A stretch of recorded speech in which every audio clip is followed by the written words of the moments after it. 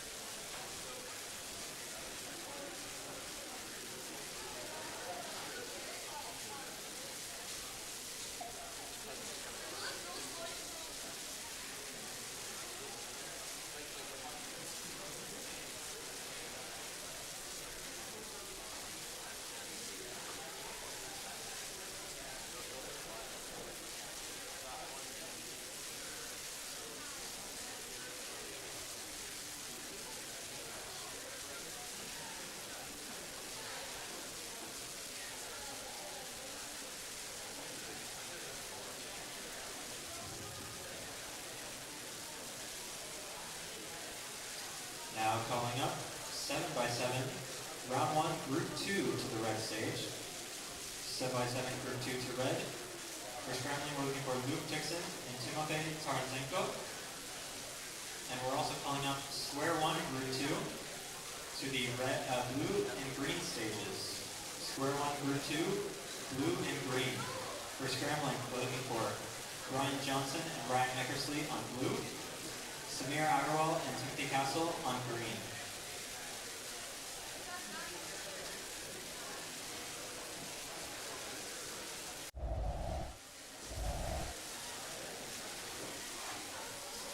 And if you're judging or running for these groups, please come up and fill your station.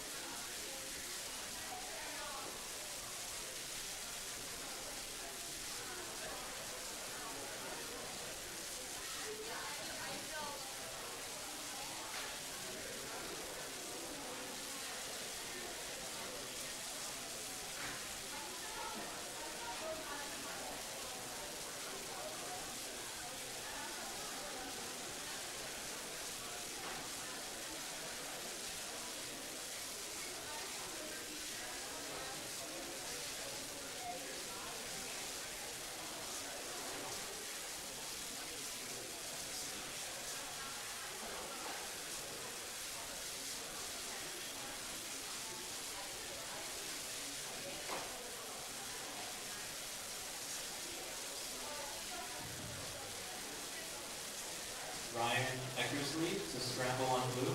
Ryan Eckersley, please come up to blue.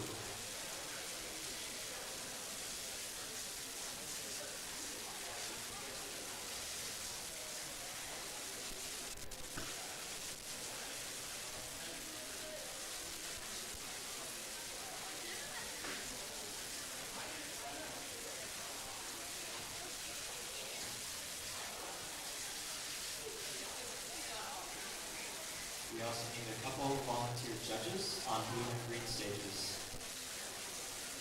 And every stage. If you know how to judge, please come up and help.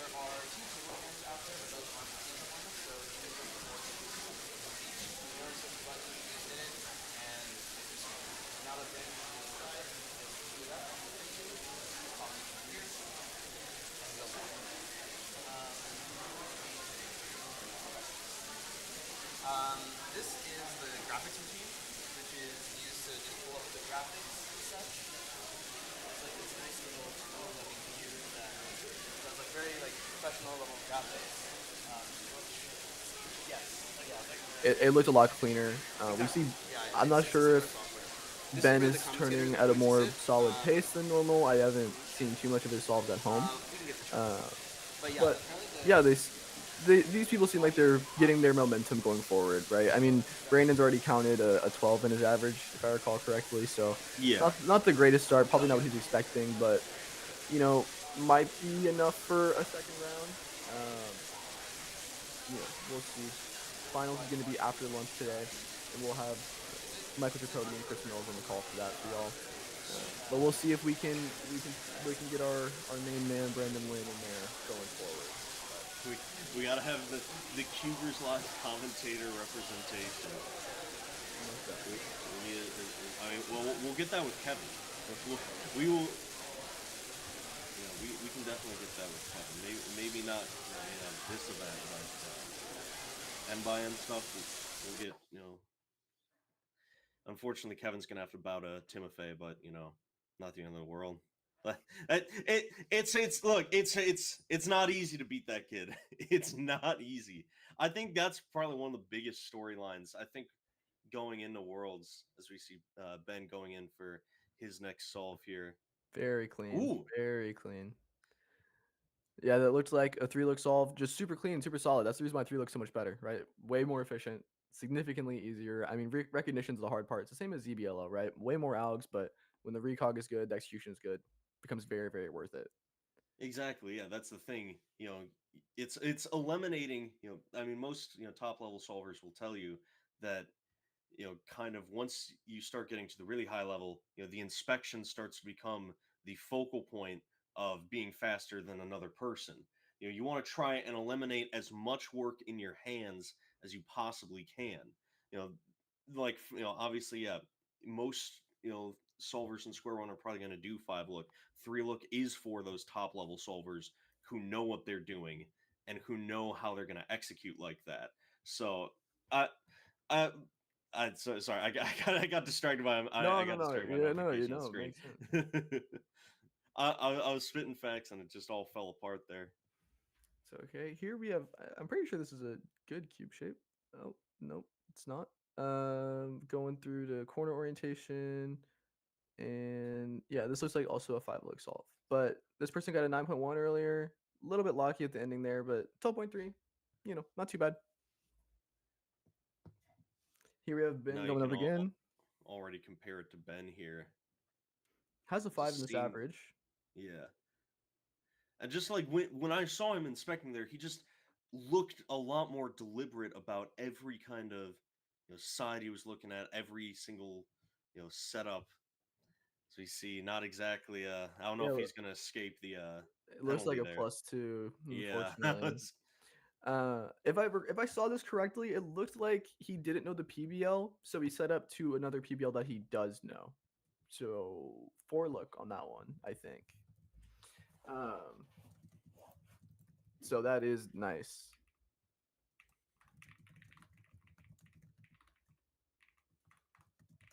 And that was an 8.4 plus 2 equals 10.4. That's all right. Not too bad. It should still be enough to get him into the next round.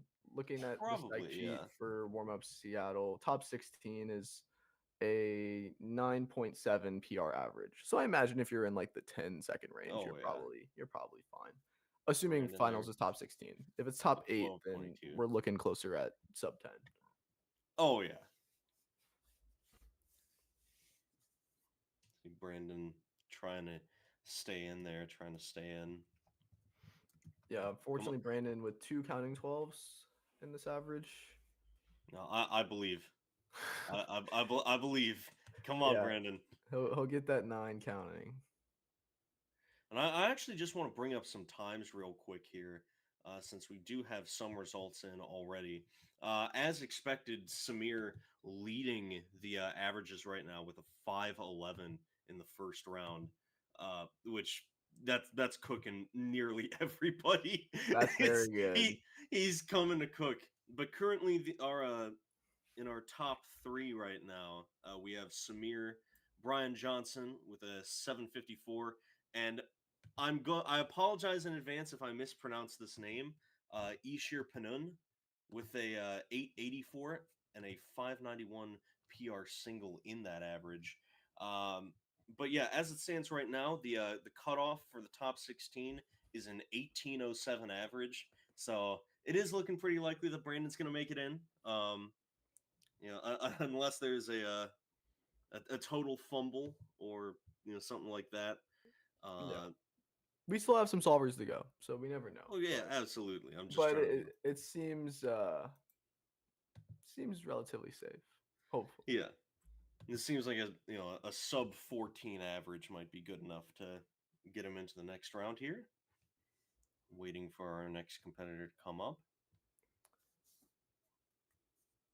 We also still have Max Shao to compete. Not sure if he was one of the earlier groups and just hasn't been entered yet, but he's definitely a name to be looking for if you want to see someone compete with that 5'11 average that Samir threw down in the first round. So I mean, seriously, like that, the first round of warm up Seattle. I feel like that might be a strong indicator going into Worlds proper that maybe yes, live from Lynnwood, Washington, the United States of America. That may be a slight indicator that Samir's going to do some cooking. There's going to be Samir's whipping in the kitchen with this event. yeah. Like I said, you don't want to discount Hassan. Hassan is not at Right. warm up. That could be potentially a good thing, maybe a bad thing. If you get into the World Week like super early, this happened to me at North American camps. I was there for 2 weeks. I had the warm up comp, then I had All Stars, then I had North American camps. By the end of 2 weeks, you're so burnt out. You've been cubing all day, every day. Maybe coming into it with a fresh set of hands, fresh mind, you're refreshed. That might be something to keep an eye on. But the Hassan Samir Max top 3, that's gonna be a fun watch. Fun watch only produced by SpeedCubing TV. I will say what's going to be exciting as well, and John You might get inspired. You might have an idea on Instagram about Worlds, is ESPN Sports Center coming up to Washington to cover the Worlds tournament on day one. I don't exactly know what kind of production is gonna be. I don't know. I think it would be really funny to get Yihang on ESPN. I think that would probably be one of the best moments that network has ever had. But no, it's just a lot of excitement here. So waiting for presumably the next group of Square One solvers to come on up here. I guess right now, like the main guy that we want to be looking for is Max. This is my favorite part of the setup. I totally lost my train of thought. There's one thing I want to mention about Samir's average in the first round as well. He started off with a 7.9, and then he gets 2 4s in a row, 5.6, and then he clutches with a 4.2 to get BPA. Starting on a high 7 when you are a Square One solver of Samir's caliber is very nerve-wracking, and it is understandably round 1 of a warm-up comp. The situation's not exactly the same, but to be able to still get 5'11 with that not-so-great start, that is very telling of some very high-quality nerves and high-quality performance under nerves. Yeah, I think that's gonna be the core element for a lot of these solvers. The core thing, obviously at the top level, everybody's talented, everybody's amazing at what they do, and everyone can execute at a really high level. But it's those moments of pressure. It's those moments where you screw up, or you lock up, or something goes wrong. Now, how do you bounce back? It's all about the bounce back in these competitions. It's how you respond to that, because that could potentially make the difference between winning the championship and not winning the championship. Making the podium or not making the podium. It's a lot. It's how these solvers are going to react to pressure that I think is going to make the core difference. If you can't react to pressure, if you can't react to adversity and pressure in a way that allows you to succeed, at some level, it's going to keep you from being from the very top level of people. Yeah, most definitely. And you know, sometimes Cuban's very volatile, right? Like just one tiny mistake. We saw that at Worlds 2023, right? Yihang didn't have the best solve one, three great solves in the middle, and then the last one just one too many mistakes. Literally, he had like two mistakes, I think, maybe a pause and a lockup, and that's the point oh one difference between being the world champ and being the runner up. So, having experience in these types of events, and that's why this warm up competition is very important. Uh, is going to be huge for getting your mental under control, right? Maybe some people like to be in the setting for a while, get yourself comfortable, maybe you know the city a bit more, you've explored, you feel relaxed, then maybe you can go in, do your business at the comp, and then, get the results hopefully you're aiming for. And that's kind of the core balance that I think you need to strike. I think that's with a lot of competition, you need to go in prepared but not stressed. You have to take some time, to relax and to remember, like, why you're doing this, and remember that you are good. I've seen plenty of people struggle, with a kind of doubt, and typically that doubt, inconveniently doesn't come until the biggest moments, right? Like, you think you're great, you think you're good, and then like you feel your hands start shaking a little bit, and it's like, oh man, I'm going back to Burger King, man. I can't do this anymore. Like, it's but seriously, you have to go in with that balance. You can't be too relaxed because you don't want someone to outwork you. But you have to kind of strike that balance. I think that's kind of one of the great kind of puzzles that one has to solve with any sport is, how do you balance that? Because one way or another, too far, you're going to fumble the bag. That's just how it is. Just, Yeah. yeah. I don't know where our next Square One group is. I feel like we've been on screen for an awfully long time, and I don't know if these people want to look at my face for too much longer. It looks like they're going to be calling up the next group of Square One solver. The solver, Jesus, like, I can't speak. It's early. It's not that early, but it's midday. I'm usually not active midday. I've got a flight to catch tomorrow with the rest of the Speed Cubing TV. Well, not the entire Speed Cubing TV crew, but a good few of us flying out to Seattle to start preparing for Worlds. You know, watching baseball to prepare for Worlds. We're going to that Mariners. We're going to a Mariners game, dude. We are vibing. You know. Yeah, Worlds will be great, really exciting. And, Yep. and if anyone else is going to the baseball game before Worlds, Max Park, throw in the first pitch, Felix is catching. So that's exciting. That's what I want to see What? that. Yeah, You're lying. Wait, is that yeah, real? that's real. What day? It's the whatever day they were selling tickets for the Keeping USA like group rate for a baseball game. I was okay. I don't know because we're going. Y'all are not going to the same game. That I know. Yeah. I was thinking about that because I would have known if Max Parker's going to throw the first pitch at a baseball game. I'm like, Well, he is. He is. yeah, no, I would have known if it was our game. Yeah, yeah, Like, yeah, yeah, yeah. inevitably, someone would have been like, yeah, like probably Rosencrantz. That would be like the ultimate like singularity moment for Rosencrantz to be like, yeah. But most people don't know what I'm talking about here. Yeah. Cubing commentating legend Michael Rosencrantz. We need to bring that Didn't you and him do a comp together? Yes, we did. Yeah, and he's going to be commentating the Nations Cup for Worlds and a group of 3x3 round two, if I recall correctly. So that'll be really exciting to see him on a big stage like that. So That's gonna be sick. I mean, maybe that's why ESPN's coming. They want to scout him. They're trying to draft Rosencrantz. You were mentioning ESPN before. They're doing a segment. I think it's like 50 states in 50 days. So Yeah. I don't know what the exact like thing is, but I'm imagining they're going to look at 50 events happening in 50 states, and maybe they're going to be more niche. Maybe they're not going to be, but Cubing is going to get its spotlight on ESPN regardless, whether it's like a 30-second clip or not, is what it is. It's great that Cubing is getting more attention. And, I think the streams like this are a really big part of that. So that's amazing.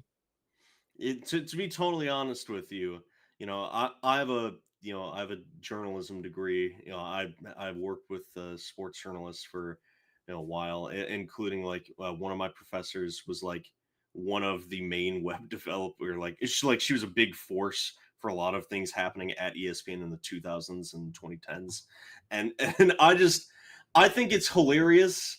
I think it's great, but I think it's hilarious that ESPN, the cubing, that the WCA and ESPN are actually crossing paths. I mean, first off, I thought it was crazy that it hadn't happened earlier.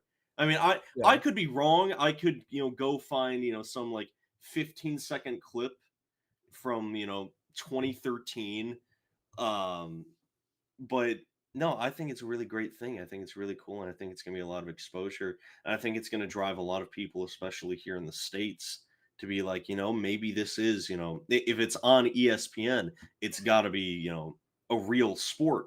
I think that's part of the stuff that cubing has kind of struggled with, is like some people don't see it, as a full sport yet, but it just has to be kind of adopted into, everything else. We're kind of just ranting right now because I'm gonna keep it $1.50 with y'all. I don't know how many of y'all are watching. I don't have the stream open or the stream chat, but I'm we're just waiting for the next round of Square One to get started here.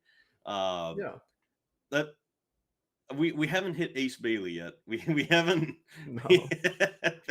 Uh, no, but you're right. It'll be really exciting for ESPN to be on Yeah. there. I think the perception around cubing for some non-cubers is it's not super legitimate like some of the other like brain sports or whatever. So hopefully, cubing will get its shine and it'll make it be more legitimized. More people are going to come in. Maybe this leads to like more outside sponsors. I think that's a huge part of growing cubing going forward. Just being able to pay for bigger events and streams like this to, keep that momentum going, like we've said.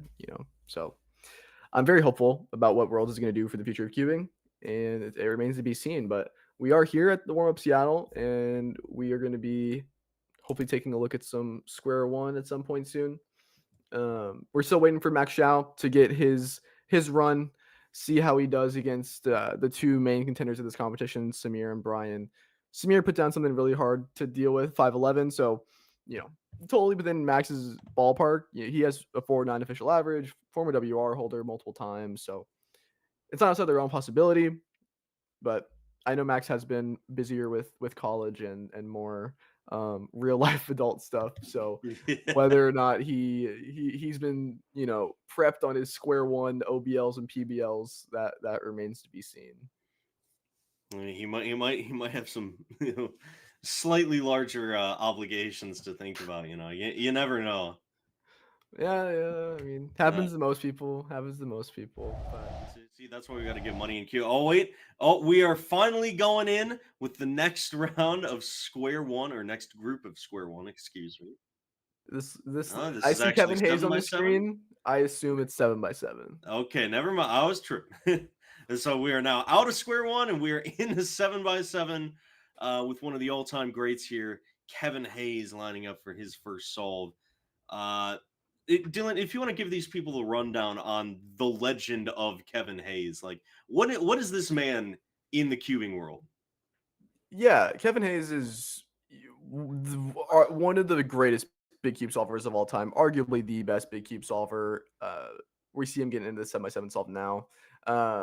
Yeah, he's been multiple-time world champion, one of the first cubers to get a manufacturer sponsor, and he's been around for a very long time. So he's a very good solver, and he's kind of retired at this point. He says that, but he's taken more of like a backstage approach to hosting worlds. That's a big part, and he's running the stream, all things of that for Cubing USA for World Championships. So he is an older cuber, so he uses a method that was popular back in the day. That's going to be Redux. So here he's doing Redux. It looks like he's on his last 4 centers, already done last 2 centers for a little bit now. And he's looks like he's turning pretty good throughout this. A big part about 7x7 is making sure that you're constantly turning. That's the reason why Max Park is very good. His solutions aren't always the best, or they weren't in the past, but Lookhead was very good. TPS was very solid, and that looks like what Kevin's aiming at right now. Yeah, these seem like very clean so far. Again, I'm not the biggest 7x7 guy, so the pace and whatnot isn't the biggest indicator for me, but it looks like he's on the last two centers at this point, a little over 1 second, and it looks like he's about to flip over, and now we're on to edges. And edges using free slice for Redux is pretty tricky. There's a lot more blind spots where pieces can be. Kevin's been cubing for a long time. He has an intuition of where those pieces are going to be, but you want to see him do as little rotation flips as possible in this stage here. Here he's looking around the cube a little bit. Pace is looking a little bit tricky going forward through this. As we see here, his PR single is 150 and PR average is 156, and he's still not quite onto a 3x3 stage yet. Looks like he's on last four at this point. So we're looking at probably close to like a 2-0 maybe. Looks like we're about to hit 3x3 stage right now. Still about to finish these edges. And looks like we're about to hit 3x3 stage. Yeah, so edge pairing looks like it took up a little bit too much time on this solve, and now we're on 3x3. I do not think he's going to be too pleased with this, although we don't know how much he's been practicing. So 215, yeah, I don't think he's No, very you happy with that. you'd be particularly happy about that. I Matty mean, with a this is 218 he threw down as well, so it looks like oof. not the greatest start for these two competitors. Currently, Matty's PR is a 208 average. Although I remember Matty did very, very well at big cubes. He hasn't practiced those too much. I think he does a decent amount of 4, a decent amount of 5, but 6 and 7, those kind of just Matty's just naturally gifted at everything, man. If you know anything about Matty Hiroto Inaba, he oil paints like he's Picasso, and he can golf like the best of them. So he just does everything well. So What? I thought I didn't realize Matty golfed. oh yeah, he's That is- very good. He's like, yeah, he could uh, probably that- be collegiate golfer. I'm gonna meet him out on the green then. We're gonna play full 18. Here we have Kate Graham. If I recall correctly, female world record holder, Yao user, so different than the last two solvers we just saw who were using Redux. It's pretty common for most big cube solvers to solve the cube under the table, so we'll see how much of it's really visible given the overhead or the front facing. Yeah, I do know that Kate has finally gotten some like better times to her expectations in competition. 7x7, yeah, got some pretty decent averages recently, like all 2-0 averages in her last 5 rounds, all sub 210 in like that 207 to 205 range. So that's pretty good with a 201 PR mean. So that's also very, very good. That being in 2024. So probably I remember this being like quite good for her at the time. So definitely still trying to hunt down that PR, but we'll see how that goes. I also just want to say, in terms of people that I want to see up on here, and I don't know if we're gonna get them. I want to see those Timofey solves, dude. I want to see Timofey. I want to see the big Roos getting in there. Getting Look, anytime Timofey is like pulling up, like I'm just seeing like there's gonna be you give that kid 2 years, he'll be better than Timon. You know, I it's weird to say. It's weird to say, but I don't even know if that's a hot take anymore. Like Timothy. Oh, there we go. We got the legend. Give this kid 2 or 3 years, and I guarantee you he's gonna be the best. He's gonna be above Timon. I wouldn't be so sure about that. I will tell you that I am a huge Timothy fan. Probably, one of my favorite up and coming cubers at the moment. Probably my favorite. I'll go so far to say that. My favorite thing about Timothy is that his turning is so interesting. Like he's self taught. None of what he does is like, some people would say like factory manufactured, like the Chinese solvers just kind of like make a bunch of cubers that do the same thing. But he does everything very like special. Like he's kind of a quirky solver, and I really appreciate that from him. And it looks like we're on pretty good pace here. We're at like 140 on last 4 edges, and last 2 I think here, just cycling these through. And yeah, we're on 3x3 stage. It looks like Kate is reacting a lot Good. to a 220, probably just to calm her nerves, but kind of in a uh, big way. And here we have Timofey 204. And yeah, definitely not going to be impressed by that. Remember, Timofey's PR average is a 154.31, PR single of 149.56. Yeah, he knows he can do better. I was going to say that's the thing with being, self-taught about something. You might accidentally find more efficient ways to do things by just figuring out, okay, well, what's going to work for me, in this exact way. And it, like you're saying, it's little quirks and little differences, that could potentially help, could potentially hurt. It's about whether or not Timothy can find a way to refine those quirks into something really great. I mean, if we're just talking about like whose stock has risen the most, like within the past year, I I feel like it might be Timothy. Now, don't get me wrong. Like Caleb Chen obviously is up there as well, and I was surprised. I was absolutely surprised when you said, "Oh yeah, my favorite up and coming cuber is Timothy and not Caleb Chen," because you have talked so much about Caleb, like Caleb is over my the goat. past. Caleb is my Yeah, goat. To be exactly. I fair, was to be fair. shocked. It's like that.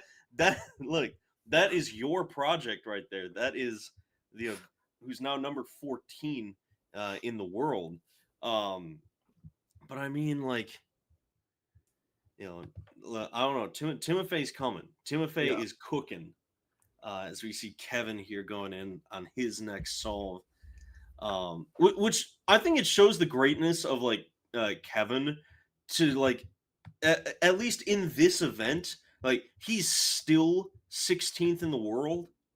Like he's still like one of the best, and he has an ID from 2009. Like Yeah, this dude's been in competition since the Great Recession, bro. That's impressive. Bro has been around the block. yeah, definitely has, and he's learned a lot of stuff along the way, and he's taught a lot of stuff to a lot of cubers, right? He had his Tuesday tips series, giving people a little advice on what 6x6 and 7x7, just big cubes in general. He's done some reconstructions of Max's world records when those big cube recons weren't super common. Here we've got some footage going on in the background here. As we see, Kevin is on looks like fine pace. Yeah, it looks like we finished. We're on to edges at around like the 120 mark. Here we're turning pretty decently. This looks like it's going okay. Maybe a few too many flips here and there. Looks like we're on to last 4 edges. Maybe we're on to last 6, but we're getting close to finishing this edge pairing stage. And with Redux, the method that Kevin uses, we do not have our F2L. We don't have our cross solved. So he has to search around to find these cross pieces. And I don't think this pace is going to be too great. We're on to 3x3 stage at around 157 here. 3x3 isn't looking too bad. It's going to be a lower 2.0, sub 210, but definitely, not what he's looking for. Yeah, we see the little Yeah, grimace right there's there, and frustration there. yeah, he's not All happy. And right, here we we see come in for Timofey's next Timofey. solve. Also, just to all my basketball people out there, Lonzo Ball just got traded. Uh, you couldn't see it, but Dylan just cringed when I said that. Yeah, we got Timofey inspecting here. We're hoping. Timothy going in here, hoping to get a better solve than that first one. Like, I The think there's 204 definitely a lot isn't of even too frustration, bad. a lot of emotion. What? 204 isn't even too bad. Like, given the other solves we've seen on stream so far, Kate got 220. Kevin's first solve was like 215. Well, Maddie Timothy's probably 218. establishing a pretty comfortable lead here. Yeah, and means are very volatile, right? So anything could happen at any point. Even if someone who has like one of the not so great solves earlier on gets a really good single, like, and Timofey doesn't perform for the rest of it, that could be telling. Here we have Timofey working on cross edges. It looks like Timofey is a cross edges on bottom solver, so that's a little quirk of his that's different than some of the other top solvers. And we're on to centers here. We've got our cross edges done. And it looks like his turning is pretty good. It's interesting because Timofey's hands aren't too big either, but he does mega and 7x7 really well. So he's making do with what he's got.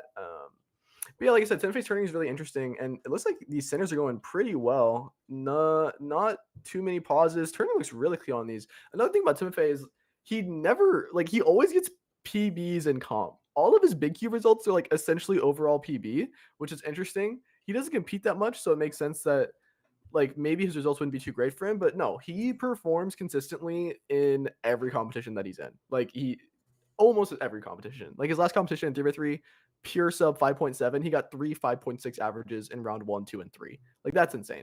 We're on to edge pairing here, and this is looking pretty good. We just want to see some clean turning, no major pauses, and it looks like we're doing that here. Slight lockup right there, commentator's curse, but I think we're on to our parity alg, and now we're on 3x3 stage. This could be sub 2 if he keeps up his 3x3 pace. Yep, looks like we're getting there. 158. Yeah, man. Quite Insane. a solid time. That's the best time we've seen on stream so far. Yeah. Kind of our first sub 2 here. He has the 2 best solves we've seen on stream so far. So before the stream, we were talking about the Kevin Timofey matchup. we've got the new gen and the old guard, so it'll be interesting to see. It'll be fun. It's hard to tell what pace Kate is on at the moment. We're at 150, and it doesn't look like we're on 3x3 stage yet. It looks like we're still finishing up edges, so we're probably getting closer to like a 210 here, maybe 215. But, with 7x7 being a bit more of a niche event as well, probably can have a little bit more room for error like this when you are one of the best in the world at it. I mean, obviously you can have that with any event, but, with these larger queues where there's a lot more time going into the solve, as we see 221 there. Don't exactly know what the reaction. It's probably just, trying to, get that mental balance out a little bit more. Yeah, it's it's to help yourself process kind of the results. Maybe you're not too happy with them, and then you sarcastically react as if you are. It's a thing we've seen cubers do before, so it's not outside the scope of things that could happen. Here we see Kevin, and now this is great. We've got good angles. So it looks like Kevin's starting off with that orange center here. Got 3 bars done. Moving on to his last bar. Next, he's gonna be solving this red center here. Looks like he's already got 2 bars of that done. Yep, solving these down. This is looking pretty good. Yep, on to our last bar here, and we're almost gonna be done with first 2 centers sub 30. Yeah, sub 30 first 2 centers. That's great. Moving on to our last 4 centers here, as Kevin is a Redux user. Looks like he's starting off with this blue center, maybe. I'm not too sure what he's building here.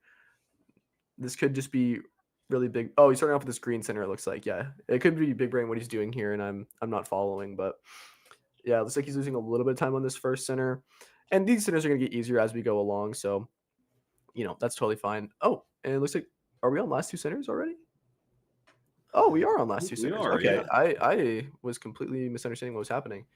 We're on to edges here, and we want to see, like we've said, clean turning, no major pauses. As a Redux solver, you don't want to see too many of those like flip maneuvers where he's kind of going from blue top to green top. We want to make sure that we're keeping things very as much as one color on top as possible. Bit of a pause. We just hit about 130 in our edge pairing, and it looks like he's got a handful done. Maybe he's on to he's got about to get to last 4. Yeah, so we're on to last 4 edges. These are a little tricky for most people. Here we see we're doing some cycles, and it looks like we're about to be on last 2. So here's our last 2 alg, and now we're about to hit 3x3 stage. One more cycle alg. Oh, bit of a mistake in the execution there. Hit 3x3 stage at about 2 flat, maybe 201. Going through here, we've done our big cube OLL, and now we got 209. That's not too bad. Not too bad, yeah. Yeah. Oh, and we got Tim Fay coming up now. And this is what we were saying. This is the matchup we were kind of looking at. So far, Tim Fay's got a 204 and a 158. So yeah, pretty solidly ahead right now. What are you seeing here, Roz? Well, I'm seeing Tim Fay. That's for sure. I've seen the clock. No, but in all seriousness, though, um, when I'm what I'm looking at between these two competitors is, maybe it's just a method difference. Maybe it's just, Redux kind of be like getting too much of like it's like too old now. It's like too outdated. I mean, I don't want to say it's outdated, but when you have newer solvers kind of cooking people with Yao, it's a little bit different. Eventually, like, yes, some people get set in their ways with certain methods and they can't kind of break out of that. But when one method's clearly more efficient and it's clearly more like it's producing lower and lower times, you got to train, you got to get on it. You got to train yourself to the way that the game has changed. You can't be, if you, it's like, I'm actually not going to make that analogy because I already talked about basketball once, and I'm going to try and stop myself from making basketball analogies further here on stream. Yeah. We've got Tim Fay done with his centers, and we're on to edge pairing here, and this looks like pretty good pace. Those centers looked really good. You're right. Like, I don't know if Yao or Redux is very solidly one is better than the other. If you're better at certain stages than others, then Yao is significantly more worth it. But also, if you don't, if you've never done Yao before, it's going to be slower for you. And for someone like Kevin, who, like we said, is kind of retired, I guess, as a top level solver, then yeah, it's not worth for you investing that much time into a new method. And I'm pretty sure he did try out Yao for a period of time. Here we have Timofey. Oh, bit of a lockup here. That's not too great. One thing is Timofey does a lot of stuff with them on bottom, and I think that's a little bit tricky for him. 156. That's a sub 2 mean. Yeah, that's another sub 2 mean for my boy Timofey there. Timofey kind of crushing the competition here. Yeah, we didn't see how Matty did. However, Matty's PR mean is 208, and Timofey got sub 2. So I imagine Timofey very handedly took this round, even with the not so great first solve. So that's great to see from him, and he doesn't get that many rounds, so it's great that he's getting opportunity to at least show that his results aren't a fluke, right? The few times he's gotten good results, that it's something he can do consistently. Absolutely. Here we have, it looks like we have a Yao user. We're on the centers here. Oh, sorry, this is a Redux user. Okay, so we're on the centers. Looks like we're about to hit last two at around 2 flat. We've got start of a bar on green. Looks like we're getting through this. Yep. We just inserted a bar on the right for green. Moving on to our 4th bar. And then we're going to get our last bar here. Doing our commutator to get that last center in place. And now we're moving on to edges. So, like I said, edges with Redux are really tricky. You have a lot of blind spots. Things could either be on the top or the bottom. And sometimes you have to, if you pick the wrong edge, you're flipping around a lot, which can lose you a lot of time. Or if your look head's not great, it'll just lead to pauses, as we see a little one right here, kind of trying to find pieces, flipping around, trying to find pieces. Going through, looks like we already have 2 edges done. Going through here, 3 edges done. Not sure what edges we're tackling next, but just trying to get through these. It'll get easier to find pieces as more of them get solved. And yeah, what we see here, a little bit of a emotion, like, where are my pieces? Cool. Going through this, and we see that this solver is like rotating and then doing M slices. Yeah, we're at what? This is 330. Yeah, ideally you'd be doing like the U2s instead of the M2s, like they're rotating to do here. So we're at about 345. Looks like we're about to hit last 4. Or we are on last 4 here. Getting through these. Yep. Cycles, and now we hit 3x3 stage after this cycle plus parity.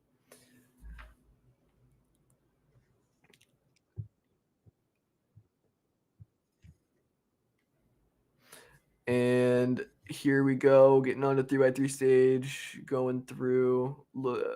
This is going to be one of our last solves of this 7x7 round. Yeah, we got that nice OLL into a Y perm. Sub 430 from our competitor here. Nice job.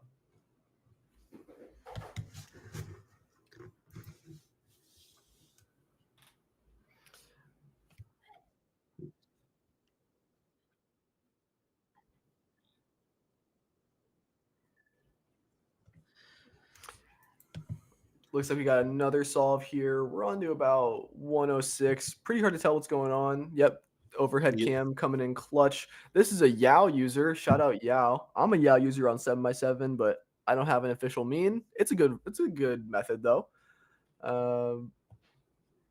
Looks like we're solving this blue center right now. Got 2 bars done. Solving this blue center on the D layer. That is totally fine. You'll see some solvers will prefer to solve their first center on either B or D. Here we see them solving it on this backside for the last bar, which is nice. Now we have a better view of everything going forward. Looks like we're moving on to this orange center here. Oh, actually, we're solving this red center at the back, so that way our last 2 are in front. Looks like we're being pretty efficient through this red center. Yep. Bit of a mishap there, inserting that last bar, but on to last 2 now. Setting up some bars on orange. That's great. Yep, and these last 2 centers actually look pretty nice. We got some blocks kind of being formed pretty quickly. Moving through here, we're on to our last 2 bars. And that was a pretty clean last 2 bar solution. Onto our commutator, we're at 225 hitting last cross edge, and we are officially on edge pairing at 233. Looks like we're solving, I can't tell what, yeah, the yellow-red edge, moving on to the red, or the yellow-green. Looks like red blue is the most logical next edge. We're actually moving on to yellow blue. Few too many rotations here. Bit of a pause, but generally keeping the pace. Looking around for the next piece of this edge. Going through here. About to be finished with edges in the top layer. Yep. So now we're moving on to last 4. You'll notice like the way some people will do edge pairing with Yao is they'll insert their 2 made edges at the back and then 3 cycle everything in the front 2 slots. Here we see someone taking a more free slice approach to do these. And now we have 7x7 double parity. Unfortunate. And or inner and outer parity. I'm pretty sure there's an alg that solves both of them in one alg. But here, and we're pacing a sub 4 Colin Burns OLL into VPerm. And wide F move VPerm on big cubes is that's interesting. 357 for that competitor. Awesome. I think we've just finished up our 7x7 block here. Yep, we finished up 7x7 and we saw square one, and we are going to have OH coming up next. That's going to be that's going to be after our ad break coming up right now. So we'll see y'all after that. Is your home for all things speedcubing. From exclusive interviews with top cubers and personalities, Dylan, Millard, Matty and Ava, Tommy Cherry, to highlights from major competitions such as US Nationals, North American Championships, and the WCA World Championship. To podcasts you can listen to while commuting, studying, or even cubing. And of course, live streams from all around the Western region. If you'd like to support our efforts to make speedcubing exciting and accessible like never before, consider subscribing to our YouTube channel. Thanks, and enjoy the rest of the broadcast.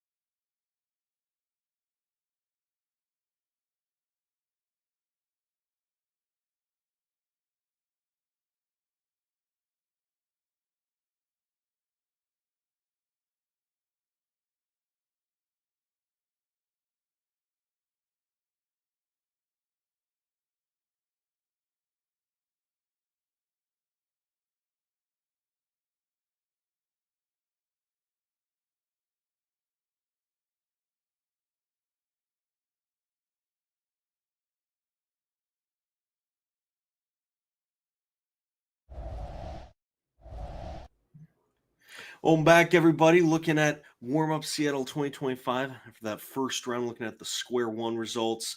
As we see here in the top three, we got Samir, we got Brian, and we got Benjamin. Figured Benjamin was going to have a solid enough time to make the top three. We do see Brandon did make it all the way to top 8. Let's go. Let's go. Get that CubersLive commentator representation going in there. Dylan, anything else you want to point out? I just think these. Yeah. I think these competitors solved decent in this. In this square one average. I don't think everyone did as well as they'd like, but hopefully we'll see them do better in finals. And we just cut to Jay getting a 16 on OH, being judged by Luke Garrett, the current world record holder, and then we just got a 14 with Matty judging. So we got two goats not in their competing seat, in their judging seat. So shout out our top level cubers for helping out the competition. Love to see that. Absolutely. Some major unselfishness going on from these two guys here helping out. I mean, what's there to say about Luke Garrett and OH that hasn't been said before? I mean, look, he's really, climbed up to the top here as we see Brian. I don't know if Brian's running the cube over. Yep, also helping out. And Manu, shout out Manu. Presumably trying to get the camera set up here. And I think in this group, we're going to be taking a look at the least, we'll be taking a look at Luke Tixon and Jaden McNeil. This is Andrew Klippinger. And here, going into their solve right now, most of the people you're going to see here are going to be CFOP solvers. So that's going to be the traditional 3x3 method that you're used to seeing. And then you will see some Rue users. It looks like actually this is a Rue user, so that's cool. Solved first 2 blocks currently. Moving on to the OLL adjacent step for the Rue method on the last 6 edges. We see here these M moves going really well, and that is a good solve. Luke with a 11.8 off cam. Luke is the North American champion of 2024. Pretty decent upset. Definitely a capable solver to do so, but not what most people had on their minds as their predicted champion. Absolutely. I mean, even just 1 year ago, seeing that, which is crazy. Hold on, let me just ask: do you know what the average that he had for that championship was? It was like 10 something, 10.3. Yeah, and then you go to the OH averages now, and it's just like, it is like just crazy kind of stuff here. Seen quite a bit of 16.84. 16.8, not too shabby. We see here CFOP solver. Moving on to another competitor right here.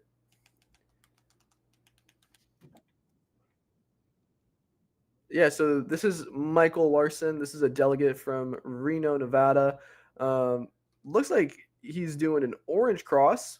Could be a full CN solver. Maybe he's red, orange CN. And moving on to this M move PLL. Rare you see that for CFOP solvers. Most times they default to RU, but 16.7, not too shabby. Moving on to J here. This is our GOAT, also part of the older generation of cubers. Full CN solver here. And turning looks pretty decent throughout this whole solve. A little bit of a lockup on these last 2. A little bit of hesitation there. Yeah, it looks like, whoa. Interesting. What? I think he tried to set up a multi-slot on these last 2, and then it led to OLL skip. And then he got he's smiling. He knows he did some fancy stuff just then. Yeah, counting 15 in this average at least for Jay. I mean, nothing's counting yet, but at least he'll have the 15. Here we have Luke 11.5. So first 2, 11.3 and 11.5 from Luke Tixon. Not bad at all. Like 11 averages are going to be definitely good enough for any second rounds or anything like that, but definitely not up to maybe what Luke was hoping for.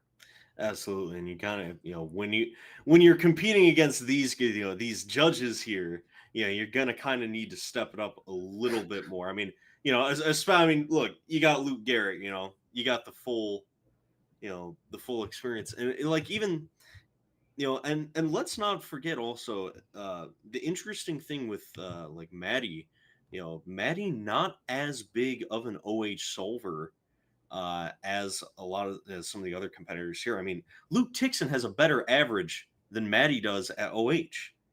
Like which honestly I'm a little bit surprised about, considering like, oh, it's Matty, Matty's so, crazy at so much stuff, and he doesn't have, a lot of opportunities to compete. It's like you'd think he'd, kind of be up on these guys, but Matty's probably going to have to put in, real effort here if he wants to, beat out some people and make it to the finals and hopefully make it to podium.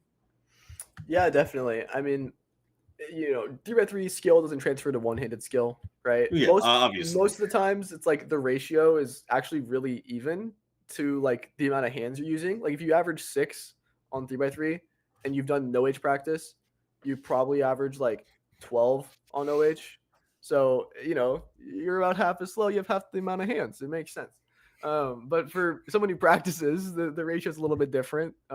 Whether you like, if you don't practice as much, then it's going to be, maybe you average like 7, but you average 16 on one-handed or whatever. There's a lot of other factors as well. But yeah, Matty infamously almost had OH world record single. He missed like a very easy like 8 move last layer and got a 7 anyways. And if he did like the 1 look last layer, he would have gotten like a 6 or like a 5 world record or something. So yeah, it's unfortunate, but it's funny because Matty just does that. So Yeah. we see Jay get a 18 here, and we got Luke Tixon. We're gonna see a full solve from Luke now. Hopefully, we'll see what goes on here. Luke is also a full CN solver, if I recall correctly. I might be wrong on that. Yeah, and we see going for red cross here, and a right-handed OH solver as well, which is something you don't see too much of. But yeah, it's interesting. We see a lot of table being used at top level now. When I started, table was kind of like something you didn't really do, or used it very sparingly. You wouldn't just like table the whole solve and do all that. But Luke is the world record holder now, and he exclusively pretty much tables. So yeah, and it kind of makes sense. It's in a very kind of simple way, it's trying to give you a very abstract other hand, yeah, that you're trying to balance things off of. And I remember last year when I was commentating the OH event for Vegas in 2024. I think it was like Vegas Cubing Cup Autumn, I think. But I remember like just a lot of people using table abuse, like especially Max. Like we noted, like Max was going crazy with it, and it was still kind of like, it was definitely, becoming more and more prevalent, but just seeing like how much Max was using the table to dominate in OH, was a big thing. And you see like, some of the maybe more, let's just say more experienced, because that's a nicer term, more experienced solvers here, you see them holding it and not really using the table as much because it's kind of a newer addition to the OH solving canon. But clearly it's, it does appear to be the way of the future. yeah. If the revolution might be taking a bit of a back seat in some regards to the table evolution. That doesn't work as well, but the thing is that the table revolution is directly correlated to the revolution. Right. The use of table allows people to use M slices, and we'll see this a little bit with Andrew's solve at the end with as a Ru user using M slices for last 6 edges, and you can really spam those out whenever you get comfortable. You kind of balance the cube at 45 degrees, and then you have a ability to use the middle layer turns while also not disturbing the other layers around them. So looks like we're getting through first 2 blocks just now, and then moving on, and you'll see some of this like slices right here, right? Balancing at 45 degrees, doing some of these turns, and we're gonna get Neo Suarez and Alexei Svetkov coming up in the next group, and they are very good Ru solvers. You will see some likely some insane times from them. And we're seeing some good times here, right? Luke is pacing around an 11, mid 11 average. I'd say it's some high 11. remarkably consistent solving from Luke. Oh yeah, like best and worst time only a second between them. So, sometimes that's a good thing, sometimes it's a bad thing, right? Like you probably want to get at least one good single under your belt to feel like, you had something to be happy with. Or if you just want to aim for the consistency, like that's also, totally valid and can also just be a confidence boost going forward, knowing that you can get consistent times. Here we've got Jay coming up. Looks like he's going for this free pair, and now he's RU spam. Good OLL, and then goes into this rotation full G perm. Best off of his average by far, 11.9. Good job, Jay. Still got it. He's cooking. He's cooking. Yep, we see here 1504. Looks like they ended with a T perm there, so that's nice.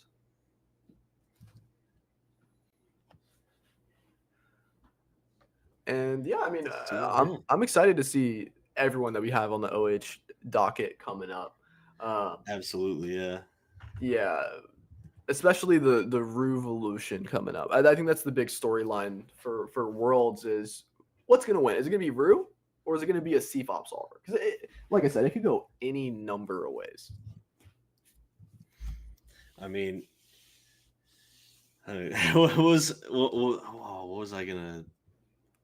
I was trying to remember, like, because like Sean Pat. Well, I need to confirm the Sean Patrick rumors now, but I know that was definitely like Manu was talking about for a while on +3. He was talking about like potentially a fully Ru podium at Worlds. Oh, it's definitely possible.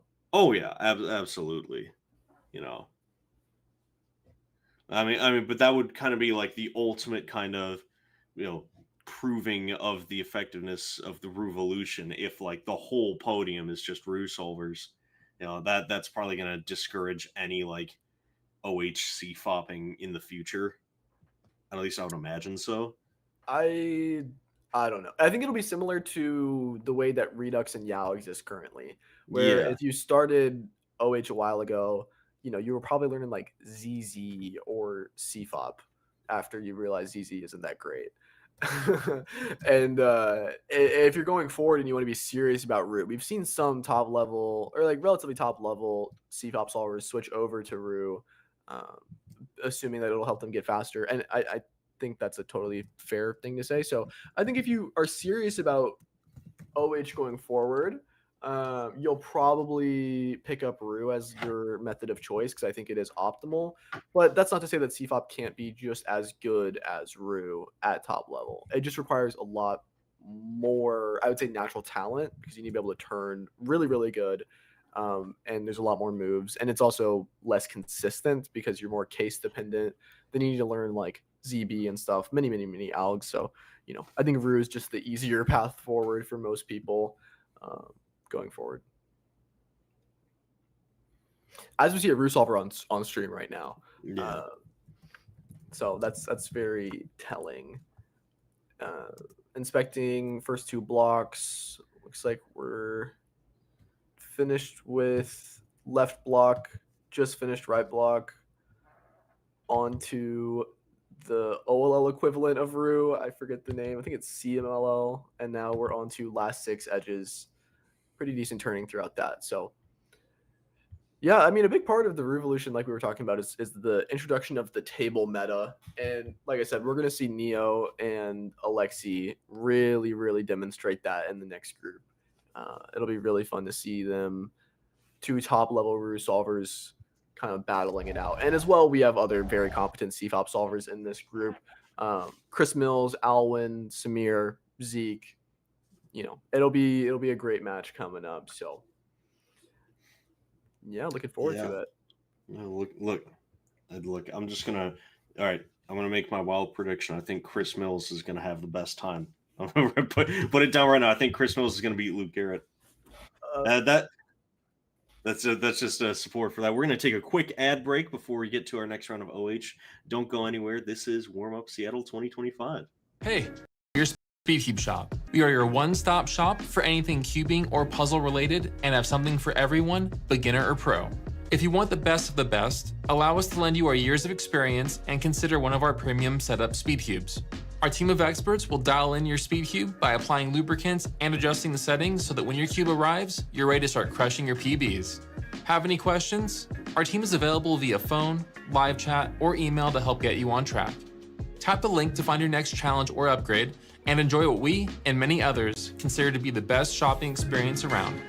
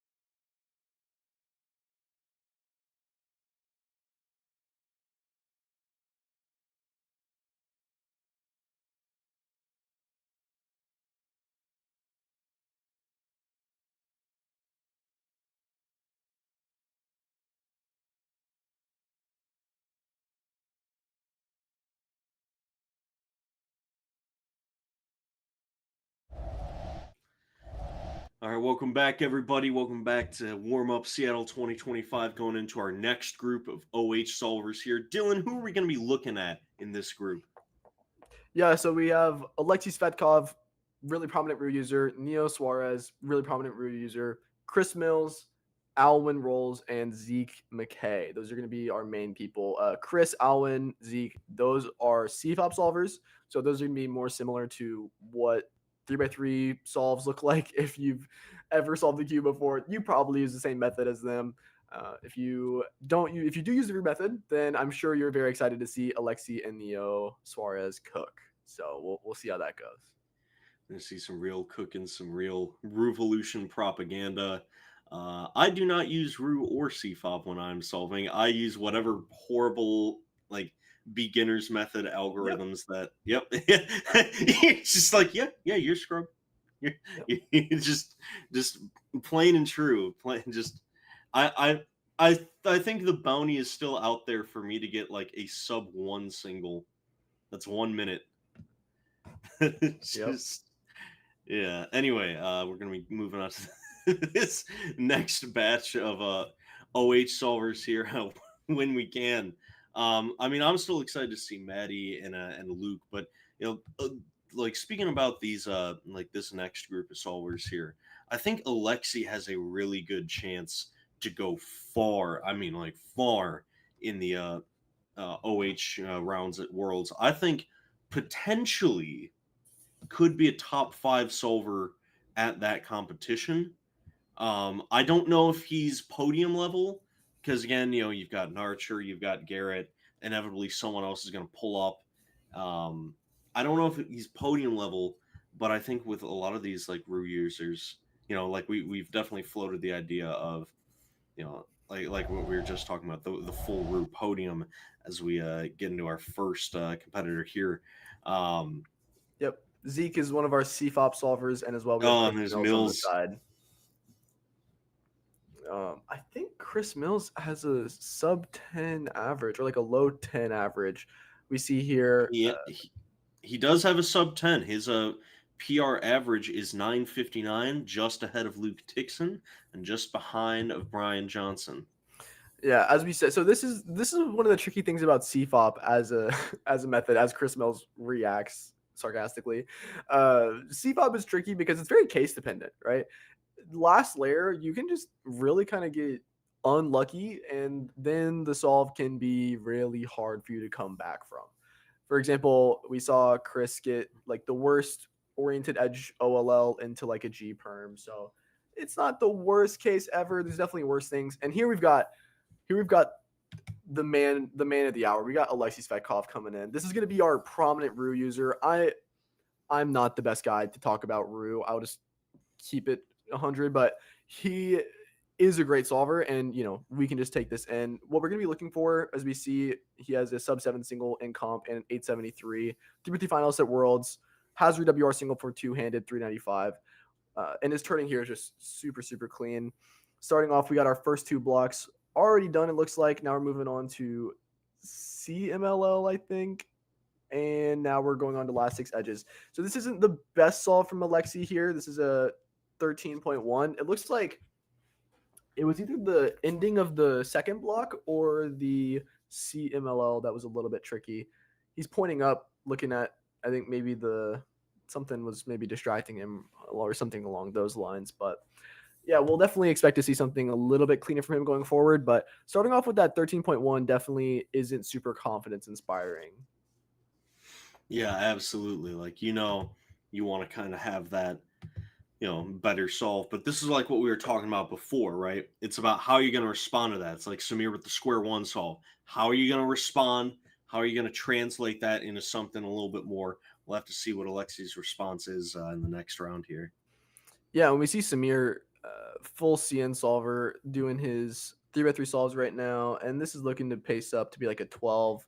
Yeah, same type of thing here. The thing that you notice is like most of the 3x3 specific solvers who do one-handed, they can get by. Like I said, like if you just do 3x3 stuff with one hand and you're like low 6, mid 6, sub 6, it's gonna go fine for you. But you're more prone to having a bad time with those harder cases. And we see Zeke here. Looks like he's turning really well. Looks like he's forcing a EPLL here, U-perm. That's something that's really important, is that top level CFOB users on one-handed are going to be doing a lot of last layer influencing, or they learn a lot of like ZBLL algs, which allow them to, skip a step every single time, which is really, really powerful with one hand. I actually just, if I may go back a little bit, I want to go back real quick to the 7x7 first round results, just so we finally have those in as we see Mills going in for his next solve here. Just some interesting things to point out. Top three were pretty self-explanatory. Tim Fay, Kevin Hayes, and then Kate Graham. Tim Fay kind of smoking with a quite literally the ultimate sub 2 mean of 159.99 here. Oh, okay. He quite literally had a sub 2 mean by technicality. Oh my goodness. Also, something interesting to point out: Daniel Rush actually improved upon his continental record single with his first solve, got a 204.29, but still ended up in fourth place. Had a couple of solves afterward that were 224s. Nothing too crazy there. Kind of the top three, very much expected. Again, I think it's, Timofey kind of has a pretty wide gap on Kevin Hayes of about 11 seconds in the average. Not exactly as much as I was anticipating, but Timofey kind of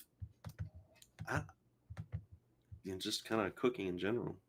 Yeah, most definitely. And we saw while we were going over 7x7 results, Alexei got a 9.5. So, definitely the best OH time we've seen so far today. We've got Zeke going up here, white, yellow, CFOP solver. Really good turning on that OLL, PLL, or like F2L, OLL transition. And now we're moving on to A perm, which is really good on two-handed, but can be a little bit tricky to execute on one-handed. And we see Samir here with a 12.6. These two only 0.06 off each other, I think, on the same solve. So, interesting. Definitely kind of looking for a little bit more out of these OH solves, I mean, this is the, these are top level solvers here. You're kind of expecting like, maybe a few more sub 10s every once in a while, but, Yeah, Zeke and Samir aren't one-handed specific solvers, right? Absolutely. There's a difference between being like a 3x3 solver who is competing in one-handed and being a OH solver. There's some optimizations you can make on one-handed that are pretty straightforward if you're top level at 3x3 that will help you out a little bit, but the biggest thing is getting reps. And someone who like has a lot of reps on one-handed, even if they do the exact same things that someone else would do, who typically is a two-handed solver, it's going to be way cleaner and it's going to end up being a lot more consistent for you as well. Here we've got Chris Mills table abusing his way through these first two F2L pairs, finishing up F2L at around that high 6 mark, and looks like we just hit an 11. Oh, just barely over that 12 mark. Yeah, we're seeing most of these solvers around that 12 mark, except for Alexi. And speak of the man, we got Alexi right here, probably hoping to count that 9.5. You'll see here, like his turning is very, very consistent, and it's really quick and accurate. And then during this last block, CMLL last 6 edges, super clean 7.9. And that's a man who practices one-handed. That's what I can tell you. Yeah. Right. Like I said, the transitions here were really, really good, and most Ru solves are going to be a lot more efficient than a CFOP solve. We see here there was like no major rotations, just super, super clean transitions, good turning, good look ahead. Everything was great here. We've got Samir coming up, hitting OLL at around, looks like maybe that was a ZB or a cancellation of some sort. Couldn't really tell, but 11.3. I think it's the best solve Samir's gotten in this average so far.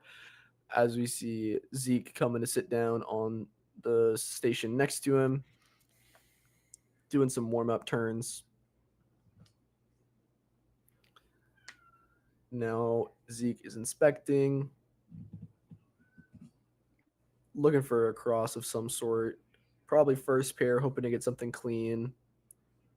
starting off pretty decent here for the first F2L pair.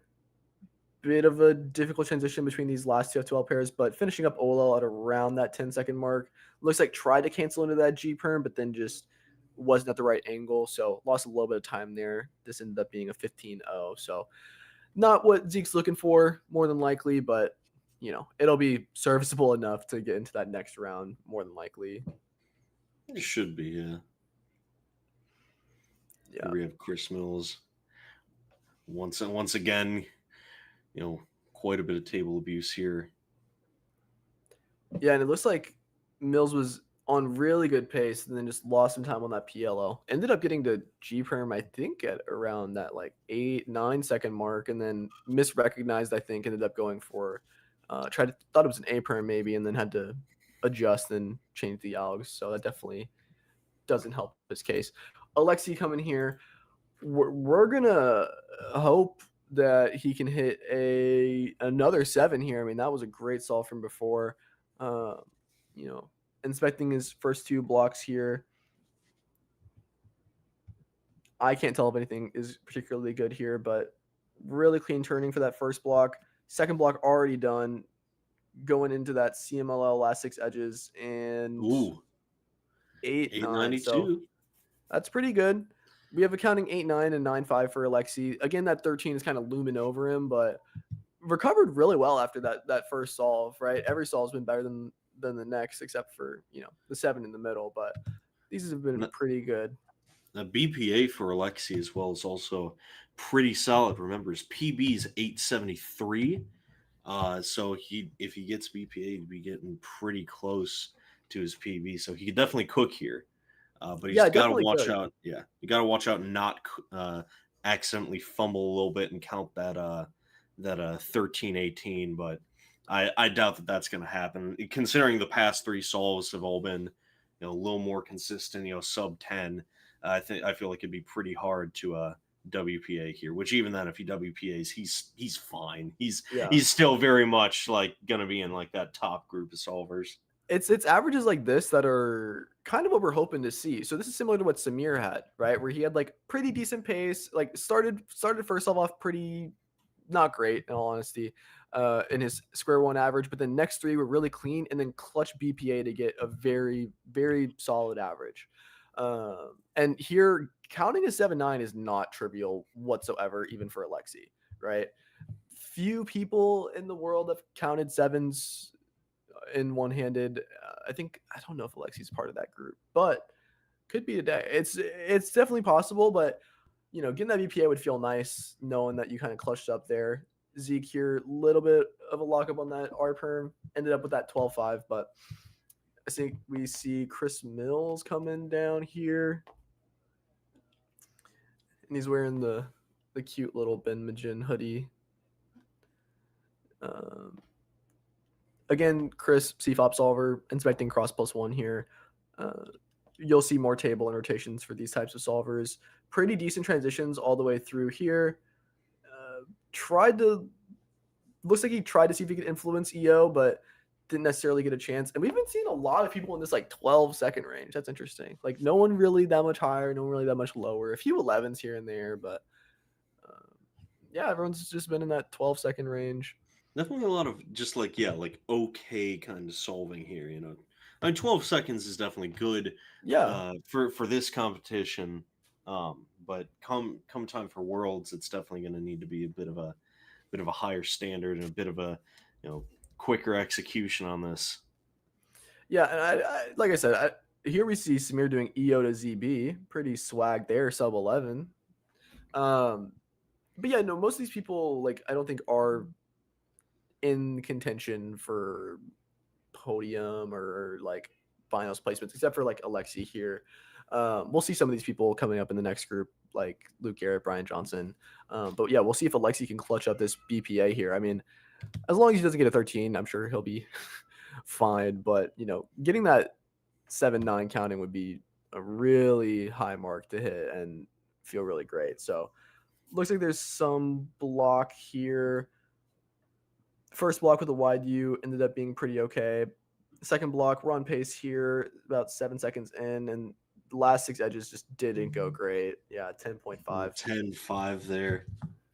Yeah, and it's compared to like the other solves we've seen in this group, 10.5 is like one of the better ones, but ends up with a Again, 969 average. So, it's very good average still. Like 9.6 is oh yeah. not anything to be upset about. But if you're someone of Alexi's caliber, you probably want to be more solid on that last solve, knowing that there's some different implications of what type of average you could get. Like maybe it's like, oh, I could get close to PR. It's like I'm only 0.1 off. Maybe he doesn't even calculate anything, so he has PR potential if he BPAs. So, you want to be able to perform as well as possible under that amount of pressure. But a 10 isn't terrible. But at the caliber of people that you want to see in a Worlds final, for someone who Alexi probably wants to get that podium spot, you want something a little bit better than that. But even still, like, look at the starting point, right? It's about, like I said, it's an adversity thing, and then it's responding to, well, I'm in a hole. How am I going to dig myself out of it? Starting off with a 13-second solve for someone of Alexi's caliber is going to be, it's like, well, okay, I could, freeze up, I could lock up, or I could do something about it. And even with that 1057 at the end there, that's still what, more than 2.5 seconds better than the first solve. Even though, yeah, he might not end up with a sub 9 average, he still ended up with something that I think he's going to be, if not happy with, at least content with going into the next round here. Yeah, most definitely. Well, we're going to be passing it over in a second here to our next group of commentators, but we hope you enjoyed us yapping and um, taking you through OH and 7x7 and Square One here, and we hope you guys have an enjoyable rest of your broadcast here. Shout out CubersLive, shout out SpeedCubeShop, West Coast Cubing, watch Worlds, SpeedCubing TV, all that. Tune into the Worlds broadcast. It's going to be the most insane thing you've ever seen. Thursday. Dylan, you got anything else? You got anyone else you want to shout out here? No, that's it, man. I mean, appreciate y'all watching, and keep looking for the rest of the stream. We've got a lot of competent solvers coming up, and it'll be enjoyable for you to watch. So, yeah, well, anyway, thanks for watching us, and we'll get you to that next block of programming and commentators shortly. Thanks for watching. CubersLive is your home for all things speedcubing. From exclusive interviews with top cubers and personalities, Dylan, Miller, Matty and Tommy Cherry, to highlights from major competitions such as US Nationals, North American Championships, and the WCA World Championship, to podcasts you can listen to while commuting, studying, or even cubing, and of course, live streams from all around the Western region. If you'd like to support our efforts to make speedcubing exciting and accessible like never before, consider subscribing to our YouTube channel. Thanks, and enjoy the rest of the broadcast.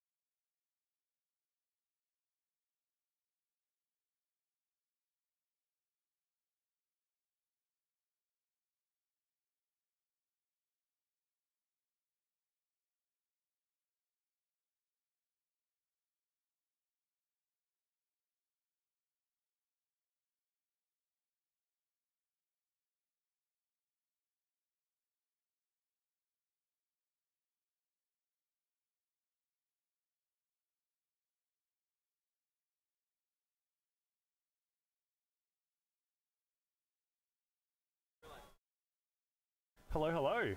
Good to hear from all of you. Morning, everyone. Lovely to be at Warm-Up Seattle 2025. My name's Michael Tripodi, and I'm here commentating with my very good friend Brandon Lynn, who some of you might know more than I. Got the whole official setup. It's nice to be a part of a very well-run live stream so far. We're just tuning into Luke Garrett in this first round of one-handed. Obviously, the world record holder, going for a red cross.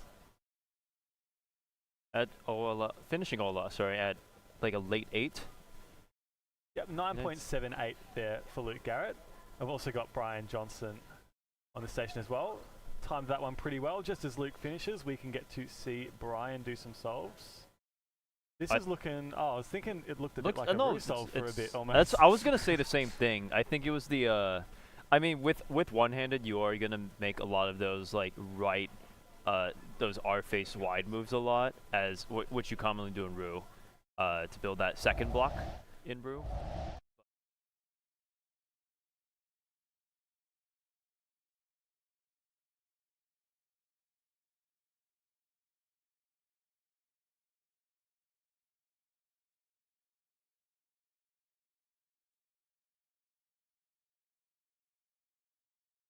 Had a, I think he had a BPA of 8.8. It looked like but 8.8. yeah, he had BPA. but then he finished with a 10, which is one of the high counting solves of his average. So probably around I'd say like a high 9 average. He would have needed to count a 7 to get that best possible average. So it is a tough task for him, but.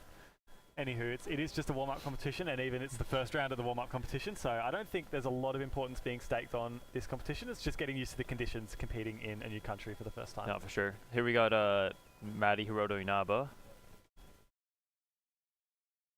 It's taking a little while to get ready, but underway in inspection now. I think I saw an 11:58 from him earlier. Brian Johnson sitting right next to him on the left, or their left, Matty's left, my right. Matty, another one of our color neutral solvers, going for a green cross on this solve, just finishing OLL into PLL, and he finishes with a 12.64.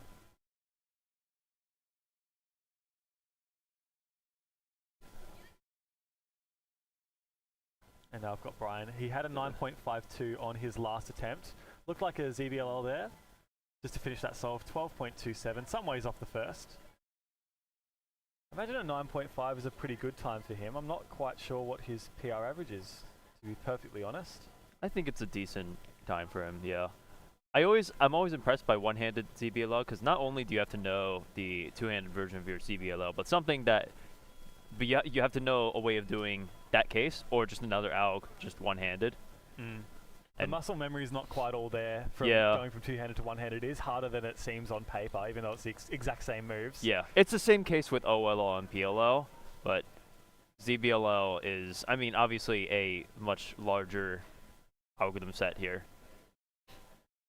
Here goes Luke Garrett, the world record holder for one-handed average. They're 7.72, as you see on your screen there, going for another red cross. Easy soon OLL. I think a missed turn in PLL. Yeah, it looked right like a missed turn. Looked like one of the algorithms with a couple L moves late, so it's easy to get stumbled up on those. 11.33. It is obviously some way from his best. I do find it interesting, or rather I will find it interesting to see if he can turn his world record holder status into a world champion title over the next week. He does have some tough competition, especially from some of the Roo solvers coming from abroad, particularly Nicholas Archer. Be very excited to see if he can hold his own in a world championship. For sure, yeah. The world championships for one-handed will definitely be very interesting between the CFOP solvers and the Roo solvers. If I recall correctly, I think he placed 3rd at the last Worlds for one-handed. However, don't quote me on that. Don't take my word as gospel. I am just going off of memory here, and my memory, although I like blind events, is not as good as I would like it to be. For sure. I wanna say that's correct too, but just doing a quick check on that as well. Matty's doing his, I think it looks like his 3rd solve.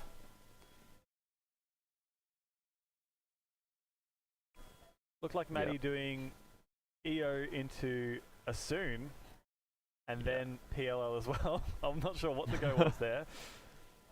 That's certainly how it looked to us in the booth.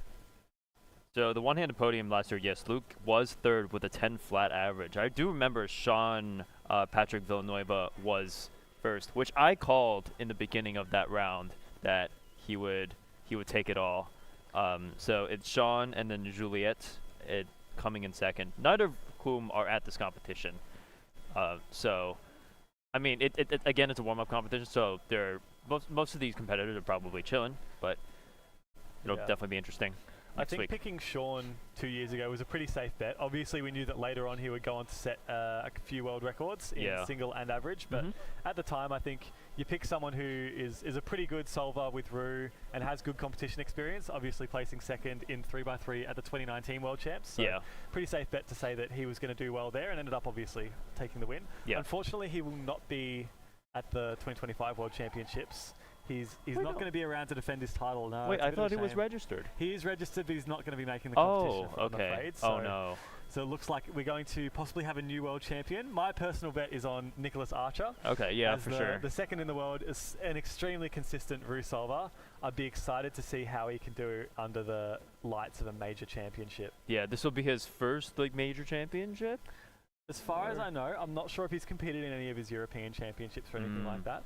Looked like we had Matty and Leo both confused as to who's on what station, but they are both up now. I think you mean Luke, or... Oh, who did I say? Wait, did you say Leo, or... I might have. It's around about 3 in the morning back home, so... For sure. So, please forgive me. Oh, no! Matty with the DNF, so that means he's counting a 14.3 as he got No! on the last hole. His average trending downwards. That's and not not in the good way. That's not what you want to see. Potential misturn there in the PLL. Sometimes you get too excited and just want to stop that timer without actually checking solved. Looks like a good solve from Luke. 951. If I recall correctly, I think Luke has gone for a red cross every single solve in this average so far. So we'll see what he picks for his next solve. It's looking like the red crosses are pretty good, favouring the colour neutral solvers, the scrambles this round.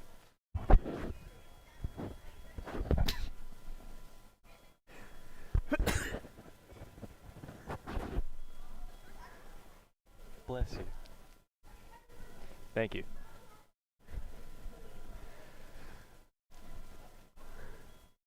Well, after this one-handed group, what do we have after one-handed? I think we have a couple of groups of one-handed. We have a couple of one-handed groups. We still have 2x2 going on at the same time. Pyraminx is supposed to be starting very, very soon as well. Yep. I believe we're slightly behind schedule. Might be slightly behind. We haven't heard that call for Pyraminx just yet. Yep.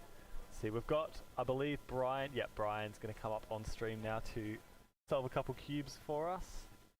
Okay, so yeah, this is the last group of 3x3 one-handed. So after this, we are going to be seeing the fast 2x2 groups. So, and just to note as well that we don't have Brian Johnson's first solve. Let's see if we can see it from his scorecard. It's a 1266 from his scorecard, and his 950.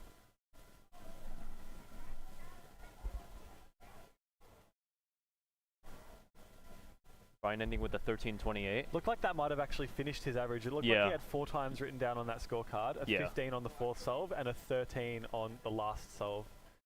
Looks like that has finished his average. Not sure about that one. We'll have to check back in. Here goes Matty Hiroto and Arba. There's Green Cross. Looks like a pretty nice ZBLL here.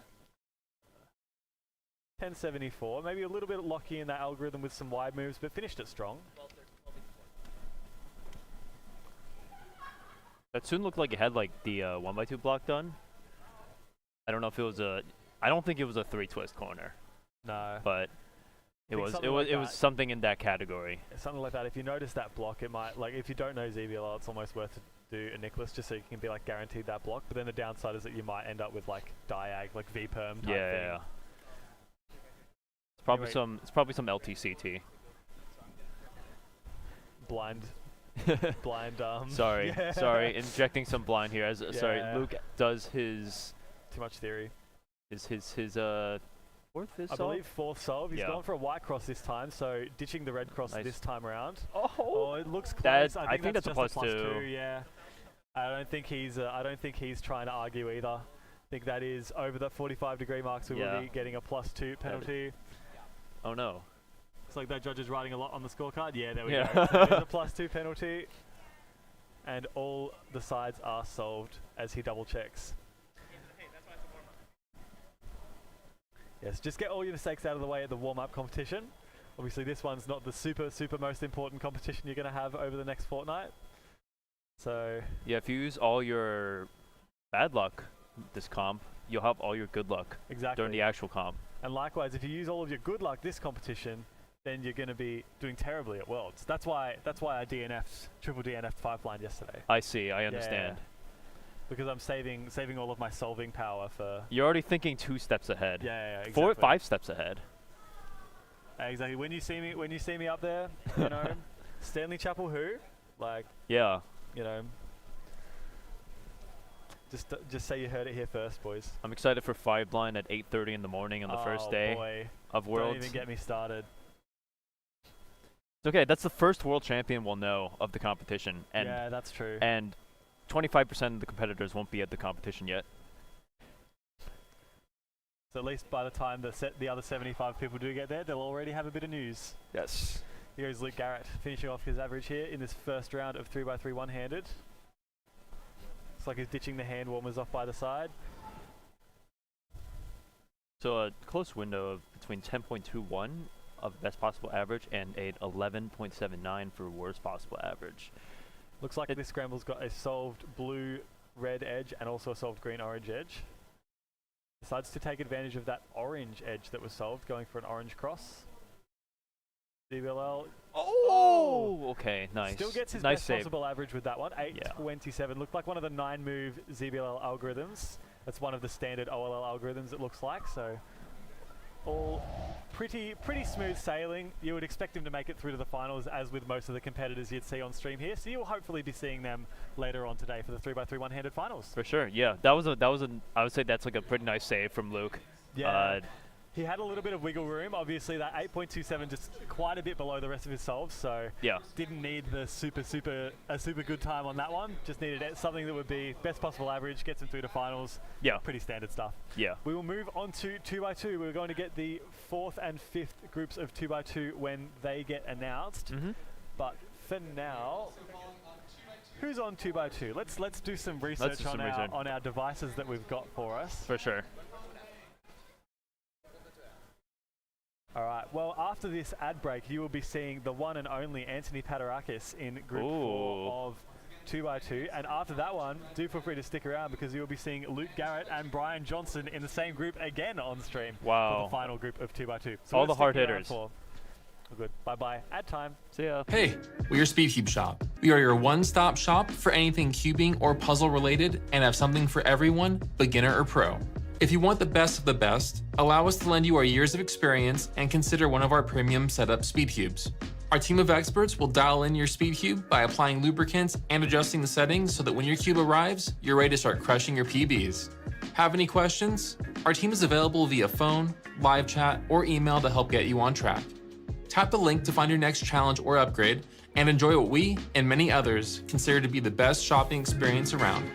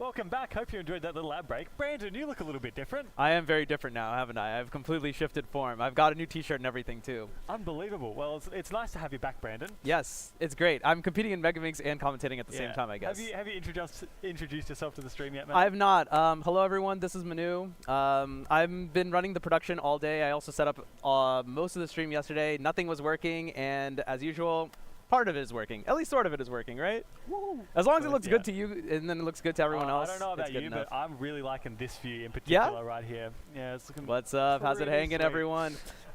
We are into 2x2 group 4. Yes, we have had a indeed. couple of groups on the other stages running concurrent to one-handed, but now we get to see Anthony Paterakis, who has a sub-1 official 2x2 average in this group. One of only 7, I think, right? Something like that. I know it's definitely not top 10. But yeah, there's very few sub-1 averages going around at the moment. Yes, our boy Chris Mills. The English expatriate. now Kiwi? Yeah, now pledges allegiance to New Zealand. I've heard some things about him in his 2x2. I think a lot of New Zealand guys are hyping him up as someone who could potentially do a lot of good things. Ooh, but looks like what fully happened there? I mean, he ended up with the last layer, but I guess just not a case that he had set up. I missed one look. Yeah, I'm thinking it might be a miss one look. Yeah, it looks like he's doing another algorithm there, so it might have been from a different angle or something like that. We've also got Jaden McNeil, The Oceanic boys, huh? former Oceanic record holder for 2x2. I don't think he's placing a whole lot of importance on 2x2 this competition. No, certainly not. I mean, big lockup also to start things off. 241. Still one looking that solve. Yep. Pretty impressive regardless. Know a lot of people who would like to have that skill. Would you say that Jay is one of the smartest cubers alive? It surely seems like it. And I think you'll find that with a lot of the FMC people. And I think about this a lot too, where like the Rubik's Cube just as like a mathematical structure, I think lends itself to an event like fewest moves. Definitely. Possibly like the best. Like as like in its very nature, like finding the shortest path between like the whole network of cube states. Like it's just something is extremely pure about it. The neurons are all firing, you know? Yeah. And I think like you could sit down with Jay and talk for like hours and never run out of topics. Like he's just got so much knowledge about the cube. It's extremely admirable.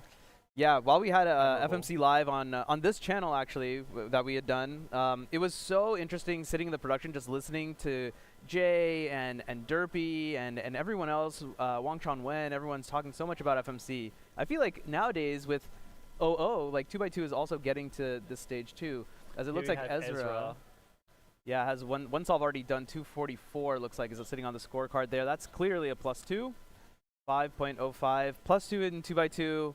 Yeah, I mean you just have to treat it at a DNF at this level. Yeah, it's pretty detrimental. You can't count a time that's got a +2 in it. It's just too far away from the rest of your times. Just it can be an absolute death sentence to an average, even 1 +2. Just like the nerves that sends you because you know that you can't stuff up one more time. Maybe just putting a lot more pressure on yourself than you ought to, but yeah, you definitely don't want to count a time with a +2 in it. Now, I'm just looking over to try and see if Anthony is actually going to compete in this group. I don't see him in the waiting area, do you? I haven't seen him in the waiting area so far. We have seen, obviously, all of the other people that are meant to be in this group, so just going to hang tight and see if he does turn up. Yeah, perhaps something happened, some conflict or something with a different group. Now, remember, this is a favorites competition. I'm not sure how obvious it is to the folks on watching the stream, but not everyone is going to compete in every event, so you're going to see some people. You're like, oh, well, this person is really good at this event. Why aren't they showing up here? There's Anthony in the background there. Oh, there he is, yeah. He's in the delegate section. I'm not sure. Yeah, so... he might have missed drop-off. Yeah, that seems like what... Oh, no. He's got, like, the shoulder shake and everything. Hopefully they'll let him go in the next group. Usually we're pretty chill about that. We'll see if he pops around to our left from the commentary booth. There's like a little like cluster of folks there. There's Chris Mills. I think that's Walker. That's Walker, yep. Jay just got called up. Yeah, Emmett, another Australian. But yes, we have seen Jay get called to a station, so he'll likely get popped on somewhere we can see him on the live stream. I think, yeah, here he is. Amazing. Wasted no time getting into his inspection there. Yes, I mean similar in the last solve too. Just went right into it. Looking like a 2-look this time, maybe even a 3-look. 3-look, yeah. Ortega stuff going on. Yeah, that one is definitely okay. 3.78 for Jay. Some way off of his PR/former Oceanic record 2x2 average, 155. Yeah. And here goes Ezra. Has a PR average of 1.34, but didn't start off too hot. Started off with a +2 on a 3. So a 5-second solve to start for Ezra. Yeah, Ezra from nearby, somewhat nearby, at least the south of Oregon. Ooh, looks like just off on that very last turn, the AUF 1.15, going to turn into 3.5, unfortunately. And just as we were talking about not having the counter +2 in the average, Yeah. unfortunately that's what comes true for Ezra. The commentator's curse strikes again. Oh, great. Literally the first group I'm on, SMH. Here goes Christopher Edward Mills. Started with a 3.20. Okay. Looked like a lot of pondering Ooh, there. Interesting. Even And just before starting the solve was really deep in thought, it looked like. I have no idea. I never know what's going on in this guy's head. Chris is a great guy, but that time in particular, I have no idea what he was trying to look at. I hope the judge confirmed solve state before he started twisting on that cube. Well, it's a good thing we have the live stream at least to back him up on that. I'm fairly certain it was solved from the 2 angles Yes, that we could see. yeah. I don't think he can. Does 4 sides guarantee a 2x2 to be solved? I'm trying to think. I'm thinking it must. Yes, it must. Because every corner is unique from 2 sides. Yeah. Like 2 colors determines a corner. So Yep. yeah, I think you can. Yep. I think, yeah. So we saw, I think 4 sides. We got you, That Chris. does. Don't even stress, buddy. All is well. It's all good in the hood. Yeah, we're supposed to also see Ian Cantus Frederick. Not sure who they are. Oh, from India. Cool. Yeah, not sure who they are. Maybe they've already solved.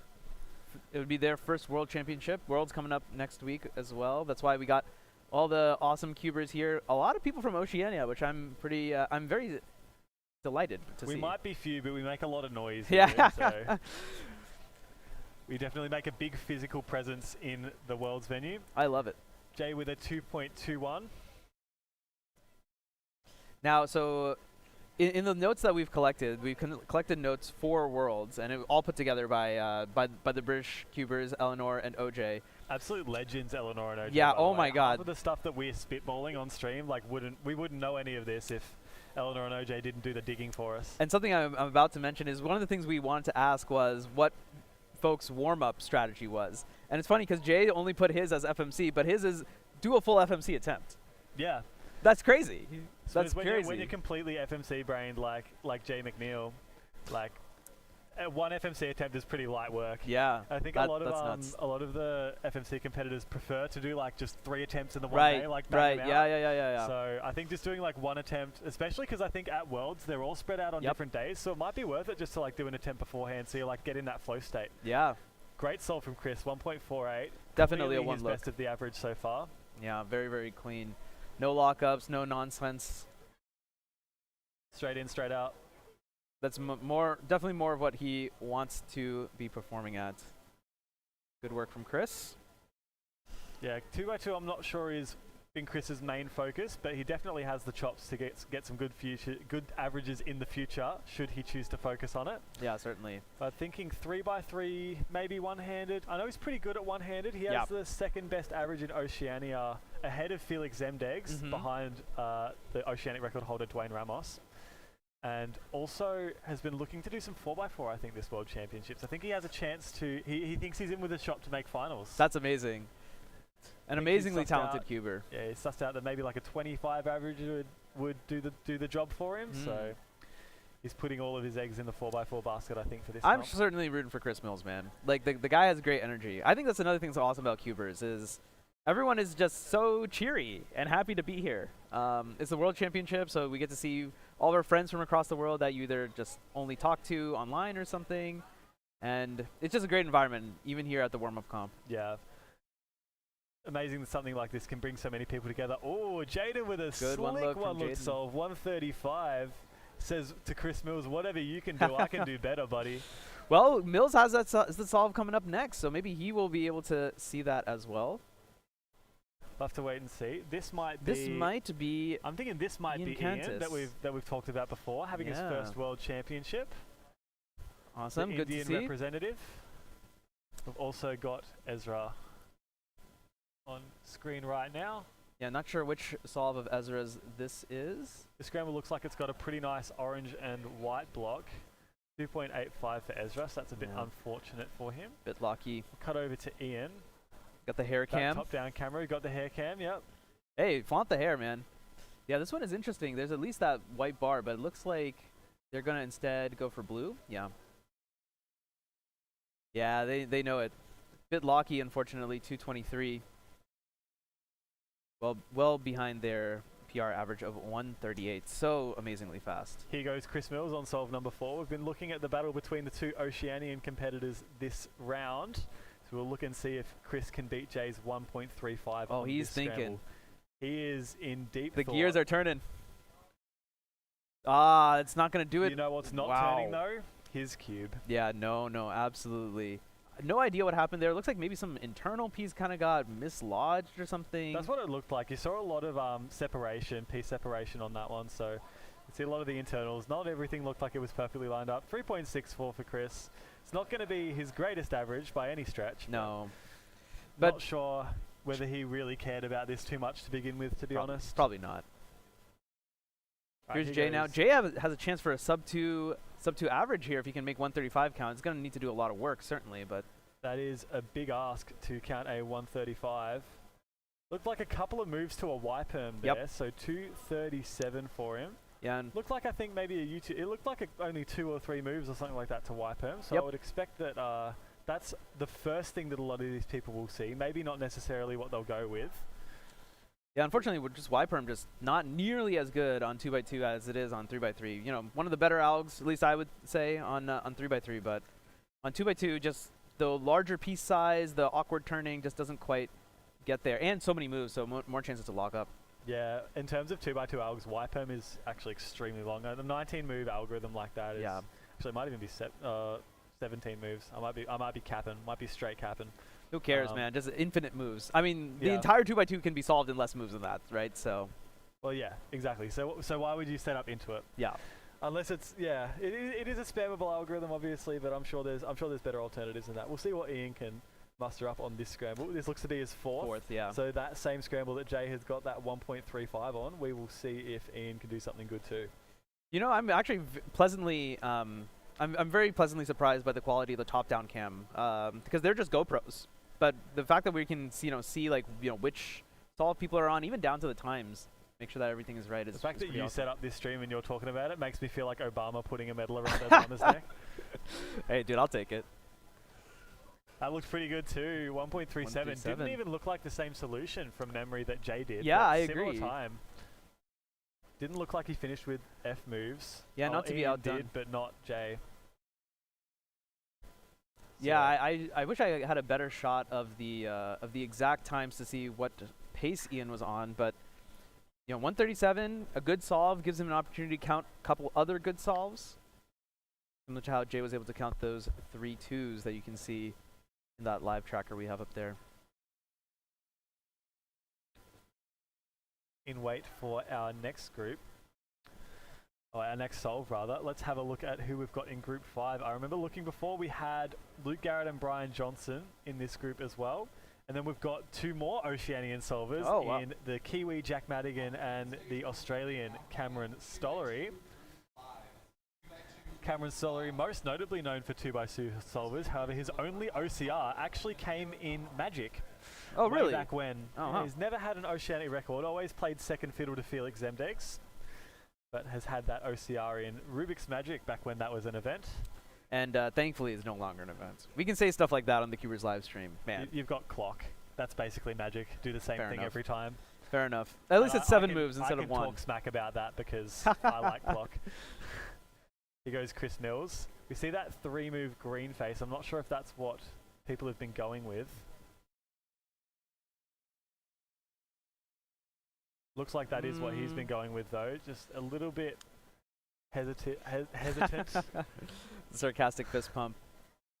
444. Chris is going to end up with 376 average. Yeah, I mean, I wouldn't be surprised. 2x2. Yeah. It's also round 1, right? Like, it's not that deep. Yeah. How many rounds of 2x2 have we got at this competition? Now that is a great question. That's something that I should know. I want to say that there are 3 rounds? There are 3 rounds, so my guess was right. Let's go. Would be very comfortable to say that Chris Mills is making that second round. Yeah, I mean, even with the reduced field, because not everyone is competing, you're only competing in your favorite events, so you know you could argue that it's just the people who are better. But there's also something interesting on orange, but it looks a little bit harder. And yeah, I'm just not even considering it. Look, something on white. Ooh. 1.53. That will be counting. Yeah. We did have that 1.37 on the 4 sol. We unfortunately don't have it in the tracker. Yeah, I want to see the top down here. I wonder if we can, if the production is listening. Oh, yes, they are. And That's sign for it. There you go. 2 counting 1s and the counting 2. That is going to be a solid sub 2. Yeah, that's very comfortably sub 2. 185, we're being told by the production team. Shout out production team, the absolute goats. Yeah, so Ian is going to end up winning this group. Not that it means that much, but pretty solid first round for him on a set of scrambles that I guess, you know, aside from the one that Jay got the 135 on, didn't look fantastic. Nothing crazy like, you know, 3 pieces of a layer already done at least. Yeah, I think there was definitely the 4th scramble was the best out of the lot. It seemed like a lot of our competitors, maybe aside from Chris, getting pretty good times there. It does look like that average from Ian is the fastest that we've seen so far. From what we've had entered so far, top average is 2.27 by Ishan Badsal. Okay. So I didn't know he was here either. Definitely looks like Ian's going to take that one over. Yeah. Our first sub 2 that we've seen so far. Yeah, very exciting. Definitely not the last. Yeah, I don't think it's going to be the last by any stretch. Well, I see Anthony now, so. So Anthony has been moved from that group that we just saw into this group. So we will be seeing. It's going to be very stacked then. Anthony, Luke, Brian, who else? And it was Jack and Cameron. So, yeah. So an international crew. We got the homeboys. Then we got the guys from Down Under. I guess, is it okay to call people from New Zealand from Down Under? Not really, huh? No. They I wouldn't think like Down that. Under, it's very specific to Australians. Okay. But they are fine with being called Kiwis. Okay, so we can call fair them enough. Kiwis. So there goes Jack, Speaking of Kiwi. actually. You'll notice that the Oceanian competitors, both Australia and New Zealand, are very easy to spot. Dripped out, Got man. their stacked uniforms. Dude, yeah, like, we're all so jealous of these. They look so good. Honestly, so you should be. Like, dude, it's just the best. So here goes Jack. Has a 1.5 official average. Looks like there's an orange 3 corners in the side already done. Might actually be 3 of the layer. Let's see. Yeah, a little hard Let's to see tell with here. the bit of a lockup. 223 for Jack here to start things off. Bit off his pace. PR average 152, but for 2x2 I feel like the PR is like not really representative of what you global. I mean, so much depends on the scramble set. Obviously different set of scrambles now, so we'll see something entirely different. Alright, we'll try and get eyes on Anthony when he starts his inspection. Oh, Anthony still hasn't even started? He's trying to lock in. I imagine not. We would like to catch as much of Anthony's solves on stream as possible. As a 1.44 for Anthony just off stream. Anthony does have a sub 1 official average. Yeah. Absolutely crazy stat. Yeah, it was ER, I believe, when he had it too. Before, I think Theodore now has. Theodore, I think, has got. I think it's tied actually. Yeah. I want to say now that tied. I think about it, I think it's tied. That's the best way for it to be, isn't it? Yes, I think agree. Theodore's got 2.97 averages as well. Oh so. wow. Yeah, he's the Polish prodigy. Timon used to have that title, and he's wrested it away from him, so to speak. Yeah, you gave him that title. Alright, so here goes Luke Garrett and Cameron Stollery. Just as we were talking about the Oceanians in uniform, there goes another Team Australia, fellow Team Australia member. Shout out Cameron Stollery. He's the one who sorted out the B&B that I'm staying in. Oh, nice. So, if not for him, I would probably not be here. I would be on the streets in There you Seattle. go. So, big props to Cameron. Shout out Cameron Stollery. The man, the myth, the legend. So yeah, it does look like that orange layer. It's not a layer. It's 3 moves away from an EG. 165? Yeah, 165 for Luke there. Luke's PR average standing at a 1.15, so yeah, a little bit off. Here goes Cameron Stollery. Lead 2x2 back in the day. I think at one point he might have even been second in the world. But of course, as we've mentioned before, has never held a 2x2 oceanic record. So I was trying to rack my brain as where I've heard this name before. I want to say Cubing World. He would have featured on Cubing World a lot back in the day. He was in a Sire the King video, 3 2x2 is doing like an example. So like they're all doing the same scrambles. Right. I remember that video back in the day as well. Cubing Oh, World is looks such like- a whoa. What is this? Looks like this second scramble was pretty good as well. Got a lot of blocks on that one, and then also a big block on red and white. Two Yeah. edges next to each other. There goes Jack. 1.52 ties 152. his PR average with that time. It's looking pretty solid. All right, and here goes Anthony. Okay, I'm really excited to see what Anthony is going to cook up here. They're on the same scramble. We just saw it. Very blocky. A lot. It almost looked like DR corners in like a lot of ways. So, what can the competitors pull out here? Anthony, a very, very accomplished solver, a veteran at every stage, every level of competition. And also is a pioneer of trying to, I suppose, learn every 2x2 scramble. So him and a couple of other cubers, Nigel Fang of Singapore and Zain Kanani, as many of you would know by name. The OO method, as they're calling it. Just finding an optimal or at least fast solution for every state. That was pretty There good. we go, and that's a sub 1. That's pretty darn good to me. 0.82. Yeah, we were seeing some pretty good times on that scramble. Looks like that's the one that Luke is about to get underway with right now. But we've seen our first sub 1 2x2 solve of the live stream. And we might see another one here. Obviously, Luke Garrett known for his extremely fast turning in across all events.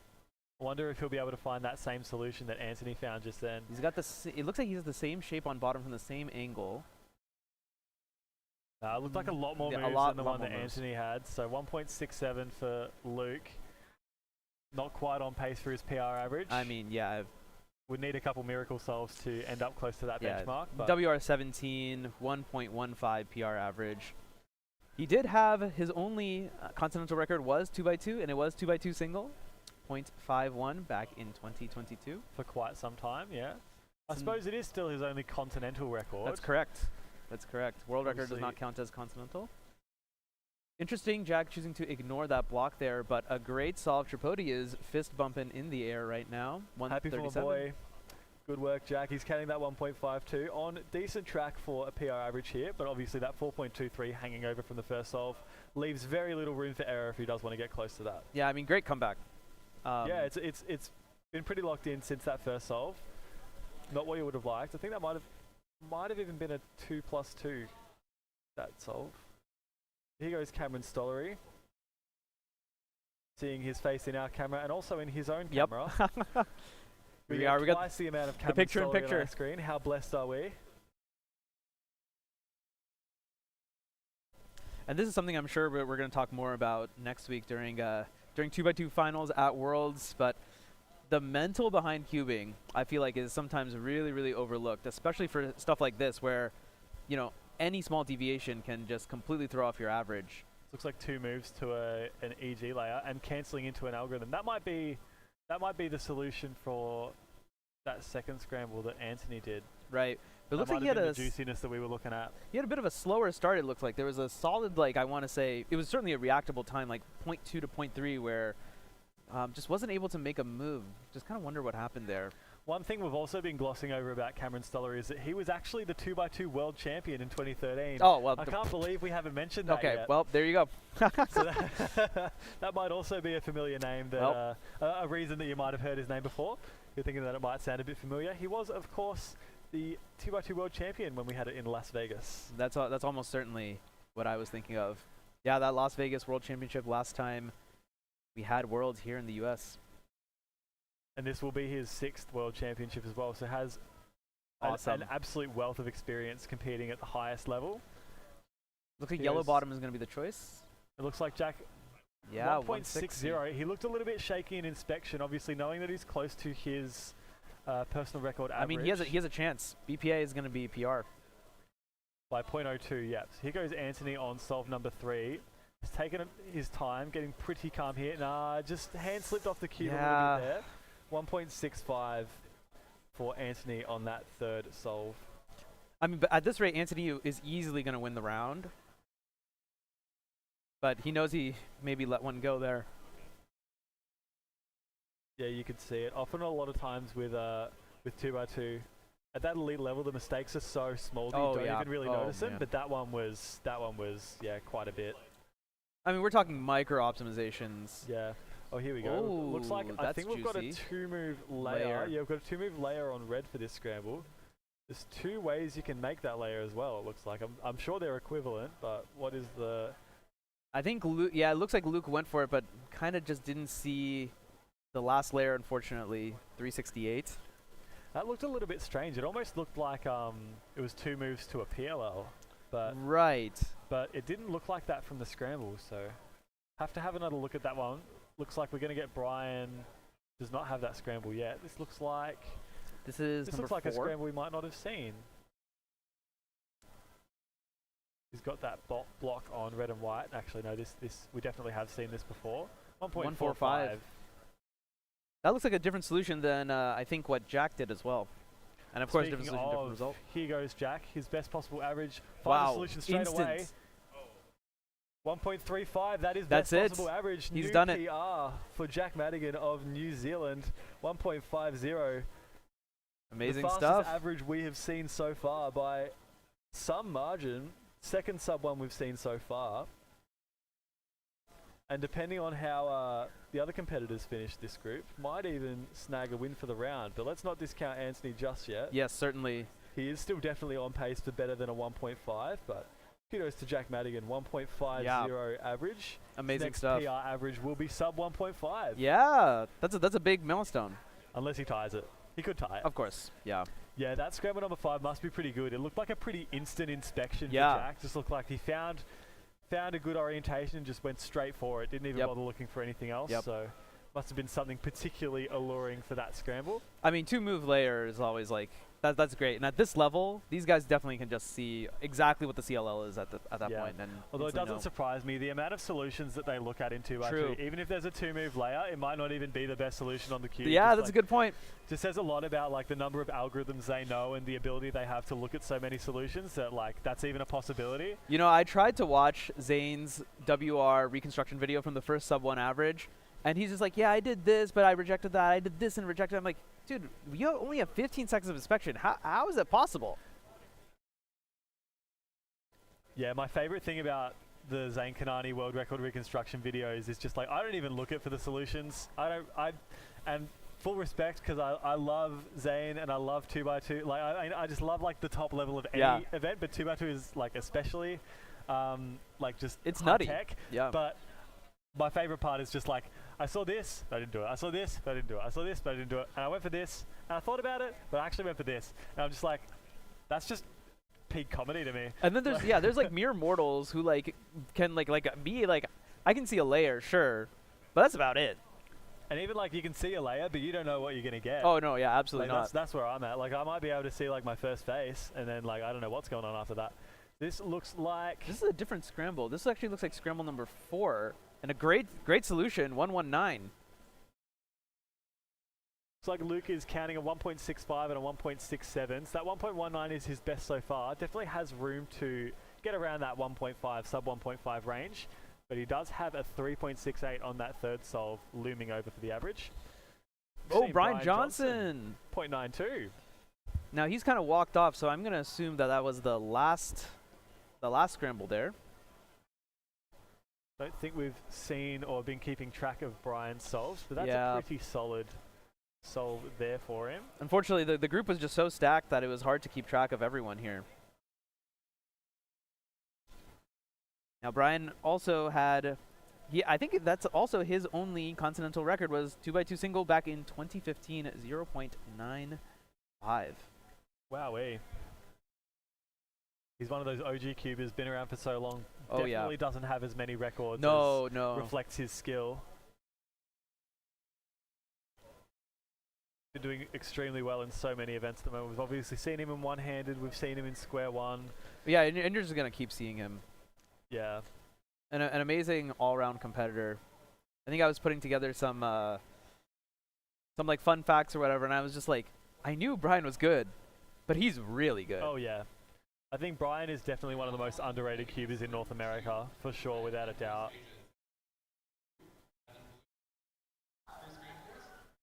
Looks like Cameron is just gonna wait out the announcement here. Smart from him.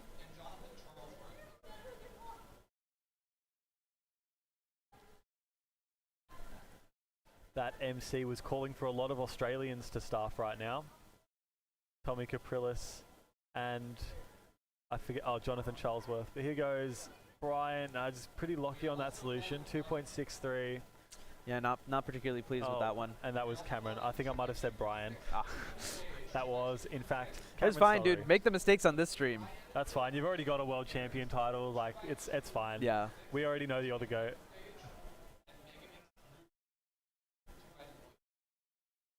All right. And here goes Luke Garrett on now. that last scramble. We have seen quite a lot of good times on that scramble. Obviously, the best possible average for Jack Madigan to secure him a 1.50 PR average. But Luke could tie. He has a chance. I mean, it's going to take quite an effort. 119 is not going to be easy to beat, but he could get BPA, but to place better than Jack in this round, he does need to beat that 135. Otherwise, they'll be tied on average, but worse on single. Interesting. Looks like there are actually a couple of blocks here. Wonder which one he's going to go with. Inspection not as instant as it was with Jack's. Yeah. And a +2. 1.32 +2. +2 out of winning this group. So detrimental, so sad. He's going to be kicking himself his average in tears. 2.21, not his worst possible average. That is still a counting solve. Still gets him that low 2 range, and there's 3 rounds, so yeah. This competition, you know, you're just trying to get the experience competing in the West Coast. Yeah. And oh, totally. I mean, so many people from abroad. I don't know how bad your jet lag is, but I wonder if. But Luke travels a lot, so. Nah, so look, we were strategic about it. We did a little bit of sightseeing on the East Coast first. Good, smart. So that when we came back to West Coast, the time difference was like slightly closer. More to in home. line. Yeah, slightly more in line with Melbourne time. Totally. And Jack is coming back on the live stream, but in the capacity of a judge. Yep. Judging on our stream station. We will finish up with this group. Let's see who we've got in the next group. I think more these phone devices. Yep. I believe more 2x2 coming your way as well. Yeah. I should know. I put together the entire schedule, but to be fair, it was yesterday. So, Alexei Svetkov, he's back on, and an incredible solver, not just in OH, but in 2x2 as well. Ethan Zhuang, not a name I actually know. Grayson James, Lachlan Stevens. Yep, Ethan Zhuang, an American competitor, has a PR average of 1.22. Alexei, we've mentioned him a lot on stream. Seen him for one-handed, and we're going to be seeing him a lot over the week. I believe he's registered. I can see Alexei in the waiting area.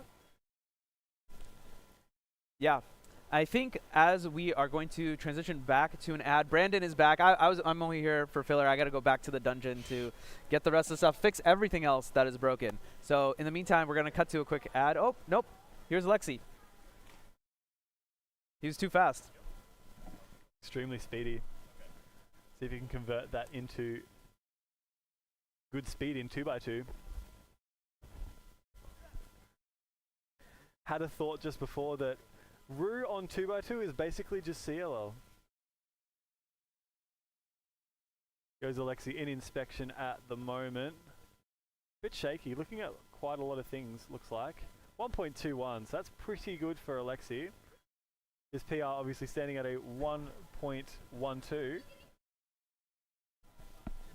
So hello everyone, I am replacing Manu. This is Brandon speaking. Brandon is back in Brandon form again. Hello. Alright, and here I believe this to be Ethan Zhuang. Has a PR average of 1.22. Ethan podiumed at NAC last year. Wow, Yeah. okay. So Manu's pretty out of touch. He said that this was a name that he hadn't heard of before. Wait, I'm pretty sure Ethan podiumed at NAC. I distinctly remember this. Yeah, it looks like Ethan extremely nervous, just super shaky for this round. I think it's an important thing to be able to kind of put it out of your mind that this is just a warm-up competition and it's the first round at that. So here's looks like Grayson at 1.58 we saw as well. Yeah, Haven't seen any of Lockie Stevens yet. Ethan got second. It was like Michael Nielsen, Ethan, and Curtis Chai. Wow, there you go. Not sure who we've got on the live stream now. It's definitely not one of the top 4 that we've got for this group. This might be Anto Pitkanen, a Finnish competitor. It's like 2.83 there for Anto. I believe this to be Anto. Here goes Lachlan Stevens. Been looking at the Australians and the New Zealanders in their coloured kit. Very hard to miss on the live stream. Oh no. Looked like Lockie's side solution did not solve a side. Did one look that incorrectly? Or was he... Yeah, I it assume he looked was, like- I it assume looked he like was it was intending the one It look. looked like it was a 2-look and then also just a wrong alg. Yeah. So not the greatest start, unfortunately. Now then, see if we can bring up any fun stats about these people. So, I just got here. Which group is this again? This, I believe, is Group 6. Group 6, alright. So we saw Anthony Paterakis, Jack Madigan, Cameron Stollery, all of these fun people on. All the fun people. Yeah, on the last in the last group. So, but now we get to see Alexi's coming on. Let's see how this goes for Alexi. I am not a 2x2 expert, but whenever I see scrambles with no bars like that, I get really anxious.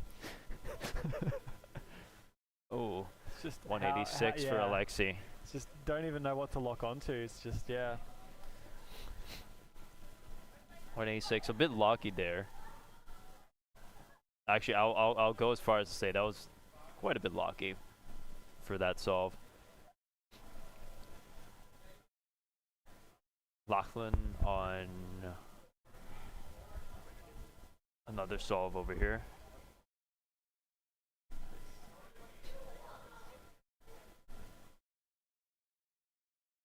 Oh, nice save from Lachlan, almost plus 2ing. That also did look like a 2-look easy CLL solution for Lachlan over there. That quick save is going to cost him a little bit, but not as much as a plus 2.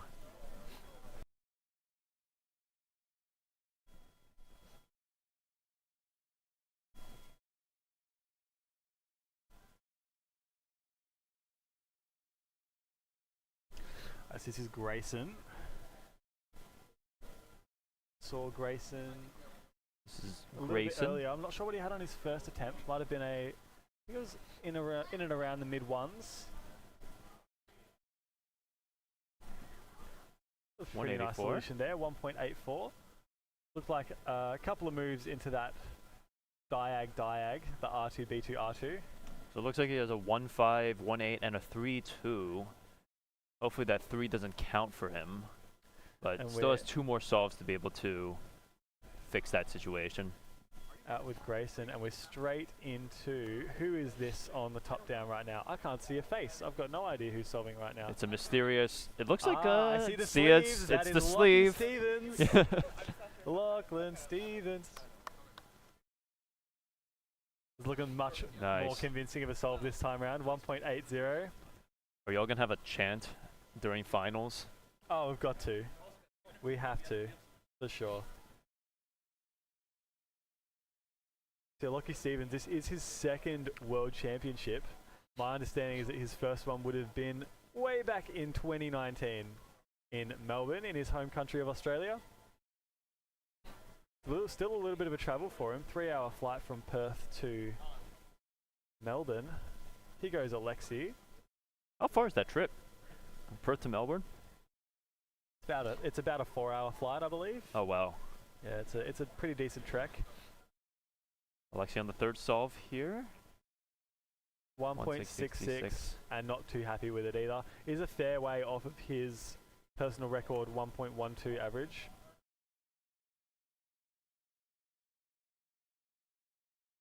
And that 1.12 actually from 2023 was Shaky there. great. All right. So not the greatest, unfortunately. We've got Ethan back. Ethan, Finally. as we mentioned before, second at NAC last year. Looked extremely nervous after his first solve, just very, very shaky. Wondering if he's done any work to calm his nerves for this attempt. Looking like a pretty nice orange. Oh, nice. Or A little bit better. 1.71. Yeah, that is better than what he had. Nice recovery. Here goes Lockie Stevens again.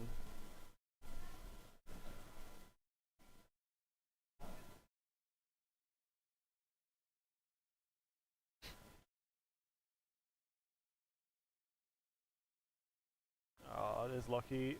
Not the greatest. On the Still AOF sub too. 3, but yeah, it looked like even a couple like rotations up, something like that. Not sure what the go was. We have had Grayson called to A station. Let's see if we can get him on stream. Yep, there's Grayson there.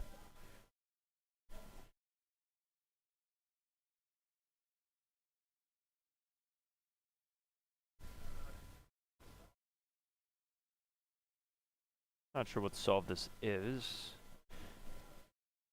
Unfortunately, we haven't been able to keep track of Grayson's times, so not too sure what we're looking at. Oh no, it's a DNF. That's unfortunate. Looked like a +2 from above, but yeah, it does have that that adjacent swap. Likely one looked at incorrectly in inspection and didn't have time to react to fixing that mistake there. A little bit unfortunate. Grayson's warm-up strategy is just to go straight into the solve. Best not to overthink anything too much. So, not sure if that worked particularly well for him, unfortunately. But obviously, it's worked for him in the past. So, got to just put that behind you and Alexi's look forward to the next solve. All right, Alexi's fourth solve. Is he gonna go for blue here, or I think white? No, it's something on red. 1.77, so all of these solves sub 2, in fact sub 1.9, but not in the ballpark of what he would have liked. See, that 1.12 average some time ago was the continental record. Ethan, I think on the fourth solve, looks like the same scramble Alexi got here. Yeah, so maybe just not a whole lot to look at on that scramble. Yeah. Not Also, the most juicy. also a bit of a pause between doing that first initial layer, or pseudo layer, and the AUG, which cost a bit of time there.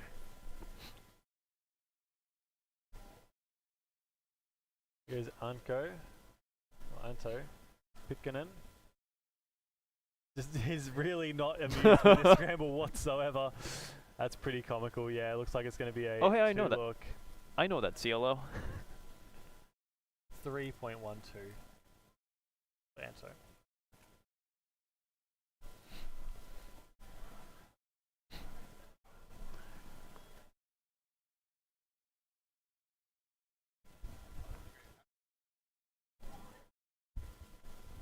Yeah, I think most of these solvers that we've seen this group are definitely getting the bad luck out now and saving that luck for either finals or I guess it's the second round of this too. So there getting are that 3 rounds of 2x2 Yeah. actually. We've had a look at this before. Yeah, there's quite a few yeah. to go around. So getting that luck out now and saving it sorry, all that bad luck out now and saving that for Worlds. Yeah. And here goes Alexi.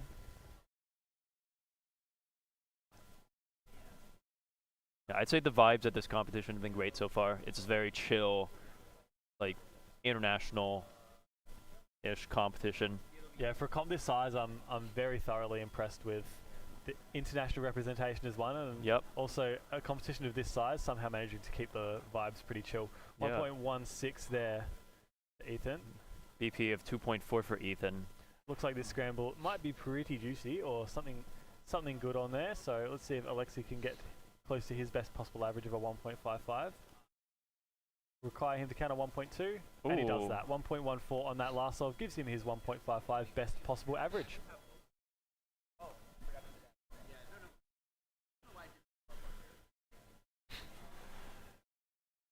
Yeah, both of these cubers ending up with their best possible averages. Definitely something, yeah, something on that, either something on that scramble or they just are like, the average is over, I'll just full send it and see what happens. Yeah, no, exactly. And Yeah. a lot of the times, you know, if your worst possible average isn't so bad, then maybe it's worth it, you know. Mm-hmm. Especially in first round, where you know it doesn't really matter where you place, you still just got to make it through to the Yeah, next round. as long as you don't DNF or Yeah. anything like Yeah, that.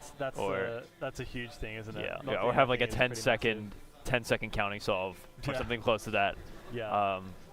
But yeah, I think we're still continuing with 2x2. Yes, this next Megaminx group. is also currently happening right now. But yeah, we are still continuing on with 2x2. We have still yet to see the some more people. yeah, we'll go on a short break. See you guys at the other end of this break. CubersLive is your home for all things speedcubing. From exclusive interviews with top cubers and personalities, Dylan, Millard, Matty and Ava, Tommy Cherry, to highlights from major competitions such as US Nationals, North American Championships, and the WCA World Championship, to podcasts you can listen to while commuting, studying, or even cubing, and of course, live streams from all around the Western region. If you'd like to support our efforts to make speedcubing exciting and accessible like never before, consider subscribing to our YouTube channel. Thanks, and enjoy the rest of the broadcast.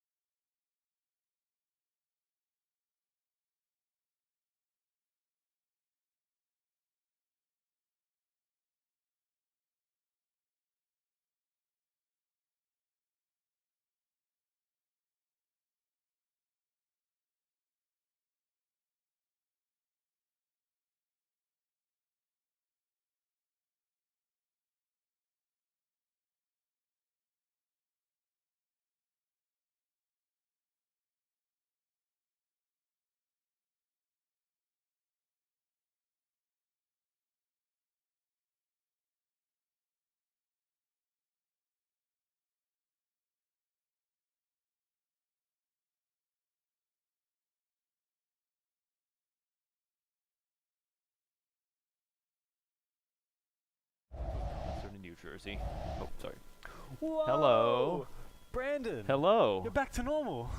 I was normal. Oh, yeah, you were I think I was normal. normal I would like to say my entire life, but I could also beg to differ. I also forget that they showed you on the stream after you became normal again. Yeah. Not that the other one wasn't normal. It was just, you know, a different flavor. Yeah, it's The other Brandon. it's okay. We take those. Brandon's alter. His alt. Literally his alt. There's Matteo DeWitt. Dutch speedcuber extraordinaire. Was one of the few competitors that rocked up to the PBQ style warm-up comp yesterday.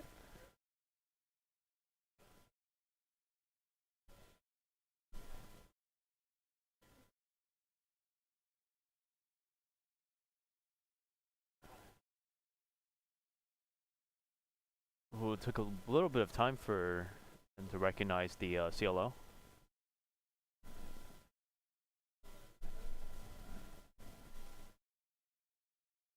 For anyone just joining us, this is Warm Up Seattle 2025, the competition the week before Worlds. So, folks from all over the world are here just to do some warm up solve before the comp. Ooh, 171 from Chris Lim.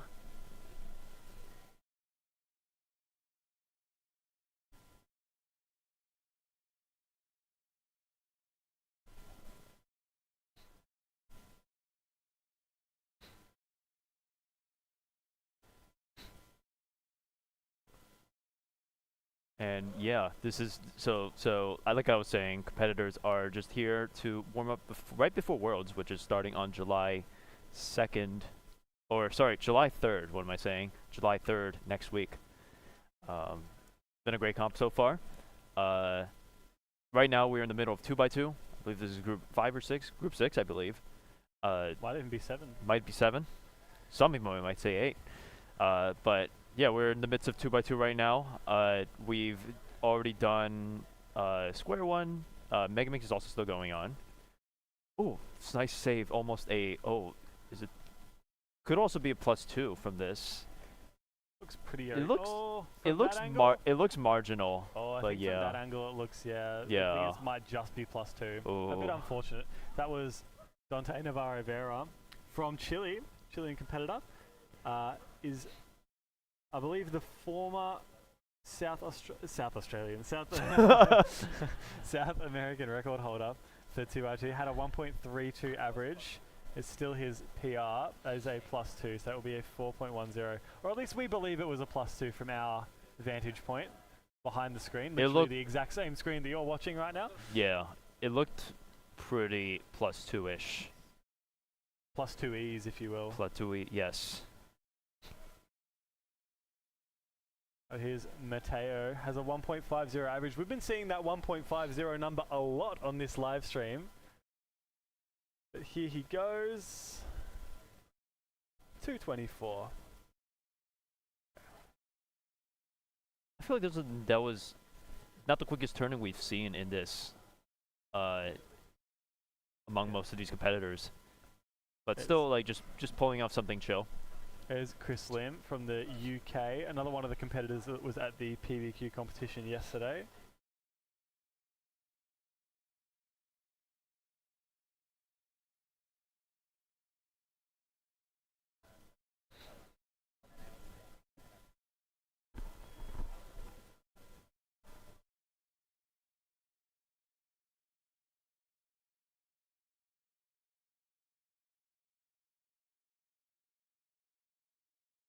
A bit of downtime as we are still in the middle of 2x2.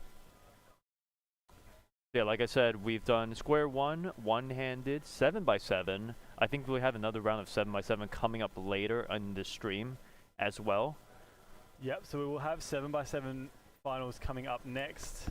We'll be able to see some very familiar names. Tim Fay Tarasenko managed to notch himself a sub-2 mean in the first round, and won that round by a good solid 11 seconds or so over Kevin Hayes and Kate Graham. I think both of those competitors are, I think especially Kate, I was talking to Kate a little bit earlier today, she's looking for something a lot better than 216. 216 is very, very slow for her, so. Oh, really? Yeah, I had a chat to her earlier today, and I got a very, very funny quote off her. She said to me, I've got to get NR today, and I was thinking, NR? What NR? She says, the NR for the country of women. Amen. About to blow that PR wide open. Here's Dante again on, I think it's his second solve. Doing some calculations for one looking here. 2.40. Yo, here we got Samir Agarwal. Just finished a 1.48. We didn't get the actual solve here on stream, but in that 1.48, which is I think a decent time for his average. Samir Agarwal, obviously the former North American record holder for 2x2. Yes. 2x2 single, 1.51 back in 2019. Obviously more known for square 1 now, but I think there was definitely a lot of time where that was what he was most known for. Here goes Chris Lim. We've been talking about him a little bit on the live stream before. Our United Kingdom competitor has a PR average of 1.72. See if he can improve on that this round. Is off to a pretty decent start. 1.71 and then a 2.4. Not like that. It won't improve, unfortunately. 4.84. Doesn't seem to be in too terrible spirits about it. Obviously, this is supposed to be fun. So yeah, a little locking up there and pausing between the moves. As Mateo on the third solve here. Is that, I think that was like a Verasano Ortega solution there. The algorithm that lets you swap two adjacent corners on the top and bottom. So not a very complicated solution. Just gotta do that fast. Easier said than done, though. Yeah, for sure. Two not for the faint of heart. Here goes Dante. Especially with nerves.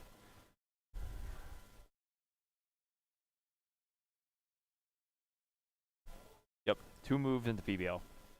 I was looking for the word like Ortega, Verasano, PBL. Yeah.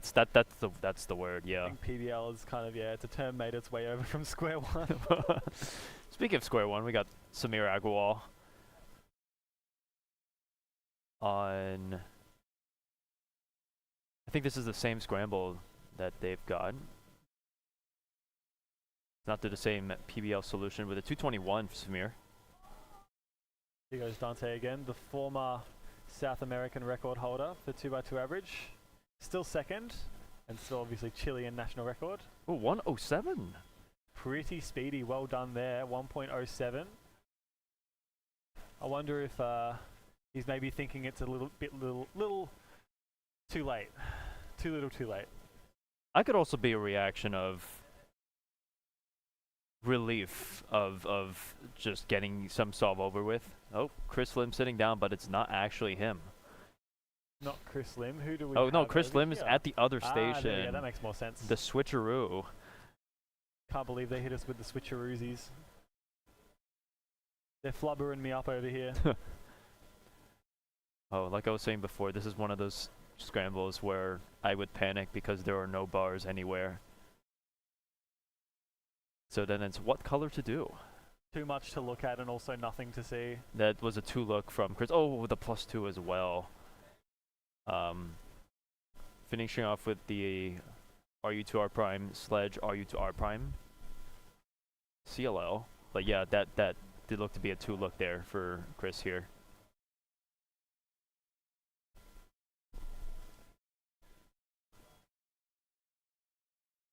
We go Mateo. Such competitor we've been seeing in this group has the PR of 1.5. Hasn't been quite up to scratch. Unfortunately, this average be his 4th solve. A Y2 rotation. Whoa. 3.14 for Mateo. Seems this average is a bit of a lost cause, unfortunately, but obviously this is still, we keep saying it, this is first round out of 3 rounds at a warm-up competition. So, yeah, doesn't really stand for a whole lot. Yeah, he's chilling. All right. Everyone's chilling at this comp. It's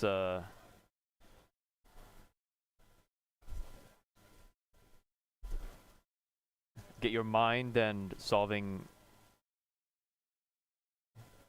muscles in shape. So Dante's on his 4th solve with this scramble with no bars. Oh, actually, looks like we're looking at Samir, or I'm not sure if we're looking at Samir. I know Dante's scorecard's on the side, but I'm not sure if this is Samir or Dante here. Oh no, this is Samir. Samir ended with a +2 here with the with that scramble. This scramble's doesn't look up to par with the rest of the things that we're seeing here.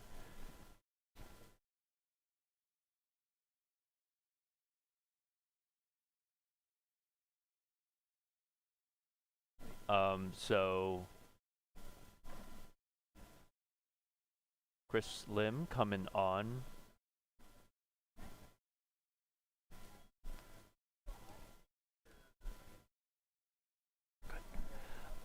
As we get on to Chris Lim's last solve, looks like Michael has swapped out for a very special guest for commentary. I'm joined by Stanley Chappell. Hey everyone. Stanley is gonna help commentate some 2x2. Yeah. So let's see. Looks like cannot see much besides a little. Oh, that is. No. That's all right. I think Chris already +2 this average as well, so I think so. That's gonna be rough too. Yeah.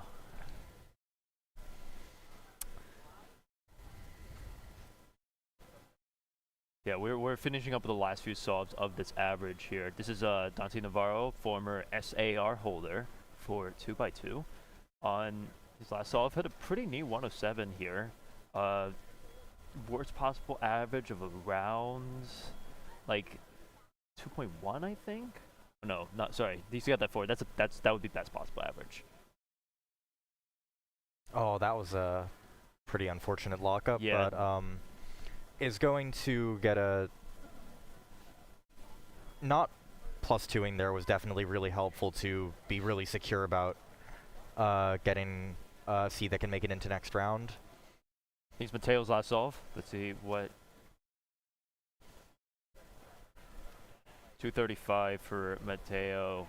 They've all been definitely looking relatively nervous here. Yeah, I mean this is it's you just insert the white corner and get an 8 move soon CLL, so understandably so. Nice. Samir pulling off the best possible average of 192 here with 117 on that last solve.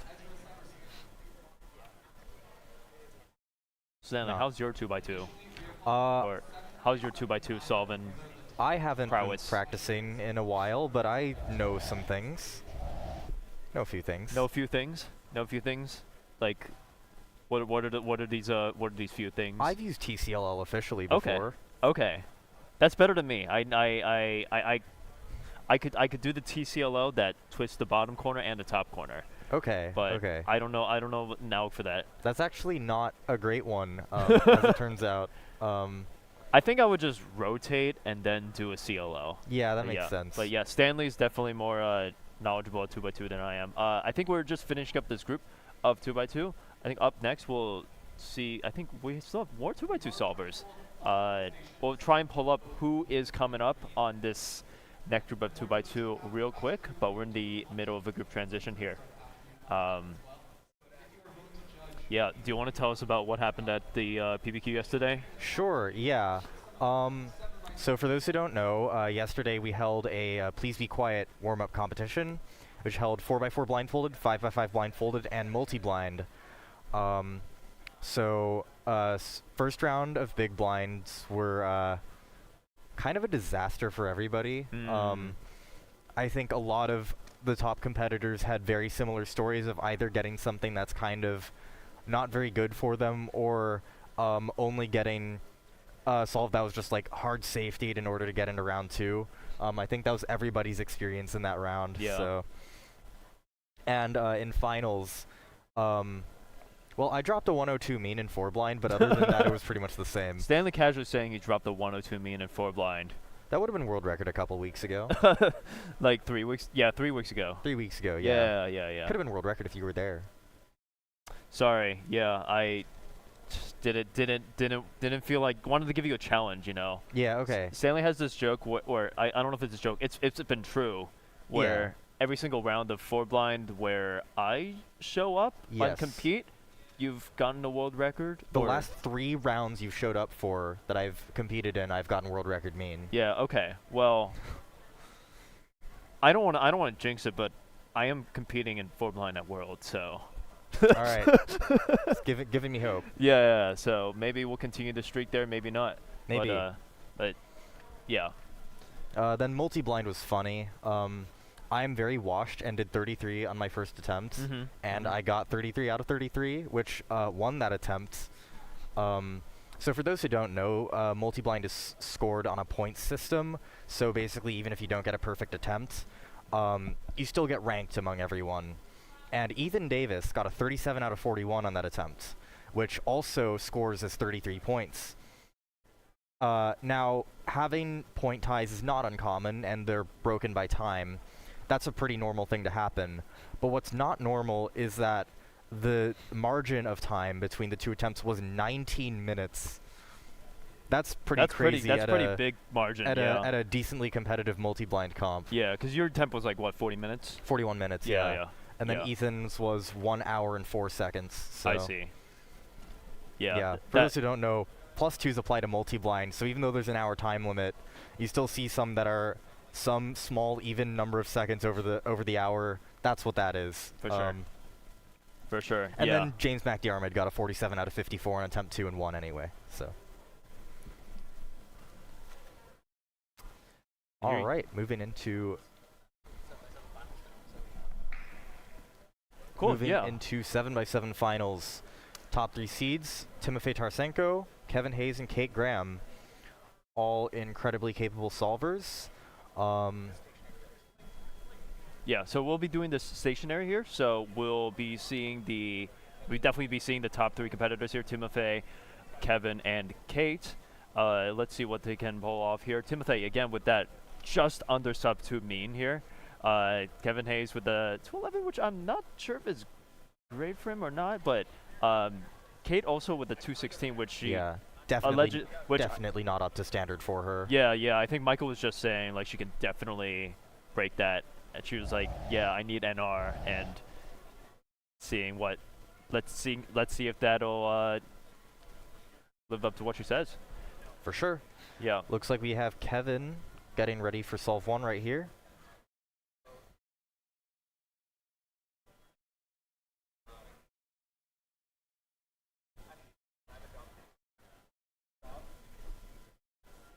Everyone warming up a bit. Yeah. On this 7x7 finals. Kevin getting the groove with some pre-solved music. That is a staple of the Kevin Hayes pre-solve routine. We've seen this on many occasions.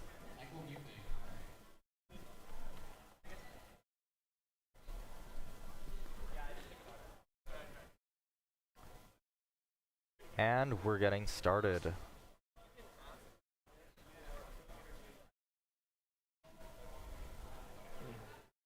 Kevin solving it on white here. Kevin is known to do known to do not Yao, but still sticking with Redux, especially for 7x7 where the trade-off isn't so strong. Yeah, Kevin, a noted member of the old guard of big cubes.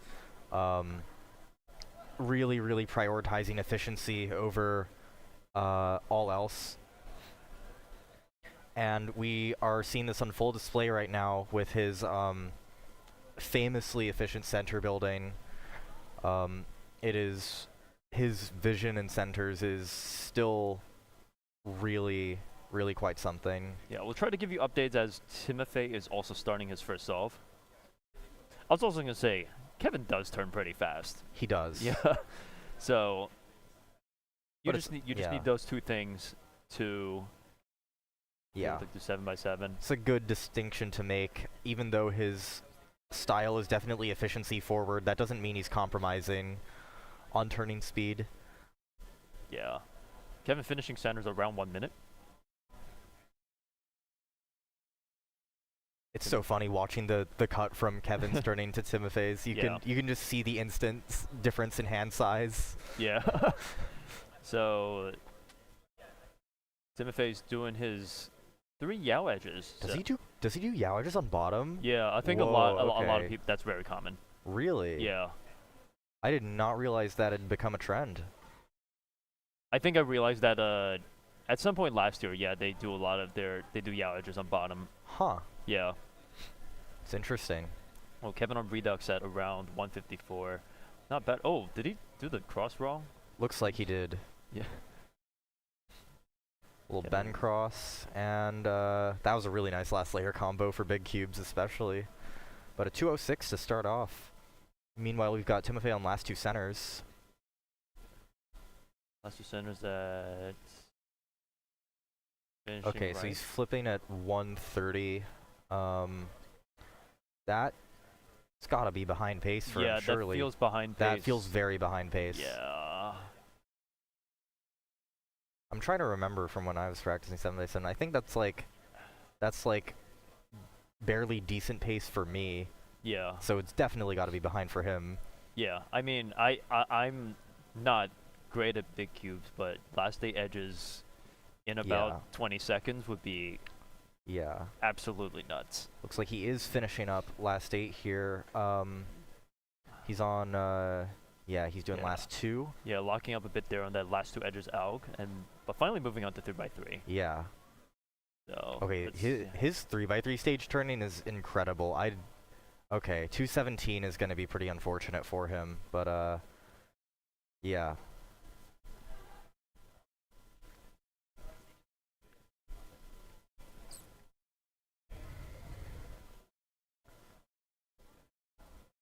it's really cool seeing how cubers adapt to hand size and these sort of considerations. It blows my mind how we can turn that fast in 3x3 stage with hands that they look like they're struggling to keep up with the reduxy parts of the solve, but then they're like really not, because he's clearly turning like just as fast as Kevin. Yeah. I mean, like you said before, it's you got that efficiency down.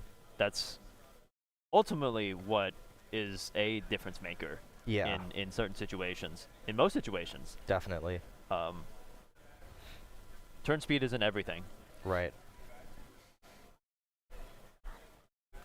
Kevin on a second solve here, starting with the 206 solve in the beginning here.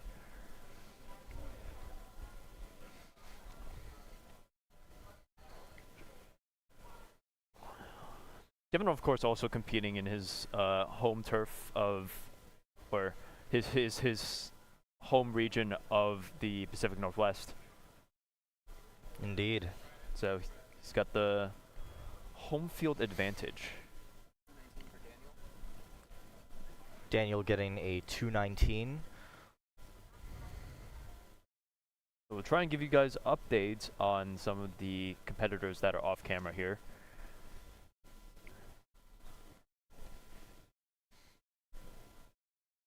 Yeah, Daniel starting with that 219 is not bad for him.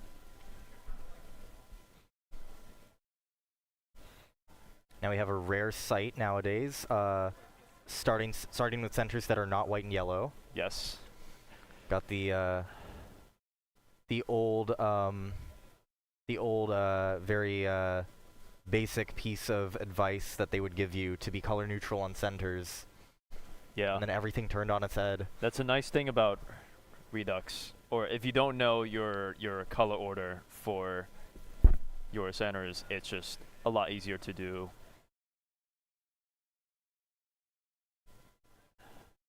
Kevin finished centers at 57 seconds. Okay. Okay. Again, I feel like I watch a lot of, as doing commentary for 7x7, I feel like I see a lot of Yao for 7x7 nowadays, and so my Redux splits are sometimes off. So definitely. I think the main Redux users I see are Max and Kevin. Yeah. As someone who doesn't do very much commentary, I'm just familiar with my personal Yao splits, and yeah, it's fun seeing Redux splits happen in front of me again. Tim Fay in a second solve here. Finishing up his. It looked like a really good yellow center. Kevin on 3x3 stage. This is looking pretty decent. Solidly for sub him. 2 if nothing weird happens. Okay, easy OLO into into an L yeah, perm. okay. It's okay. Oh, I think he'll take that 157. Yeah. L perm's not ideal for a big cube like 7x7. Yeah. But he managed to get He'll through get the that job fine. done. Yeah. Kate has a 218. It's going to, that's not something she's going to be wanting to have. Third center done at around 56. Yeah, this solve looks like it's on better pace, but still potentially not properly good pace. But we will see how last two centers treat him.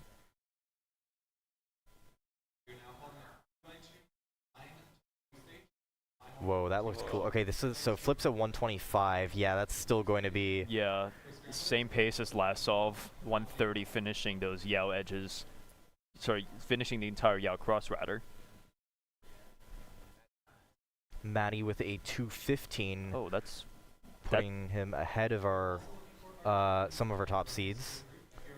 Okay, these last 8 edges looked a lot better this time, at least, for Tim Fay. That's interesting. He rotated in M Prime U2M. You rarely see that with Yao solvers, but that is a really good piece of efficiency tech that it's cool to see Tim Fay implementing even as a Yao user. 206, okay, that'll be still not great for him, but it will. It's not a 2-1 whatever he Yeah, got last time. That 2-7, I think a 217. 217. Yeah, that 217 is gonna hurt his mean by quite a bit, unfortunately. Yeah. Even if he pulls some sort of sub 2 in the last solve here.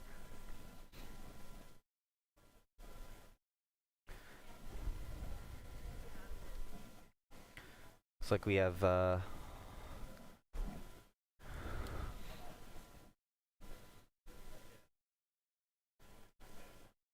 again, we'll try and get you some of the other stats of the other competitors.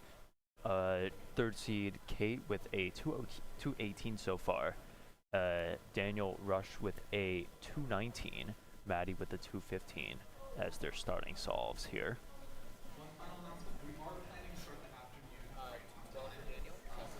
Daniel getting a 212 on solve 2. Okay, not bad for Daniel.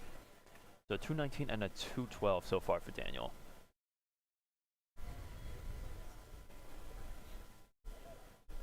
It looks like we have That's Kevin. Kevin warming up. Is Kevin gonna do a full 6x6? Wait, no, he's scrambling. I don't know why the timer is running. No, his Kevin's phone timer is running. I wonder what that was. Technically, you have a minute to get ready before you solve, so... Or maybe he's just limiting himself for a certain amount of warm-up time here. So Kevin has last solve, 217 and a 206 so far for Kevin. Yeah, so that... Oh, sorry, not a 206. I'm thinking of... Those are Tim Fay solves. Kevin, a 206 and 157. Yeah. So this is looking like a pretty decent mean for him. Nothing super out of the ordinary, but this is solid, like above average Kevin performance if he keeps it together on this last one. Looks like this some look ahead flow was lost on that yellow center, but it's... I love what Casual said that. She's just some look ahead flow was lost here, but yeah, it's definitely a little behind pace from the last two solves that we've seen. Yeah. Finishing that at 36.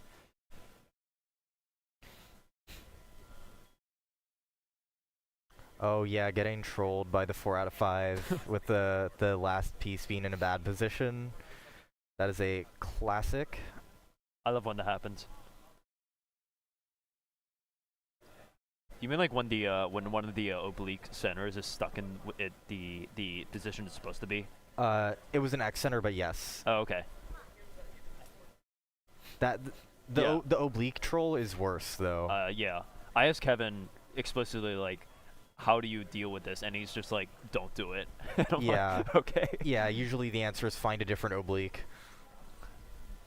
Easier said than done. Yeah, that is true. Timothy no, this is Kevin solving now, but Timothy is on his last solve as well. Yeah. We'll cut to him as soon as Kevin is finished. Kevin has done 4 on one side. That's always really great for look ahead when it's possible to do that. Yeah. At that point, it's just mostly Yao solve. Matty getting a 204.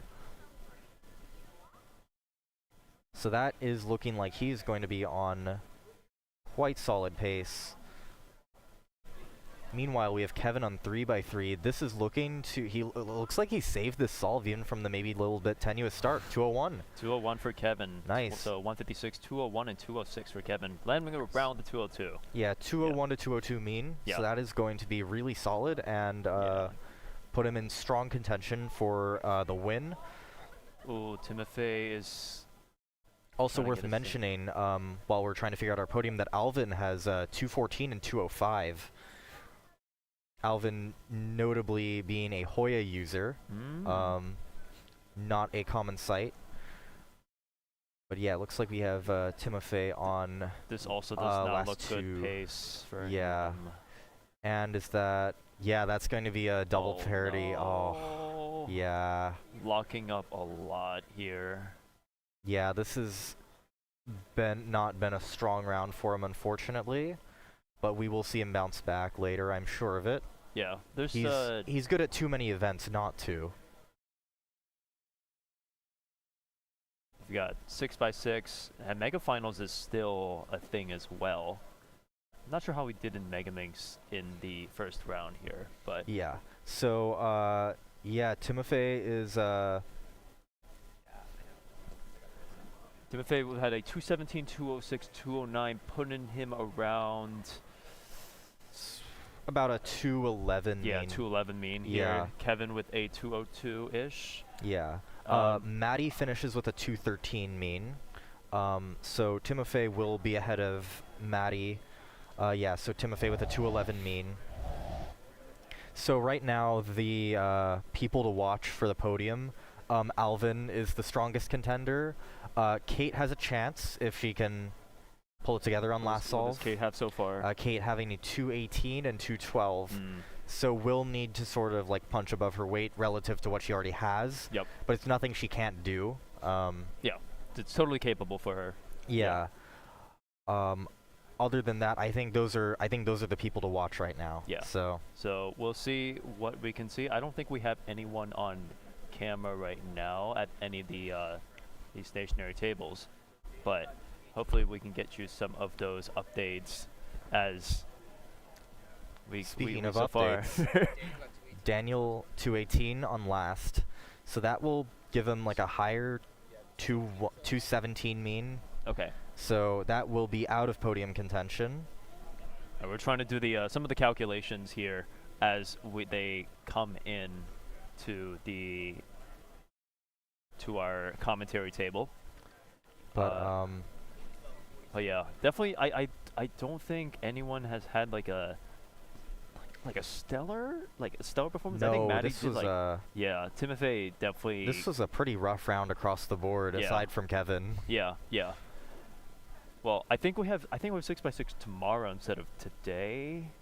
I want to say. I'm not exactly sure, but regardless, even if it's today or tomorrow, that's another chance, to redeem for these folks to redeem themselves in this Big Cube competition. So yeah, like the live rankings we see, Kevin with that around 202 average, 201, Alvin with that 209 Yeah. average here. Also, I should mention Alvin's 205 is PR single. Nice. So it looks like he is the one other competitor who has managed to escape the curse of this round. But yeah, at the risk of calling it too early, this looks like it's just a Kevin win. Kevin Hayes being the most warmed up 7x7 solver. I mean, again, he is in his home region.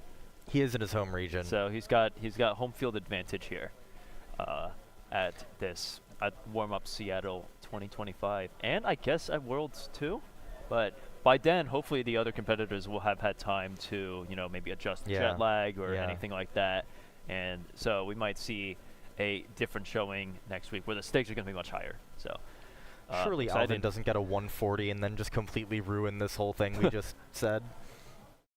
Surely not, right? No, I believe. I always believe. Remember what happened at WCCT Cupertino 2018 when Kate got a sub 2 on her last solve, a 159. Okay. So that will do well to help to save this unfortunate mean for her. Yeah, it's going to be sub 216, like we said, but it's going to be unfortunate still, but less unfortunate. Yeah.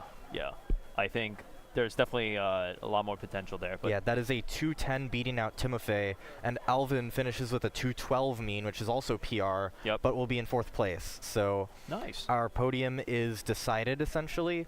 In 3rd place, you have Timofey Tarasenko. In 2nd place, you have Kate Graham. And in 1st place, we have Kevin Hayes. Congrats to the 7x7 podium. I think this is the first podium we've seen at this comp. So, yeah, exciting to get some results in. It's amazing to see Kevin always on top of his game, even after queuing for so long. Yeah. And after who knows how many retirements. Yeah, that's always the thing people say. I think that's about it for the morning session. I think we're gonna go to lunch break now. So cool. We're gonna put on an interview just to roll during lunch. So yeah, see you all at the other side of this lunch break, everyone. Hello, everyone. Welcome back to another exclusive interview with one of I think our favorites, Matty, Hiroto, Inaba. How's it going, Matty? Good to talk to you once again. Yes, I'm doing good. After what has been, I think, a very, very interesting start to NAC. Would you agree? I would agree. NAC including All-Stars. Oh, yeah, I would agree. Yeah. Tell me a little bit about coming into like NAC. Tell me a little bit about like your practice, mindset, regimen, things like that. Well, I've been practicing a lot of, honestly, like not really 3x3, more like Really? 4x4, 5x5. Interesting.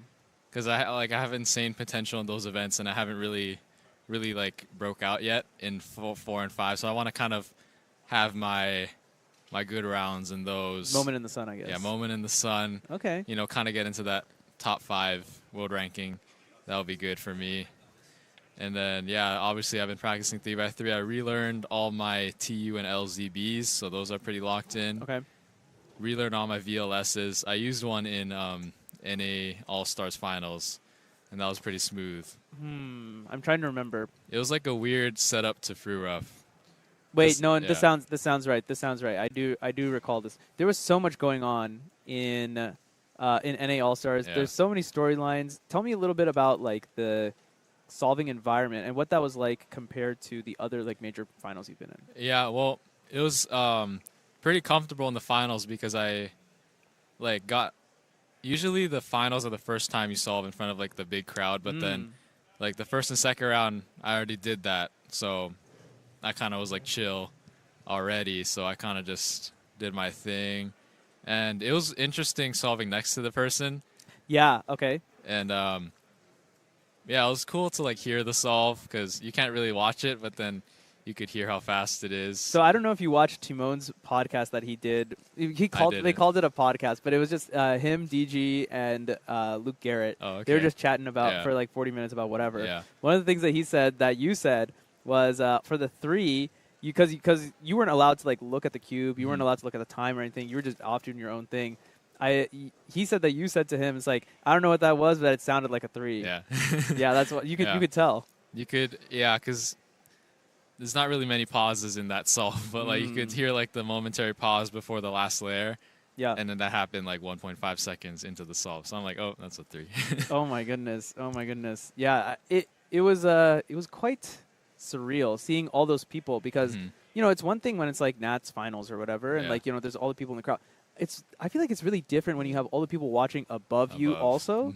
What did you think of like the venue and then the other thing I want to ask is, did it ever cross your mind to like, we asked this at the end of it, All-Stars as well. Did it ever cross your mind to like try and safety so you can make it into the next rounds, or was it like going to be a lock? So yeah, talk on both of those. So first of all, the crowd and stuff, it was pretty cool because I had never had that multi-level viewing thingy. So yeah, I added a little bit of pressure, but I was able to calm down by the end. So now I'm used to it if there's ever a crowd like that again. And what was the other part of the question? What was the other part of the question? Now I've completely forgotten. Oh, safetying. Oh, yes.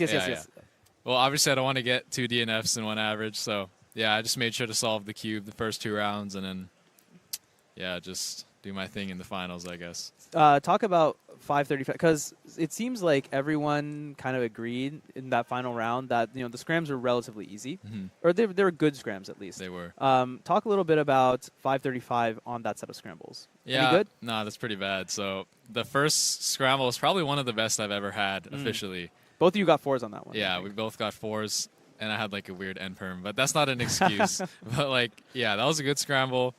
The last one was good too, but because I wanted to get like my VPA, and I was looking at my solution, and I'm like, this is not good enough to get a sub 476. Oh, you looked back on it? Yeah, so no, like during the inspection. So I'm like, I see, let me just switch colors for fun. And then I completely butchered it. But it was worth a shot because my worst possible average was okay, so yeah. Yeah, exactly. Okay, I see. Because that was the one that I think Caleb Chen, like immediately before you guys, had also gotten a 4 on. I think Ray Bai, I think he got like 521 on that or something like that too. So yeah, that was the one that we were looking for. Is like, what will Timon and Matty do with this one? Because this one has a lot of potential. Yeah. Timon, I think 501. 501, yeah. Yeah. So solid. So yeah, it was just awesome. Tell me a little bit about what you think of the format, and whether or not you think we should have like more All-Stars like events. Definitely have more. It's super entertaining for us and for the spectators, I think. And yeah, it's a little bit weird to have the same group have different scrambles. Or like the same round, different groups. Right.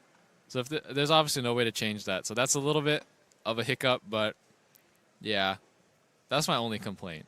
Yeah. But as long as actually, it doesn't matter. As long as the finals are the same scramble, I think it's cool. Okay, well, I mean, it does make it an interesting case because at NA All-Stars, it was really tight, right? So going into it, this is something we talked about with Dylan earlier today also. He thought that, like, in order to make the next round, it's going to be like 6.8. Yeah. It ended up being 7.7. Is that kind of also like what you expected, or did you think it was going to be like tough? I really had no idea. Yeah. Like I don't really look at the psych sheets at all. Okay. Yeah. Okay. Well, yeah. So based on that, it was going to be tight either way. So you could make an argument that like, well, if one set of scrams is really good and the other set of scrambles is like really, really bad, it's like an external influence compared to the actual like solving capability. And it kind of comes down to luck in some factor. But I am a little bit of the mindset that at least in the future, solvers are just going to be so good to the point where like that amount of luck is going to be, I think it's not going to matter as much because if you weren't going, even if you weren't going to make the finals on the bad set of scrambles, you probably weren't going to make it on the good set of scrambles anyway. Very true. Very true. Or at least I think the good solvers are going to distinguish themselves in that way, where luck is like going to be less of a factor. Yeah. When you get luck in your solves, like either good or bad, like how does that kind of affect your head? Or are you just like, I just need to execute? Well, it's like I've trained myself to be positive in both scenarios. So if I get unlucky, I say, okay, I'm due for luck. And if I get lucky, I'm saying, all right, it's my day. Okay. Yeah, that I actually really like that because I feel like a lot of people, what happens is like they get like something lucky and then they're like kind of like stressed or tensioned up. How do you like not let that get to your head?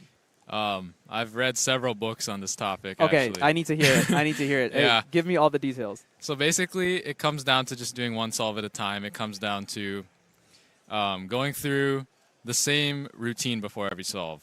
Routine. Yeah. So I just whatever you want to do just to get in the zone, and then from there you have to accept whatever happens.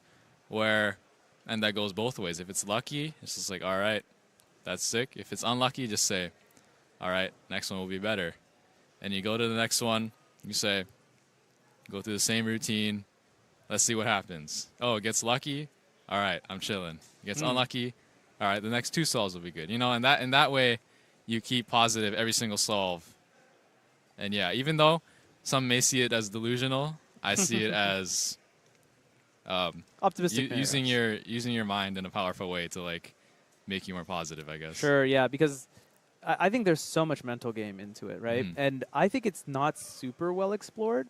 I feel like only now, like, we're starting to get into it a lot more. I don't know if you saw, but like at Felix and Max Cube Camp, right? Felix actually had the kids do like this particular exercise where they like gave themselves 3 good solves that would like be like PR or PB or something, and it's like, all right, now like it's your job to go up onto the stage with all the lights and the cameras and try and do 2 more solves and just clutch it out. You might throw one, but then you get another one to try and bring it back. I thought it was interesting. Tell me a little bit about like your practice regimen? Is that like similar-ish to like kind of stuff you do? Well, I just do like competition simulations a lot, and you're bound to have a good start like that. Yeah. So yeah, and I don't really think every single solve, the like, someone just got a good time. I heard the clapping. Yes. So like the more similar you think before each solve, the better I feel you do. So like when I'm solving really well, actually like I'm getting to the point where I forget my times mid-average. That's interesting. Like I've trained myself to literally forget what I got before, so then it doesn't. I'm just going into it like my first solve. And every solve you're just trying to get a 3 or whatever. Yeah, one solve at a time. Yeah. That's really, really interesting. It's like contextless or memoryless. Yeah. That's really interesting. I think I have not heard that from any other top solver. So that's really unique. That's really. I don't know if you know like what other people's mindsets are. Do you think you have like a really strong mental relative to other people, or?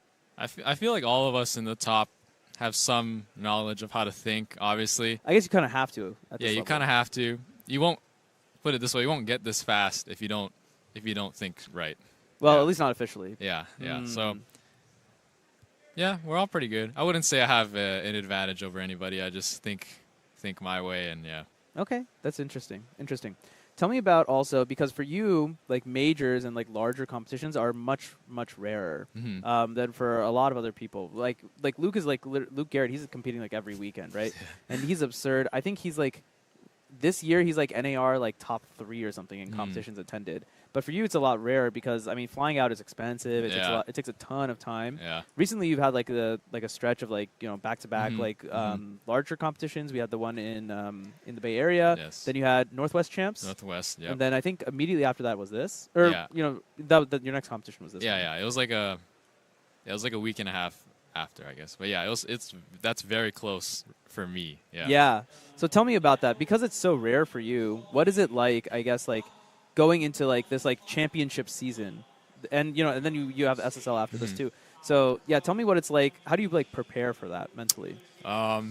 It's just accepting that you'll have some bad rounds and some good rounds. Like my NA All-Stars was not a good round actually. So I would say insane. I don't know how you can say that. I would say my Northwest Championships was a good round. And then my other one was not so ideal. So I'm due for a good round either here or SSL. So that would be great. But yeah, there's not really much difference. I feel like the more you treat it differently, the more you kind of psych yourself out. I've learned that the hard way from last summer. Yeah. I did like mid in Nats and Worlds because I kind of just psych myself out basically. So, and yeah, I've coming off of some pretty good stuff right now, so I feel like that this is the better way to think. So let's talk about that. I think you are the hottest cuber right now. I think like right now, like your averages are just absurd. Okay, actually, I'll preface that. You, Yihang, and Timon. Yeah. Okay. I think the three of you are really hot right now. Thank you. You all have like put up really good averages across like multiple different scenarios and a lot of different environments. Tell me what it's like kind of being on this hot streak, or is it kind of like the same thing? It's like this could end at any point, so just ride it while it's here. Yeah, I see it like this is so cocky. No, do it. Yeah, this is not a hot streak. I would say like compared to my solves at home. Okay. Yeah, if I say what I do at home, people are not going to believe me. That's how good it is. I want to hear it though. No, I'm not going to say Okay, it. fine. But yeah, it's miles better than what I'm doing right now. So I feel like I really haven't even had my breakout round yet in 3x3. That's insane to say. Yeah, I'm really close mentally, and my skill is there. So yeah, hopefully it comes this comp where I get into that flow state because I'm like every single round. I'm trying to like learn stuff because cubing is very good because when you're at like kind of like the top, right? Yeah. You face a lot of pressure, but then if you lose, like nothing happens. Whereas like something like professional golf, you risk like losing your tour card. A lot of cash and stuff too. You risk losing your privilege to play on the tour. So yeah, cubing is a very good environment where you can face high pressure with no consequences. So I try and use that opportunity and just try as like many different things as possible. So like every single round, every single head-to-head final, I'm trying something different. And just like making a note of it. I have notes on my phone just like saying like this thought, does it work or not? How many solves did I do well? Like how was I thinking? So I'm just doing that in preparation for further stuff. If I want to go into golf, I'll have all these notes already. I'll know how to think. Oh, interesting. So it's not even necessarily cubing related. It's like kind of like what's going on inside. Yeah, I'm just using cubing as like a way to learn quickly. I feel like cubing is a super accelerated learning process where I guess it's not really accelerated because it took me 7 years to get as fast as I am. But now it's like a perfect platform to just say F it and just do whatever and just learn stuff. Like I'd rather learn it here than like mess up on the golf course and like lose my tour card when I'm older or something, That's so gigabrain. Like that is such an amazing mindset to come into this with. It's just like everything just kind of like an experiment to you then? It's just like let's just try a bunch of stuff out and see what sticks. Throughout my career, I would say more than probably anybody I've experimented. Like super fast cubes, super slow cubes, sending the turning, turning calmly. Yeah. Do I think about the solves I had beforehand? Do I not? Do I how how many breaths do I take before this? It's like so many different things you can adjust and just see what happens. Down to this, what was it, the smoked salmon right before eating that for breakfast, maybe? Yeah, exactly. Man, okay, wow, that's such an interesting. It's very analytical, and it's like a lot of notes. I assume you're also taking a ton of notes on the actual solving itself and figuring out, like, this was just a bad solution, or lock up here. Yeah, that's actually the weird thing. You think super analytical, and then you analyze it a little bit. Like, obviously, so the kind of like things I take away from NA All-Stars finals, like, I need to practice my G perms because I messed up one really bad in that 518, and then so yeah, first solve was nothing wrong with it. Second solve was like decent. I need to work on my Y perms though. I messed up a few. I messed up one on either the second or third solve. I messed up the Y perm, so I'll practice those a little bit. And then last solve was just nothing. It was just committing to a solution. Well, yeah, I mean the last one, because at that point your WP was already going to be pretty good, right? It's probably just it was just a lack of focus and just being a little too aggressive, like not committing to a solution. Like it's like, oh, maybe I can find something better, and I just completely throw. Interesting. So this is something that Schwan told me in Mexico. He's like, if you ever watch Max solve, like it's going to be a good solution if he stops rotating, or at least like if he's just not rotating everywhere. If he's just like looking around, then that he has a good solution in mind. So that's really interesting. That's kind of me too. Yeah. Like, I mean, no, I've had some good solves in the past where I've picked the color last minute, but yeah, in general, I'm trying to sway towards just committing early on and just dialing it in. Yeah. Okay. I think we also talked about how like I don't remember if it was the 4 in the finals, but if there was some solve that was like 3.5 pairs you saw in inspection. Oh yeah, that was Is that something you've been working on, like trying to see deeper and deeper? I've never really worked on that. It just kind of happened naturally. Just doing more solves, you kind of just know where pieces are going, and it's not just about planning. Like, it's about planning good stuff too. Like I could, like on every solve, I could probably plan like 3, but like it would be like a bad 3 pairs. I would rather plan like 2 pairs that are like 10 moves less than the 3 pairs. So that's the balance. So like, I feel like some people they start planning a bunch of pairs, but then it's not like good solutions. Whereas like you could do that for a little while. That helps with intuition, but then maybe just switch to just better solutions. Yeah, better solutions, and then doing more pairs with the better solutions. That's how Yiheng does it. Yeah. So it's so interesting because I remember like many years ago, this is not a conversation we would have. Many years ago, it was cross +1. Yeah. That was like basically all that mattered, and then from there, it's like your look ahead is what really drove you, and then you needed TPS in order to actually be able to use those garbage tier cubes. But now it seems like everyone is really pushing towards better inspection. Perhaps is better way to say it is using your inspector time wisely in order to come up with smarter solutions. Yeah. That's something Dilly Millie has mentioned. I mean, Timon has some great solutions. He does, yes. We all know about Yiheng's like incredible ability to just go. He goes. Yeah, so it's very, very interesting to see like how like I feel like top level solving is evolving really, really quickly. Is that something that you experience too? Yeah, definitely. Yeah, like Yiheng Wang is like insane right now. He's who all of us want to be, I guess. Yeah. And yeah, I just look at his solves a lot. He's the man, and yeah, Timon's doing well. I'm doing well. Max Part, like literally, it's coming to the point where like the top 20 in the world, if they all came to a competition, like any of them could win if it's their day. I would say. Yeah, no, I think it's really interesting. The margins feel like they're getting smaller, but at the same time, Yiheng's also insane right now. Yeah, it's like, yeah, Yiheng is just built different, basically. Okay. Who would you back right now to beat Yiheng, maybe other than yourself? Other than myself, definitely Max Park, because he did it before, or Timon. Yeah. Because he did it before. Yeah. Okay. Yeah, I mean, but you're up against the wall, right? Because he's also improving all the time. And, everyone else is also improving. So it's just like the goalpost keeps moving. And I feel like Yiheng deserves all that he has. He probably outworks all of us. So if there's anyone who should be as fast as he is, it's him, I guess. Yeah. Yeah, well, I mean, you can also say that, well, it goes both ways, like in terms of his age, right? In one sense, he's young, so he has a lot of time. He can do this all the time. But on the other hand, he has nothing else to do. Like, he has no other responsibility. Whereas, like, I mean, you're in school. Are you still playing golf? Yes, I am. And then full-time. you're also doing art, and then you also have like really good grades, as we saw on your Instagram a while ago. Yeah. How do you balance all of this? I think we asked this in San Diego too, but Yeah, it's just like, I don't know. I just use, the main thing is that you don't let one like stop progressing. Like I use everything to help everything. Like how I said like, oh, I use cubing to help with golf. Like it also helps with my test taking too, because like it trains me to focus. So then, I get better grades. And then art I don't really work on. That's the one thing I feel like in my life that I have a natural talent for. Okay. Is art. But like everything else, like, yeah, comes to grinding. I have to work for it, and then it just comes. And then, yeah. So I think the key for me is just making sure I find ways to like improve all of them at once. It's like kind of finding like the common thread between them, maybe? Yeah, definitely. Interesting. And what do you think that is? Do you think it is just all mental?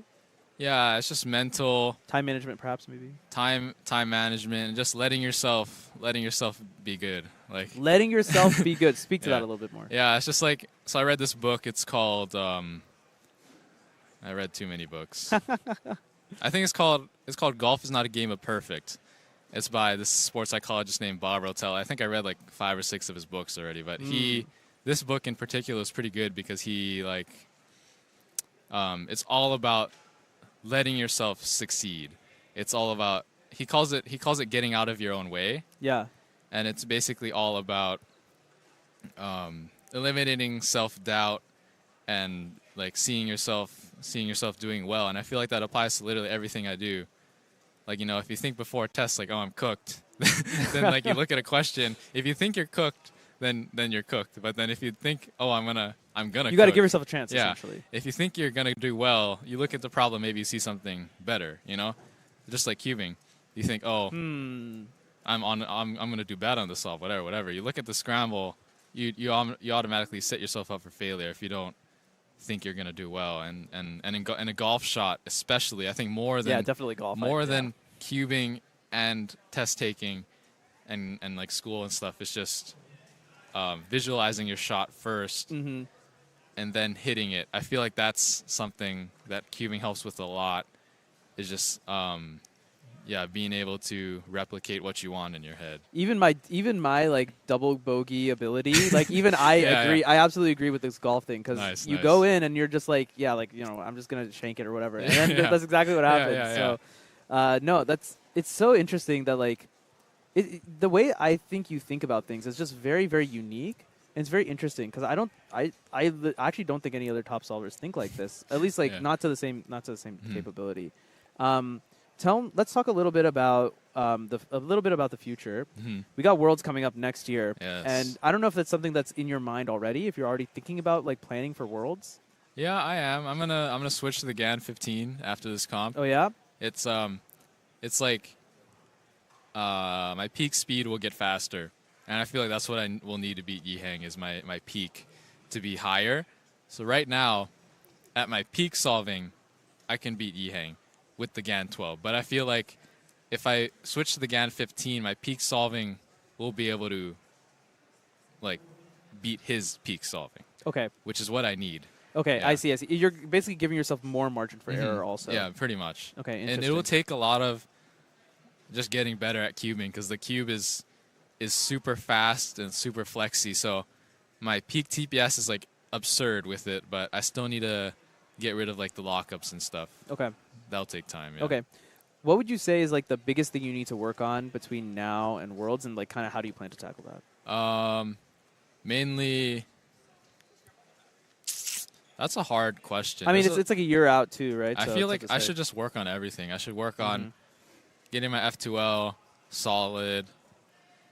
And I think it's my last layer that kind of gets my solves bad sometimes, like not stopping the timer fast enough. Like I kind of just cruise. It's definitely a skill. Yeah, I need to work on I'm not saying I'm gonna slide or anything, but I just need to work on my pickups and and stopping. Yeah. Okay.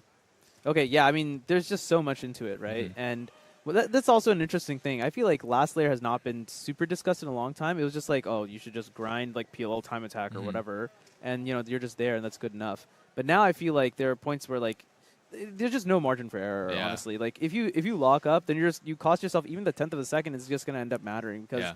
I mean Worlds is decided by 0.01 Mhm, seconds, right? mhm. So there's a lot of stuff I think, and the good news is that there's a year, Yeah. and if you're also experimenting a lot, at least you can try and see, well, this works, this doesn't work, Mhm, right? Yeah. I guess that's the whole overall goal. Yeah. Pretty much. Yeah. That's the good thing about what I do. You get better every comp. Because like if you just try, if you try the same thing over and over, and you see how it works, then you don't improve. But if you try something different and better every single time, It's data. yeah, it's just data.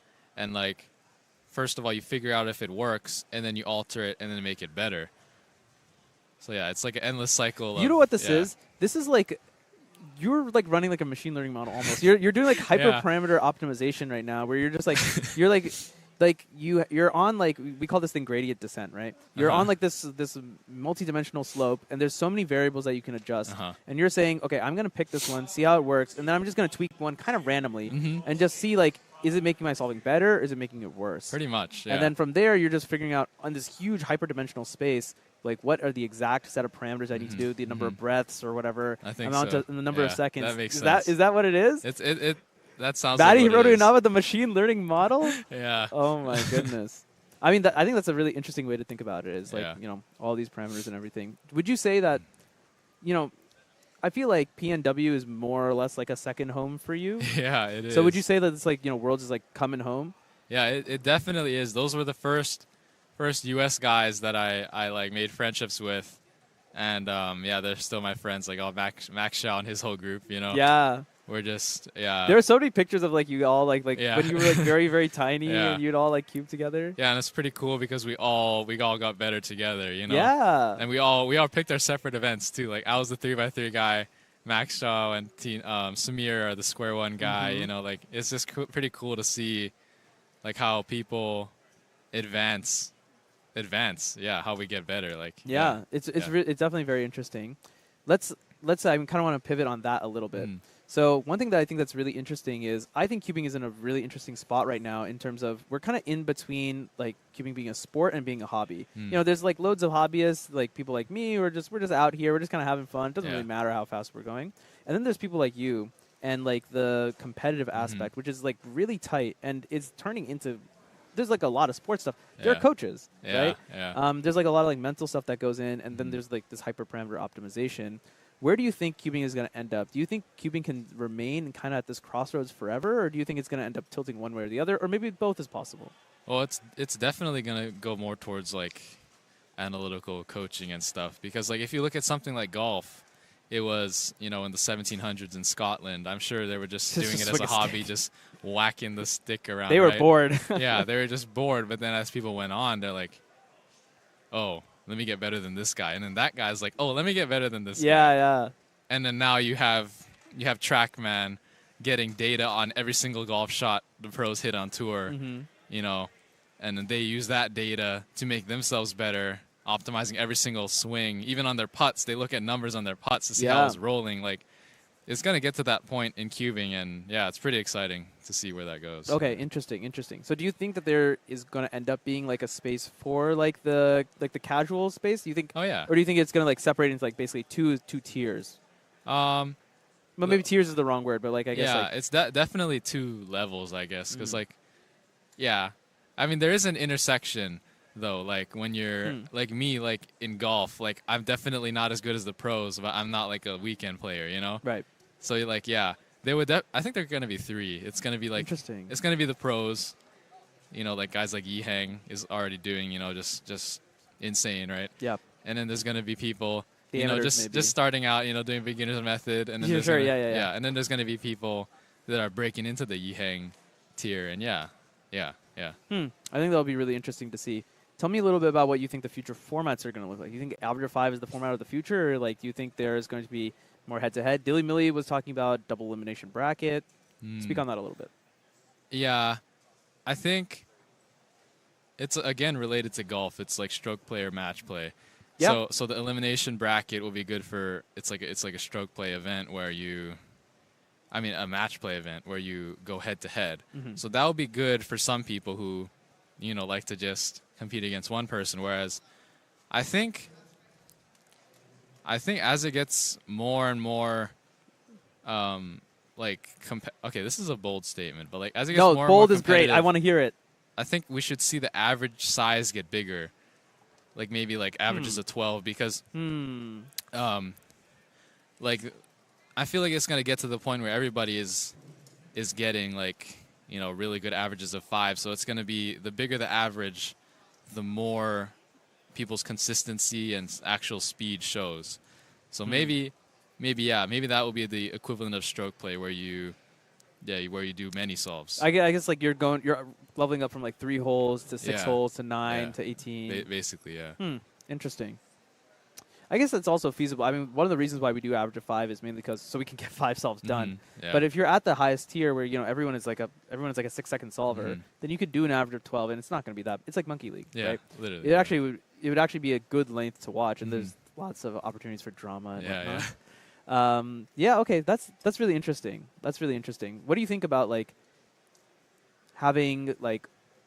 So there was a discussion basically on Cubix' Friends, like should the World Championships end up being or major championships, should they end up being more like an all-stars format where there's just like a small select number of people who get invited, and so just like one event, and you just do this one event several rounds, maybe with a knockout or whatever, or do you kind of like prefer like this like large, like we got this 4-day competition, every single event, more or less anyone can show up?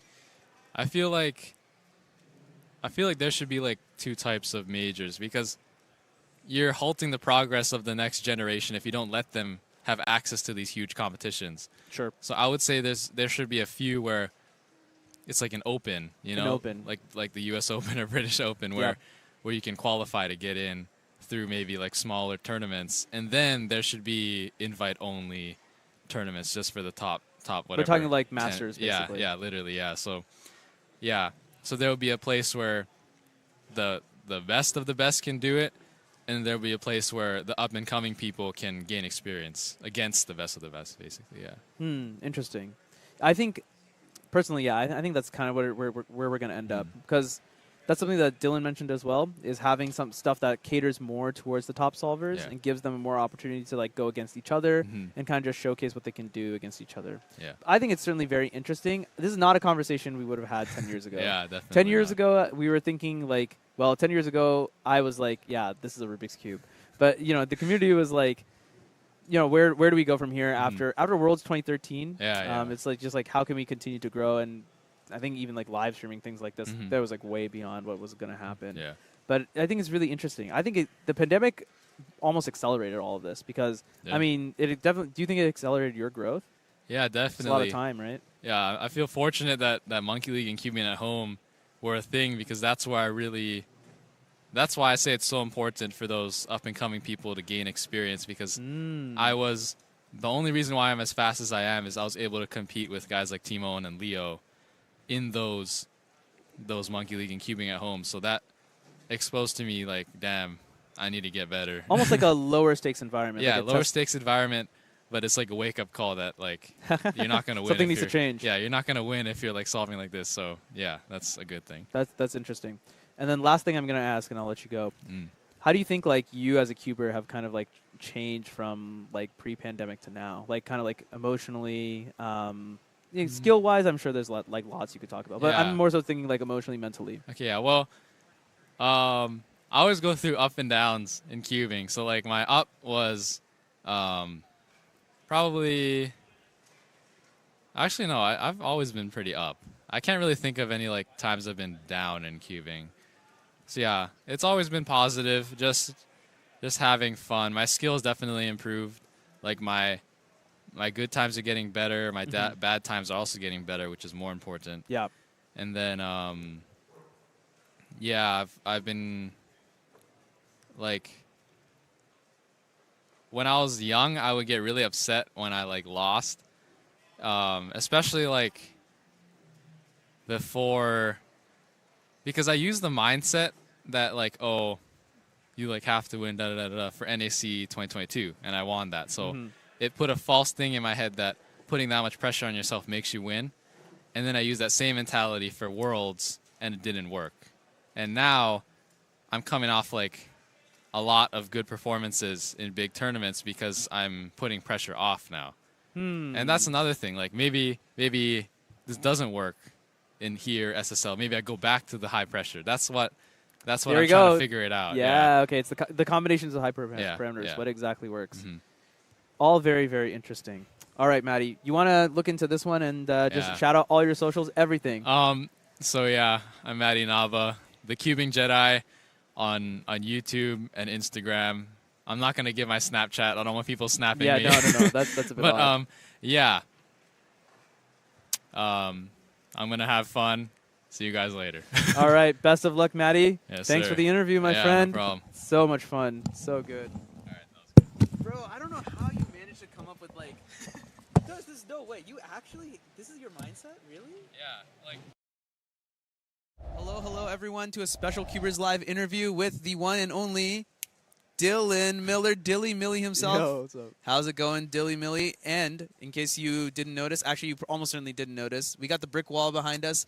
The only reason this is here is so we can block out everything behind us, because behind us is the Minnesota Convention Center North American Championships 2024. We are here in the building. Actually, the events of the day have already started. It's Thursday. Megaminx already happened. How did you do? Not the greatest, man. You started off with the 33, though. I did start off with the 33. I got a little bit bailed on last layer. I got a pretty easy case after that. Didn't have to do like EP at all. But nice. Yeah. It was pretty nice. Just got like A perm. But yeah, 33. I was like, okay, haven't practiced a little bit, might get a good average, and then it just went downhill from there, bro. Okay, I mean, it is what it is. That's what ended up happening to me too. I told you I was just absolutely sucking today. Just haven't practiced in a while. I'm just garbaged here. Got a good solve one. I'm like, okay, maybe this could be like a decent average. No, it just got worse and worse. Yeah.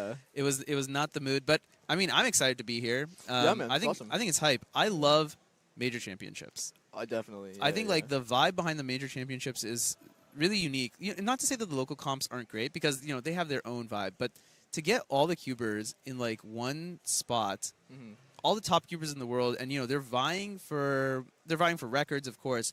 But I think what's really interesting is the major championships offer a rare opportunity to pit cubers directly against each other in an equal format. Yeah, I think that's really unique. There just aren't opportunities to do that. If you try and do that at home, it's just not quite the same, right? Yeah. I'm curious what you think about it as like kind of like in the top level, because I remember in the hotel lobby yesterday, right? There's just people are everywhere. Yeah, there's like so many people you recognize. People recognize you. It's just kind of wild. So tell me about what you think about the overall environment and just your vibe on major championships. Yeah, I mean, I love majors. Like, I'm like in a more secluded area geographically when it comes to like competing and all that. So a lot of my friends are online. I don't really get to see them that much. So when I'm like just going to the venue the day before, like just in the lobby, and like I can just walk like 2 feet, and then there's like a brand new group of people that I haven't seen in like a year, 2 years. It's definitely really cool, and just like it's great to just hang out and see people.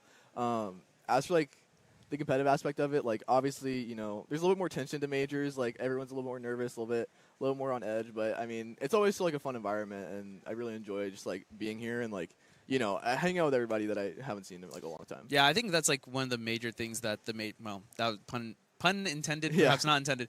That's like one of the things I think is great about the majors is, for cubers in particular, who are not exactly the most social people sometimes. Yeah, definitely. I feel like it's a good opportunity to be like, all right, everyone together. It's people you recognize, right? So you have things to talk about, and it just gives people an opportunity to just kind of mingle. It's our community, right? Our community is so small to the point where like if you recognize someone, there's either a decent chance that they recognize you, or there's like a good chance that they're just willing to just talk to you. Exactly. Right? Even if you're just a nobody. And I think that's really fun. I mean, kind of like what we're doing now. I'm a nobody, right? And then you're actually a somebody. Nah. So, I mean, you're somebody enough to show up at any All-Stars and do really well. Tell me a little bit about that experience. Very, very interesting. I mean, we talked about it immediately after too, but just kind of want to riff on it a little bit. Yeah, dude. NA All-Stars was like a crazy good experience. Like I love to see that we're doing more stuff like that for the community, just like in general. I thought I'd be a lot more nervous. I mean, like I definitely still took a long time to get ready, but for me, it's like a lot more nerve-wracking to be like in a more intimate environment and have like not like a smaller crowd where I can like contextualize like, oh, I can feel these eyes on me.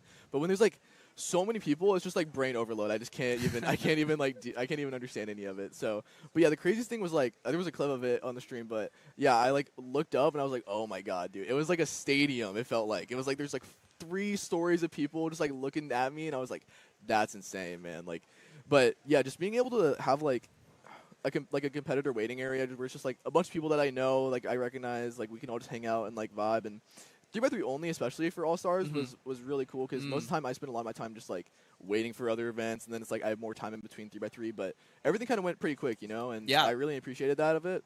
And yeah, it was crazy, man. Like I did my fifth solve for round 2, and like there we go. I was gonna bring this up. Yeah. I took a long time to like compose myself because I had like a 10 on the board, and I was like, okay, I don't want to count the 10, dude. I need to make finals. And then yeah, after that, I went to go get lunch, and then I had 2 non-cubers stop me on the way to lunch and be like, dude, I saw your solve, man. The tournament was so cool. And I've never had that experience before. Like that, yeah, that's electric. But yeah, it was insane, man. I've never had that experience before. I've had people recognize me from like whatever, but yeah, it was cool to think like all these people at the mall who like never really seen cubing before were able to like get into it, and like, you know, we're enjoying the experience of it. So that was really cool for me to see. Yeah, I mean, tell me a little bit about what the competing environment was like, because as you mentioned, it's a shorter thing, right? Yeah. There's only 30 people. I think one of the most interesting things that I actually didn't think of until Nick Silvestri brought up during the commentary itself. I mean, most of the time, you're not thinking about, oh, am I going to make it to the next round? Because, you know, it's basically a shoo-in, you're going to make finals. Who's really going to compete? Yeah. But here, it's like everyone has a sub-7 average, right? Yeah. The environment is such a case that you're not going to get a sub-7 average just on log, right? Like, you have to kind of, like, try for it, too. So tell me a little bit about what that was like. Yeah, I mean, like, I'm from Louisiana, right? So, you know, sub-10 podiums for us most of the time. So, yeah, I've never really had to worry about finals or whatnot. And so when I do have to worry about it, it, like, stresses me out a lot more. So, and, it, like, I didn't make nationals finals last year, even though I was, like, a easily projected seed to make it. So that kind of took a little mental toll on me, you know, because obviously I want to make it this year and, you know, perform well because I feel like I've improved a lot.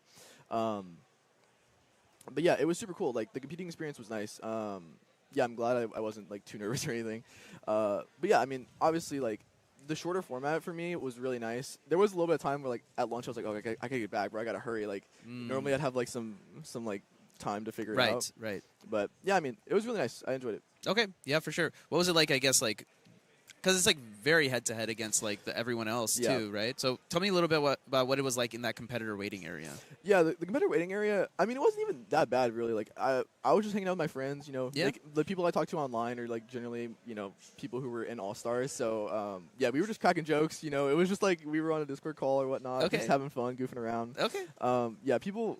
It kind of gets cliquey, like, not really, like, you know, but it's like, hey, these people I talk to online, like, I'm going to stay with this group, or, you know, so certain people just hang out with the same people over and over. Sure, so yeah. It wasn't too crazy for me, but whenever my friends went up to compete and I'm just, like, alone and I can, like, feel everyone else around me and, like, they're locking in and they're, like, you know, trying to do really well, it was definitely, like, it felt way different than even, like, a major has before. Like, majors don't even feel like that because, like you said, like, you're more nervous for just, like, any round. Like, yeah, like, you know, 7-7 to make second round in round 1, I think is very telling of how nervous everyone was to even compete there, because I was not expecting it to be 7-7. That was that was definitely surprising. I was thinking it would at least be like 6-8 or something. Okay. I don't know, but yeah, it was crazy. You could tell people were very nervous for it. Yeah. So the other thing I kind of want to talk about a little bit is this is something that, like, I think is, like, a little bit of a topic right now, is kind of just, like, the way cubing, like, how competitive cubing currently is. And by competitive, I mean, like, how much, like, head-to-head competitiveness there is, and like kind of like what the tension is like. I think they called it the Purple Room, whatever, on Tuesday. Green room. Tell me a little bit about that and what the experience was like in there, because you were in there, like, you know, relatively, you know, you were in there. I think you were like the 6th seed or 5th seed. Yeah. So you were in there for like a decent amount of time, right? Yeah. Yeah, I mean, you know, the green room is like, it's kind of got this allure to it, I guess, or whatnot. That's what Mayor Nick was saying. And yeah, we don't really get that much footage of it. The only footage we really have is, like, you know, NAC 2022. We had, like, the 10-man relay. But that was really fun. Like, that was my first major since 2019 that I had. Yeah. Obviously the pandemic and whatnot. So I didn't really compete in there. But, yeah, you know, I know somebody said online that, like, the green room is, like, there's all this tension in the room. And, like, you know, it's like you can cut it. It's like, I didn't really feel like there was any tension, man. Yeah. Like, I feel like it's more just, like, a personal, like, your mindset thing. Like, I felt like it was I was cracking jokes. We were having fun in there. I was joking with, like, the prison warden, we called him. The prison warden? Yeah, because he was monitoring our phones and whatnot. So we were just like, oh, to make sure you're not on the screen. Yeah. It's like, can't. And, like, Luke was like, can I use the bathroom? Like, he's the teacher now. It's yeah, like, back to, like, elementary school. Yeah, bro. It's like we're being watched and stuff. But yeah, like, I was just cracking jokes. It was a good time. Like, you know, Timma was just reading Dune in there. Maddie had, like, a Kindle, I think. Oh, all right. Bro, Okay. they were the it's top chill. seeds. They were just chilling, bro. It Oh, was like- okay. Okay. I mean, obviously, I was one of the earlier seeds, so like I was, I was trying to do some solves if I could, Sure. but yeah, I mean, yeah, every agreement I've been in has been just like a really chill environment. The most stressful one was 19 for me because at that point I didn't really view myself as like a competitor at that point because I was in there with like Rami and Patrick and I think the names. Felix, Max. I was just like, dude, this is crazy. Yeah. But now I feel like that's kind of more the older generation type. I mean, Patrick and them are still around, but you know, I feel like we're definitely in a newer era of cubing, and so I view myself more as a competitor. I still have some like imposter syndrome at times where it's like, Sure. I don't. When people come up to me, they're like, "Hey, can I get your autograph?" It's like, bro, what do you want? Why do you want my autograph, bro? It's like, it's not that deep. I'm but just a dude. Yeah, literally. But yeah, I think it's really cool. And the groom experience is always nice. Like, Okay. There's a little bit of like, okay, I want to win clearly, Yeah. but I view everyone in there as my friend because Yeah. I mean I've over time it's like I really like I've met these people like over many years, and it's like I've made a connection with them, and like for me I don't view them as a competitor, and it helps me a lot to think about them that way as well instead of you thinking of it like, hey, like this is the person that I'm trying to go well against. It's like, this is my friend, and like if he beats me, he beats me. Like NAC 2022, Yep. I got 4th place by like 0.0 something, and like I lost to Luke Garrett, and Luke's my boy, man. And like No hard feelings. Yeah, immediately after like I gave his mom a hug, we were just chill, and I was like, congrats, man. And so like I love seeing my friends do well, and that's kind of the main thing for me. But obviously like I don't do well as well, so however it works out, it'll work out. So tell me, so there's so many threads I want to pull out here. You are a fantastic interview, I have to say. Thank you. Let's start on this one. Tell me how like your experience is different. I guess like because how do you think you've changed from that 2019 green room to now, where because like people talk about you. I think you're still kind of underrated personally. Appreciate it. But like you're in this conversation. People are like, oh yeah, like Dylan is just gonna make finals, right? Yeah. So tell me about how like you think you've kind of evolved since then, because that's been it's like 5 years, which is quite a long time. I mean, you've definitely matured since then as well, right? Yeah, definitely, dude. Yeah, I mean, 2019, like, I had missed Nationals finals because I've been in Nats since 2016, every Nats and everything since then. And, like, Nats 2016, I was, like, an unknown kid. I got, round 1, I got, like, a sub-8 average, or, like a mid-8 average, and I was top 16. And I was, like, 10 at the time or something, like 12, maybe 11. And then I was like, dude, like, there's a chance I make finals here. And then I missed it, and I got second to last place in semis.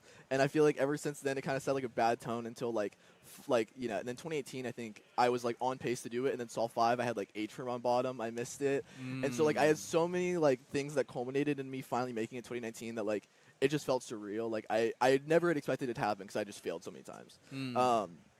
But yeah, then I made it, and then it was like eye-opening experience. Like, obviously, like I said, it was really cool being around all those top cubers, and I felt like I didn't belong. And then, yeah, obviously we didn't have any competitions for, like, a long time. Yeah. I didn't have any majors. But, yeah, in that time, like, I feel like I've developed a lot. I think more so a lot of it's happened in, like, the last year or so, because I didn't make Worlds finals either. And that also was, like, a big, hit to my mental game, which I feel like isn't even the greatest for, like, most people right now. Like, I get very nervous very easily.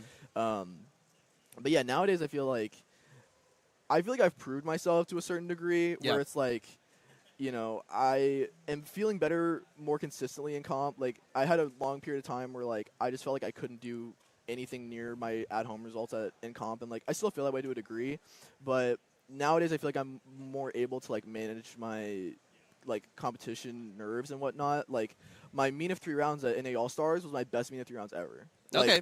And that was the most consistent solving I've had with like a decent like PR2 average. So like, oh damn, yeah, PR2 average with like best ever mean of 3 rounds at a comp with those conditions. Like, yeah, that's what I was gonna say. Like, got me feeling good. it's not at home. It's not at your local comp. Yeah.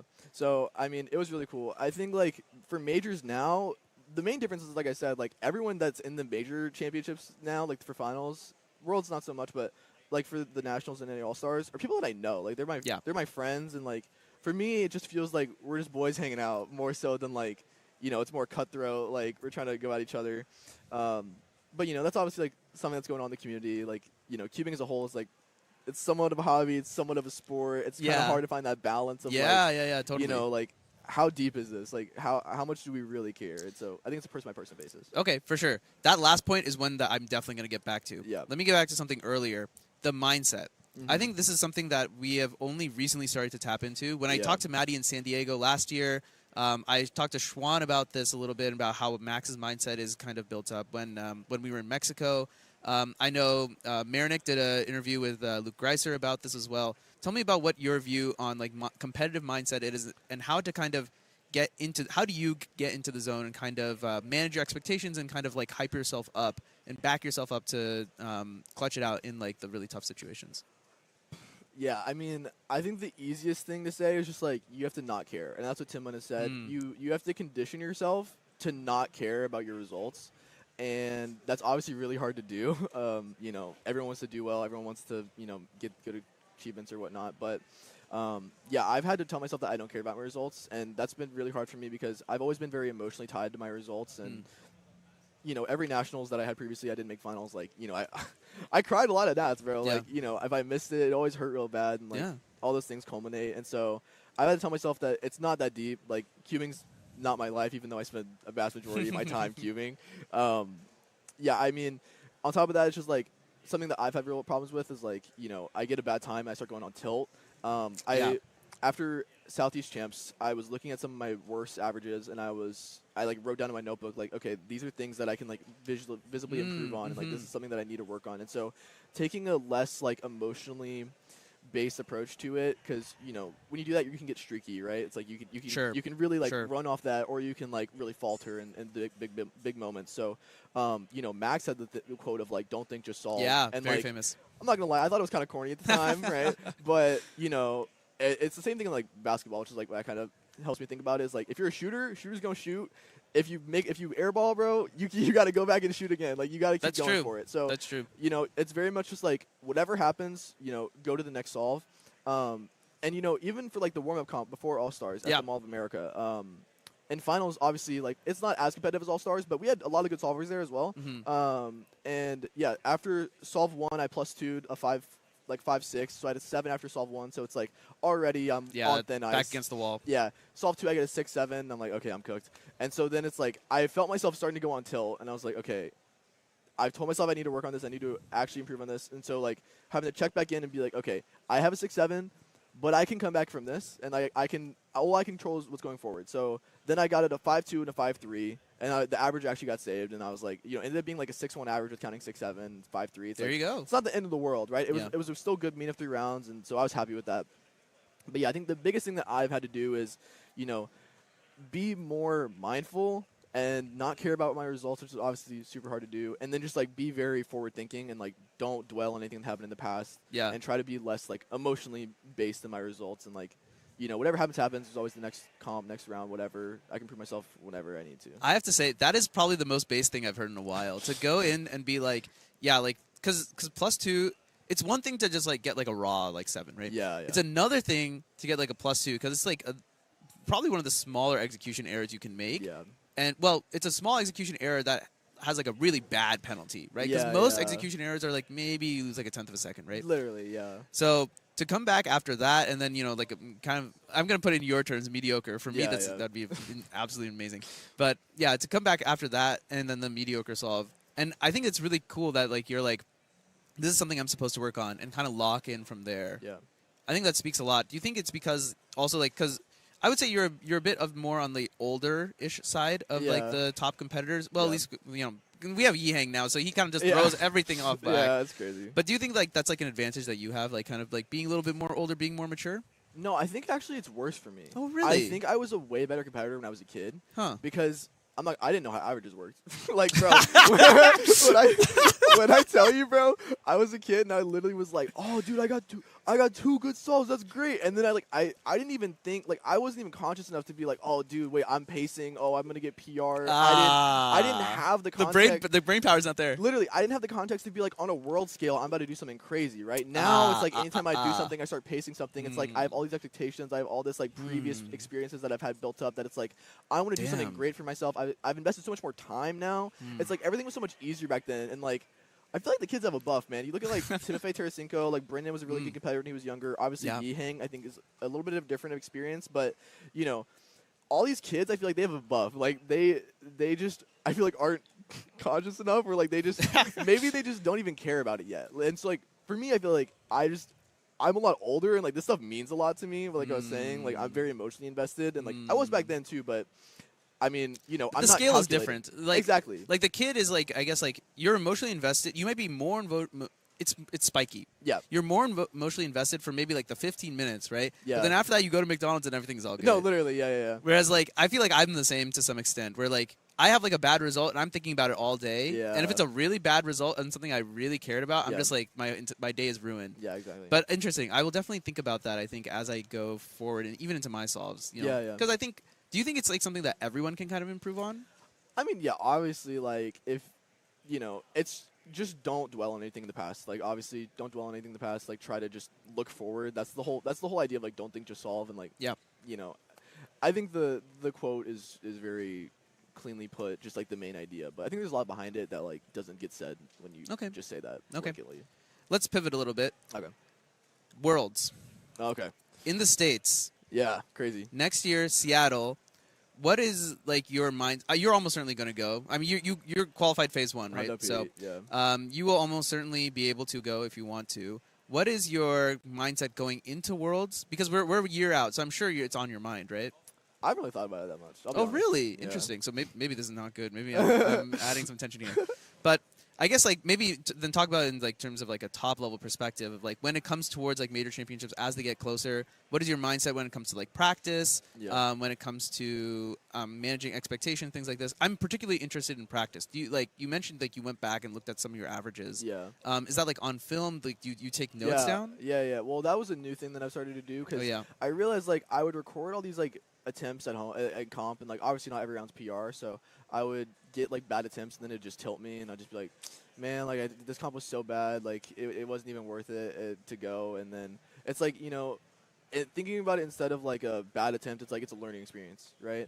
So it's like, you know, why were these solves bad? What did I miss here? And so like I've started trying to be more mindful about that and like make something out of my mistakes. And you know, even like for All Stars, I looked back at my already? Yeah, even for All Stars, you know, because going into NAC, because I wasn't too happy with my finals performance, and I was talking to some of the other competitors, and they were like, "Oh, I really like those scrams," and like in my head, I was like, I didn't really like those too much. And so it's like clearly there's something I'm missing here, and that's something I've been working on a lot. Like when it comes to my practice, is like being able to inspect more. The whole time I was like kind of on my up and up, I guess. Like everyone was like, "Oh yeah, he's just turns fast. He's just a kid, TPS kid, whatever."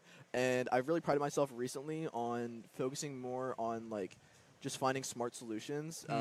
You know, if you looking a lot of like Yiheng stuff, because you know everyone looks at Yiheng and they're like, I've had some people be like, dude, Yiheng just does simple stuff and he's good. And it's like, no, he's insane what he does. Yeah, he sees everything, and like I call it like finding the line. You know, it's like, you know, I see like what in you chess, mean. yeah. It's like there's very clearly the best approach forward, and you have to find that every time. And especially for white yellow, it's something you really need to do.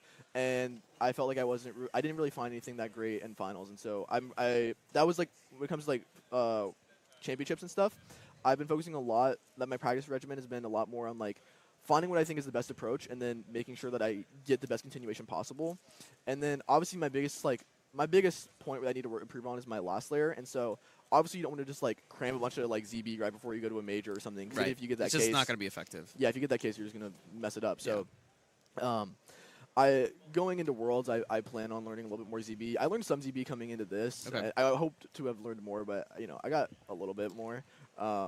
And so yeah, that's what I've been working on. And also at home, I don't use inspection most of the time because, like I said, I think it's better to find the best approach in an unlimited amount of time and then work on being able to condense that into 15 rather than trying to force myself to do it in 15 initially, right? It's like you have to be able to do it before you can do it quickly. I 100% agree. Yeah, so leading up to a major, I do a lot more inspection practice, you know, trying to make sure I'm doing the same things that I'm doing at home in 15 seconds. And then I change a lot of my competition, like my format to like competition format.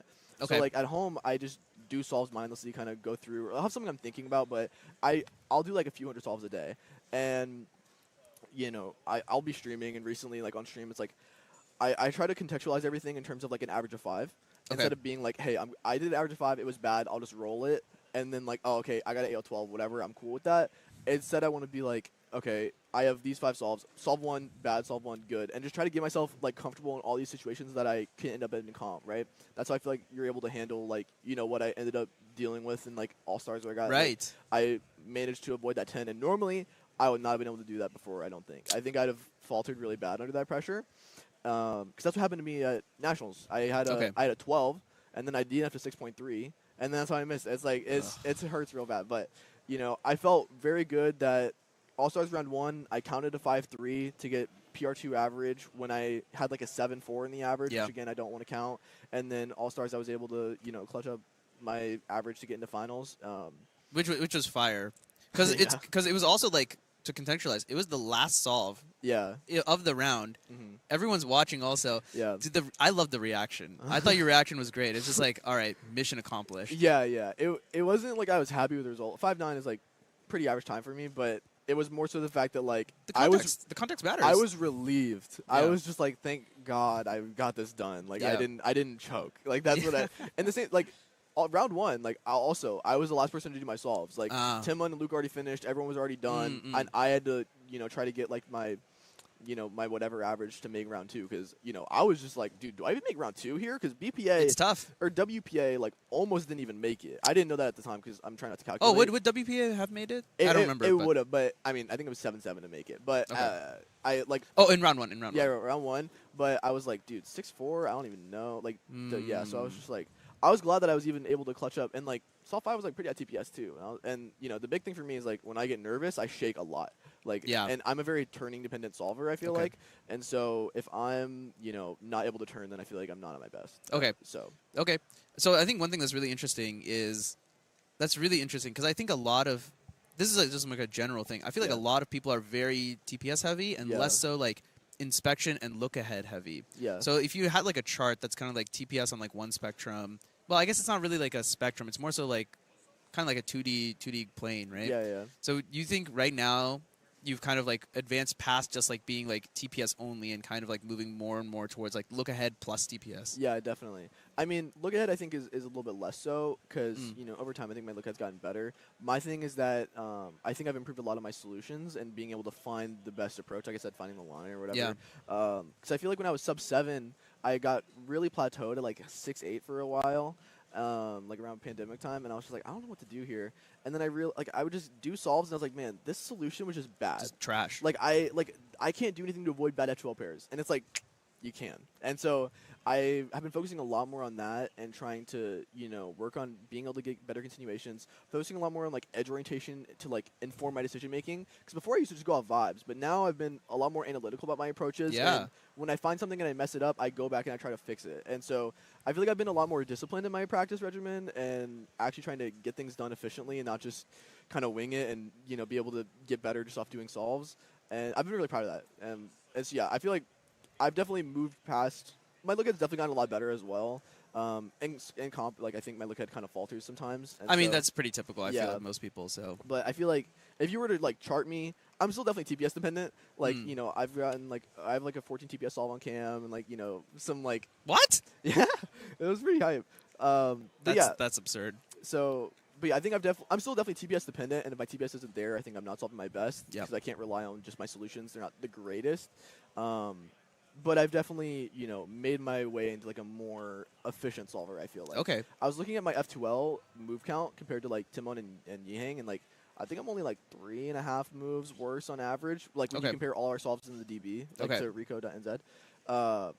And so I felt really good about that. Like I've worked really hard to make that. 3.5 is like not that like 3.5 is still like a good distance, but I feel like it's not unassailable. No. Yeah. Especially when you're comparing against like Timon, who has like probably some like the most efficient solutions, I feel, and then Yihang, who's just insane. Him and Yihang are like pretty much neck and neck. I think Timon's a little bit more efficient, but just the fact that I'm even like near them is something that I could have never said like a few years ago.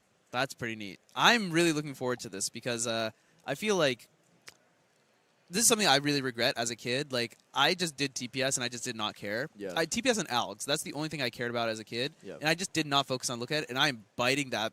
I'm, like, biting it really, really hard right now. Whereas, like, because everything to me is just like, my look at it is just trash. And I think that's true for a lot of people. So I hope anyone listening is paying attention to this.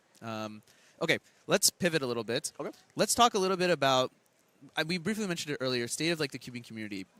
Right now, I think you said it in an interesting way. It's like kind of in between like kind of a hobby and a sport. But as like cubing gets bigger and bigger, do you think that's kind of you think like we can keep up that state, or do you think it's gonna kind of have to come to a reckoning where it needs to pick? Like, is it going to be like a hobby that anyone can kind of do and it's gonna stay casual, or is it gonna end up being in the more competitive world where we're gonna start seeing like kind of like tension, perhaps? Yeah, I think the WCA as a whole needs to kind of make that decision, right? Like, I talked about it recently, like in another interview, but we have people who literally just cube for fun on like their days off, and then we have people where cubing is literally their livelihood. Yeah. And the fact that we have one format that tries to, you know, adhere to like both those people's conditions is not sustainable. I think that, you know, we could probably benefit from another format, as anything like All Stars more so. But I think if you look at something like Pokemon VGC, like competitive Pokemon, it's still like top level people doing what they need to do and like being able to make thousands of dollars off it. Yeah. And obviously that comes from like having support from your parent company, which other similar sports like Melee don't really have. But that's more of a grassroots thing. So it's like, I think we can find a very good balance of like transitioning to more, a more grassroots thing where we're able to like support our own prize pools and, you know, still get parent company like support and, you know, sanctioning and being able to make all these things going on and stuff. But yeah, I think the future of cubing is going to be like the GAN SSL. And I think, you know, smart cubes are eventually going to be integrated, but, you know, it's like a few years down the road. But that just makes the spectator experience a lot better. Yeah. But yeah, I think like we need a more we need more money in cubing, I think, and that's obviously really hard. Bingo. But it all starts with making it more spectator friendly, and I think a way to do that very easily is just like the double elim head-to-head bracket. Get the top 16 solvers in the world. 16. If 1 through 16 doesn't want to do it, you get 17. 17, you get 18. Like, you have to have the best solvers in the world go head-to-head, double elim bracket, and then you can have storylines that are easier to follow. Yeah. Because right now, like, if you want to listen to a storyline in cubing, it's like you need to textualize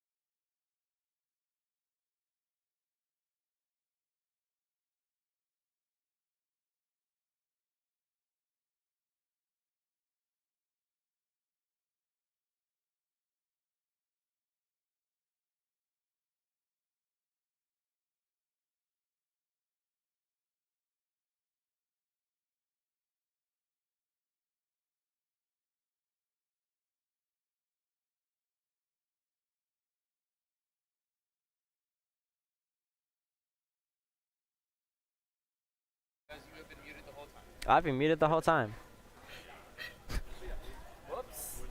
Whoops. Hello, everybody. I've been muted the whole time. I've been talking for ages. Thank you, thank you. According to Manu, it was good commentating. So take Manu's word for it. Apparently, currently it's just me solo commentating Square One finals. Samir has had a couple of 5s. We've got here we go. We've got some live times right here. Brian Johnson with a 6 and a 7, and Samir with 2 5s. You're listening to Chris Mills on the mic right now, commentating this CubersLive competition for Warm Up Seattle, the comp the week before the World Championship. So we've got some of the best cubers in the world at this competition. Samir, world record holder for Square One.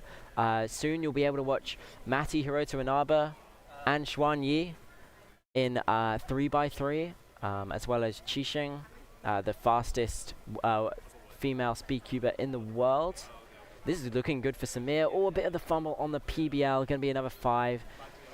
Knocking his hand against the table, not happy with that PBL execution. Had a quite big fumble there, almost losing grip entirely of the cube. That's Benjamin Gottschalk, got 3rd in the last round with 6.9.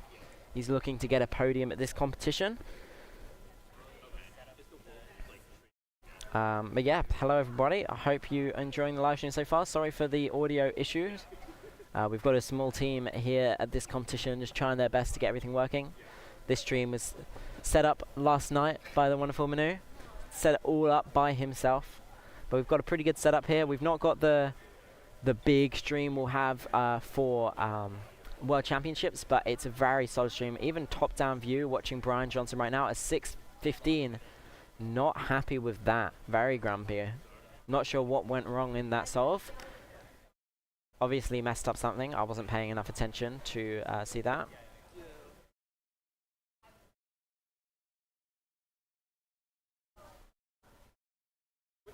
Alright, let's see who we've got coming up. We just have 2 stations on stream at the moment. Running with less cameras than we would for a major competition. But we should, all the runners know who to take to these fast tables. They have black cube, in normal rounds they have black cube covers instead, so it's easy for the runners to figure out where they need to go for us to get a good view of the best speed cubers in the world. Big pause for that OBL case. 782, solid solve for Balin. Benjamin solving now. He's looking to get a podium in this round. Been solving okay so far. Probably a little bit worse than he would hope for.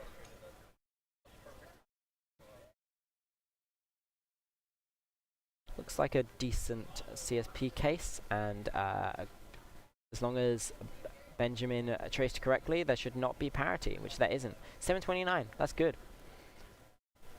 In the previous round, it was about 7.8 average to get 3rd place. And Samir got a 5.1 average to win the round, miles ahead of 2nd place. Samir's on a solid average, 3.5 so far. Messed up a low 4 on the last solve, big fumble on the PBL. Hopefully we'll get a faster solve on this one here. That was a good, bad CBL, but a 568. Worst solve so far, but is secured at about 5.4, 5.5 average, which that will get in the win. But going into Worlds, he's gonna hope to defend his World Champion title, and I don't know if a 5.4 average is going to be good enough to take that. It's a very tough competition. The world record average is in high contention. There's about 4 or 5 solvers with a sub 5 average. So you're probably going to need sub 5, maybe low 5, sub 5 to win. But it's going to be exciting. So make sure you stick around for next week. And we're going to be watching Brian Johnson on the solve now. Solidly in 2nd place behind Samir. Just looking to hold that together. Everybody doing the same CSP case, and that was good for Brian. 574 looked quite slow. 574 for Brian there. Like a lot of pauses.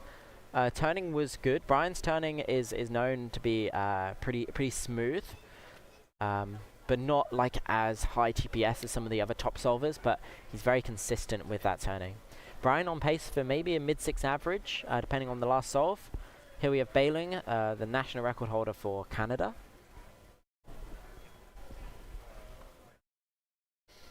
Got 2 great solves from him last round, but kind of bottled the average, unfortunately.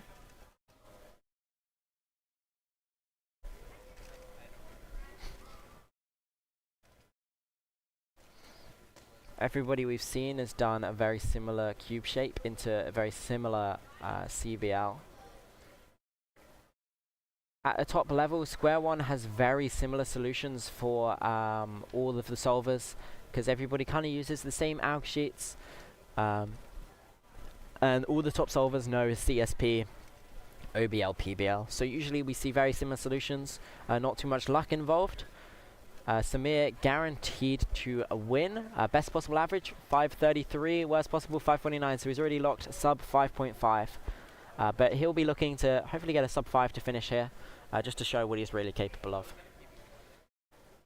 Really fast into PBL, and there we go, a 434. Wow, Samir, that average had a potential to be sub 5, I believe, or at least very close to. That third solve had a very lucky PBL. But a very solid showing for Samir, and that looks good going into the World Championships in just a few days' time. Brian about to do his 5th solve, and Benjamin Gottschalk. Both these two are in top contention for 2nd and 3rd place. I think it's close to locked in for Brian 2nd and Benjamin 3rd. I've not seen anybody getting close to them. Maybe if Benjamin got his best and Brian got his worst, they could swap places, but I think podium's pretty secure. Here we have Brian here now, solving next to Benjamin. Looking good into PBL, look like the same solution as Samir. Oh, and a +2. I don't think that's going to cost him the podium, but that was an opportunity for a much faster average than it was. Without that +2, he would have been sub 6.5, and with the +2, he's going to be in the high 6 range, I believe. Benjamin looking like he'll probably be taking the 3rd position. So I believe we have Benjamin 3rd, Brian 2nd, and Samir securing 1st place with a 5.33 average. Not much competition here for Samir, having Max Shao, Hassan Kanani not in this competition. So there's some of the other sub 5 solvers, or Dylan. So Samir, yeah, miles ahead of the rest of the competition. So it was his to lose, really. Here we have Bailing. Not a great average so far, and a big pause on his CBL. Looks like he might have learnt these cases recently, because every solve we've seen from him, he's had a big pause to recognize. And a 12 to finish. Alright, we're now moving on to 3x3 Group 2. So I will be dipping out because I'm in Group 3, so want to warm up. I'm not sure who you will be watching in Group 2, but I'm sure you'll have some of the best speedcubers in the world to watch. Putting on the mic right now, we've got the wonderful Michael Tripodi, but before then, we're going to run a little ad. But thanks for listening, guys. Hope you enjoyed the Square One finals, and I'll see you around. Hey, we're your SpeedCubeShop. We are your one-stop shop for anything cubing or puzzle related, and have something for everyone, beginner or pro.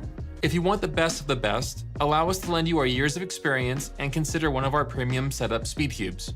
Our team of experts will dial in your SpeedCube by applying lubricants and adjusting the settings so that when your cube arrives, you're ready to start crushing your PBs.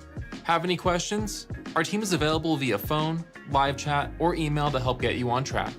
Tap the link to find your next challenge or upgrade, and enjoy what we, and many others, consider to be the best shopping experience around.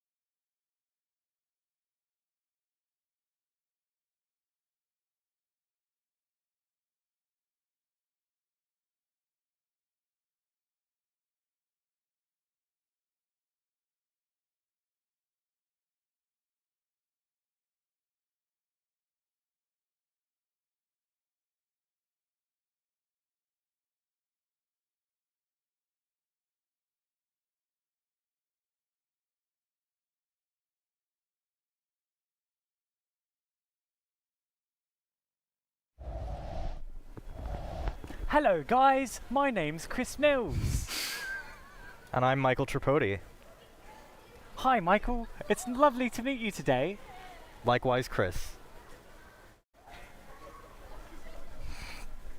Is this entertaining enough for you, Manu?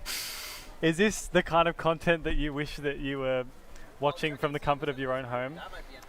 Yeah. Now what would be really entertaining is if we knew what event was happening now. I think it's 3x3. It is 3x... Yeah, it is 3x3. It looks like Luke is solving a 3x3. So, let's take stock of our top 6 seeds in this group. So we've got Luke Tixon here. We also have Jaden McNeil. We've got Daniel Rush. We have Neo Quares. We've got Timofey Tarasenko coming up right here. And then the top seed in our group and the top seed for this competition, Shen Gung. Wow. Okay, this is a pretty stacked group, I can't lie. And it's all in Group 1. We're really getting spoiled early on here. We sure are. So, yeah, let's see what Timofey is going to put down. PR average of 549. Yeah, he's had a pretty banging comp so far. He won the first rounds of 7x7 and Megaminx. He did. And in 7x7 netted himself the only sub-2 mean of the competition. Here you go, Timofey. I believe only solves on Whitecross. Does he really? It's looking like it. This definitely is a Whitecross solve. We're noticing Timofey with the signature F moves. For sure.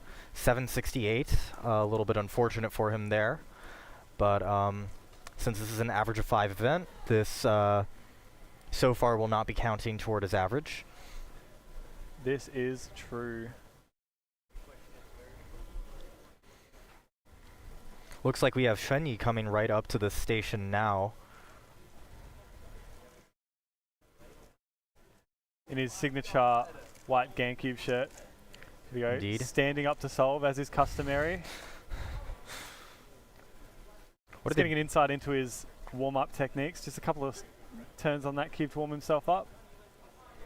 I'm sure they've got it all down to a science. Here we go.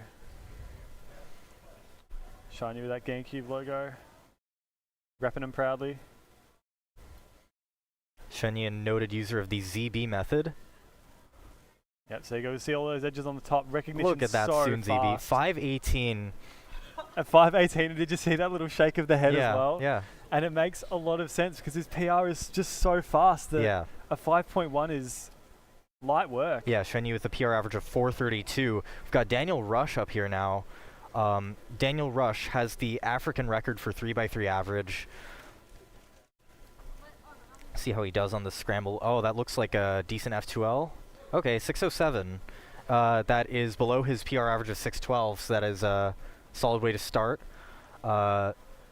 We've seen our competitors typically not doing great on the scramble, which implies that it's probably not such a great scramble. So, yeah, nice to see Daniel Rush getting a decent time on that one, on his way to possibly a new African record average. Again, turn our attention to Luke Tixon. Going up for solve 2 this time, so we'll get our first look at that scramble. Looks like, is that a cross piece attached to white? It is. Yep. Can't see which one it is, though. There's the green cross piece also, that's one move away. It's true. He goes for a blue cross. Oh, that's right. He is a blue-green solver. Gets a 650, which is pretty solid. Okay. Must have been something on blue that we missed, because we did obviously see that green cross edge attached, which is useful for green cross as well as white cross. Gonna be honest, I don't filter for colors other than white and yellow now, because I just kind of assume people are dual neutral, and... Dude, that's valid. Yeah. We're talking commentating strats here. Oh, here we go, Jaden McNeil.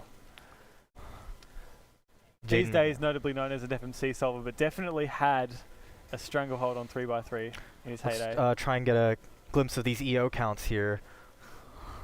Started off with an F, that probably did something. Yeah. Got a 770. Yeah, Jaden McNeil, stickler for the big moments, tends to be able to turn it on when it truly matters. Dare I say that he can make a 7 look slow. He could make a 7 look Granted, slow. there are other people who can make a 7 look much slower, but he is that one was of those that was few. his signature thing back in his day, is that he made 7s look slow. Which honestly, that's a good thing, I reckon. Yeah, okay, 637 for Daniel. So quite a decent start for these first two, it looks like. Yeah, hovering in and around that PR/African record average for Daniel Rush.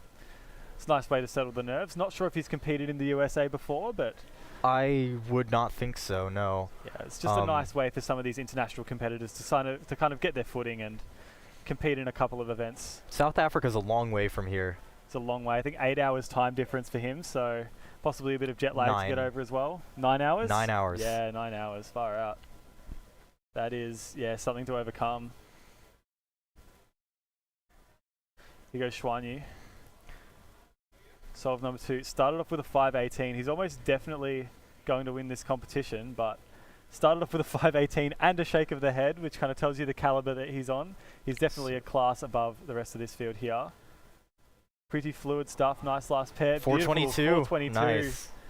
And we could hear the crowd from our little commentary box with a little reaction to that one. 422. That is sub his personal record average. By 0.1. Trending in the right direction.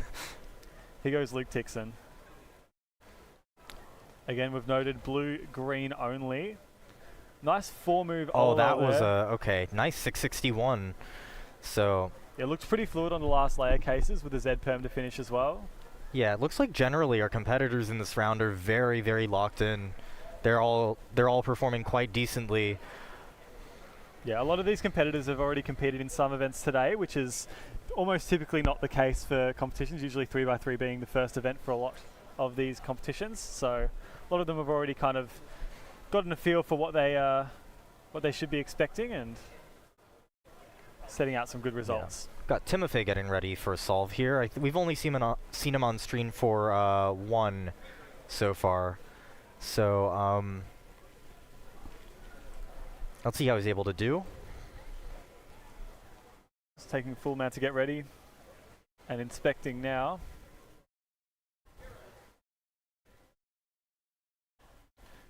A couple of those familiar blocks that we saw some of our other competitors using.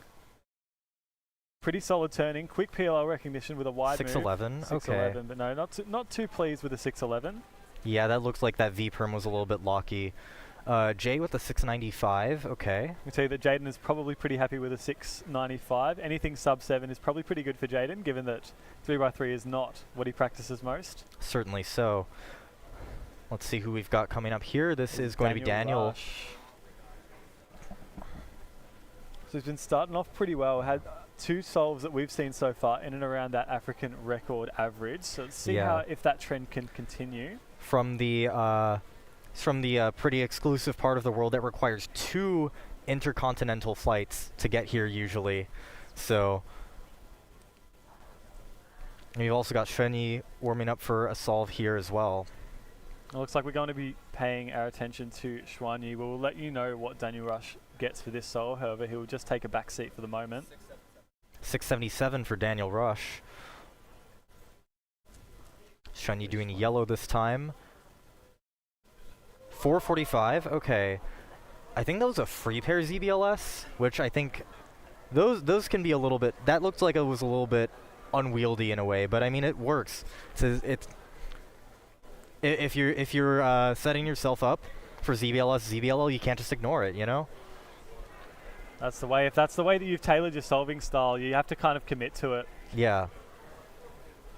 It's just one of those cases that happens to be better for the what we now think is the on average worst method. But it is interesting to see these situations as they pop up. Luke Tixon going now for another solve. Solving on orange? Oh, is he? So maybe we're just wrong. Is he neutral? He might just be neutral. Oh, with the corner twist as 819 well. with a corner twist, okay. 819 for Luke. But yeah, Schwanyi's setting a pretty decent pace early. 422, 445, the lower 2 solves that he's gotten so far, in and around that PR average of his, which is still second in the world behind Yiheng Wang. Yeah, 445 median is a really great way to start. Tim Fay up here for a 3rd solve.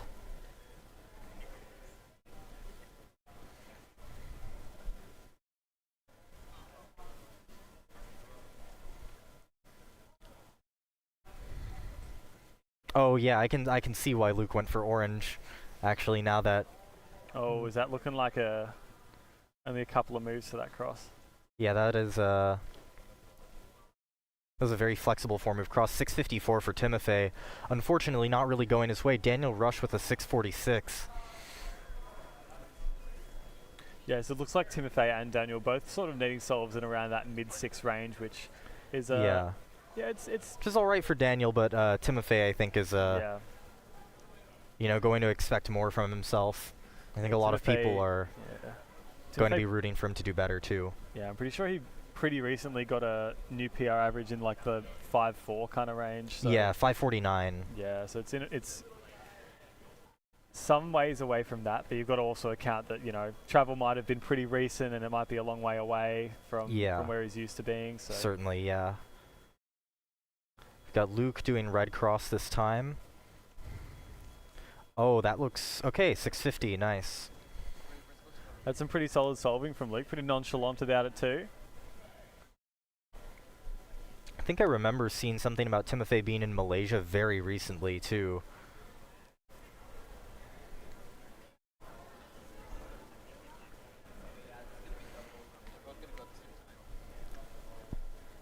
Speaking of, we've got Tim Fay right back here.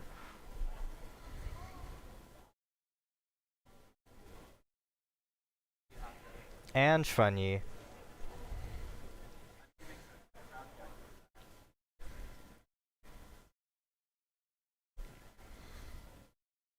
Right, so here goes Shwanyi. Second in the world for average, obviously the world record holder as well for single. Yeah. Let's see how he does in the solve. Oh, that looked like a decent start, and then, okay, that...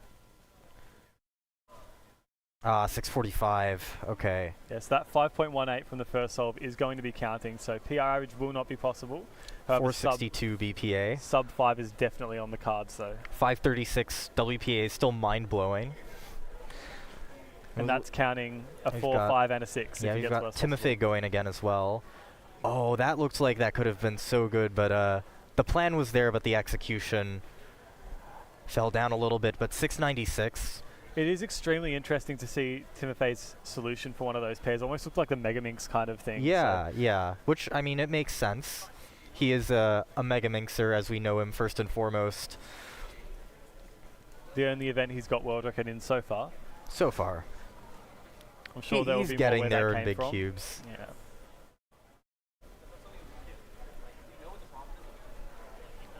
I'm a little bit scared for when this generation of young, like, big cube talent discovers that blindfolded events exist. Just personally, yeah, they're fair enough, honestly. That is kind of your domain at the moment. Got to respect it. Yeah. These kids respecting, staying in their lane. No. Big blind best event. It's true. I'll say it. You just, yeah, you can't argue with it. No. It's like 3 blinds too short, multi's too lenient. Multi's too annoying logistically. I don't like carrying around a suitcase of cubes. Anyway, we've got Shunyi going for solve 5. Remember, worst possible average, 5.36. So he's still, regardless, got something good. This is good. 426. Nice. Very nearly getting BPA. That's going to be a 463 average, I believe. Yes. Wow, yeah, it's the second best solve of the average. Nearly netted that best possible average, but 463. That is pretty solid start. He looks rather nonplussed about this whole experience. But if you could hear the crowd from where we're sitting, like behind a curtain, like the hype for these young Chinese solvers is just so real. Yeah, it's something that a lot of these guys just wouldn't have seen before. Just this caliber of solving. Certainly, certainly. Yeah, incredible. So it really sets the tone for the rest of this competition. I don't see anyone other than Xuanyu getting an average that fast this round, or indeed for the rest of the comp. Certainly not this round. I really don't think for the rest of the comp either.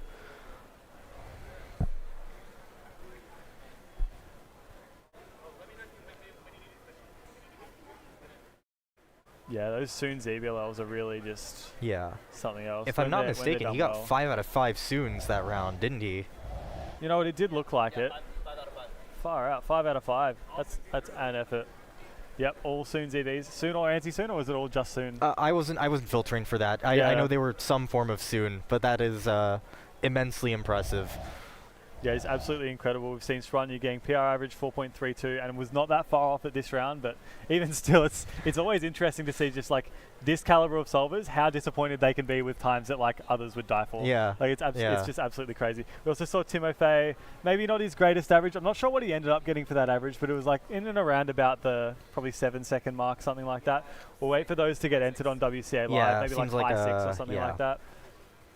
But yeah, and also we don't think we saw anything in regards to Daniel Rush. Yeah, he had a pretty decent start. I think in the end, African record wasn't possible. Yeah, no, certainly nice not. But it was still very solid. I don't think he would have any complaints about, you know, a 6.4, 6.5 average, which is what it looked like he was trending towards. Yeah, and either way, he's still got 2 more rounds to hopefully get something good before the World Champs. Definitely, which is where it really matters. That's where you really want to perform on the world stage. Last Worlds, he set an African record single in 3x3 in one of the earlier rounds. I remember seeing that with my own eyes. That was lovely. But yeah, looking forward to seeing how he can go next weekend, and indeed for the rest of this competition this weekend. So moving on to the next group, we're seeing some more big names. Going to be seeing Luke Garrett, Alexei Svetkov, Zeke Mackey, and Chris Mills. So that's going to be the 4 that we are probably going to have on stream just for this group. Be nice to see some of them do well as well. Yeah, indeed. We've seen Luke Garrett has a tendency to kind of pop off in big situations. He does. He has a couple of Worlds podiums from 2023, so hopefully he can keep that trend continuing as well. PR average of sub 5, 4.94, and the second seed for this competition. I've also got some variety in Alexei Svetkov. We're going to be seeing some Ru solves in this group as well. So once that gets called, we'll get some vision of that for you. But that should be really good to see as well. Alexei, possibly most notably known for 2x2, Pyrrha, one-handed, those sort of events. Yeah. Not strictly known for 3x3. He did make the head-to-head finals in the last World Championships. So hopefully we'll be seeing similar sort of trajectory. Yeah, he generally has very across-the-board good performance in shorter events. And 3x3 is certainly no exception. PR average of 550 will seed him 7th at this competition. Moving on, we have Zeke Mackey, approximately hometown delegate. Not quite, but you know, he's from around my way. PR average of 609. Mainly known as a solver for Pyraminx. He has a 31 average, seed 11 at this competition. Yeah, he is ranked top 100 in the world, ranked WR99 for the average as we speak. 11th seed for this competition, and then we've also got Chris Mills of New Zealand, formerly of the United Kingdom, but that is now obviously his expatriate. He is now representing an Oceania. I was going to say the best Oceania country, but that's. I don't think you have license to say that. I don't think I have license to say that. I can have say to it. barrack for my boys. I can say it. Chris Mills is from the best oceanic country. Thank you. There you go, New Zealand. All right, they've just called this group of 3x3 to come up, so we will be seeing some vision of those solves rather shortly. You're not competing at this competition, Stanley. I'm not. No. No, not your kind of thing. You were just happy enough with the blind comp yesterday. Yeah, that was enough for me, and I'm just here to spend the day doing something. Yeah, fair enough. You get to see some people that you haven't seen for a while. Yeah, and some new people too. Oh yeah, true. Well, I mean, I've been fortunate enough to meet a couple people this comp that I haven't been able to see at last World Championships or anything like that. I very rarely get out of Australia, so it's either someone cool will come to an Aussie comp, or like I just don't see them. Like even there are a few New Zealanders I haven't seen yet. Like I really want to meet Tom Nelson so bad. Like he's my hero, my legend. He's so great in person. But yeah.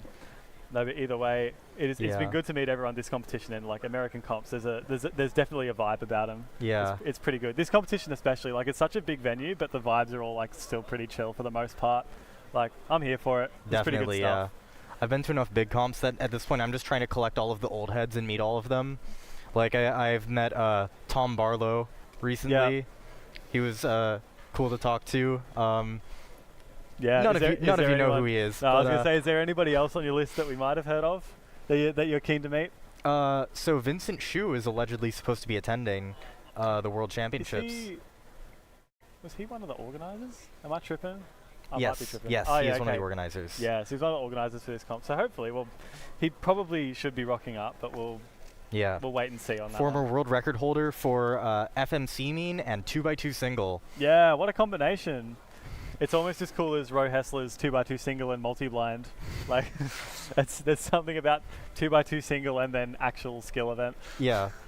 Not that 2x2 isn't a skill event, but 2x2 single is kind of dumb. Yeah, I mean, especially back in those days where, I'm still thinking about Ro Hessler's four mover that he didn't one look. Yeah. In his world record average. Which is really funny. I think it's just like one look to the layer and then just didn't do anything else after that. Yeah, and then the even though it five mover that he also got in that average that he also didn't one look. Yeah, it's real skill stuff there. Is that average? Did you say that average was world record as well? Yeah, he had world record average. Yeah, that's right, of course. The single was more recent though, so that was part of the world record gap. Yeah. So. No, fair enough then. But he did get 245 as the first sub 3 average in 2x2. Yeah, which is like a massive jump to break that by. And I think like most of the events that are that are going to go sub 3, like I mean, we had Clock recently go under 3, and that was a pretty big gap too. Like it went from I don't remember what it went to, but it went from like over 3 seconds to 2:52. Yeah. It's like that was pretty crazy as well. You want to know something funny about the results from last group? So Daniel Rush, Timofey Tarasenko, Luke Tixon. Who won out of them? Who do you think won? Oh wow, are you gonna say Luke Tixon won? No. Oh okay, I've got no idea. Okay, it's Daniel Rush. His average was 653. Who lost this round? Who lost? Who lost out of the three of them? Who did the worst? I think Timofey probably. It was actually Luke. Oh really? You know what his average was? So Daniel's was 653. What was Luke's average? I wasn't paying attention. It was 654. Oh, so did they all get? Oh wow. Yeah, okay. Timofey got 654, beat him on single. Yeah, so Daniel Rush, Timofey, and Luke Tixon all got like 653, 654. Yeah, they're just clones at this point. There you go. But we've got Alexei up right now. That there looks like to be no corner edge pairs on the scramble, nor any really helpful center edge pairs. So let's see what he does for his first block. So it looks like he's getting through it pretty speedily. Oh, the cube drop and a +2. 859 yeah, for 659 becomes an 859. Luke Garrett now we have up. He's a color neutral 3x3 solver who looks to be doing green cross. Oh, he did the lefty version of that OLL. Interesting. 662 to start off for Luke. A little bit of a rough start for both of the people we've seen so far. Although I will say Alexei's solve, his first 10 pieces were really fast. Yeah, and even with that not so great scramble it looked like from our vantage point, like to start off those first two blocks doing it pretty well was very nice. We've got Zeke coming up.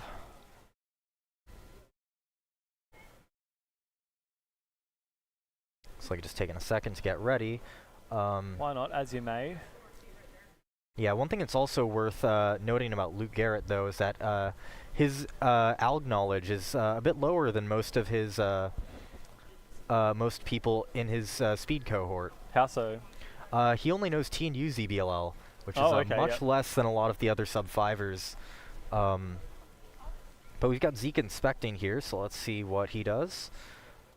Looks like that is a is that a yellow cross? Yeah, it is. Okay, and that's a 643, pretty decent. All right. I find it funny that you mentioned that, considering that Yiheng Wang doesn't know ZBLL. Yeah, that's and true. he's even faster than everybody else. I mean, but yes, you have Yiheng, but you also have Shuanyi and you have Timon, who are both in the general speed bracket.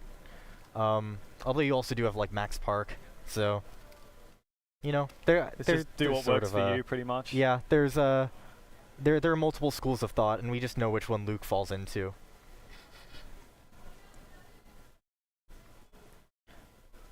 And he goes, is this Ethan? This may be. Ethan Zhuang, I believe.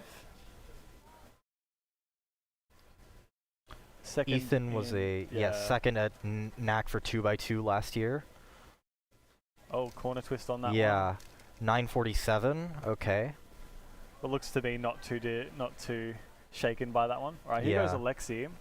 He started off pretty okay on his last solve, but then Yeah, kind of fumbled the LSE. ending a little bit. Yeah, the end of LSE fell apart a little bit. Let's And see then how obviously this had goes. that cube drop and +2 at Yeah. the end, so... Looks like White Cross is trying to be something good, but that does not matter for Alexi. Unfortunately, in this case. Okay. All right, nice. 597.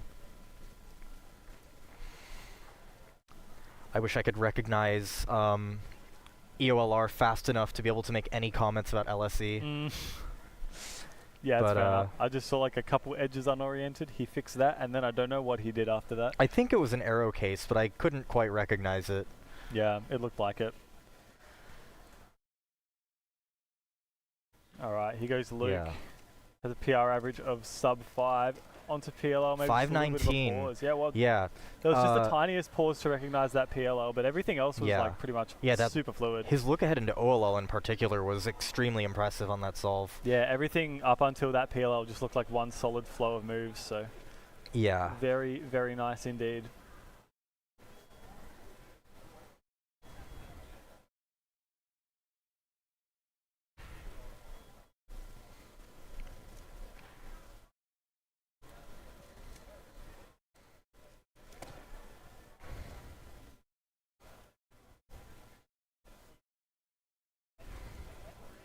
Looks like we're seeing an 1049. Oh, 1049, that's no good. We don't like +2s around here. It's just kind of buns.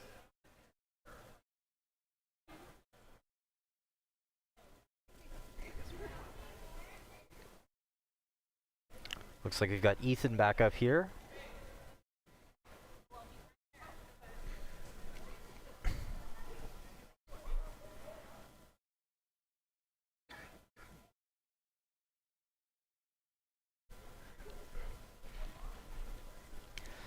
Ethan doing a red cross this time.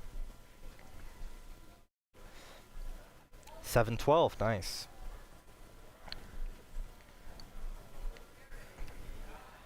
All right, and here comes Alexi back again. 7th seed for this competition, 30th in the world for average.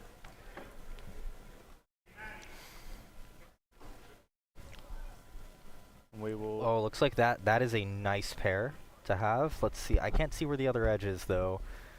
Oh, is it there? Okay, that makes sense. Oh, that looked like a fumble, but getting into LSE really fast. 527, nice. Okay. Even with it looked like on that first block, his left hand just slipping completely off the cube. Yeah. Still had to recover from that and still got a decent time out of it. That's under his PR average. Yeah, he got quite a nice CMLL. That was just inverse sexy sludge, and then another arrow case. Looked like Luke going for a yellow cross. Oh, what? Oh, okay. beautiful. 443. Awesome, 443. Fastest solve we've seen so far outside of Shiny, and he is happy about it too. The fastest solve to include an OLL. Or That's a PLL valid. for that matter.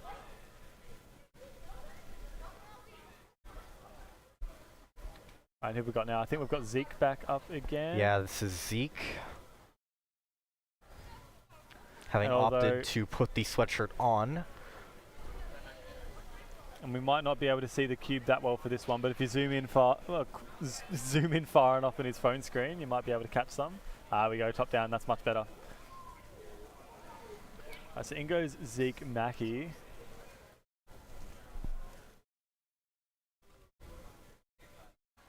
That was a great F12. This is F12. looking really fast. 493, nice. And he does a blinder A-perm, so, you know, respect. 1062 for Ethan. Gonna be counting that 9 from earlier. But it looks like he's in good spirits about it. I don't imagine this is one of his focus events, so... No, it looks like he was placing a bit of importance on 2x2 earlier today. But yeah. All right, here we go. Alexi back again. Speaking of people who place a bit of importance on 2x2. Himself a pretty good solve on attempt number 3, his last one. Has 2 sub-6s in this average. Oh, this looks blocky.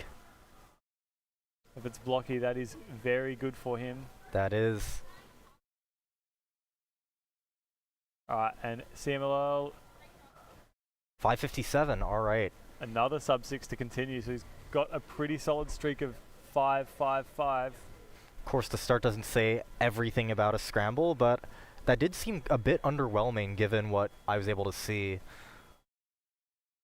However, we've got Luke back up, getting this very blocky scramble. Doing orange. About that, yeah, on orange.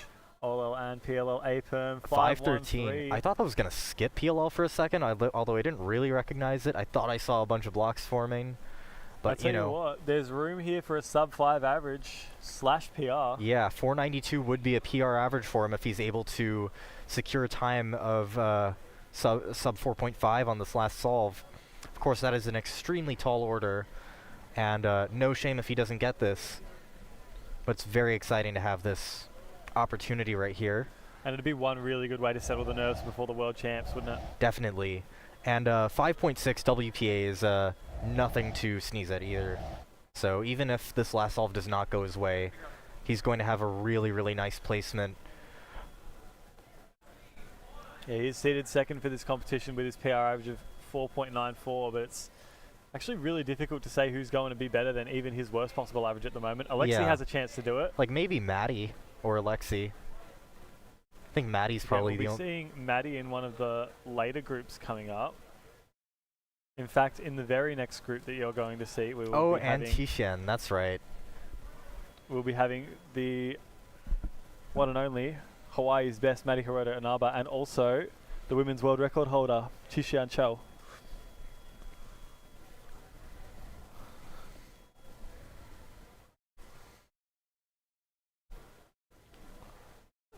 We've got a competitor coming up who I will assume is David Szabo.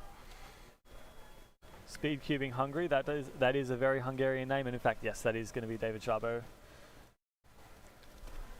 Getting that extremely blocky scramble that we've seen all throughout the round. Looks like having an unfortunate crossed F2L. And forgoing the ZB, but that's okay, 827.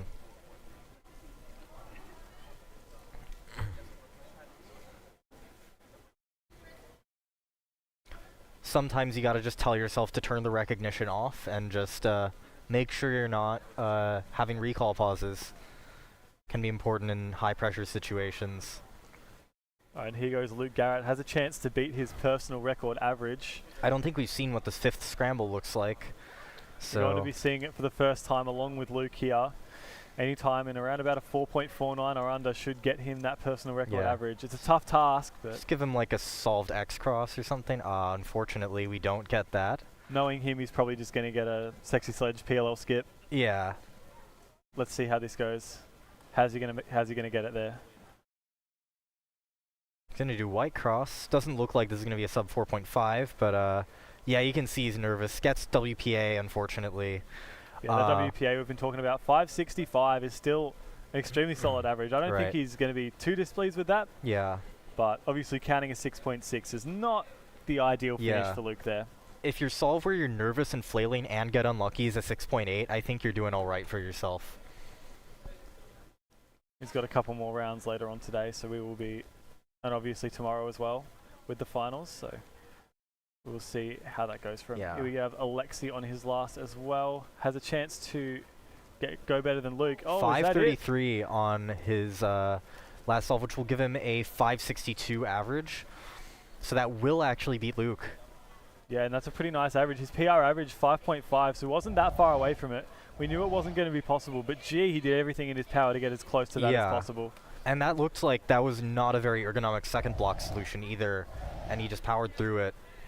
It looked like the transition into that, the solving the corners on the top layer was also extremely slick. Yeah, his final pair in second block required an M2 to solve efficiently, and then he somehow managed to just turn that into like the best CMLL transition you've ever seen. And for the fastest solver that we know of using Rue, you'd expect nothing less, really, would you? Certainly. All right, it's got the last solve for David Chabo coming up now. We'll try and get that on stream. But now you're just looking at our beautiful faces.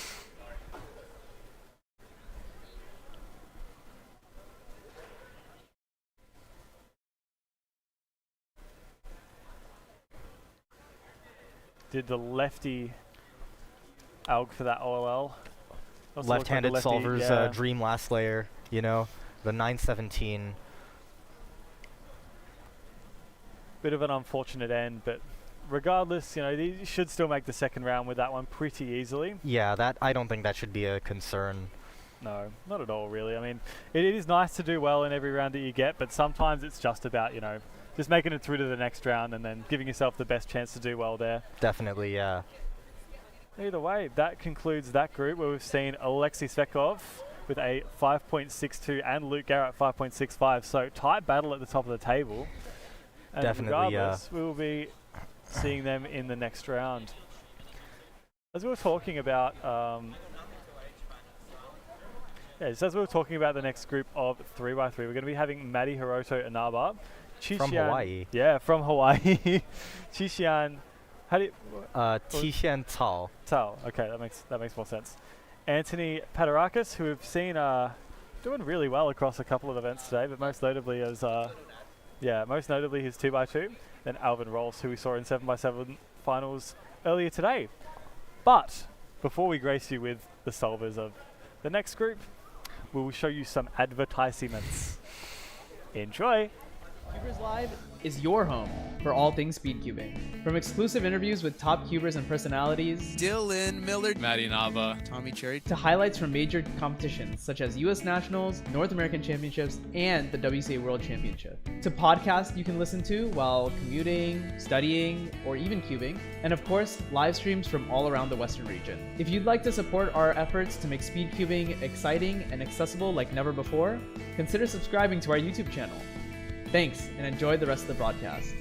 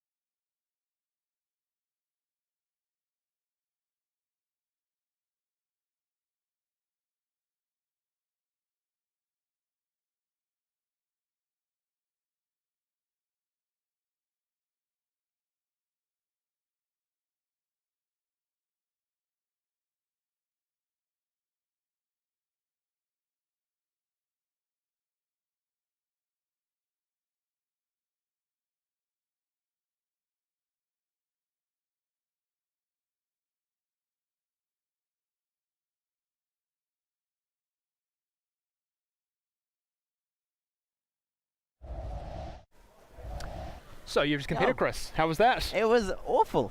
Awful. I got probably one of my worst averages in years. Oh dear. What happened? Give us the rundown. First solve was like a 6.6. It was like very average. Like nothing special, nothing bad. And then I just lost the ball, dropped it somewhere. I don't know where it went. Maybe I left it back in New Zealand. I could not solve. I got 8, and then like a 9, and then a 7, and then a 9 or something like that. Oh wow. So it was quite the poor performance. Yep.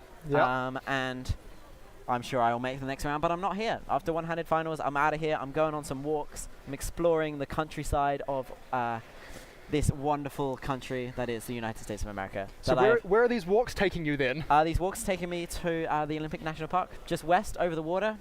Myself and Edward Hollingdale, we're catching a ferry over, catching some buses. Going to go on a couple of hikes the next couple of days, and then we'll be back in town for Worlds in a few days. Sounds awesome. As how was that solving on stream there in front of the big cameras? I was actually not on stream. There was obviously a mistake or something with the scrambling and the running, and the way they know who to put on stream is they have pink boxes for the standard competitors, and then for the top solvers they're in black boxes. And somewhere maybe in the scrambled states area or something, my box got swapped to a pink, my cube got swapped to a pink. So luckily my terrible solving was off stream. So no one got to see it, although I was probably behind somewhere. Well, you say luckily. It means that you don't have the excuse now. If you're on stream, you got the excuse of the big cameras, or the pressure, or the lights on the big stage. No, I might be able to use Whereas you, it was just genuine lack of talent, right? Yeah, genuine lack of speed cubing skill. Slow cubing, as you might call it. You're a regular competitor just like me. I am a regular competitor in the old 3x3x3 Rubik's Cube. Anyway, who do we have coming up in the next group? We have some speed cubers, I believe. I sure hope so. On the green stage, group 4, Matty, Hiroto, and Arbor, let's go. That's going to be the big name for this group. I mean, Matty, it feels crazy to say with a 5.02 average and with him being so high on the psych sheet for one of the most competitive comps this year, but I'd almost say he's undervalued on that psych sheet. He is. Matty has been gunning for a sub-5 average. I mean, ever since he +2'd out of it a few years ago, or got +2, which in one of the earlier solves, which costed him what would have been the world record at the time. Yeah. He's been gunning for that sub-5. He's had countless amount of low 5s, just got 5.09 at Southeast Champs last weekend, I believe. So sub-5 on the cards. Matty could get it on any round, on any scramble set. He just needs to lock in. Absolutely. And speaking of potential sub-5 cubers, here's Qixian Cao coming in for her first solve. 5.36 average. She's the female world record holder, and I think she's also very, very capable of getting sub-5 any round. And with turning like that, how about it? 5.27, sub her PR average. Not the best ZBLL case for soon by the looks of it. As a Chinese competitor, one of the younger ones, almost all of them are raised on ZBLS into ZBLL, being efficient solve. So her, Xuanyi, and a lot of the other top Chinese solvers, and even top solvers the rest of the world now, like Timon, all switching for that. The method that just leads to one AUG for the last layer. And it seems to be paying off. I mean, yeah, like you say, even in the West, I mean, Kyle Santucci recently set a 5.3 Canadian record average. Yep. He's been full ZB. Ryan Pilot, of course, a 3.3 single just the other weekend. He's full ZB as well. So well, that solve was a one-look last layer. Was it? It was, okay, wow. It's not one I knew as well, so I was a bit confused. This is Alvin Roltz with not a great solve for him. He's got 6.4 average, and then Anthony Patarakis, fastest solve in this group. Of course, 6.1 average. Anthony, mostly known for 2x2, but an awesome 3x3 solver as well. Had a good shot for ER average earlier in the day. Got a very nice scramble set, but kind of choked on two of the better scrambles. 6.9 for Anthony. Deep breath. Not a great solve, but not too bad either. And here's Paul Marvey, I believe. Yes. The 6.72 PR average. He's our 7th seed. 5th. 5th in this round. 5th. I'm right. You're right. I'm wrong. He's got a sub-6 average. I think he more gets 7-second averages at the moment. But now we're going to Matty, the star of the round. His first solve. Going to look to beat Qixiang's 5.27. That's the one. Matty also opting for white as well by the looks of it. Rapid turning throughout the solve. Not a great OLL into a PLL, which 5.56. Solid, but not great for Matty. No, as he will be hoping for sub-5 times. I mean, a 5.5 or any mid-5 really, I think is in the range where you can count that and still end up with a killer average at the end of the day. Yeah, for sure. But it's not the stellar start he would be hoping for, but it did not look like a great scramble for color neutral. It was an okay white cross, which Matty ended up going for, but means he didn't get any advantage from being a color neutral solver. But here we have Qixian coming in for her second solve. Let's see some more ZB action, and hopefully we'll produce a sub-5 here for you. She's gunning for the first female sub-5 average. She's Oh, a nasty lockup on that ZB. And it was an easy ZB as well, but 531. Yeah, the second easiest case for T. Yeah. Just the lefty one instead of righty. Really solid solve. Nice CBLS, but just a nasty lockup like you see there. Oh, that costed maybe a 4.6. Yeah. But still, 2 solves sub her PR average. She's on track for PR. She is. And how exciting would that be? And now we have Anthony coming in for his second solve.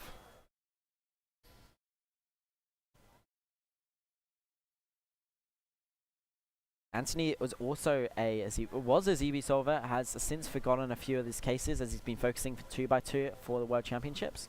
But he's a color neutral solver who knows a lot of ZB, so we should see some pretty solid solutions from him. And this one, a little bit lock lucky. up on that ZB, yeah. Just no good. But opting for an orange cross there, so demonstrating the unique advantages of color neutrality. Here we got Matty. It seemed like a pretty good scramble judging from the solution we saw from Qishang. Opting for yellow, quite a locky solution, a lot of moves into a Alpine 604. He's not happy with that. There's too many lockups in that F2L. But so far, 2 solves in, and Matty's matched Qishang's cross color on both of them. Interesting. Went white on the first, then yellow on the second. Yeah, so Matty, probably one of, if not the fastest color neutral solver in the world at the moment, or one who's always color neutral. Timon goes back and forth between CN and dual neutrality. Yeah. And he's usually he'd hope to get some better scrambles on the other colors to kind of get that advantage you get with color neutral. But so far, just picking white and yellow. Yeah, I mean, it has to be said, for the Western solvers like Timon and Matty, who are color neutral, that's maybe a one edge that they have over the Chinese solvers like Xuanyi, like Yiheng, and they'll be hoping that come Worlds Finals, there are some really nice color neutral scrambles for them. Qishan, third solve, looking okay into a soon CB. Oh, what a And 488! she nails it, 488, there we go. With 2 solves to go, she just needs one more, maybe 5.4, and she'll get a PR average. Not unless she gets a low 4 in the next solve. Sub 5's going to be kind of off the cards. Yeah. But wow, solid solving. If it wasn't for that lockup, we'd on the last solve, we'd really be on track for sub 5. Yeah, and she's just getting, well, she's not quite getting fast at every solve, but with that 488, that looked smooth. And that was clean really with a good. Soon ZB, one of the harder, if not hardest, subsets for ZB, and a flawless recognition and execution, a better case by the looks of it, and she executed that very cleanly. And here's Matty coming in for his third. Hoping to speed it up a bit. Yeah, will he manage to match Qishan's 488 there? Rocking the PSL shirt. Oh, looking very shaky through F12 there. Ooh, did you see that? Matty Hiroto Naba with a EO into ZB. Well, something he told me today is he actually knows full TUL. He just opts not to use it in most solves. Huh. Obviously opted to use it there, as I assume he recognized the case before doing EO. Matty strikes me as almost sort of a continuation of the legacy of Faz's style of solving, where Felix was known for learning lots of different ALEC sets and mixing and matching them. You know, a bit of VLS here, a bit of ZBLS there, a bit of ZBLL there, a bit of one-look glass layer, and Matty seems quite similar to that. I mean, I know he's learned full VLS in the past, and I don't think he uses all of it anymore. But yeah, definitely mixing and matching between lots of different advanced ALEC sets, which is something I find quite cool. It's a much less kind of robotic approach than you know, the full ZB solvers who are just doing the same method every single time for their last slot and last layer. I think it leads to some more interesting solves. But obviously you can't fault ZB. It's produced some unbelievable results.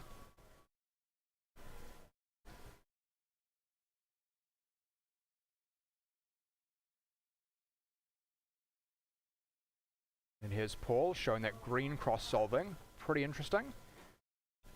And that's a 752. Decent enough for him. I mean, he's sort of probably looking for sub-7s most of the time. But that's not a disaster. After this group ends, we'll be on to group 5, where we've got square 1 solvers who are also good at 3x3 showing up. Although I don't believe Max Xiao's here today. No, so Max Xiao top of the psych sheet for the next group, but yeah, he hasn't been here for square 1. Samir and Brian Johnson, both strong square 1 solvers, taking first and second in the finals. They'll be here. But for now, we're going to be focusing back on this group because Qishan, who has a good chance at getting a personal record average, she currently has 536, and she's got 3 solves in the bag and 5.2, 5.1 is looking possible already. I think she just needs sub 5.5 and she'll get it. Looks very, very doable. Can she get it? Oh, a couple of lockups there in F12. Another soon ZB. Ooh, Few it's too not many going to be good lockups. enough. 601. But she has one more chance on the last solve. So that locks in her best and worst possible averages. Her best possible average is a 5.15 if she gets faster than 48 on the last, and her worst possible average is a 553. Shout out Faz. Shout out Faz. That ties the OCR average currently. Matty just got a 6.1 that we missed off stream, so his worst possible 601, best possible 583.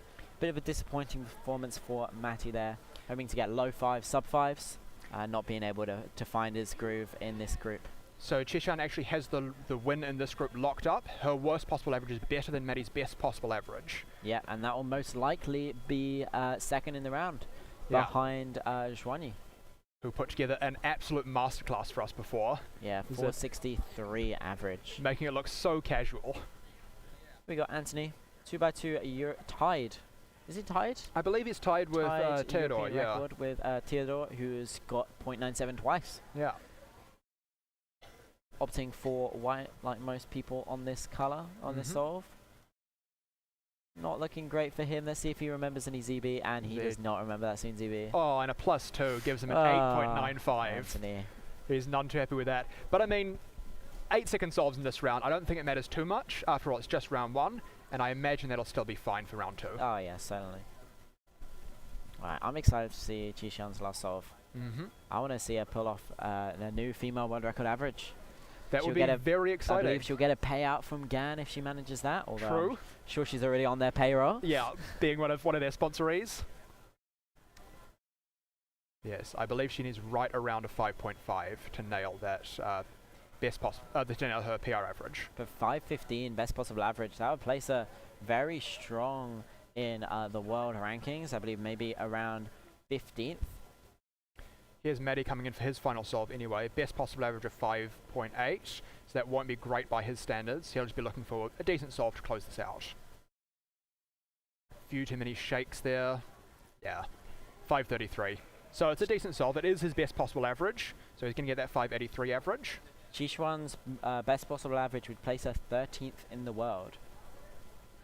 And of those top 13, how many Chinese solvers are there, Chris?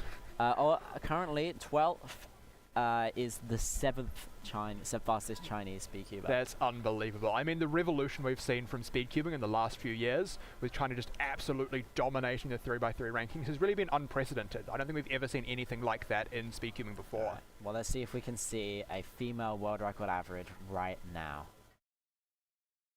Oh no, I don't think it's going to be. Start. No, the nerves got to her. She's going to have to work on that going into the World Championships next weekend. But still, a stellar performance by Chishuan Cao. 553. That's going to place her second in the round so far, and likely she will remain in that position.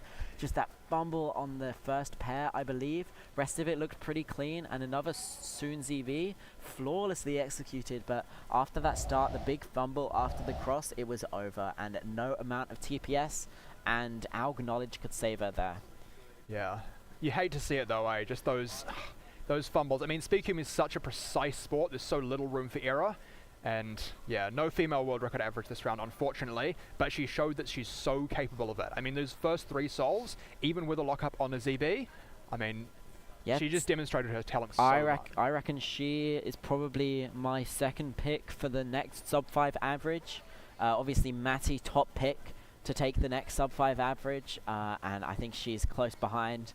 We've got a lot of people, even in North America. Kyle Santucci, he's in line to take a sub 5 average. So is Olaf from Poland, maybe even Caleb Chen from the US. All of these people are ones to watch going into World Championship next weekend. And well, we got two or three more rounds at this competition. I think we have 2 more rounds.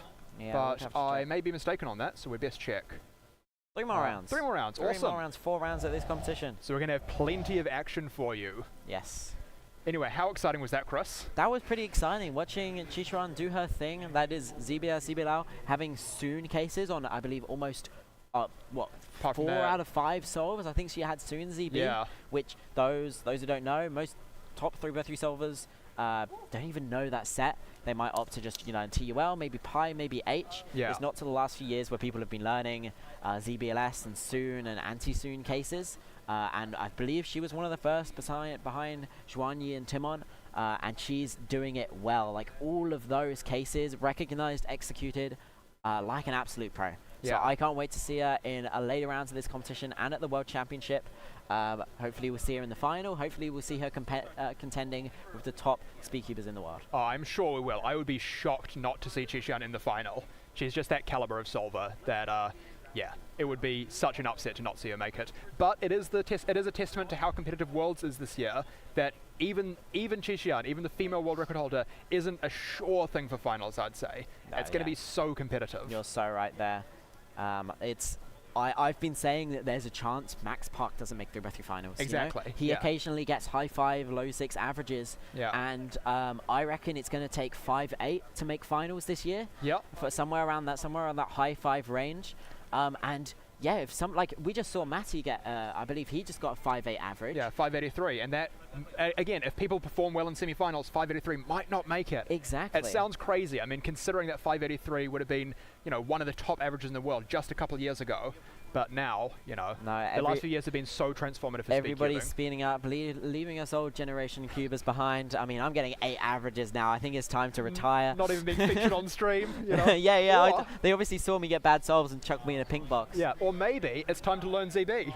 To go maybe. on that arc. I have been saying once I get home from Worlds, ZB, but then I got New Zealand Nationals at the end of the year, so maybe I wouldn't be able to get it done by then. But then next year I'll probably be going to Euros. I want to perform well there. That's the thing. You can never have that mindset because there's always a next comp. There's never a good time to learn it. Apart from now. So I think the absolute best time to learn it is right after the World Championships. Right after. What about right before? That's the worst time to learn it. It's the worst possible time. Although, if you're Gianfranco Juanqui, then you learn it during the competition. He didn't do that with ZB, but I remember at Worlds 2017, he was sitting in the waiting area for 3 blind. He was about to go up and compete, and he was learning Alex on the spot there. When asked, what are you going to do if these Alex come up? He said, use them in the round.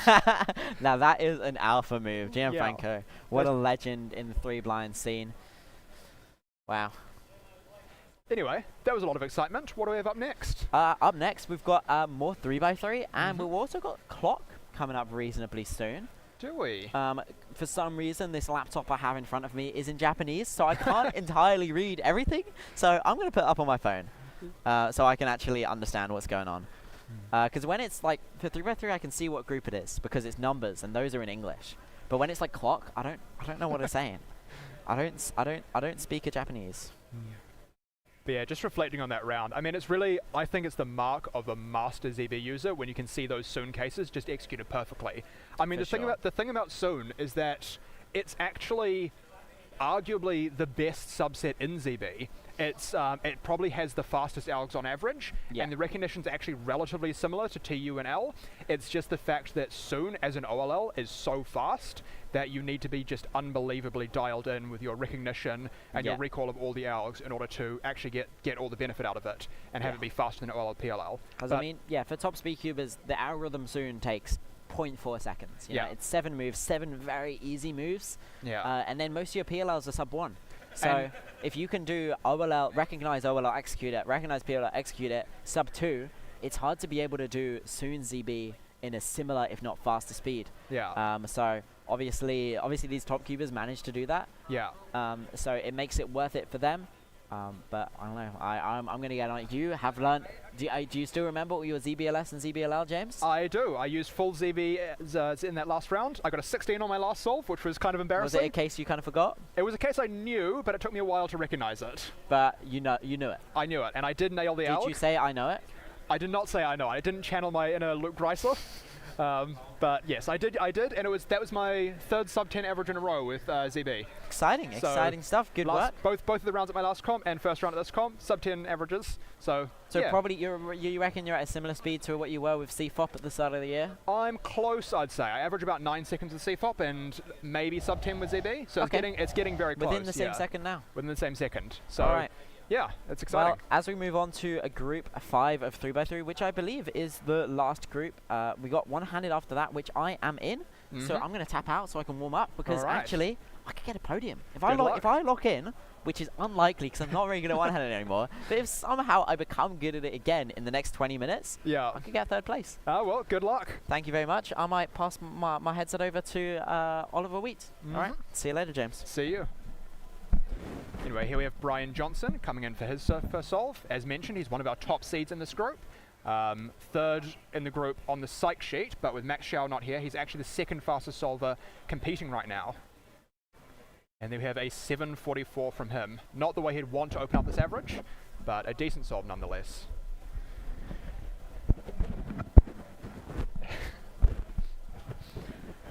G'day, Oliver.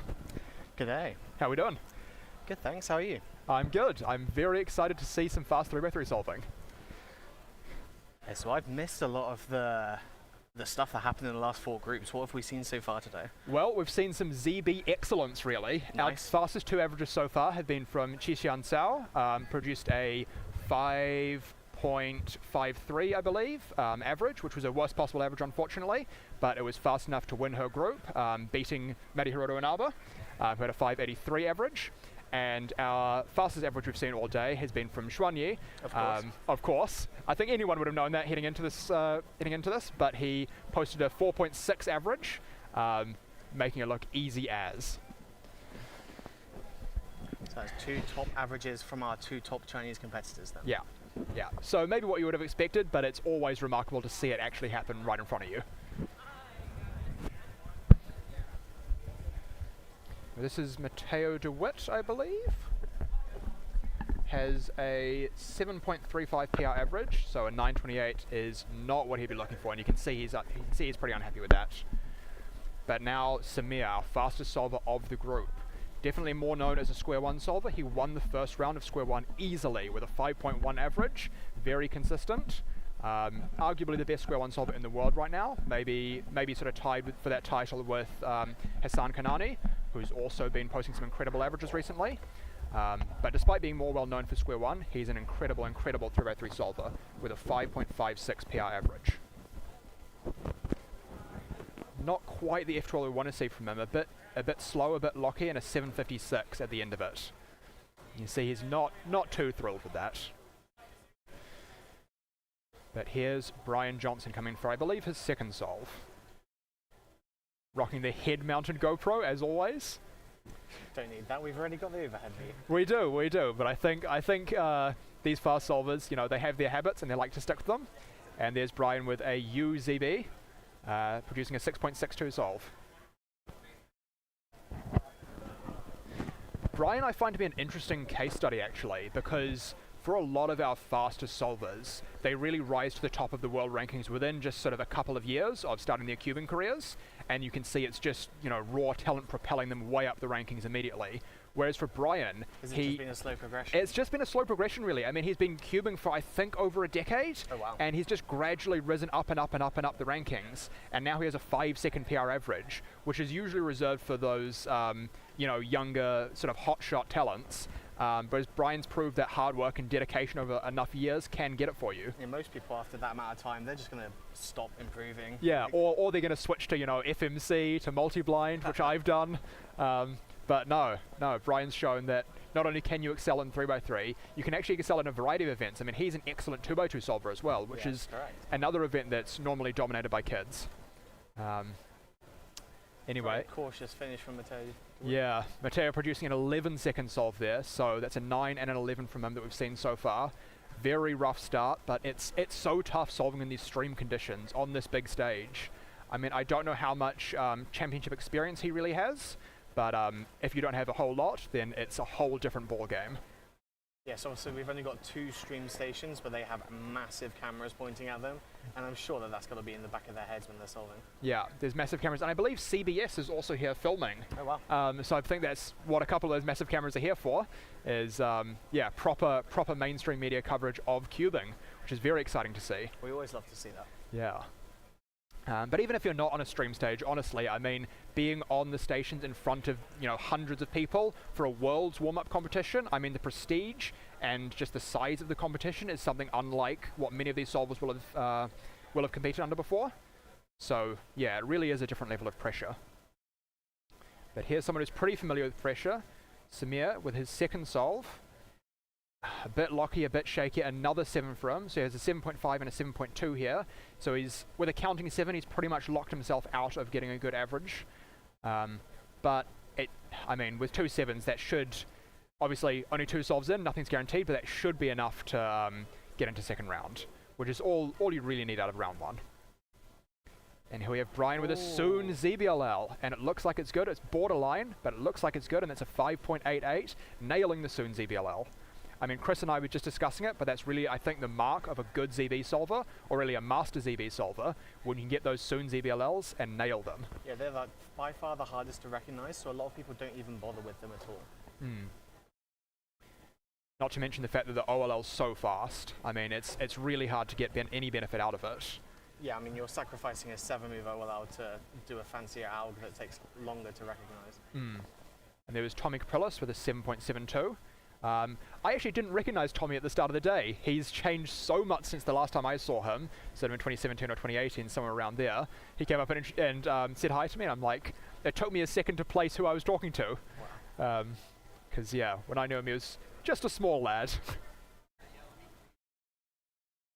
Here's Mateo. Hopefully he'll post a better solve than the 9 and 11 we've seen from him so far. There's a Pi OLL into a U-perm, 7.44. So it's a little better. It is better, and I think that's actually better than his PR average.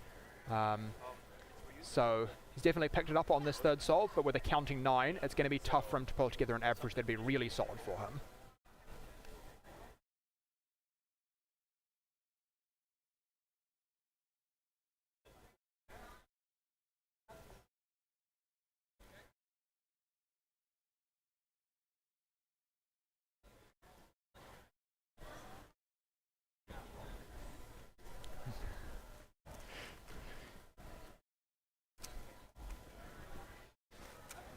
And here's Samir coming in for his next solve. Hopefully want to pick up the pace from the 7s we've seen from him so far. I reckon we'll see a 6 from him on this solve. Okay. Bold prediction, but it's looking good. And not, there's a 7. Well, that's an ironic way to not pick up the pace. Almost posting a 5. Almost actually posting a 4. I mean, a few fewer lockups there, and that could have been a 4-second solve. It was definitely a very strong start to the solve, though. Yeah, but in fact, his second 7.29 in a row, as it turned out. So on paper, he's looking consistent so far in the mid to low 7 range, but, you know, that doesn't tell the full story. And here's Brian. Will we see him nailing the ZBLL again? No. OLL to PLL. But a 5.76, it's pretty good. I believe he's listened to the table there. I wonder if he wanted that to have gone better. To be fair, the OLL recognition was a little bit slow for such a simple OLL. Yeah, I think there was just a bit of indecision there and a bit of maybe trying to protect the PLL and being a bit slow on it, but it did still produce his fastest solve so far. So you got to be happy with that, I think. I think that solve was just around his PR average of 5.74 as well. So yeah. So definitely a good solve for him.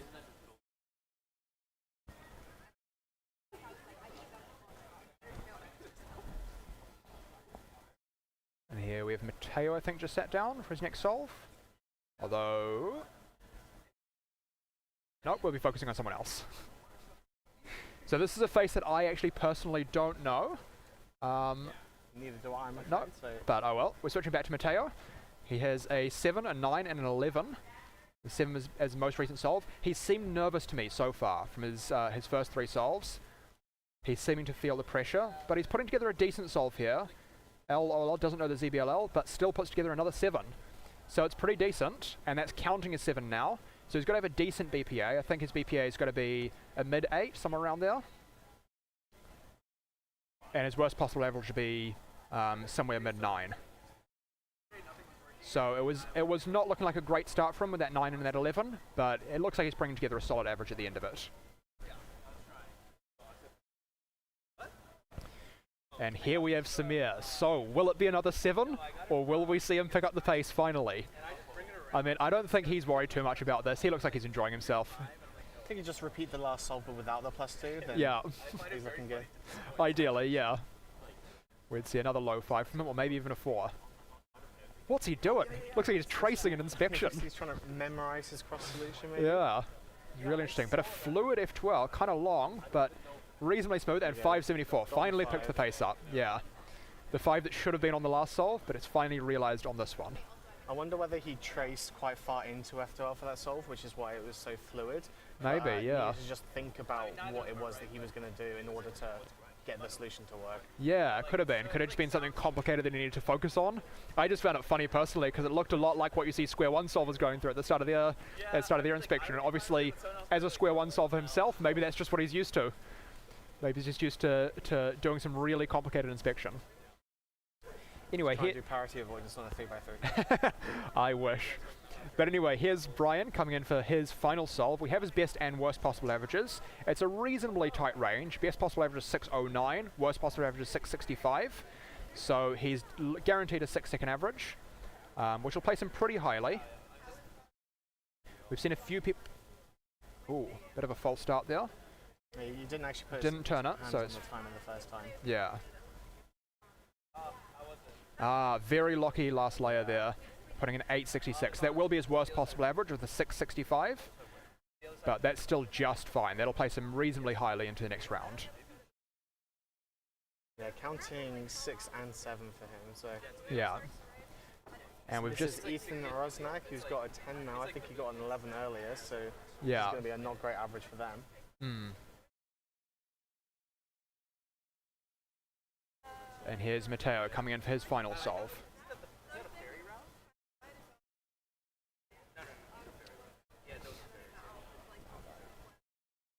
Again, looks nervous, but it seems to be composing himself. He's pulled together 2 7s on his last 2 solves, which are right around his PR average.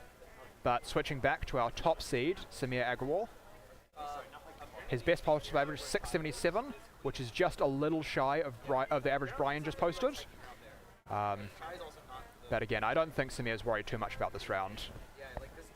Seems to be pretty composed under the pressure.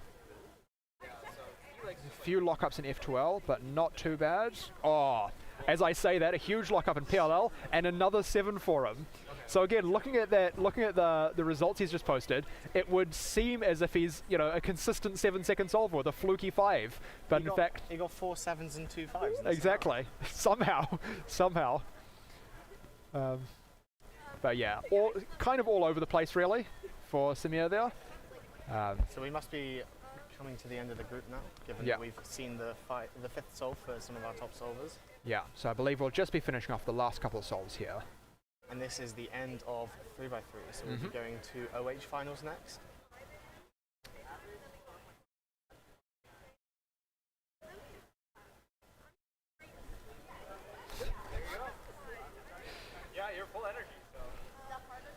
And this being a pink cover is one of our slightly slower solvers. Sorry, we've just switched to a different solver. Another unknown face for us, but wishing him the best of luck. Wonder whether they're feeling any nervous. I suspect I think so. There's a little look up there at the camera. I think they know that they're being streamed. So here's the thing. This is a world's warm-up competition, so it's an elite competition really. There's a lot of really fast solvers here, but it is open entry, so there are a lot of either first-time competitors or relatively inexperienced competitors here, and this is going to be such a bizarre experience for them. I mean, coming up, solving on stream on the big stage in front of the world, really. I do not envy them. I'm very glad that my first competition was a tiny, tiny competition tucked away in New Zealand with no eyes on me whatsoever. That's the fun of cubing, is that you can just turn up. Doesn't matter what you average, you can just have a good time, beat your own times, try and set a goal for yourself and try to beat that. Yeah, exactly. You're not normally going to have a massive camera pointer that you post competition. No, this is a sort of once in a year occurrence, you'd hope. But yes, most competitors just trying to beat their PR averages. So here are our results from round 1, now that everyone's competed. So yeah, pretty standard. We knew that Joan Yu would be going in first. We got Alexei Svetkov in second. So there's a few averages missing here. Chishan's average hasn't been entered just yet, it looks like. She got 553, so I think she's actually in second.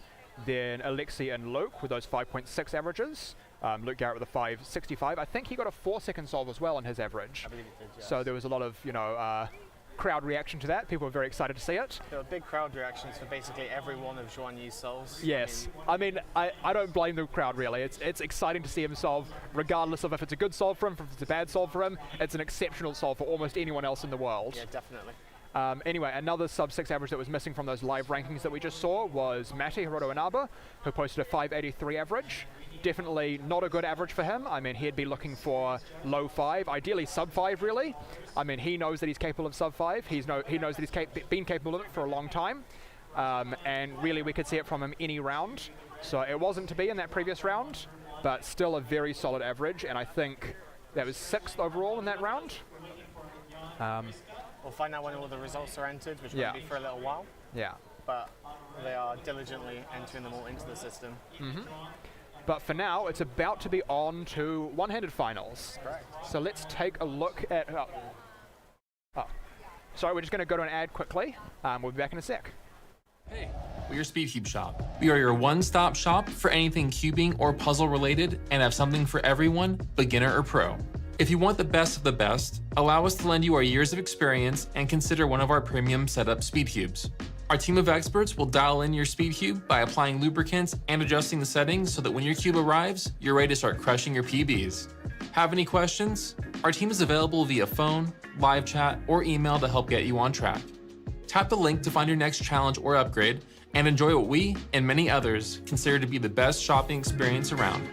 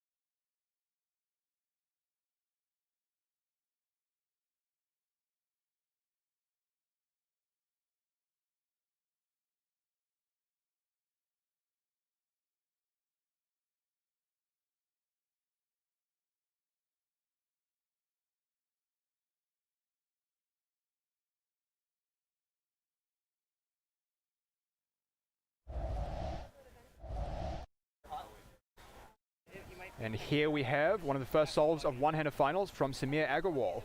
Maybe not one of our favorites to win or to podium, but I mean, he's an exceptional all-rounder, really. We can see great solves from him in any event, and he's just proven that with a sub-10 second solve.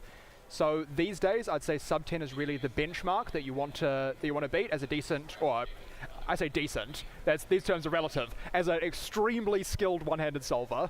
You want to be getting sub-10 second solves, and he's just produced that. Well, to be honest with you, when it gets to next weekend, we're going to be needing sub-9s to get to the top, I think. Yeah, definitely. When it comes to the likes of, Nicholas Archer, Max Park, Luke Garrett, as we're seeing right here, the world record holder, even sub-10s aren't enough. Even sub-9s, I mean, they're enough, but ideally we'd be seeing even faster. I mean, 7s. Luke here has a 7-second one-handed average. Yeah, one of only 2 people in the world, so let's see what he can pull out on the first solve over here. Exactly, and he's one of our crowd favorites in every event that he competes in. He's got huge numbers of eyes on him. Just extremely, extremely talented. And let's see what he can produce here. Looks a little unsure on inspection. He's rotating the cube a lot. But here he goes. He's fully color neutral, so we'll be looking at every cost color potentially. Yep. Until we find something that looks good. No, and this solve's fallen apart a little bit. A 12-second solve there. And to be honest with you, just looking at his right hand, which was not solving, it looked like it was a bit shaky. Yeah. So I wonder whether his left hand was shaking as well. Anyway, here's Alexei Tsvetkov. He won the first round, and he's one of our Ru solvers in this competition. So Ru, of course, has sort of taken the world of one-handed solving by storm over the last 5 or so years. It's really proven itself to be, I would say, the best one-handed method. Doesn't currently hold the world record average, but many of the top one-handed solvers in the world are Ru solvers. Ru is definitely very optimized for one-handed because it means you don't have to do rotations, which can be a huge time sink when it comes to trying to solve with one hand.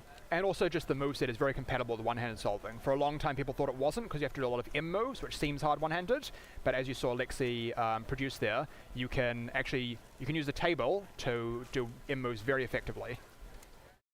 Anyway, here's Matty, and not a great solve there either, a 12.56. I mean, his layer looked like it took a really long time. Yeah, exactly. I mean, as a one-handed solver, you really need to be able to nail all of your OLL and PLL algorithms one-handed, and ideally for these top solvers, ZBLL algorithms as well. And that's just it's a whole different ball game. It's really tough to nail all of those one-handed. But our top solvers like Luke, like Matty, like some of the other fast people we'll see later on, they have that ability. Also, Alexei has been in the US for a little bit now. He went to, I believe, all of the West Coast Cubing Tour competitions. So over the last couple of weeks, we've had a series of competitions up the West Coast, including Berkeley, Los Angeles, and San Diego. And Alexei was at all of them, and I believe won 2 of them and came either second or third in the other one. Oh, wow. So he's been on a bit of a roll recently. And I think, I could be wrong about this, but I think I remember seeing his name at Southeastern Champs just a couple of weeks ago.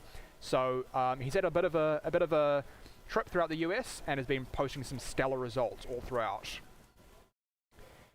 Anyway, here's Luke Tixon.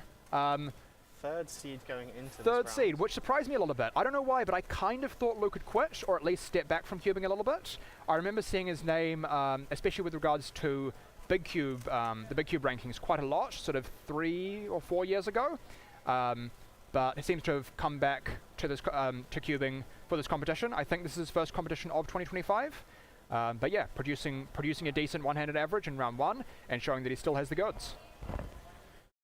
Well, Brian Johnson now has only just finished doing 3x3, so maybe didn't get so much time to warm up for OH. Yeah, I mean, with these competitions, sometimes the schedule isn't particularly friendly to warming up, especially if you're someone like Brian, like Luke Garrett, like Samir, who are just, incredibly good at every event and in every round. And Brian with a sub-10 there. It was a pretty easy ZBLL that even I recognised. Well, the funny thing is, they just thought it was funny that they got such an easy one on probably a not great solve for them. Yeah, well, I mean, it's still sub-10. I mean, you can't really complain about a sub-10 solve. But the funny thing is, you say it's a very easy ZBLL. Qixian got that exact ZBLL in her 3x3 average and locked up on it terribly. Oh, no. She ended up getting, I think, a 5.3 that could have been, I don't know, a 4.5 or 4.6. Yeah. Yeah. So it's only 8 moves, but you do need to nail them, and that can be tough one-handed. Especially with the wide moves involved. Exactly. It looks like what went on Matty there? just did the wrong A-pad, perhaps? That was very strange. Matty starting the algorithm, backing out of it, and then rotating and doing a different one, producing a 15. So a bit of a disaster solve from there. But here's Alexi, arguably the class of the field. I mean, he's not first on the psych sheet, but he's posted a lot of 9 and 8 second averages. So he's definitely capable of winning the competition right here. Here we have some of that Ru action onto second block. Looking a bit shaky, but there's CMLL and not a great LSE there. 975, so still sub 10, but he didn't look too happy with himself. Onto the fan favourite now, Luke Garrett. Mm-hmm. Just an awesome reaction to his world record. I'm sure you've seen the video. I'm sure everyone's seen the video. I mean, if you haven't seen the video, then search it right now, or maybe search it after this final. Luke Garrett, OH world record average. That's Yeah. what you need to watch. Possibly the best reaction to any result in all of cubing. The thumbnail gives it away a bit. Yeah.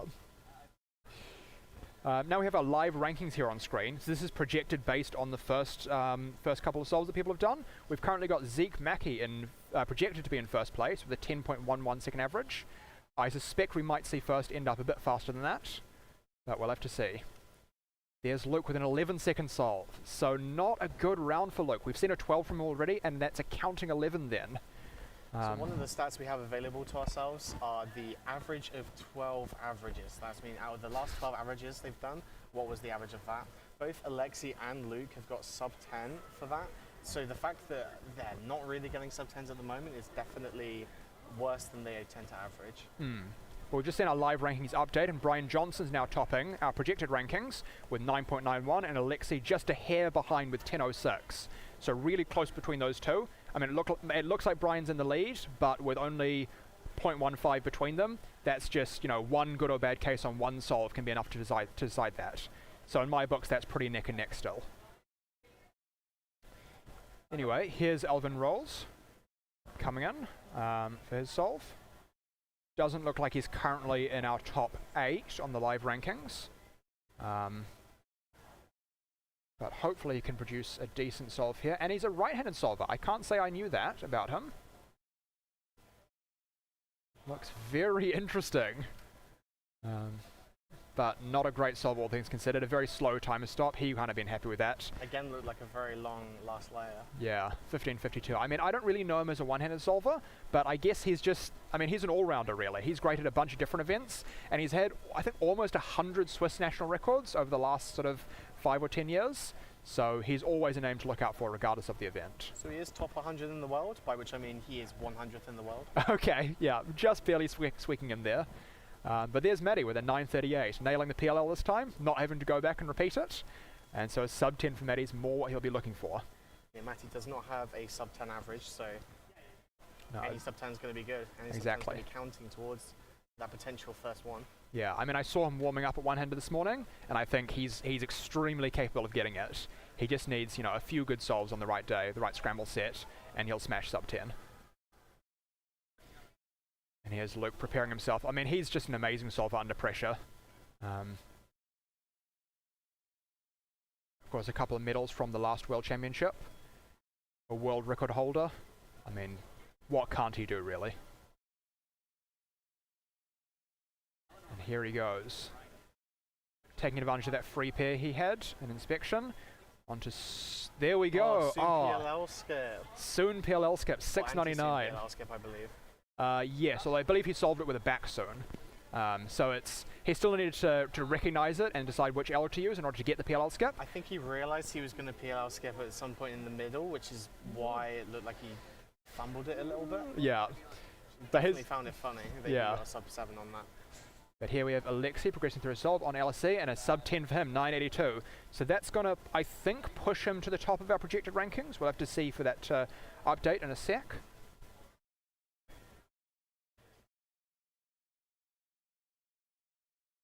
Yeah, it looks at the moment like our top spot is going to be between Alexi, between Brian, between Zeke, possibly Luke with that 6.99. Obviously, Luke's got an 11 and a 12 already, but if he can make any way towards making that 6 count. Yeah, exactly. So with an 11 and a 12 and a 6 in your average, there's going to be a huge, huge range between his best and worst possible averages. So the next solve, we'll see what his BPA and WPA are. we will, but I suspect it's going to be a lot of swing there, and so the 5th solve is probably going to be very, very important for him. Yes. Anyway, here's Luke, our 3rd seed from the first round. Another right-handed solver. Onto PLL. And cube drop there and a 12.99. So a little. Could have been a 14, to be fair. So could have been. Managed to save himself. Indeed. And here's Chris Mills, always a fan favourite. He has a sub 10 PR average, so he's one of our elite solvers. But some would call his PR average a fluke. I think he would call his PR average a little bit of a fluke, and he'd say he's a little bit out of practice at the moment. So definitely capable of producing some decent one-handed solves, but 11.6 that we just saw there, that's not likely to cut it for our podium or one of our top spots. At the moment, it looks like he averages about 12 seconds based on his last 12 averages. So yeah, I think that 9:59, if not a fluke, is definitely a thing in the past. Yeah, exactly. But here's Alexi coming in for his next solve. You can see he has moved to the top of our live rankings with a 10.06 average of his first couple of solves. This is only Alexi's 3rd solve, but I think it might be his 4th. I think data entry might be lacking just a little bit behind. Because I think we've seen 2 9s from him so far. I think you might be right. Yeah. So this will be his 4th solve. He'll be looking for another 9, or ideally picking up the pace. I mean, he has an 8-second PR average, so he's definitely capable of much better than the solves we've seen from him so far. And this one looking decent. Yeah, maybe not. Here's LSC and 10.99. So that's actually his slowest solve we've seen so far, but he's been solving pretty consistently. We'll see his best and worst possible averages right here. 9.98 best possible average and a 10.39 worst possible average. So he can get sub 10 on this last one. He would need right around his best possible to do that. He was the only person to get a sub 10 average in the last round, so if he does manage to secure in this round, he's got a pretty good chance of winning the comp. Yeah. So like I said, class of the field, arguably. Again, Luke does have a faster PR average. Luke, being the world record holder, has a faster PR average than anyone, regardless of what comp he's in. Yep. But for my money, I would say Alexi is a slightly faster solver on average. Just maybe doesn't have quite the same peak that Luke does. Technically, by the average of 12 averages, Luke is actually slightly faster. Is he? So okay. We are expecting Luke on average to be better, but it depends what he can do with a 6 average. Maybe I'm just biased because I like to see Rue solvers succeeding. I feel that if you're going to do one-handed, you should use the Rue method. It's the future. Yeah, it almost gets annoying when another C-flopper sets Exactly. the world record. Get on board already. The same with Daruva Samaruva. But here's Luke looking pretty decent, and a 7.54. So you said if he gets any way towards counting that 6.99, and he's got quite close to counting it actually. There we go. There's the swing between 8.5 and 10.5. So like we said, it was going to be a big range, and it's a huge range. Almost 2 seconds. Almost 2 full seconds. So this is going to be a very, very tense final solve. It does mean that the winner, no matter what Alexi gets, is going to be entirely decided by Luke's last solve. Exactly. So Luke's range, his best possible average is better than Alexi's best possible average, and his worst possible average is worse than Alexi's worst possible average. He's just got a much bigger range than him. Yeah. So that sounds complicated, but it means that regardless of what regardless of what Alexi does on his last solve, Luke will be able to either beat it or be beaten. Yeah. So it's going to be very, very critical, that last solve. Whereas if Luke was to go before Alexi, we might know for certain. But speaking of, Alexi is doing this last solve now. Exactly. So we'll really want to see Alexi pick up the pace here. He does just barely have sub 10 potential, but he will need a 9.8 to do it. 9.7. Not quite. Okay, maybe. Not. I think he needs 981 or 980 to get a 999 average. But yeah, it's right around there anyway. We'll see in just a sec. Solve looking maybe a little better. Onto CMLL. Oh, Lockie. Disaster CMLL there. And LSC. That is BPA. That is a sub 10 average. It's funny, I wouldn't have, going into this round, if you had told me that a 9.6 was going to give Alexi his BPA, I wouldn't have really believed you. I mean, I would have thought he was going to need an 8. But his BPA, 998. And that does tell us exactly the average Luke needs to beat. He's going to need to beat a 998. And so we now know that Luke needs an 1177 for first. so it's very beatable. He's beaten that on all but one of his solves, but it's been very up and down this whole average. 12, Hang on, 11, 6, 7. He's almost a 6-second range between his solves. It's not entirely correct because we haven't got one of Alexi's times in. Ah, okay. Yes. We'll see what he gets. We'll see what he gets. Here we go. Opting for, it's kind of hard to tell. An orange cross as it turned out. We have another soon. This is looking good though. It is. Lucky at the end. But a 10.6, and that's going to secure his average as a 971. That is the winner. That is the winner. So, like you said, he does have the fast average of 12 rounds. He is the world record holder. On paper, maybe who you would have expected, and he did lock it down. He didn't win the first round, but he won when it counted. He pulled it back. Of course, Alexi did manage to get another sub-10 average, but it was not good enough against the world record holder. Yeah. So again, Alexi, kind of the picture of consistency there. No bad solves really, no good solves really. Well, I say bad and good. They're all good solves, yes. but no. A very tight range. Yeah, a very tight range. A very broad range. Yeah. So really, if I go from anywhere between a 6 and a 12 is... That's crazy. Yeah. That's an enormous range. Counting solves between 7 and 11. Like I mean, it's quite a cool round there, really, to watch, because it was really a story of contrasts. I mean, there's Ru versus CFOP, there's consistency versus, the world record holder, obviously, sporadicness, whatever you want to call it. But Luke proved that he's just too good today. A 9.71, and that's gonna, with a 9.71 average, that's gonna be a confidence builder for Worlds. I mean, these warm-up comps, not everyone goes to them, but they are sort of the official lead-in to the World Championships. Yeah, so he is going to have to face up against Nicholas Archer, who is really on point at the moment as well. Yeah, I mean, and not just Nicholas Archer, there's so many big names in one-handed. My favourite, of course, Dwayne Ramos from New Zealand. He's, I think, a solid chance to podium. But there's so many solid one-handed solvers at the moment that there's no sure things in the event. I mean, Nicholas Archer, he's been super on form. It would be almost shocking to me to see Archer not podium, but anything can happen, really. I mean, it's all about the nerves, it's all about the environment. Yep. The whole thing is just completely different. I mean, obviously, Nicholas has been to Euros. He didn't get European champion. Yeah. So, who's to say that he has any sort of experience in that sort of area? Exactly. So it's just a question of who can pull it together on the day. And I think Luke, I mean, he's a bit up and down, and we saw just in that average how up and down he can be, but we know that under pressure, he is an absolutely lethal solver. Definitely. And so it could be that come the big stage, he shows why he's the world record holder and produces a stellar average for us. Anyway, I think I've got to go now because I believe 6x6 was just called and I'm competing in that. So I'm going to sub out now. I think we might be bringing in Stanley. We'll be back in a bit. Hey, we're SpeedCubeShop. We are your one-stop shop for anything cubing or puzzle related and have something for everyone, beginner or pro. If you want the best of the best, allow us to lend you our years of experience and consider one of our premium setup SpeedCubes. Our team of experts will dial in your SpeedCube by applying lubricants and adjusting the settings so that when your cube arrives, you're ready to start crushing your PBs. Have any questions? Our team is available via phone, live chat, or email to help get you on track. Tap the link to find your next challenge or upgrade and enjoy what we and many others consider to be the best shopping experience around.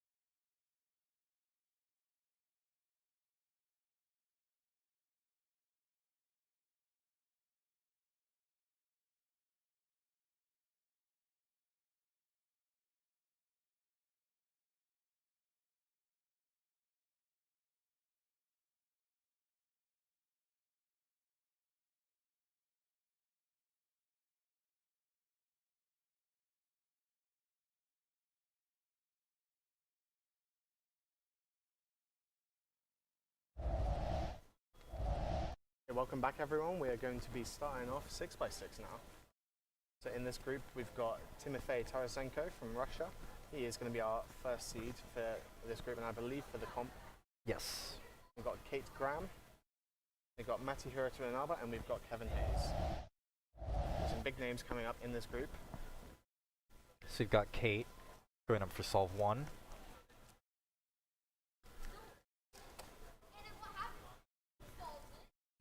A fun fact about Kate is she is the fastest 6x6 solver in the world who doesn't have any records.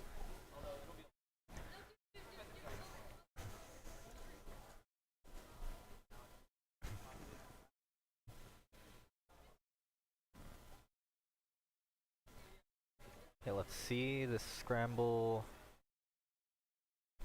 Not seeing too many white-yellow bars. There's this square on yellow, which no, we'll overlook it, and we'll. I mean, it was a fast enough 2x4 that it seemingly was worth it. But we'll see how this solve ends up.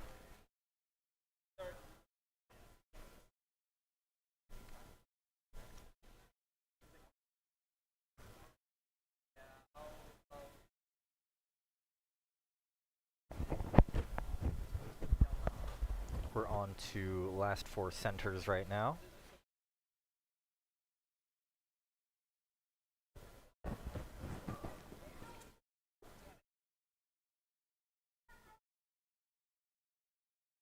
The solve is looking to be on likely a bit of the slower side. Just finishing centers and flipping at 53.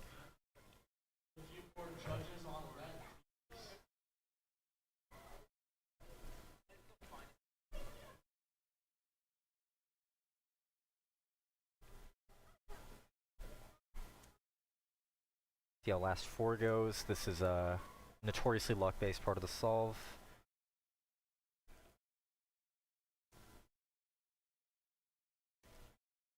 Looks like a parity, and onto 3x3 stage at about 123. No OLL parity, but does get PLL parity. K-perm to finish things off for a 132. Kate's PR average is 118, so that's not a particularly great solve for her. Yeah, and we've like got Tim Fay's being nice for us and actually solving directly underneath the camera so we can see what's going on. On to last 2 centers right now. This solve is looking be decently fast, flipping at 43. So he's doing his classic Tim Fay F moves in his last cross edge. And that looks like a rather good first 4 there. And he, he got kind of lucky in last 4, but that is fortunate for him. That is not a PLL skip, but a 112 for Tim Fay, which is a couple seconds off of his PR single. It's a nice, solid solve for him. Yeah, 3 seconds nearly less than his PR average, so he can keep that one up. We're going to be looking at something good. Kevin just preparing for his first solve now. One thing that I've noticed with Tim Fay's solves is that he does his last 4 edges where he keeps all of the edges in the E layer, which is somewhat atypical of a Yao solver nowadays. It's not unheard of at all. But so there's a really short alg you can do to get some of them into the top layer so that you're just doing 2 of the middle edges? Is that right, yeah, and it's typically seen as better for look ahead. That's what it's generally associated with a lot of the younger, newer solvers. So that means you don't have to be checking the back slots, you can just be doing everything in the front, right, where everything's easily viewable. Exactly, yeah. Yeah, and you just burn 5 moves to do that, and a lot of people like that trade-off. I certainly do. But Tim Fay absolutely makes it work, and is showing that, there's no approach that is definitively better than the other.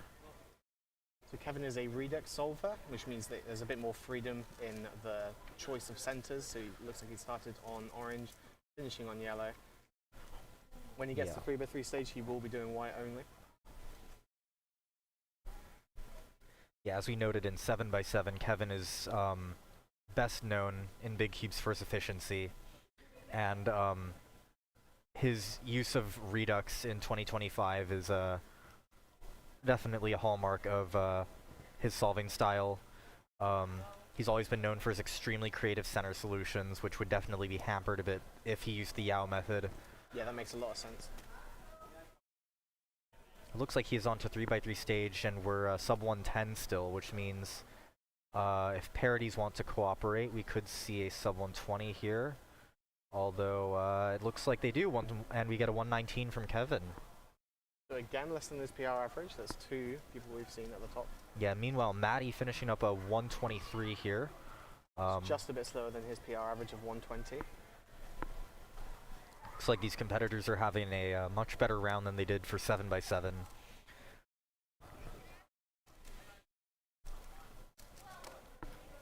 But now you've got Kate going up for solve 2.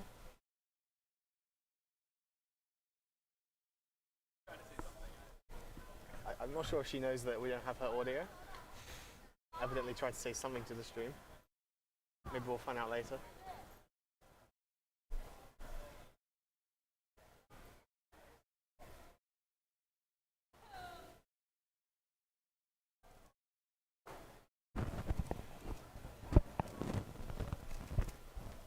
Let's see what we can see in the So it scramble. looks like we moved the overhead cameras back a bit so that we'll be able to see more of the solve. It's nice, yeah.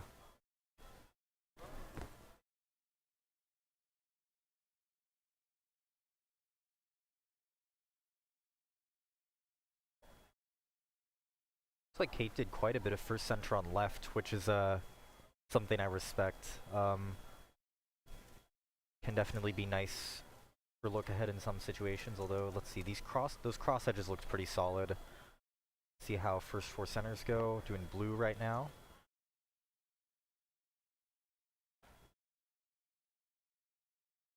Now on to orange, showing the capabilities of modern hardware excellently here, with extremely fast turning.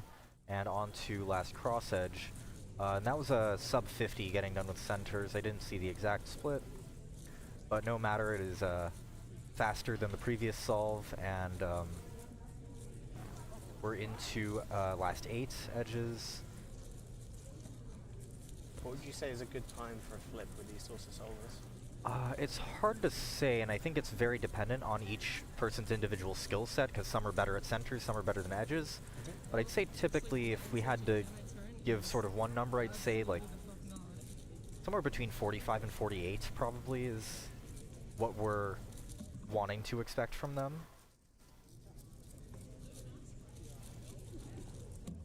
Although, yeah, Kate is going to get a 136 here.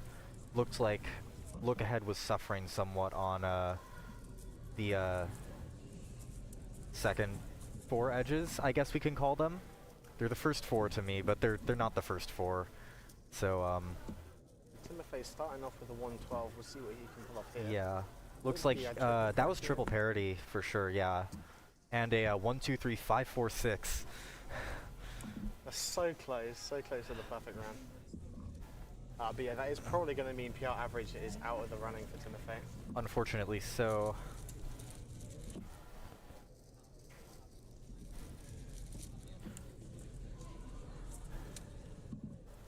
Although Kevin is going up for solve 2, as we noted, is also on PR pace by his first solve. So we will see what happens right here. Matty is also starting his second solve.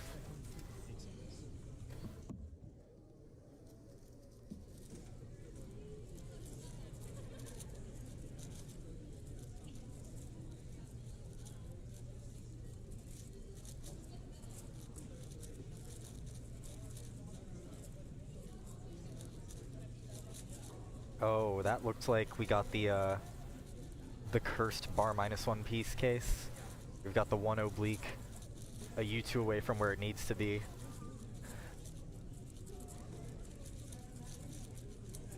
But yeah, Kevin's, or no, this is Matty's solve, yeah. Swapping between them a bit. We can see Yeah. both of them solving. Yeah, those looked like Kevin's centers. I didn't notice it was Matty's shirt. But now we're on Kevin's edges. Let's see how he does. So many Z2s. Oh yeah, That's Redux. that is Redux for you.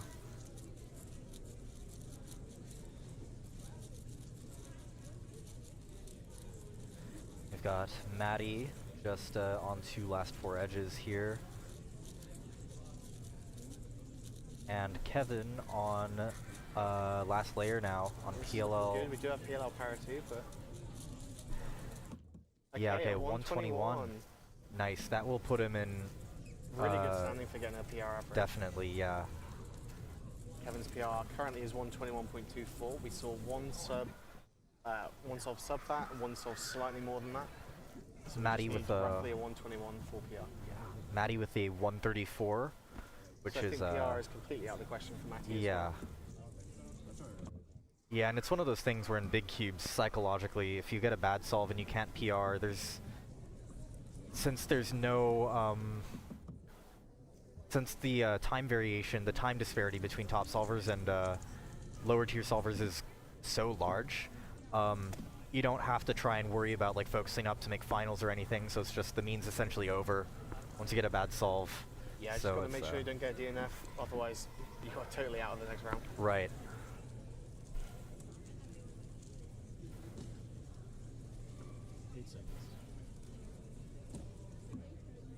But yeah, if you're Matty or Kate right now, it feels like there's nothing to fight for, essentially, except for maybe a PR single. Yeah, mentally that's going to be affecting them a lot. You know that there's basically no reason to try. Sometimes it feels like that way. Right.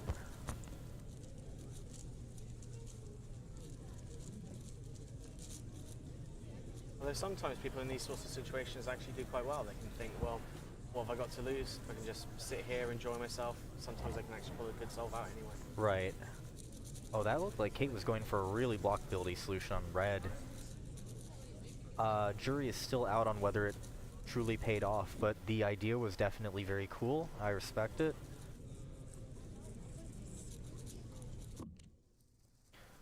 Although it looks like we're getting to that flip at around 52. Which is not really what you want when sub 120s are what you're aiming for.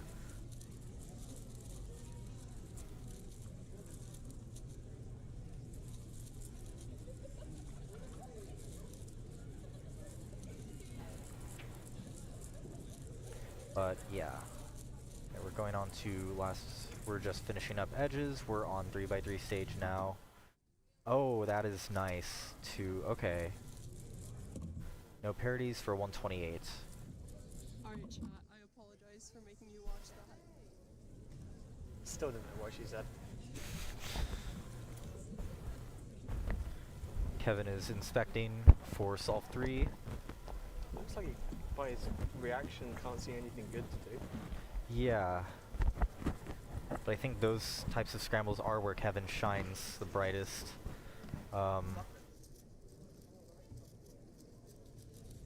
He always was the guy who absolutely just found everything on the most garbage center patterns, so.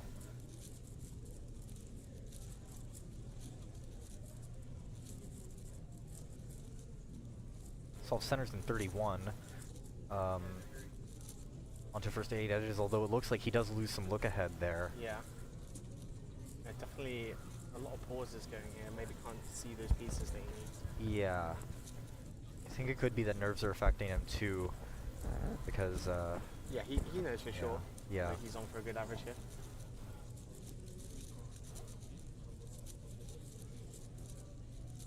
I guess at this point, probably just got to pray to the parity gods. Right. Yeah, and gotta hope that well, looks like he, aside from the parity, that was a pretty good L4E. See what happens here. Yeah, it's okay, okay. Come on. We might still be in for it. No. It's close. Okay. That's not gonna be it. What happened? That's a heartbreaker. What happened in that round? It's gonna be triple parity to destroy the chances. I think I jinxed it. I shouldn't have talked to the parity gods. We've got Matty, meanwhile, going right into 3x3 stage. I did forget that he is a Redux user, actually. But we're going to see another K-perm here. 133.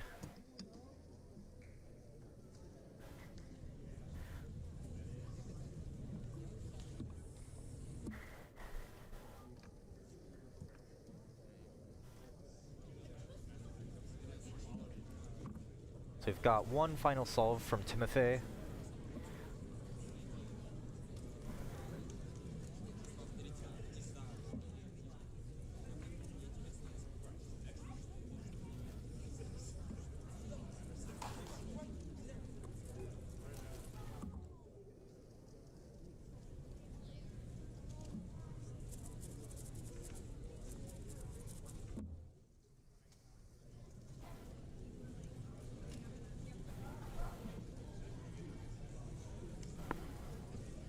Timothy is looking at this scramble now.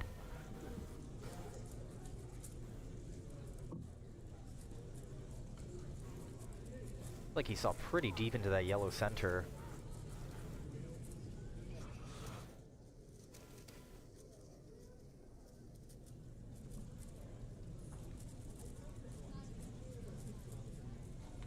Still can't get over how large the cube looks in his hands. Yeah. I think it is a regular size 6x6, isn't it? It's not like one of the mini ones. It is a normal size 6x6, yeah. Timothy's flipping, is that 39? Okay. Maybe he wasn't so out of contention for PR as we may have thought, provided this L4E is kind.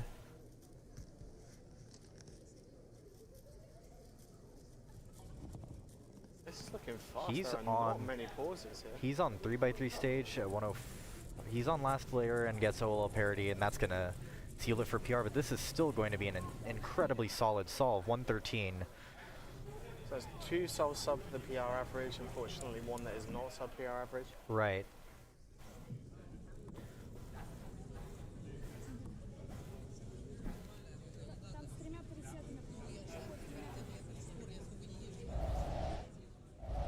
So that is it for 6x6 Group 1. We do have another few groups of 6x6, I believe. Indeed. Yeah. See who we've got coming up. So coming up, we've got Alvin Utz, Walker Welch, Linus Kunoff, and Stephen Griggs. All right.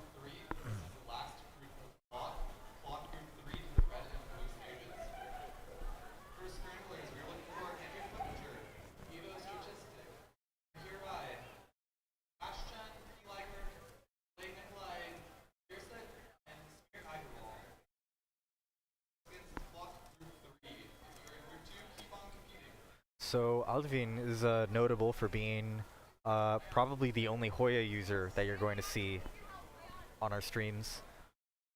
It's great. They have the Hoya world record for 6x6, single and average. That's right. Yeah, and it's not a method you see used very often except by him and Luke Tixon and just about no one else.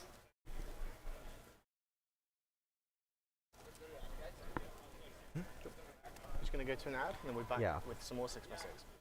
CubersLive is your home for all things speedcubing. From exclusive interviews with top cubers and personalities, Dylan, Miller, Matty and Dylan, Tommy Cherry, to highlights from major competitions such as US Nationals, North American Championships, and the WCA World Championship, to podcasts you can listen to while commuting, studying, or even cubing, and of course, live streams from all around the Western region. If you'd like to support our efforts to make speedcubing exciting and accessible like never before, consider subscribing to our YouTube channel.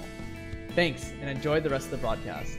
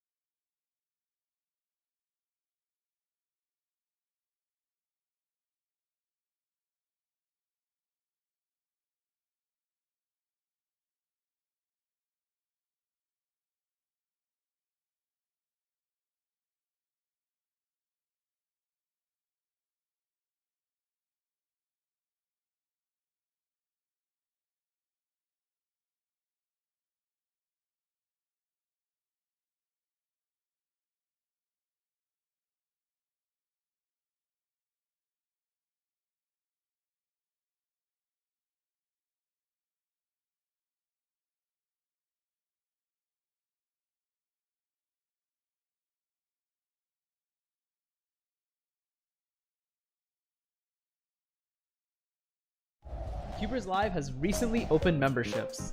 Becoming a member gives you a fun badge next to your name on live stream chats, and you get access to some exclusive members-only videos.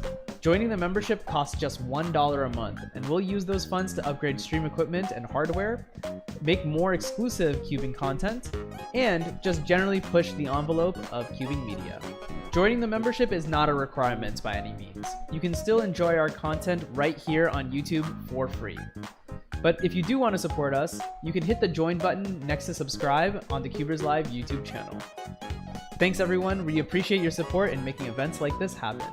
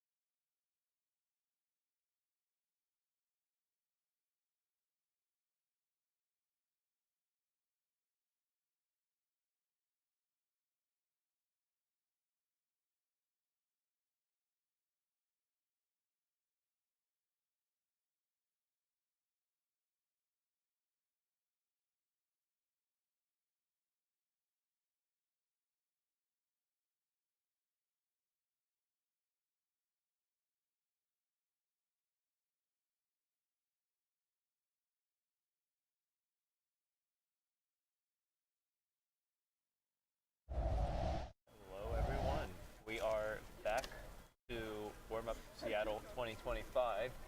I'm with Stanley Chappell. Hi Brandon. Hello. We are gonna try our best to talk about some Pyraminx, which is coming up over here. Yeah. So there's some Pyraminx. Yeah. Yeah. It says Stanley Chappell. It's okay.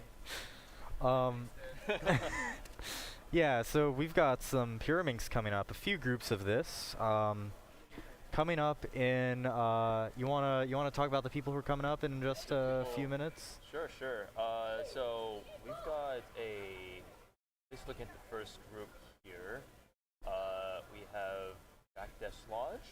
I feel like he's a PNW local here. Okay. Harsh Sai Fontella. These are the top seeds from the first group here. Also a PNW native. Michael Larson. Yes, Reno, Nevada. I was gonna say California, but thank you. I wouldn't have known. Yeah, Reno, Nevada, as well as Anish Ahura. Sorry. Also PNW. So this is a PNW special. Yeah. For this group. Yeah, and Michael Larson. And PNW plus Michael Larson. Yeah. Yes. They should be getting started shortly. We're also having, I think Clock is also going on at the same time. I believe so, yes. Yeah, but we will be showing Pyraminx real soon for y'all. What do you think of Pyraminx as the reigning Cube World Champion? Yeah. What do you think of what's your Pyraminx thoughts? Well, first of all, I want to clear up some of the allegations, right? A scube is not actually a cubic Pyraminx. What a scube is a cubic Jing's Pyraminx. And a Jing's Pyraminx is a puzzle that is a tetrahedron that functions much more similarly to a 3x3. It has fixed centers that rotate in place, edges that go between those fixed centers, and then corners, which aren't like tips. They don't twist in place. They just rotate around groups of 3 centers. Yeah. And a scube is a cubic version of that, except it has pieces have different orientation ambiguities. Anyway, my opinions about Pyraminx. It's a pretty cool event at a high level. Yeah. It's actually pretty interesting, but it suffers from the same sort of unfortunate situation as I think most of the short events do, where at a like semi-pro level, they're the most boring events on the planet. where you just look for the shortest start and then Right. just get whatever case you get. Yeah. But then once you get actually like really good, then it becomes really interesting, and I think Yeah. that's the case with all of them. You'll be so. able to like influence some of the or see what like your last 4 edges are while you're doing your like V, Yeah, for example. yeah. You check like 6 different V's, figure Yeah. out different ways to influence L3E, look at TL4E solutions. Yeah. Yeah, I some mean, a lot of high level stuff. Yeah. Here was showing the some stats from earlier today. Anthony Pyraminx is coming in in first place in the first round of 2x2, followed by Brian Johnson and Jack Madigan. See 2 sub-1 singles from both the different scrambles. So actually, looks like Anthony and Brian had 2 sub-1 singles each. yeah. Both, yeah, all of these are on different scrambles, which is pretty interesting. Yeah.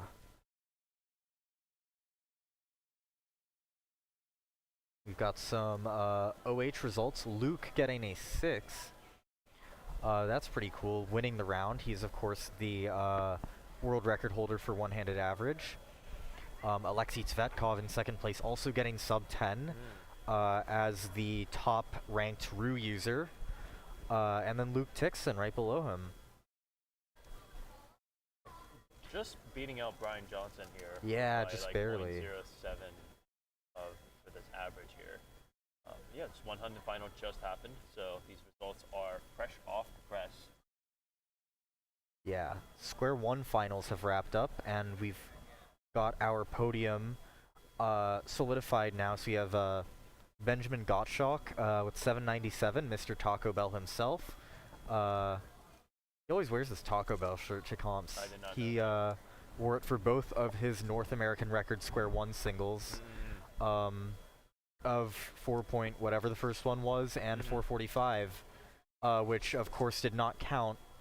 For those who don't know the story, at Northeast Champs 2022, in Square 1 finals, Samuel Fang and Ben Gottschalk both got 445s on the same scramble in finals, and then moments later, Samir beat them with a 433 on a different scramble. Oh? Or was it 433? Or was it? Some crazy time. It wasn't. It wasn't. It wasn't some crazy time. It was. I know he just barely took out the previous one. I see. Just can't remember which. Or no, was that before that? No, that was 437, I believe, that he got. Something like that. This is 3 years ago in Northeast. Yeah, no, 433 was Elijah Rain Phelps. Oh, okay. Never mind. Yeah, okay. yeah, that was Elijah. Yeah, 434 was Hassan. Yeah. Yeah. Yeah, it was 437. So. Yep. Anyway, yeah. So he had those. I guess we don't get to learn the rest of our Square 1 podium. Yeah. Sorry, guys. I also completely, I did not realize Square 1 finals happened, and I think it was like right after lunch, and then I came back, and I think like 1.5 hours later, I realized that I didn't do Square 1, or I realized that finals already happened, and I like was like, why is my name not green on WCA Live for that? So that was a no. So that's a reminder to all you folks to make sure you check the schedule for subsequent rounds, because that's kind of important. Yeah. It's okay. We would not want the reigning North American record holder for Rubik's Magic average to miss. Wow, you're really pulling out tidbits of history. Yeah. Well, it's true. It is true. Yeah. Yeah. Moving on to some more events. Kevin Hayes, well, we saw earlier, he dominated the 7x7 final here, ahead of Kate Graham and Tim Fay. Tarasenko, who, I mean, of course, I guess for all of these people, it's not their best, really not their best average, I think. Yeah. It's not, I think we were both commentating this. And Yes. Yeah, Timothy was definitely performing below what he's capable of, as well as Kate, I believe. And then Kevin kind of just ran over everybody. Yep. Now, we've got 3x3 round 1. This was a really exciting one. Yeah. So of course in the commanding first place we have Xuan Yigeng with a 463 average, utilizing the ZB method to its full potential. Yeah, and you know, he had potential to get really good results if one of his slower times were a bit better, but you know, it wasn't meant to be. We also have yeah, we've also got Tishan in second place, also notably a ZB user as well as the women's world record holder for 3x3 average. With a 553 average, this was also looking like it was going to be, it had great potential to be her PR going into Solve 4, but just didn't connect. I was watching this average. She got some pretty trash cases for both ZBLS and ZBLL on Solve 4, and I think nerves took down Solve 5. Oh, so. I see. Yeah, when you're on the verge of getting PR, or it's best to not think about it, but yeah, you know, you're inevitably that's gonna be lingering in the back of your mind. Yeah, and then in third we have Alexei Tsvetkov, notably a Ru user, which is you don't see that super commonly within the top levels of two-handed 3x3 solving. Yeah. It's very common in one-handed, but here it's a bit of a rarity. But Alexei knows a lot of stuff. He is close to full EOLRB, as I recall.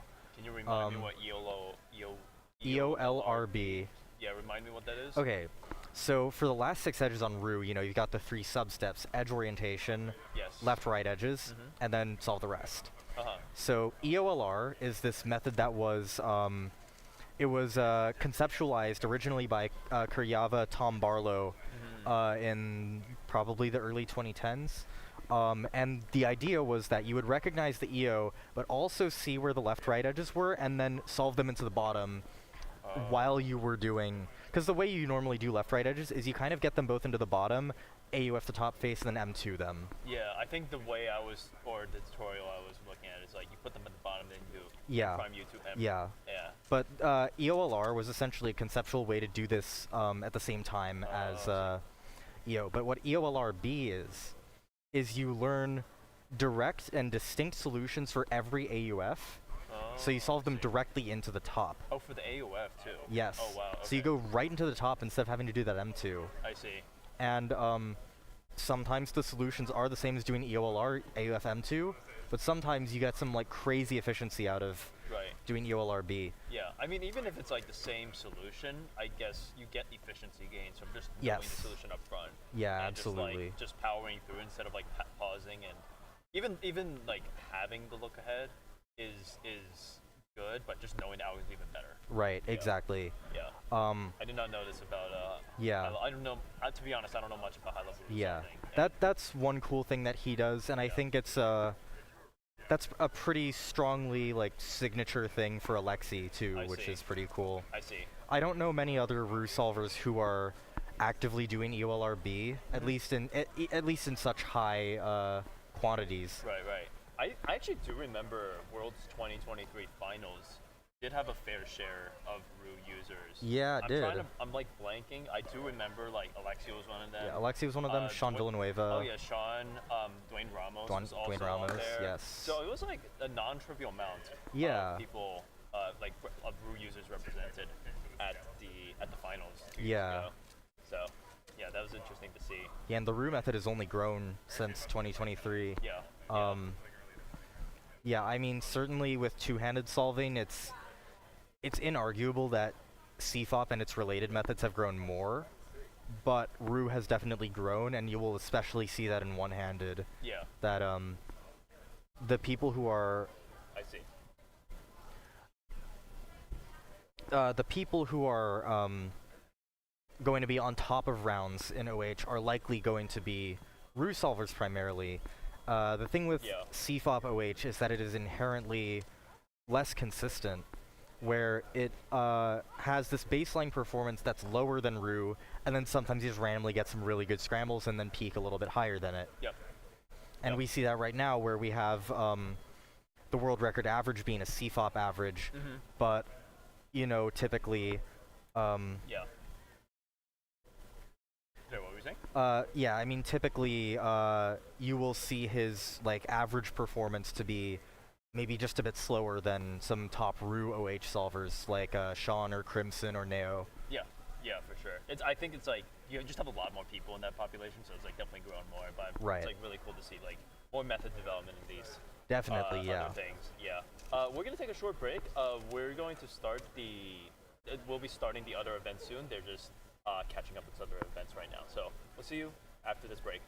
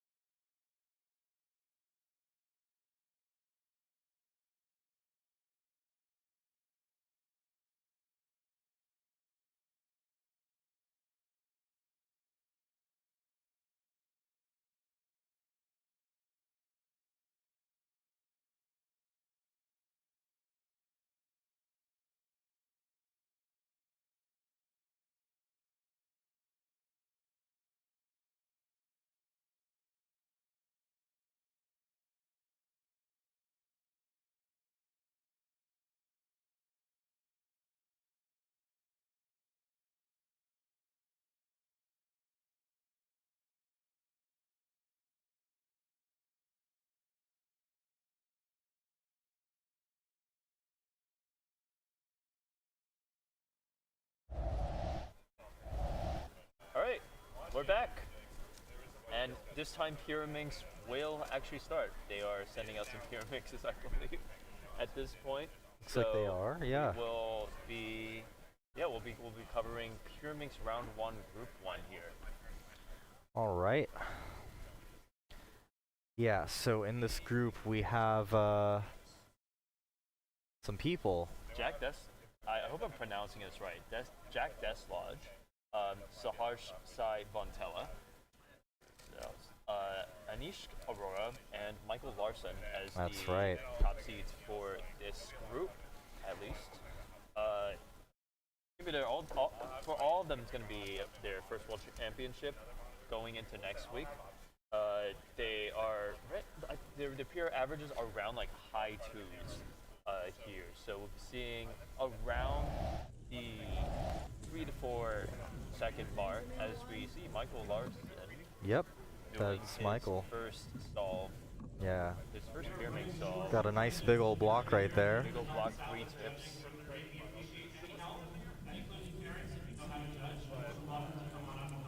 And okay, 648. Looks like he was struggling to figure out how to use the block best, but eventually got there. Yeah. So I wonder if he was, because I guess after that it's like a L4E case that you can do. Yeah. So I don't know. He was just basically doing it intuitively, or at that point.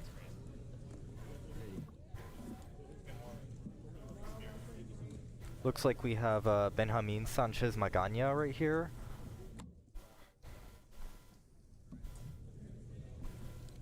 And for the same scramble, oh, is that a miss one look or was that just the solution? I can't tell. Either way, it's a 581 that went into 2 flip. But that looked somewhat like a miss one look. We have a Jack Desloge here.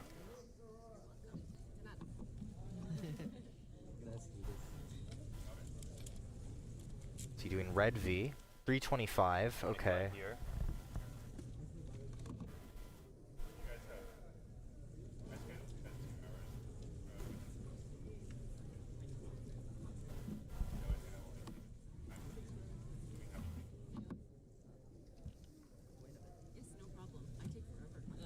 You should see me.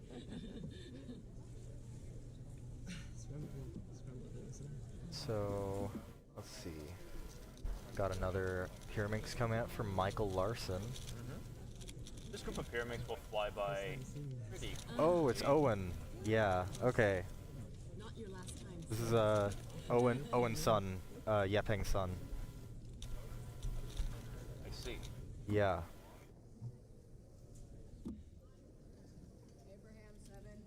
Surprise entrant for this group. But we'll see how he fares on this scramble. Looking like he's considering both red and yellow. Logically so. The first scramble with that block. Although it looks like that he didn't find anything good. 259.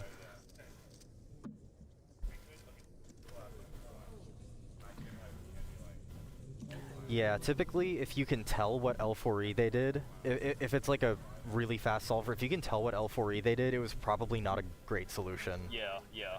Because I guess at that level, would you see like cancellation? You want to be like something that's good. You want to be either canceling into things or doing things that are finger tricky enough that like you can transition into them seamlessly. Right, right. Or just like having a good L4E case. Yeah. Also, you'll see a lot of ML4E at the top level, which is yeah. What that is normally with L4E, you always put the empty slot at the front, and you know, that's typically a very nice angle for doing like good intuitive solutions. But a lot of top solvers will learn algs to solve. So we have a 304 for Jack here. A lot of top solvers will learn solutions that keep the open slot in either the left or right, and then this can be better for saving rotations in some instances. Right, right. 633 for Benjamin here. I'm still not sure how the top Pyraminxers do a lot of these tip turnings. Yeah. It's you gotta get the finger tricks right. Yes. Especially if it's like back tip. Yeah.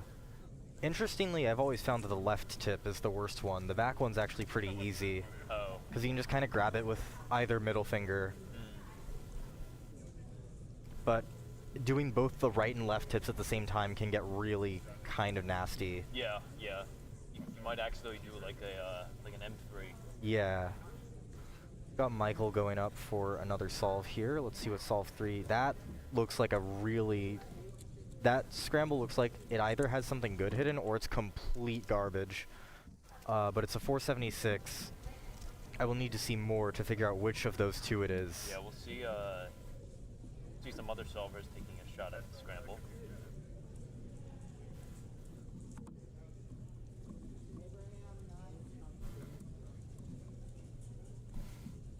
Yeah, looks like we're waiting on someone, but should have someone coming up right now. And it looks like it's going to be Jack. Nope, Jack is gonna sit at the other station. It's gonna be Owen.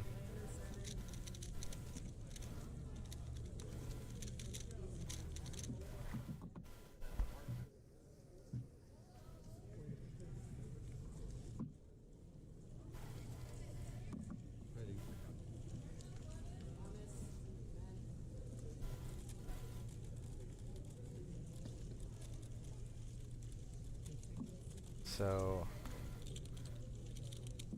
yeah. Let's see. Looks like Owen is taking his time and just doing a quick solve on his own terms before...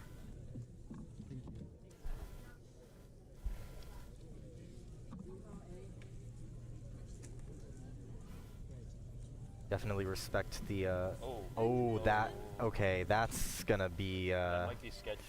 that looks really sketchy. Yeah, that... I don't know what you should do in that situation, but I feel like that wasn't it.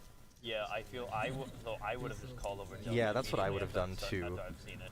He gets a 215, but we will need to hear about what's actually happening with that. Yeah, we'll see about that solve. Yeah, it was like halfway turned, not exactly clear. Right. You know, Yeah. It could have misturned within the box. So Right. Could have gone either way. Yes.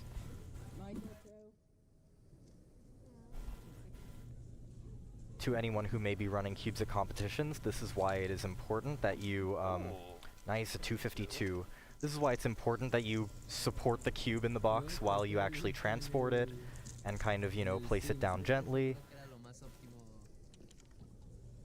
Thanks. That was nice. So we got Michael going. Jack won.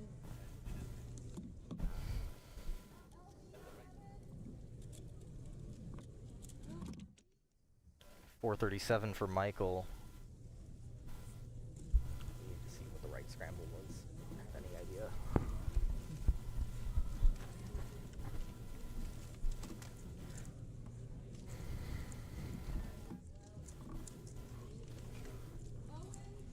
Alright, we've got Owen coming up right now.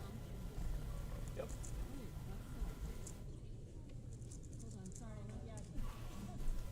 Yeah, with these cube covers that are a little narrower at the base, these like smaller ones, I like the strat with cubic puzzles where you kind of grip the cube with the sides of the box. Right.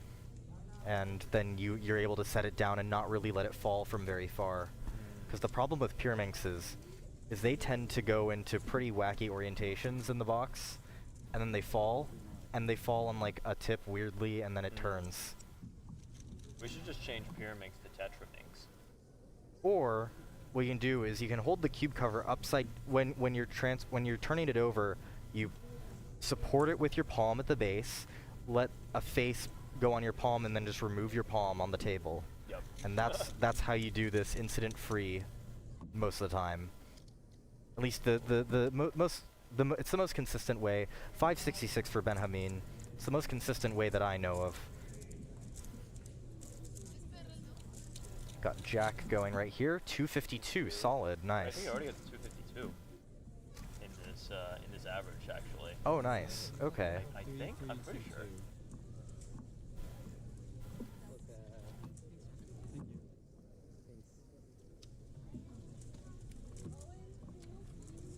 Looks like we have Owen actually coming up now. Unless they're gonna do a switcheroo of the cubes again.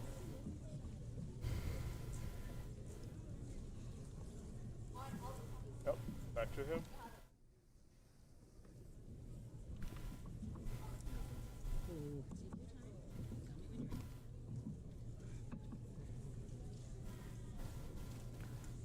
All right. I've lost the plot. I don't know what solve we're on. 4, For right? Owen? Yeah. I think he's on 4. Okay. I think he did one off camera. Right. Nope, okay, 3? this is 3. Okay, I'm Okay. wrong. So Shout out to Manu. we now get to find out whether this scramble is abject garbage or not. Oh, that one was definitely a slightly misturned, but fine. Yep. Yeah. Nice. I think there was a block there you mentioned. Like matrix scramble. Something. Okay, looks like he had something, but didn't have the turning. But 261 there. It's going to put him in solid position within this group. At least from the others we've seen, it seems like.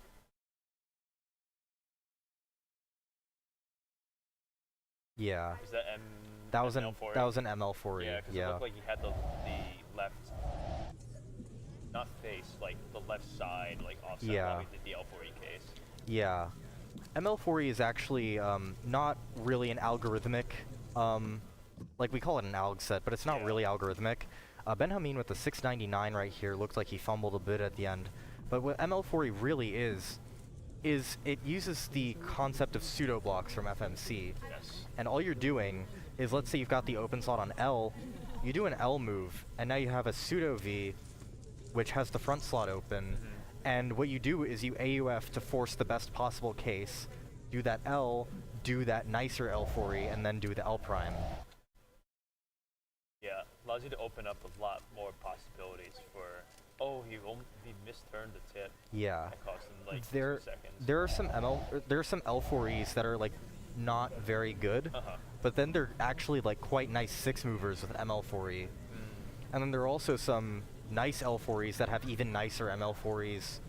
So you'll see some people try and force ML4E angles. I see.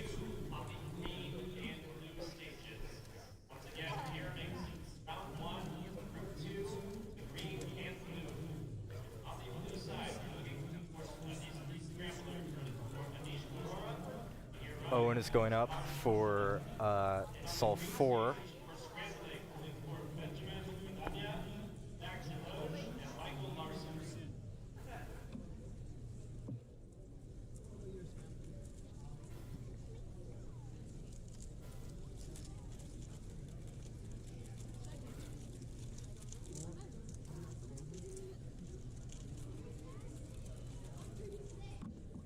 Once again, if you now have a judge, greatly appreciate any help you get, even if you are not competing. Owen still getting ready for his fourth solve. Yep.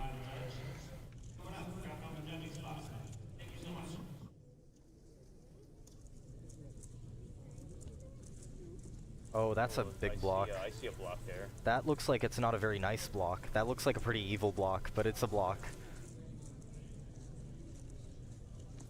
Oh, and it's going to be sledge into Polish flip, but Polish flip is a terrible ML4E, so yeah, okay, he's just going to rotate. 192. Yeah, 192, best of the average though. Yeah, that type of scramble, that's a really notoriously hard to execute type of solution, and they're not even like really that good. So, you know, he did what he could on it, so I respect it. There's probably something better he could have done, but like, who wants to find that? I don't know. I mean, he probably did, but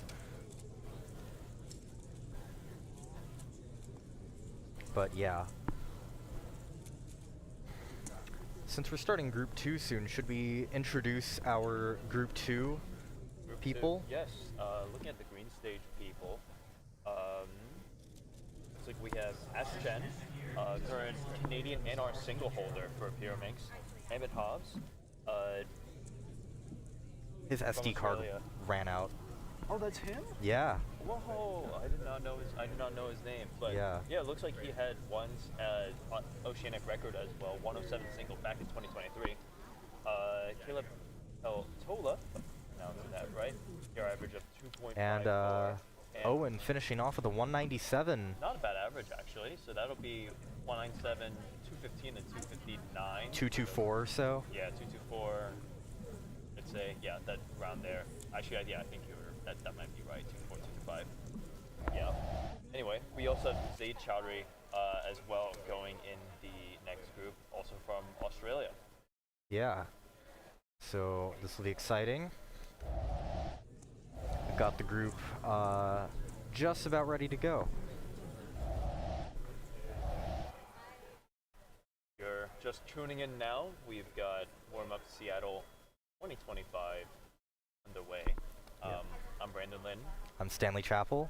And hope you've been enjoying the stream that we've had all day.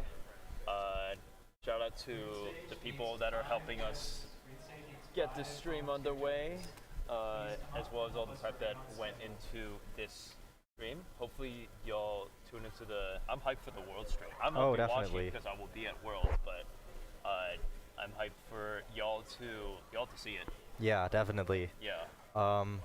I'm not gonna be part of the stream team there, but I'm gonna. Me neither, but yeah. I've got an interview. That'll be fun. I saw that they're doing the 5x5 blindfold interview right after your interview. Yeah, there's just Jasper's interview right in between. So we might see. Well, depending on how you do it, we'll see. You know, remember what? We can't forget what happened last Worlds. I actually don't know what happened last Worlds. Oh, I got the first pop on my cube ever on my last attempt of 5 blind. Anyway, we have was that Zaid coming up. For solve 1, this scramble looks a bit yucky. I think Zaid would probably agree with me. Yeah, that's yeah, 746 is looks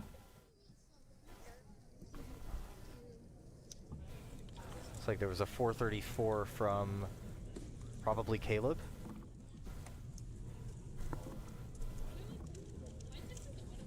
But yeah, that scramble does not look like it has many redeeming qualities.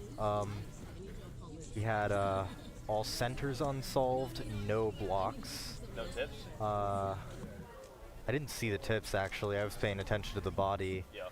I think it's the top 4. Oh, great. I don't even know if I'm top 4. Let's see, we have Jack Hamilton coming up. Let's see. Enjoy your Doom Scramble.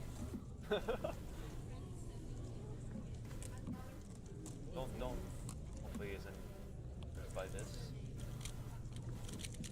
Okay, actually figures it out somehow. Yeah. 309. Was that a L4E with the bottom flip, bottom edge flip? No, that was okay. It was some like weird, like kind of like middle of the road case. I see. We've got Ash Chen up here. And our single 105. Canada. Yeah. Oh, that is a rough 2-look. We will wait for a penalty ruling. That's definitely not a DNF. It's not a DNF. I would think +2, but we will wait for confirmation. It looks. I don't know what that meant. I think that's a +2. That looks like a +2. Yeah. The judge has written down +2. Yeah. So it'll be a 532 here for Ash. Got Emmett going now, sharing the love of the Doom Scramble. 301 though. Better? Yeah. Yeah. I like to refrain from making judgments on penalties from behind a screen. It's difficult. I think that specific case was it was a little bit clearer, but yeah. You always look at it's always best to judge from in person. Yeah, 379 right there.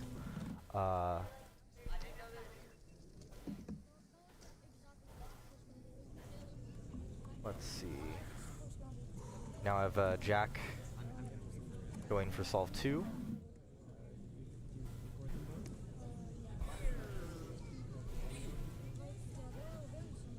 It looks like there's a delegate.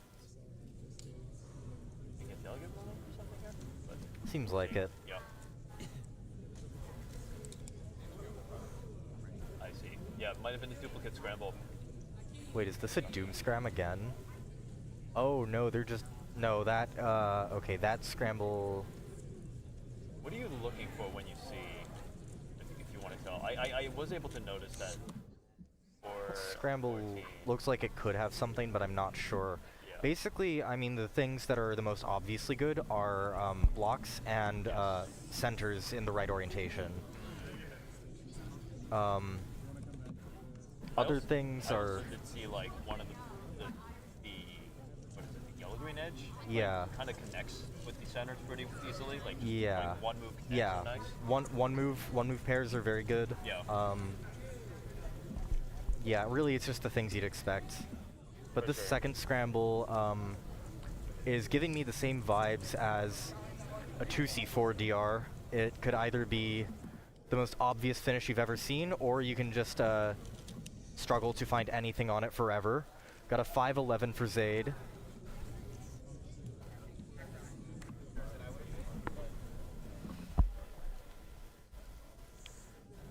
Ash Chen up for solve 2.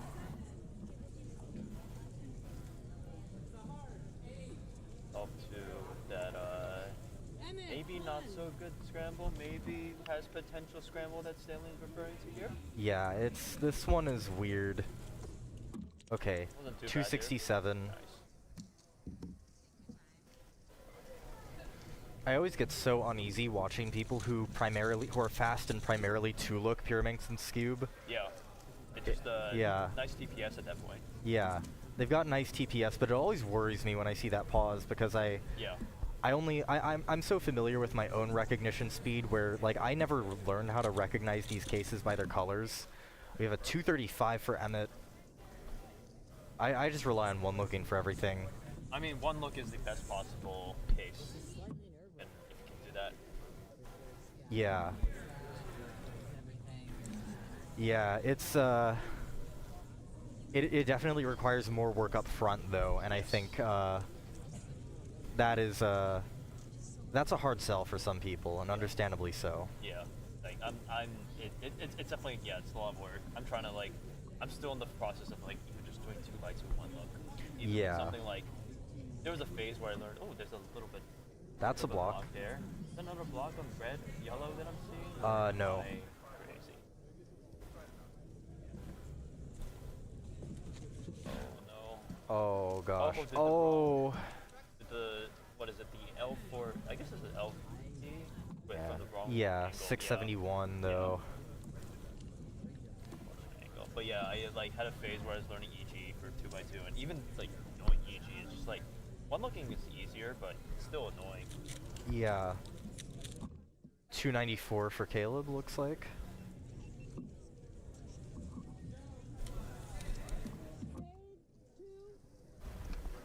We are now calling up 6x6, round 1, group 3 to the red stage.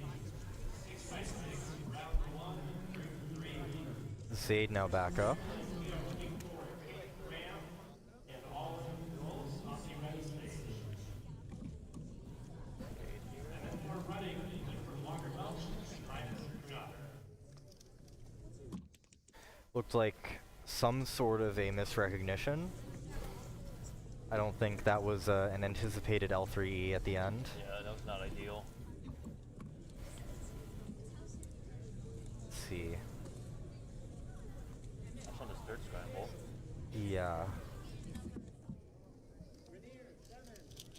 That was a good solution. Nice. 217.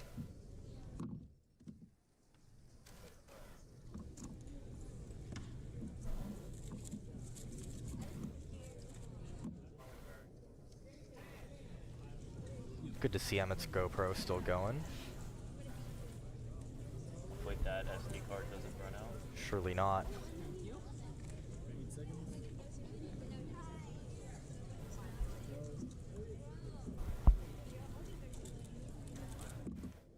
cube drop. 382. Or rather, Pyraminx drop.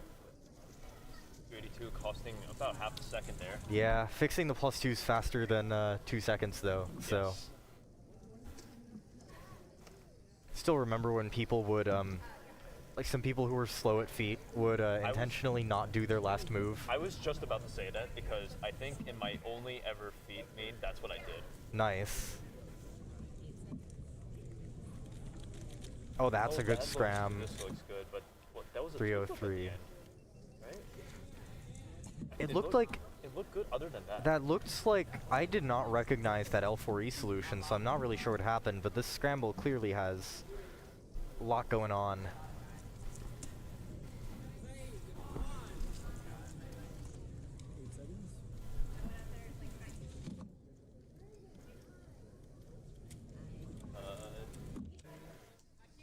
.340. Zaid on scramble 4.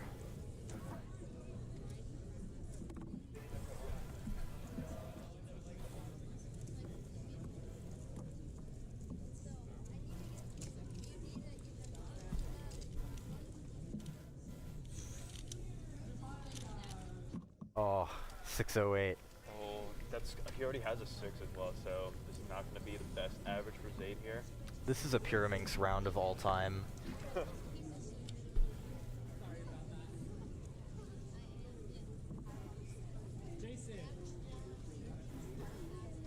mean, we have still yet to see how many groups now. At least one. At least one, yes. We still have 2 more groups of Pyraminx left. Okay. So we still got time to see some neat scrambles.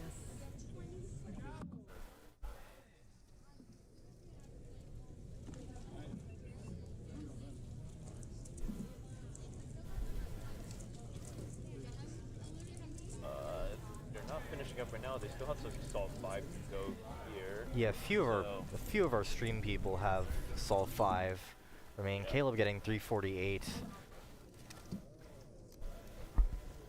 Emmett's going up now.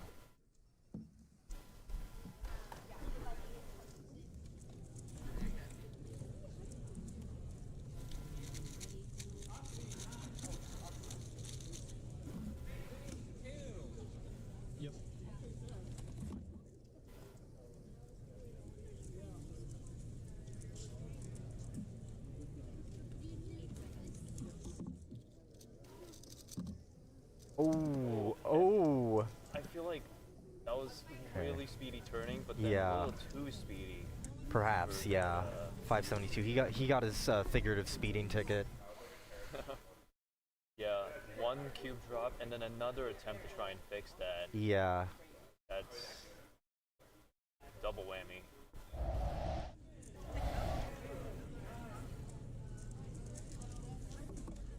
Got Zaid with a 344 and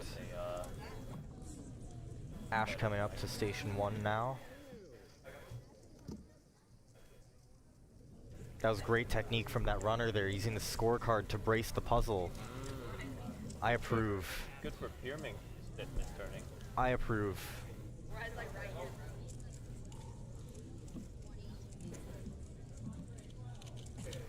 Why does this scramble have nothing? Anyway, that's a 348. Is this this is the 5th one, no? Or have I lost track? I'm starting to suspect that that really blocky one was an extra. Oh. Because I don't think I've seen anyone else get it. I guess Caleb got it? Wait, Or this no, is I'm it. not sure. Wait, this is it, is it not? Oh, that blocky one, yeah. Yeah, okay. 219. 219 for Jack. That looked like a keyhole solution, honestly. That was a... yeah. Yeah, that Okay, so that was Scramble 5. Yeah. Okay. So I'm not crazy. This does exist. Oh, that was Ash's 4th. Yeah, Ash no wonder. Ash still has a scramble left. Okay.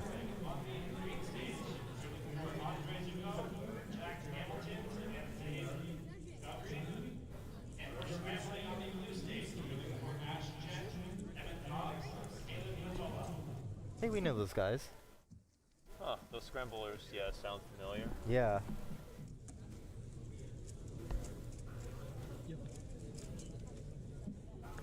So you have Emmett, Up here for Sol 5.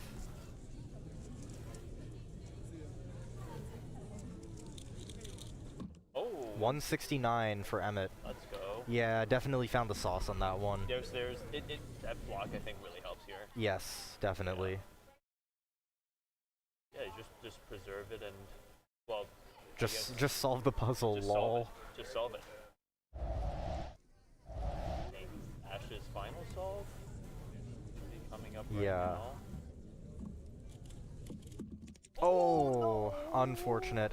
357.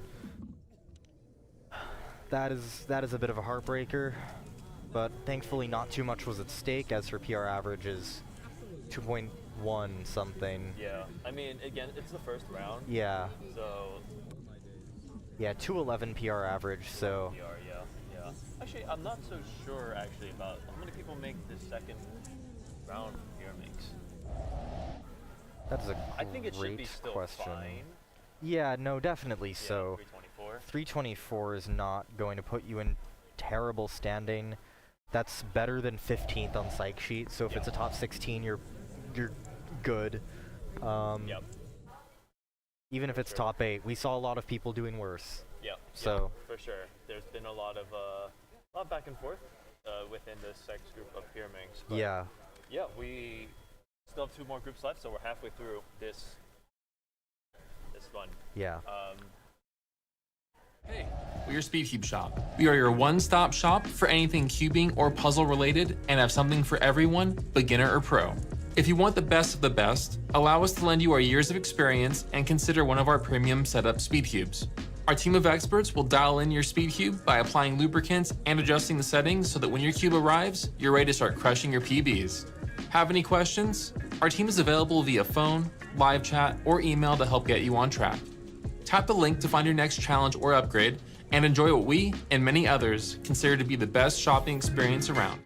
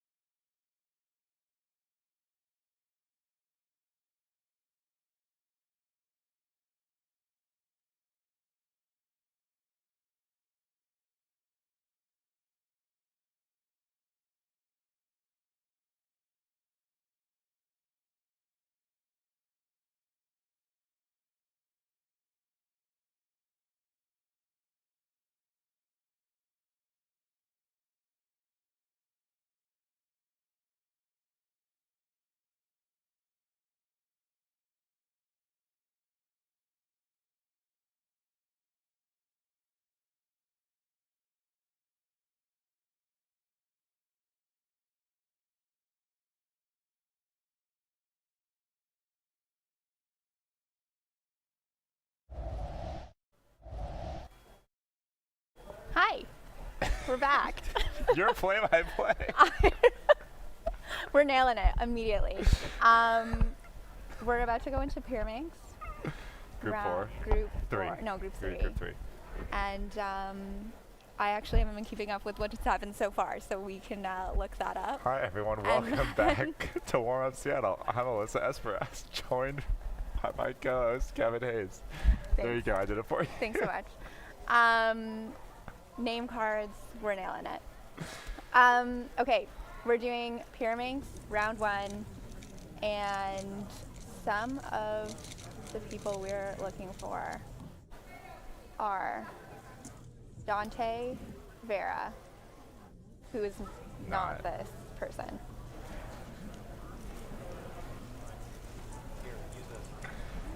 Here we go. Thank you, so production. Okay, first round Pyraminx so far. A 2.2 average at the top. So we'll be probably looking at some faster times coming up as the groups go on. And then after Pyraminx, we're going into 3 blind. And 3 blind, we have some strong competitors in 3 blind coming up. I know, we have Stanley and Tripodi. Obviously, I mean the blindfolders are extremely motivated to come out because yesterday was such a good day for 2 attempts on multi and 2 rounds of each of the big blind. Is a pretty good opportunity to just burn through some attempts. I think people are going a little fast in their 5 blind final solves, knowing that maybe their goal of podium in this comp isn't that big of a deal, and there's no next round to make because what was it 1 out of AP, 1 out of 24. There's solves 1 success out of the whole yesterday. round. Yeah, but now is the time to do it. I guarantee next weekend at Worlds we won't be seeing that level of DNFs on the big blinds. Yeah, I think if you're going for, it's kind of interesting. If this is the week after Worlds, definitely, absolutely, you should be throwing caution to the wind, especially in the final. But I kind of think there's some value in pretending, that the final is Worlds. It's okay, we got 2 DNFs. How are you going to approach this last solve if you're Stanley? Because obviously, getting second's quite a bad result, but getting last is a disaster. Yeah, not being on the world podium at all. Yeah, and do you safety it to get probably a solve that even I Stanley gets safety ish. I guess a little careful and still get a time that could win, but if you want a time that's definitely gonna win, you're gonna need to go all out. I wonder if the blind. Have you talked? I always talk to the blind guys, and they just have no plan for this. It's just there's no concept of even thinking about a triple DNF or should I have a plan? It's just we're just gonna go for it all 3 every single time. It is more all vibes than you would imagine for something that's so serious. Especially I already bet with the penalty for triple, you're out. We've seen it happen before, people triple DNFing in a non-final round. It's 3 times. I guess for 4 and 5 blind at least, there is no first round. It's just finals, which means that it's there's less of this weird strategy game. And also for 3 blind, getting 1 success is not very hard. The top competitor success rate is 80, 90%. So if you were not to adjust at all, what is it, 1 in 125, you're going to triple DNF. Although you have 2 DNFs in that, you got 2 DNFs going to the last solve. I think your DNF rate goes up a little bit. Yeah, or not, but your time just ridiculously goes down. Okay, let's look at some Pyraminx solves here. At the top level, you should be looking 2 flat, 201, which is, we've seen a couple of really low 2s, and 197 is a rank 100 on average. Okay. Oh, there's a DNF in there. The 4, yeah.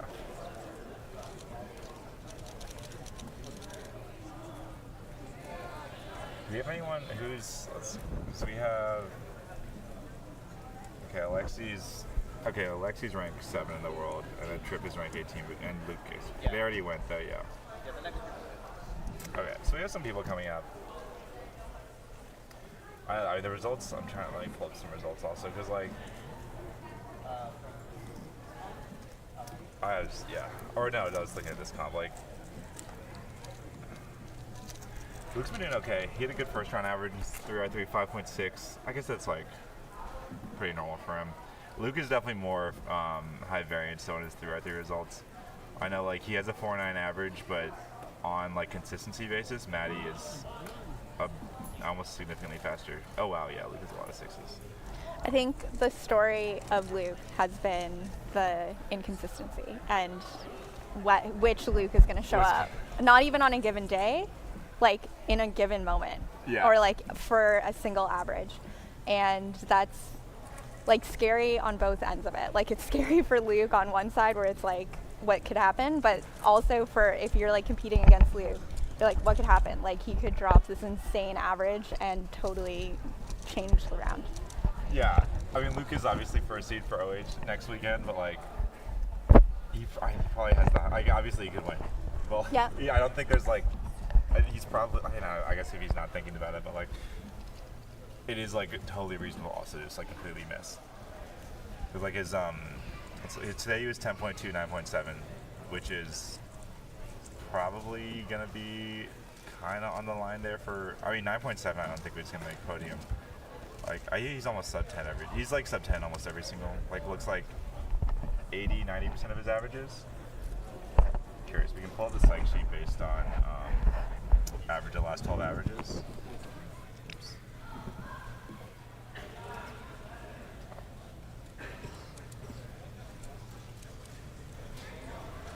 All right, 8 point.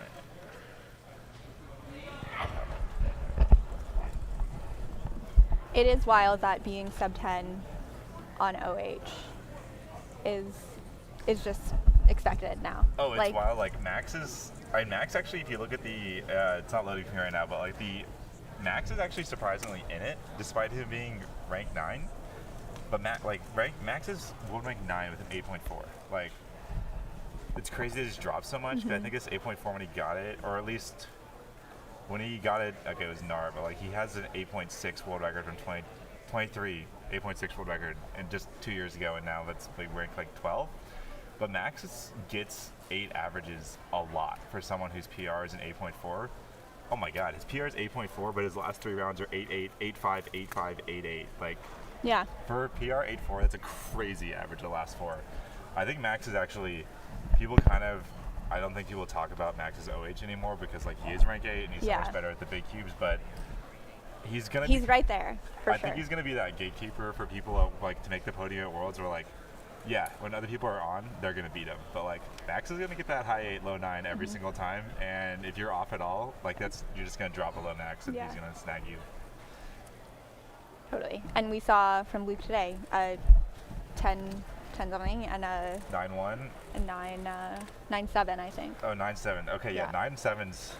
I mean, that's not gonna make. Again, that's not better than Max's last 4 averages. Yeah, and I mean, I think in Nicholas Archer's ranked 2, and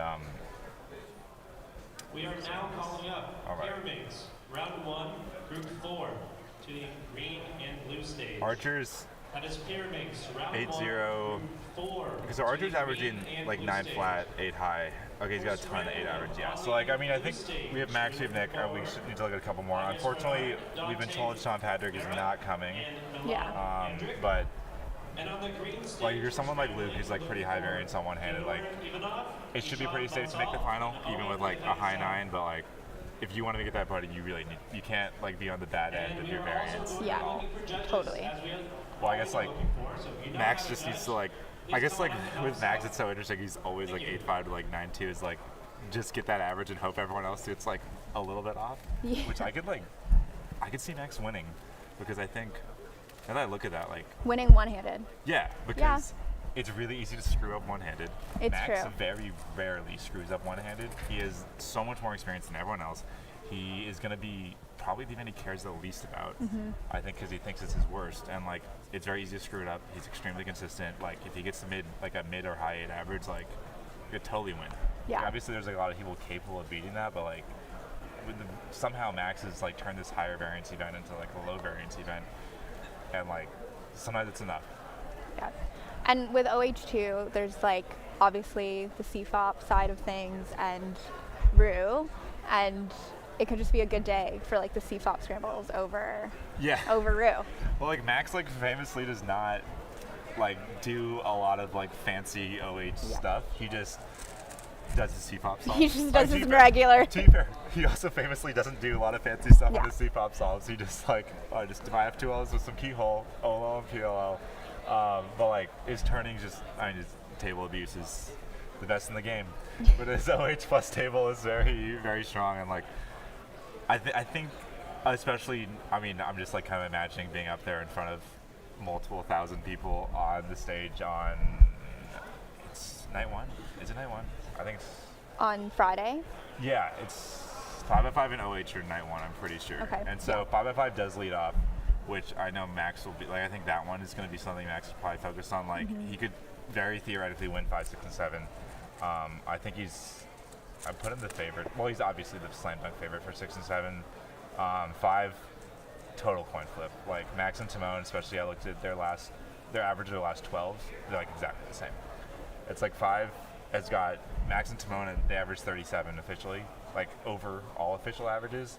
And then the next group of 3, like the 3 people with 37 averages are also all in the same bucket, and it's like those 5. It's like those 2, gap, 3 more, and then a gap, and then like everyone else. So like Max and like that coin flip are 5, and then 4x4 honestly like Timon, Max, and Sebastian are like pray for that 2 out of 10. Yeah, and just see what happens. Channel your inner Bill Wang. Shout out to Bill Wang. Still setting national records in 2025. I don't know, yeah, tears off, comes back, it's Yeah. 38.5 high single, like Yeah. I'm sure like you're like, oh, did you practice? He's probably like, no, didn't do a single solve. He practiced. I was gonna say he definitely did solve. That's the low key secret. The low key secret to getting good times is to Is practice. to practice. It's a wild. Okay, yeah. World's OH final is Friday night, and 5x5 is Friday night. also Friday night, but 5x5 kicks off, and then we have Clock and Pira, so Max will like get a break and then kick off into 3x3 one-handed. The schedule is very optimized for all the super common events. Like, if you do a small subset, like you have finals on 3 different nights. But obviously, if you do 3 to 7 OH, there has to be duplicates. But even then, they're spaced apart. Like, you'd only have back-to-back finals if you do like a really odd combination of events. So we got Luke Garrett. Luke Garrett is famously an all-rounder. Just every time I think I know what Luke is good at, there's another event that I'm like, oh, he's good at this too. So here's Pyraminx. He is in the top 3 on the psych sheet for this competition, and I believe he should be looking for a one-look solution to this. It was interesting, like for this one specifically, because he has to pick. Like you only do 4 events, so he has to pick Right. which ones he actually wants to do. And he picked Pyraminx. I think there's This 3 is rounds of Pyraminx, which not, might have had. that was not the solution I that have a he feeling was it was looking like, for. I have a feeling it was an easy one, or else like he's not gonna be like he's not gonna be upset by like burning a solve unless it was like, oh man, that was like really easy. But I'm trying to look at his world rank. His world rank 34 in this one. He's on the psych sheet for worlds. I know he was talking about. I was surprised he didn't pick some of the other events, but because I know he was saying he wants to make. I see 1.4. All right, we're up to. Who do we have? Oh. Garrett is okay. Luke is 22nd on the psych sheet for Pyraminx, so he's like right on the line to make finals. He's definitely like. He was talking to like.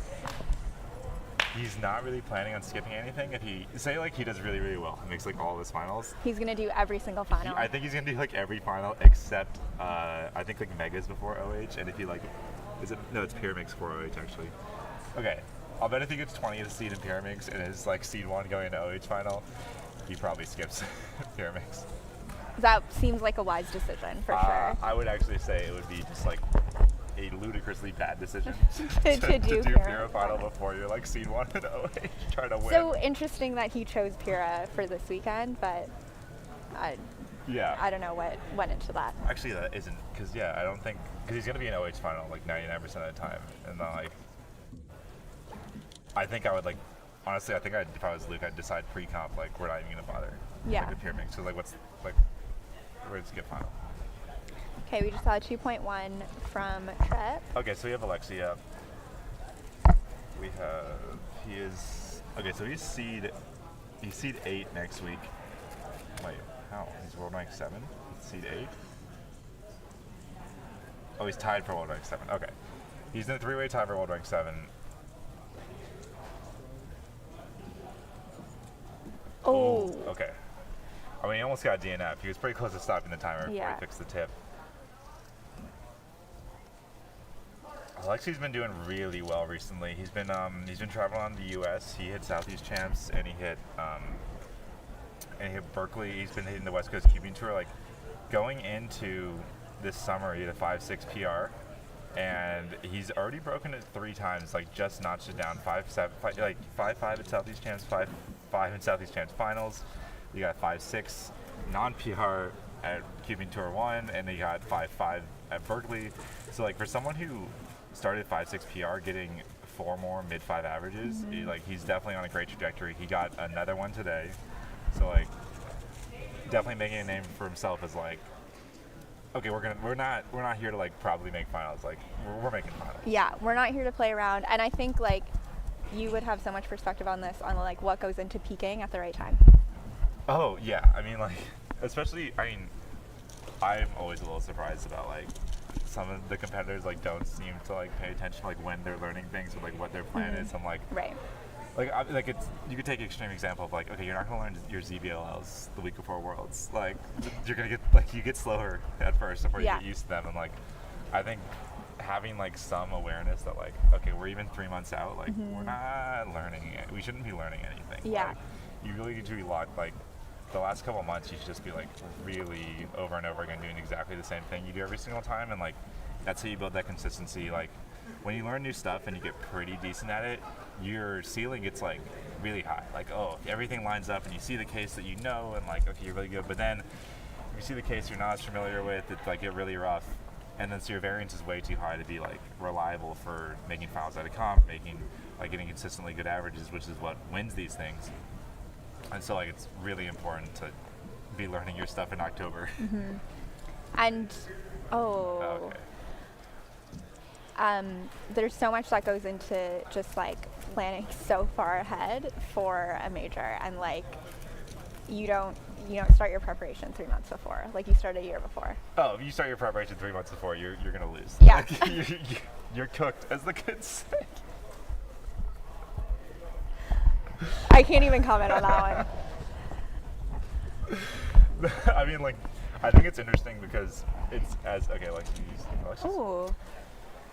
I mean, I can also just like, you can kind of tell when people, like how people carry themselves in competitions, especially beforehand, like their expectations, how they handle meeting expectations, not meeting expectations. Like when people are on pace, like they're here and they're ready to do well and they're expecting to do well, and there's like a lot of people that do that, but then the ones that still do well, like understand that like you're not going to do well every single time, and they don't like get too frustrated with it. It's like instantly like, okay, we didn't do well. What went wrong? What are we going to do? Like, as opposed to just like beating your head against the wall, doing the same thing over and over again and praying you get a better result. Like, what was the difference?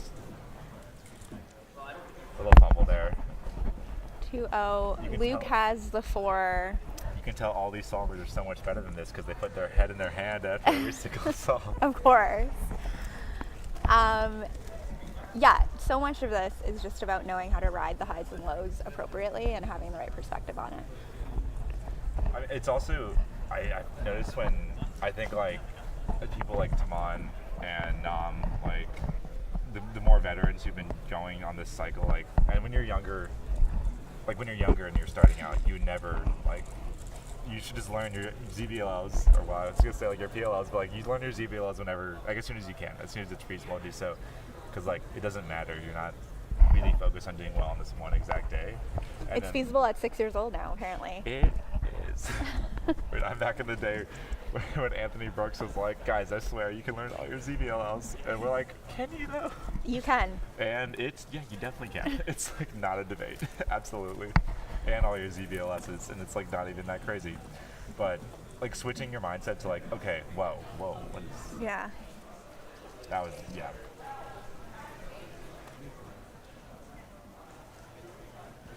Okay, 2.5 here. 2.5 is not. And I'm not sure where we're tracking on that average actually, but I know Tripp has dropped a lot in the world rankings recently. He got a great average. He's gotten a couple great average recently to get, like, he's definitely, I'm world rank 18. I think there's a lot of focus on, like, we're going to make this world final. I think a lot of people, especially with how crazy competitive every single event is now, and, like, everyone at the super, super top is, like, a huge, like, it requires an insane amount of grinding to be at the top. Like, a lot of people that even have been doing this for years and years as a very serious hobby, it's just like, we just want to make the world final. Like, let's make sure we're in it. Like, that's like kind of the moment people are going for. Okay, Alexi's on 1-1, 2-2. Long inspection on this one. oh, It's a rough such line. I was about to say it was such a good pickup, and the drop was not there. Honestly, you know what I see though? Like, obviously he's really annoyed by that, but like, he's like reset already. Yeah. He's like, okay. Like, it's like, that one's pretty easy to analyze. Turn the last piece. But like the biggest mistake, I mean, for Pyraminx it's like already over, but like the biggest mistake is like letting a small mistake turn into a huge mistake. Like, you see a lot in big cubes where like, oh, you did like like you made an edge mistake that cost like a second and a half, and then lets your mindset get weird, and then all of a sudden you're 10 seconds behind. Or like on this one, okay, yeah, that 1-7, if you didn't make that mistake, could have easily been a 1-4, but like, or probably actually low 1. Yeah. So like, it's too late. It's a 1-7. Totally. You're on to the next solve immediately. And it's also obviously here he already has the 2-2, but it's like, I've heard you talk about this before, it's like push through even like the biggest disaster, because you never know what's going to happen later on in your average. It was very born out of a Mina 3 like Mina 3 event specialist, where like 1 second on your bad solve is the same as 1 second on your good solve. And like, you should have that mindset and average of 5, because what if you DNF? And like, especially if you're, say like your really top player in the world, like, you never know what's gonna happen. Like, you can count, like, if you're Yihang Long, like, you can count a 7 and make world finals. Yeah. But like, if you're sitting on that really bad solve and you kind of lazily stop the timer and a 7 turns into an 8, like, and then some craziness happens and you DNF, like, that could be the difference. You never know what's gonna happen. Like, you have to treat every single millisecond like it's gonna matter. Like, reacting physically in any way during the solve is always an indicator to me of, like, lack of form. Yeah. And it's really common when people get parity on big cubes. It's like, do the lean of like, Yeah. Okay, this is Tripp's 4th solve. And a quick inspection actually there. 2-2. I think he's like 2-2 on like every solve. Oh, we got Luke again. I like Luke's tripod. It looks like the easiest to set up quickly. He thought about that one for a long time, and I think some turning errors there. Yeah, he completely missed a U. He had to go back and hit that U. That's like, this is another common thing where like, I've been kind of telling this to people and myself, like, there's no perfect solve. Even, okay, maybe you're doing 2, but you're doing these sprint events, maybe you get one every so often, but like, there's a huge like mental battle that people have where like, it's like, I should have gotten this. I should have just not made that mistake. Right. It's like, but that happens, and that's part of the game, and like, the problem, like, isn't that it happened, it's that you're beating yourself up over it. And like, yeah, like, think about why that happened, and like, you can start like making like differences in your solving to like change that at home, which will like translate into competition. But just like saying over and over again, like, I should have gotten this, is like really doing a disservice to your mental, because you're gonna have like really bad, like, falsely good expectations for yourself, and then you're always gonna be disappointed. And then I don't know anyone who does really well when they're disappointed. Yeah. Yeah, knowing how to win when it's not going your way is, and like finding that way to win is, in every sport, like, everyone will talk about that. Like, you just, sometimes the shots aren't falling, sometimes whatever it is, and you have to just find that pathway to your win. Oh yeah, no, like, I mean, round 1 doesn't matter. Once you made the next round, these things don't matter. Like, you have to, like, you have to remind yourself too, like, people like expect themselves to be at their best all the time, and like, you don't have to be at your best. You just have to be like the best you can. Like the expectation shouldn't be to be your best ever, because like that's gonna be some random day at home when some weird some random total day where you feel really comfortable. Like you need to just be the best you can on that day, which might not be your best, and that's just you have to deal with realistic expectations. Yeah. Okay, here's Alexi inspecting for the fourth solve. Yeah, this one looks really rough. Yeah. But wow. I think I jinxed it, because I was about to say, as he was stopping the timer the first time, that he could lock in the win here. Yeah, that's a rough one. I mean, 2 in a row where just tip mistakes, like carrying over. And just fumbling it so far. That's when you really got to be like, okay, like really reset, because like that never happened. Like that's really rare to happen, even at home. Like, but that's pretty nice. Also, I mean, what's his seed? He's world rank 7. So I mean, world rank 7 on these sprint events, like especially for the sprint events, because one lockup is the difference between like an average that's first and average that's fourth. Like he's definitely in the running, like to get a podium or even win. Like anything happens. Luke's up, very nice. Oh, we got the live rankings. That's nice. Are we putting in data fast enough? This is from previous groups. Oh, okay. Oh, Luke 1-6. He's done. Not a bad. I don't think we saw 5 from Luke, No, we didn't. but that was probably his best, I'm gonna guess. Not a terrible day from him. I think pretty middle of the road. 5.6 3 average. 2.2 on 2x2 is pretty. I counted a 3. 10.2 and 9.7 on OH. Probably not too happy with that, but. Okay, this is gonna round out Tripp's average. And I think he's had a 2-2 on every solve. So he's a 3 at least 3 2-2s. I saw Garrett get a 1-6 on this, so it's definitely. I mean, 1-6 is. It's crazy. It's like. Ooh. 2-6. I know, like Pyraminx is obviously like all the sprint events, pretty scramble dependent, but when the world record's 1-1, you're like, oh my god, like 1-6 isn't that good? Yeah. Yeah. It is. I mean, Alexi got a 1.7 on that third solve, and he dropped the cube and picked it back up. Yeah. It is with like Pyraminx 2x2. It's like a high 1 is double. Yeah. I mean, good we're seeing right here like the difference between a top solver and everyone else. Like Alexi got a 1.8 average, which is first, and he had 2 huge mistakes in it. Like obviously he's a little upset with that. Like there's like so much more potential, but some interesting. What are they talking about? Yeah, that 2.8 obviously hurts, because it would have counted as a 1-4 potentially. Yeah. No, it's like. Alright, okay. Who do we got? Blind. Pull this up. Blind. I'm very excited for Blind next week. Yeah, it's gonna be good. I messaged Hilliard, asked him if he was still in the area. He ghosted me. And James McDiarmid. Okay. You gotta bring it up here. What? Okay, we're gonna go a quick ad. We'll be right back with 3 blindfolded round 1.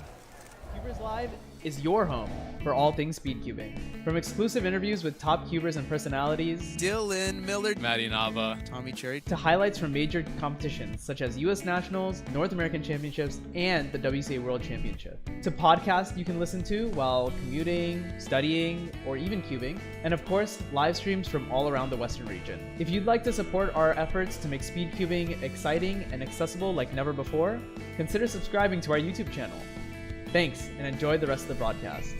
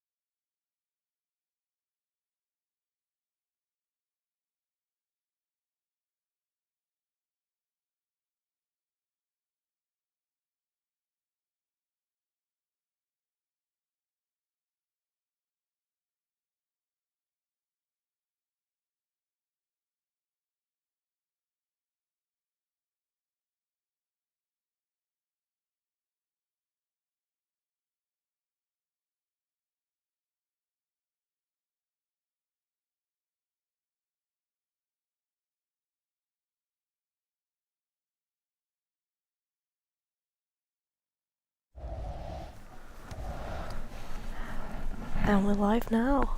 Ready to start 3x3 blindfolded.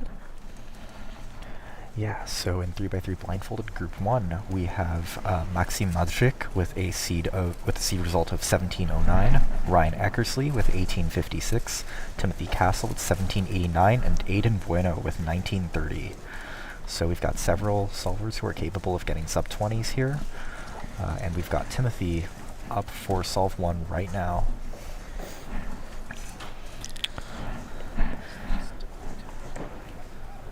All 4 of these solvers will be using UF and UFR as their buffers, as is standard nowadays. I think all 4 of these solvers use white top, green front.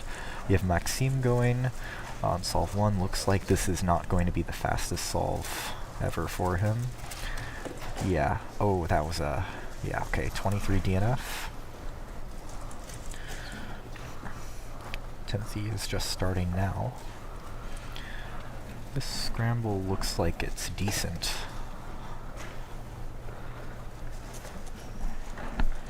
Nine-second inspection there. Yeah, so let's see how this... So, okay, this is going to be a DNF since edges are not solved and he started solving corners. Yeah, that's going to be a 1-move DNF. You can tell that that is what the cause of the DNF is because there's a 4-cycle of corners and a 4-cycle of edges in the wrong positions.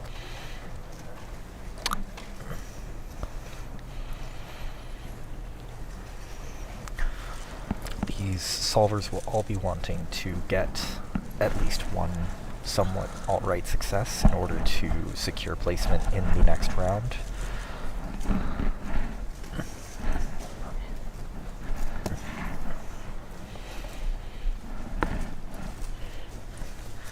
So we should be seeing Ryan and Aiden presumably somewhat soon.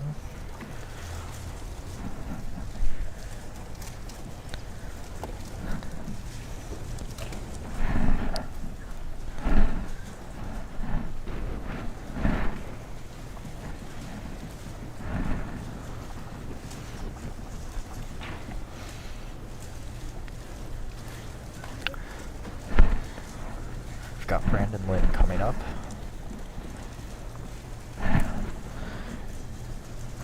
Brandon here is our 5th seed.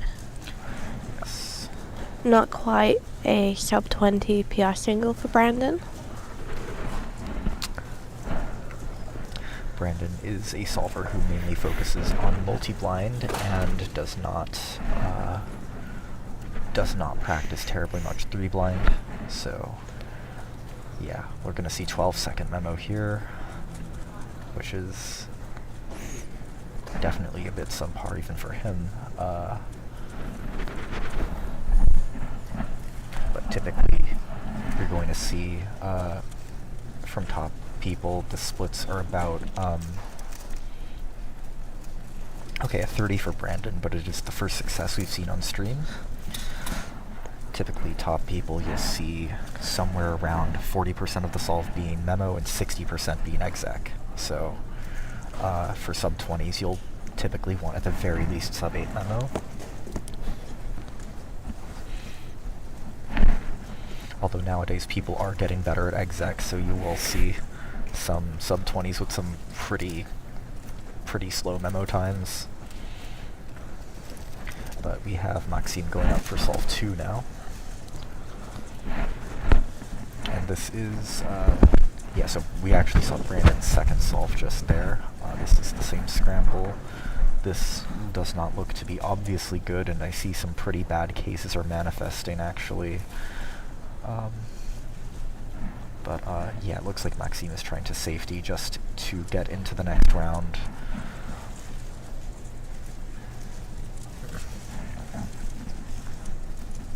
So yeah, that's going to be a 28-second memo, which is not the best. not what you'd be looking for in a... Yeah, so Ryan actually is getting a 19 just now, and Maxime is going to get his safety 45. So that's the first sub 20 we've seen so Yes. far here. As far as we know, that's winning the round right now. So Brian's another person who's not especially interested in 3x3 blindfolded and instead focuses on the larger blindfolded events like 4x4 and 5x5 blindfolded. But when Familiar with that territory. But when it comes to blindfolded, a lot of the skills are transferable. Yeah, decent amount is transferable, but there's so much 3-blind specific knowledge that is really, that's what is causing this gap of over 5 seconds between top 3 blinders and people who are relying on transferred skill from big blind and multi. Okay, so that definitely had 3 alg corners. I didn't see what the edges were like, but this should be, if doesn't look like Brandon has solved the edges, so yeah, that is going to be another 1-move DNF, it looks like. We have Mark Boyanowski up here. Looks like a pretty standard Mark memo, 8 or 9 possibly. But this is on track to be a success. It's going to be a 21. Wait, that's PR for Mark by quite a bit, if I'm not mistaken. Yeah, that's PR by 2 seconds for Mark there.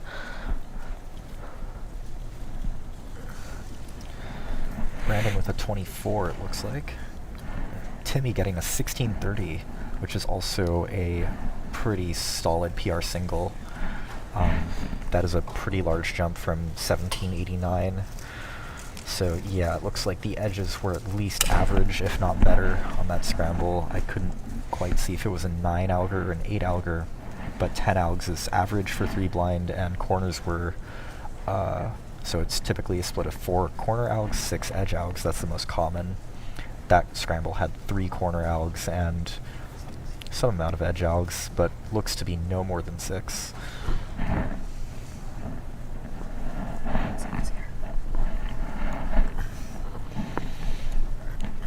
So far, the quickest solves we've seen so far then would be that 16 coming in top spot, followed by a 19, and then that 23. Yes.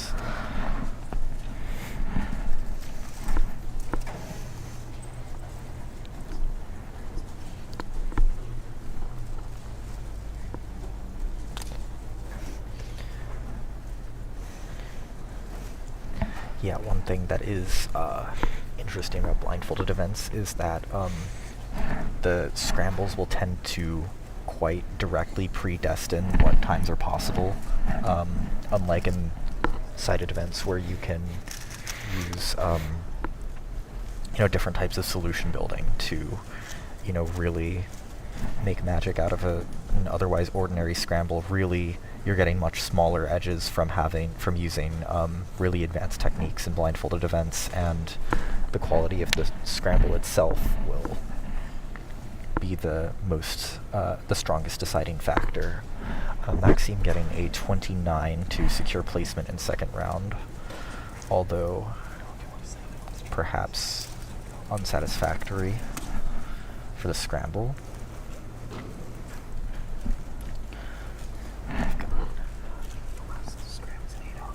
Okay, we've received confirmation that the last scramble is indeed 8 algs, so that would explain why we've seen multiple people getting pretty massive PR singles on it.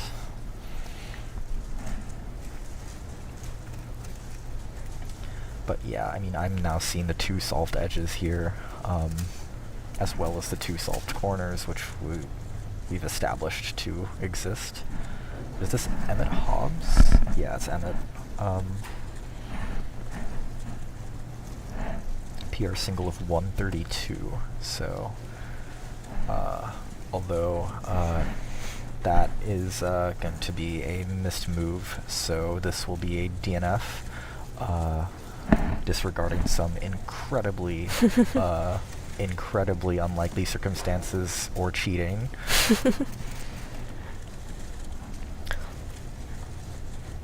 Although occasionally, if you do make a 1-move mistake, it's possible, if you realize it, to reverse back, correct it, and continue. But as expected, unfortunately, that is a wide move away. Yeah, reversing for that much of the solve will take so long to...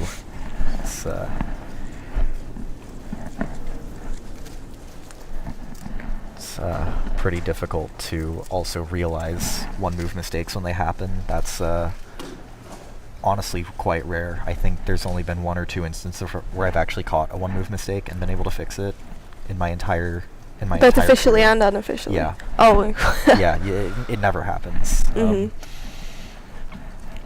But yeah, that was a really exciting group. Congrats to Timmy Castle on his 16:30 PR single and to Mark on his 21:48.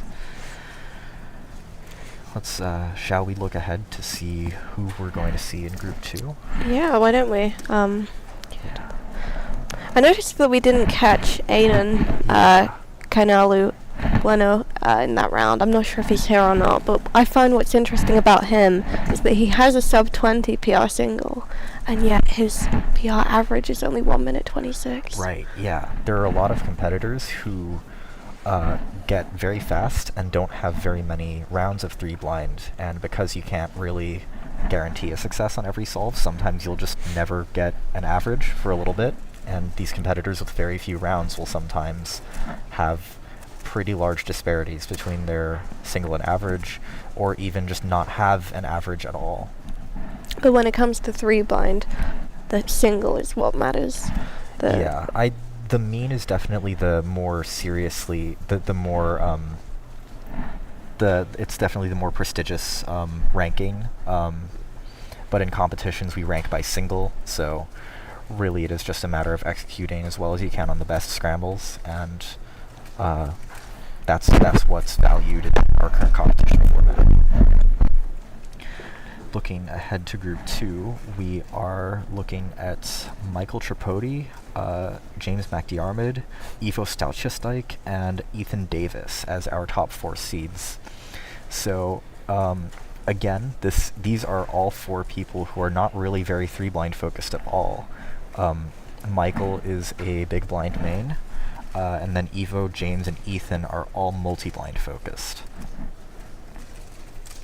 So we'll be seeing them very shortly, but yeah, speaking of multi-blind, James was also the winner of yesterday's Warm-Up Seattle PBQ in multi-blind, and Ethan was the winner of 5-blind by virtue of being the only person to get a success in finals.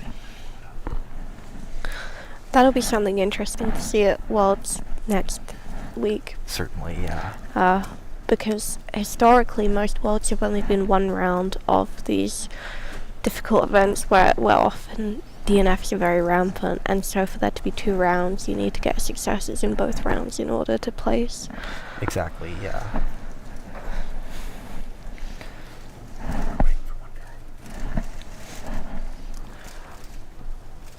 While we're waiting for Group 2 to start, shall we run an ad until we're ready?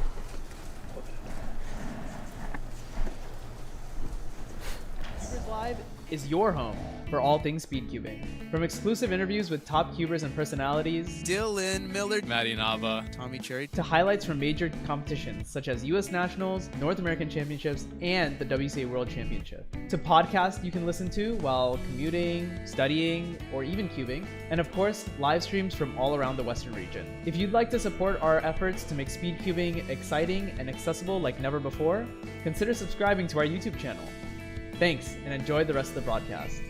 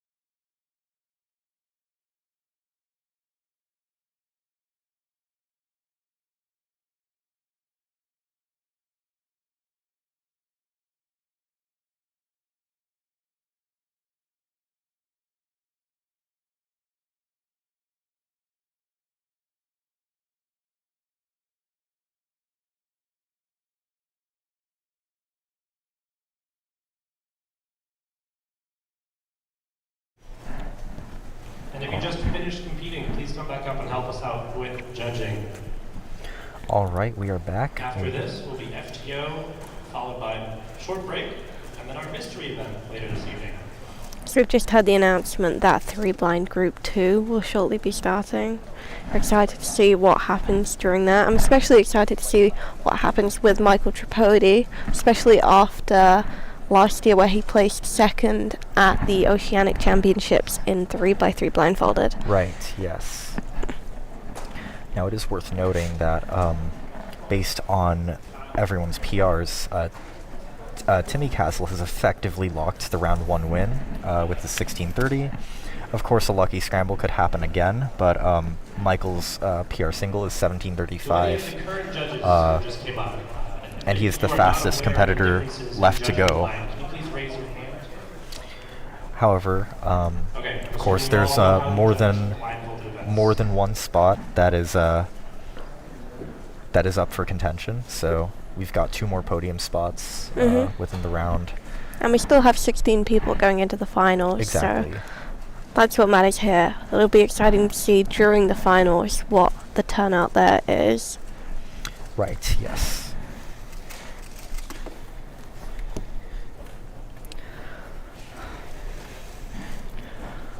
But, yeah, I mean, this could very well be a great illustration of how much of a role variance plays in 3 blind, because if this group doesn't have a 9 alger or better, the results are going to essentially reflect who was in what group, and nothing more than that. And well, this is why we hold finals. This is why we hold a 1 group round at the end of each competition to more fairly decide who our winners are, because as we said, your luck within a round is essentially predestined. There's no sense of getting sort of a random PLL skip at the end of your solve.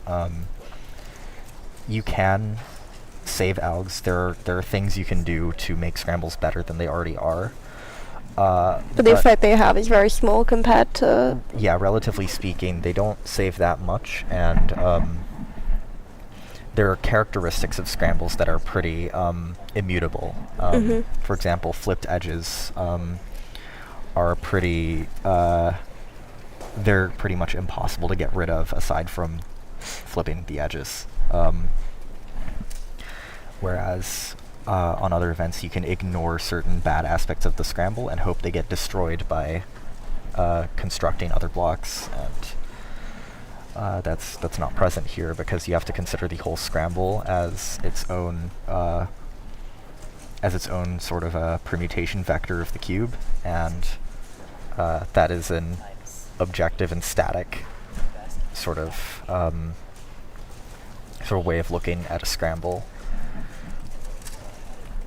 But that gives 3x3 blindfolded an interesting angle compared to other events like 3x3, because when you compare competitors on the same scramble, in many ways you're just looking at their raw skill, you're not looking at the natural variation of luck. It's just how, essentially how good the competitors are. Exactly, yeah. Yeah, it's very rare for 3 blind, for big championship 3 blind results to stray very far from essentially a true skill ranking of the competitors involved. Of course, there is some variation, but it's typically not very much. We have James MacDiarmid coming up for Solve 1 here. As we established, he was the winner of multi-blind yesterday. He notably, there's a solved UBL there, but we do have twisted UFR. That is, this could be a 9 alger. It gives me 9 alger vibes. But we will see how James does. He is very adamant about not caring about 3 blind. He gets a 21 though. Okay. It's gonna be solid. James is notoriously a very sort of polarized specialist, where there are approximately 2 events he cares about, and he just does not want anything to do with any others, 3 blind included. got Michael coming up. So we've actually just seen 2/3 of the 2024 Oceanics 3-blind podium here. That's true, yeah. That looks like pretty decent memo from Michael. Although that is that's gonna be that's an M2 gone wrong, which is going to misslice and cost that solve. We have Ethan right up here.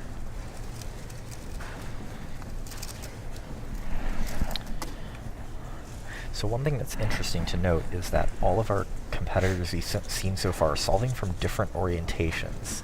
And while this might not seem like it affects things very much, this can actually have a pretty sizable impact on case quality as well as ways to deal with parity. And he gets a 20.78 on that scramble, which is going to be very close to his PR of 20.01. But also currently the leading time of this group. James up for solve 2 right now.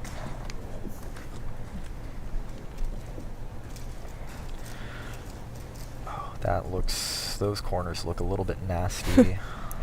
I can't see much in edges. I don't think this scramble is very much to write home about.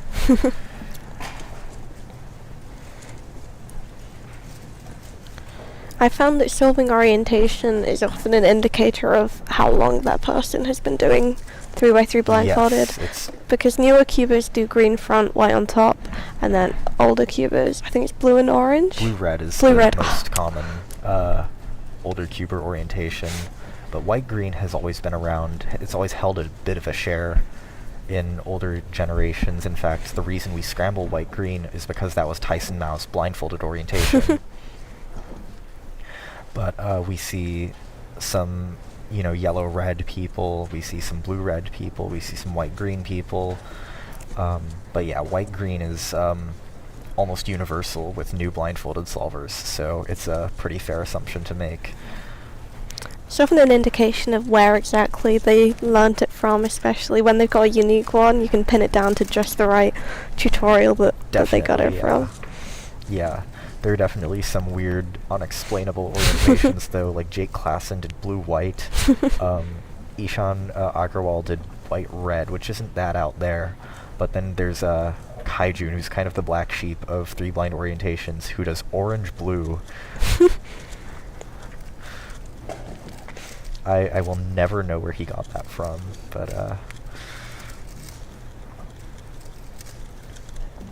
and that is a 19 from Michael. The first sub 20 we've seen of the round. Oh yeah, of the group, that is.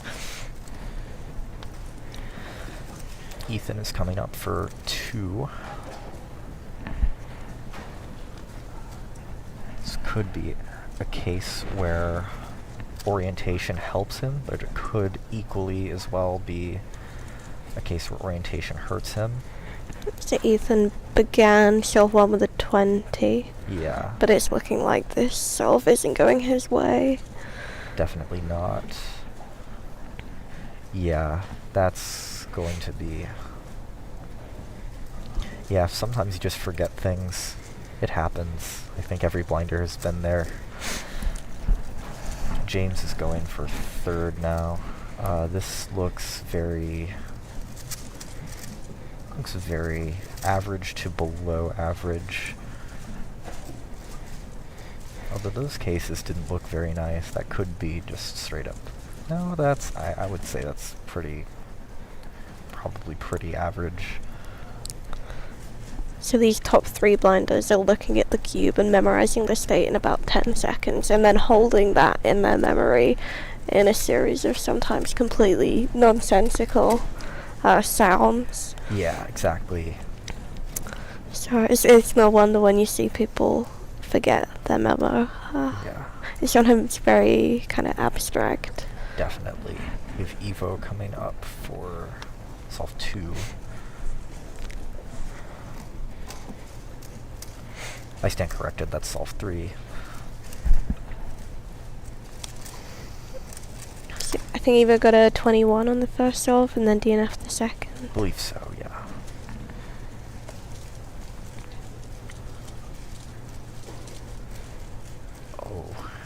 That's unfortunate. Okay. Okay, DNF by 3 corners. A couple of things can cause that, either doing an algorithm backwards or remembering the wrong letters, but it's a pretty common way of DNFing a 3-blind. Michael with the signature fist bump. Michael is also a yellow-green user, which is another less common orientation. There's no objective advantage to any given solving orientation because the scrambling program randomizes that too. So really you can just pick whatever you want as, I guess, some sort of personality statement, but Michael's going to DNF that. Ethan is going to be up for solve 3.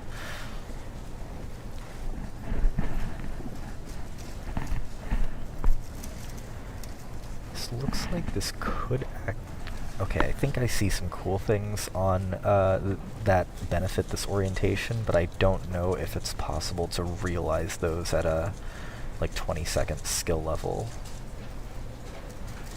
I suppose not. Okay, I guess that scramble didn't have parity anyway, so that means it would be impossible to utilize them, but 26 for Ethan.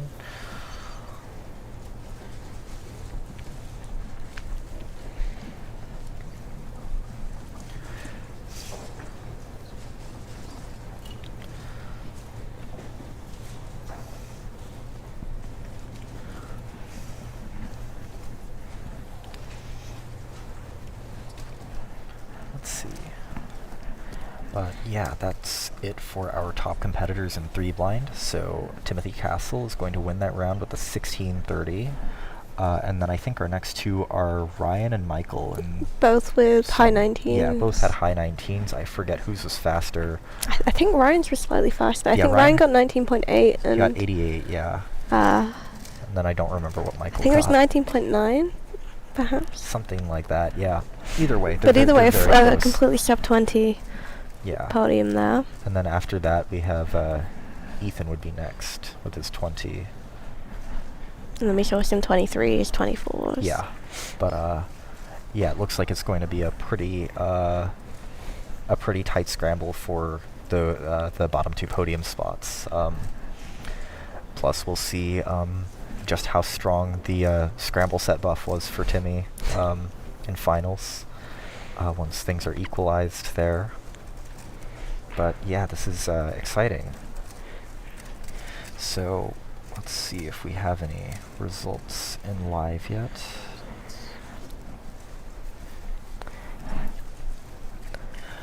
But yeah, what is next? We have, I think it's FTO. We have FTO next. So yeah, let's go to an ad. Thank you, everyone. It's been Stanley Chapel and Eleanor Sinnott. CubersLive has recently opened memberships. Becoming a member gives you a fun badge next to your name on live stream chats, and you get access to some exclusive members-only videos. Joining the membership costs just $1 a month, and we'll use those funds to upgrade stream equipment and hardware, make more exclusive cubing content, and just generally push the envelope of cubing media. Joining the membership is not a requirement by any means. You can still enjoy our content right here on YouTube for free. But if you do want to support us, you can hit the join button next to subscribe on the CubersLive YouTube channel. Thanks everyone, we appreciate your support in making events like this happen.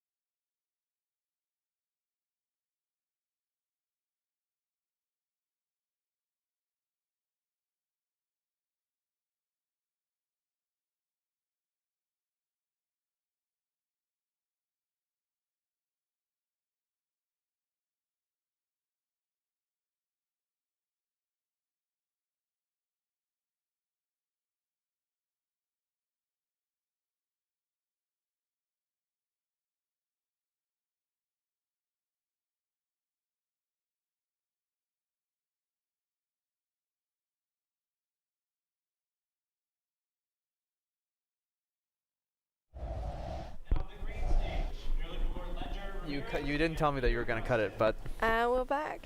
we've returned. Hello. Hey. Um, Starting off now with FTO. turning octahedron. Yes, indeed. And we also figured it was a good time to kind of wrap up the stream, show you all what has gone down from day 1 of action. We've had a lot of exciting results. A so lot, far. actually. I actually thought it was going to be kind of whatever, but during 3x3, when everyone was here, there was so much crowd noise going on. You could hear people cheering for solves, which I think is the coolest thing. But as we just wrapped up 3x3 blindfolded, the first result here, Aiden Kainalu getting a 16-10 off stream. Not sure whatever happened to that solve. That would have been cool to see. So shame we didn't get to see Aiden. Actually, we didn't even see Timmy's 16, did we? No, we saw Timmy's 16, but we didn't catch Aiden's. The funny thing about Aiden is that his PR mean is 1 minute 26. So he's now widened the gap further between his PR single. Oh, and that's PR single. Yeah, that's PR single for him. Sorry, for. For Timmy. Yeah, Timmy's was PR. I see. It's the end of the day. We get a little bit of a break, right? Yeah. No, it's PR for Aiden by 3 seconds. By 3 seconds? Yeah, over 3 seconds. Oh, wow. 3.2. Oh wow, that's nuts. Yeah, so good work to everyone in this previous round of 3x3 blindfolded. It's always I always find it fun. We used to call it ASMR mode back in the day because everyone has to like be quiet and it's like it's I don't know. It was I don't even listen to that much ASMR, but I thought it was cool. So both of those 16s were on the last scramble of right. Group So 1, that's the 8 algo. Which was the 8 algo. So right. an 8 algo is pretty rare as far as 3x3 blindfolded scrambles go. Yep. It means that you do fewer algorithms and fewer moves to solve the cube, and that's how both of them pulled off PRs by over 2 seconds. Yeah, definitely it's weird because like you would think like, oh well, it doesn't really matter what the scramble looks like, but it ends up mattering a lot, especially when at like the highest level. Yeah. Especially the other thing I feel like is like the nerves, because like okay. Because if I see something there is like, oh, there's a bunch of solved pieces, I'm gonna get nervous, and I'm just like guaranteed to mess it up, or I'm gonna go slow to try and get a success anyway. So I think all the competitors have nerves of steel, and that will certainly be tested not just here tomorrow, but also next week at the World Championship. Pyraminx, you also saw that earlier in the day. Alexei Svetkov pulling off the only sub-2 average 1.8. Really nice 1.14 that we saw on the stream as well. And Owen Yeplangsung 2.24. Ashley Foster shortly behind, but I don't think we saw them on the stream. So Alexei, that was the only sub-2 average. It's really interesting to be at a competition like this because this is our first glimpse before Worlds of seeing all these different competitors from across the world competing on the same stage together. Yeah, Alexei, he's a very hard competitor. He's very hard on himself also. I congratulated him for getting 3rd place at Euros when I saw him in LA. And he was like, you know, after missing on 2x2 and Pyraminx, I got something. And I'm like, I don't know if it's just something. That's pretty darn good. All right, yeah, as we're doing some more FTO here, face-turning octahedron, as Matthew Dickman explained earlier, everyone's favorite unofficial event. It surely does seem that way. It's become very, very popular these days with a ton of new hardware. This is Dayoung Kim on the stream right now. She's been kind of all over the world recently. I think she's currently studying in Canada. That's why she has the SpeedCubing Canada jacket. But I think if you check out her WCA profile, you'll see the pins everywhere. Miss Worldwide, as it were, 36 seconds solve. That's actually pretty solid for FTO. Using the Diane FTO, this one I think is the most popular one right now. Yeah, the Diane is by far the most popular. It only came out, I think, last year, but it took the world of FTO by storm because it was such an improvement upon the previous hardware. Yeah, it's crazy because before that there was the Diansheng one, and everyone was raving about the Diansheng one, and then the Diane one came out, and it's just no contest. As Zeke Mackey now is doing FTO here as well. FTO also going to be held at the World Championship. I don't remember if there's going to be 2 rounds. I'm not sure. I think there's one. Okay, the one, so then it'll be done Euro style, where everyone kind of competes asynchronously. Do you all call it Euro style? That's what we call it here. Because like I had never seen anything like it before. I don't think it was common to do it in the States. I'm not sure. I've never heard the term Euro style before. 28-second solve for Zeke. One thing I also want to take some time to is kind of preview the things that we're going to see tomorrow, because we saw. Oh, actually, let's talk to Michael Larson first, because this guy actually one of the best in FTO. I think previously he was on the stream for Pyraminx. Hails from Reno, Nevada, very small town, kind of in the middle of the West. He's really interesting because he is actually color neutral solver on FTO, using Ben Cisco. So yeah, a lot of people will be solving on white. He's going to be solving on any color, which is really cool. And I think when I last asked him about it, where, at least from the knowledge that I have, which might be old, is that a lot of people differentiate in the last 2 triples part. What kind of Alex sets you know, and from what I remember, Michael mentioned that he doesn't know that many algs. Just goes for like more of a simple style, similar to Dan Pasterskov. Yeah, 20-second solve there. That's the best solve we've seen so far. So I've heard Ben Cisco analogize to Yao on 4x4, if anybody's familiar with that. So you start off by making your first center quite a lot like Yao, and a lot of the steps can kind of be analogized.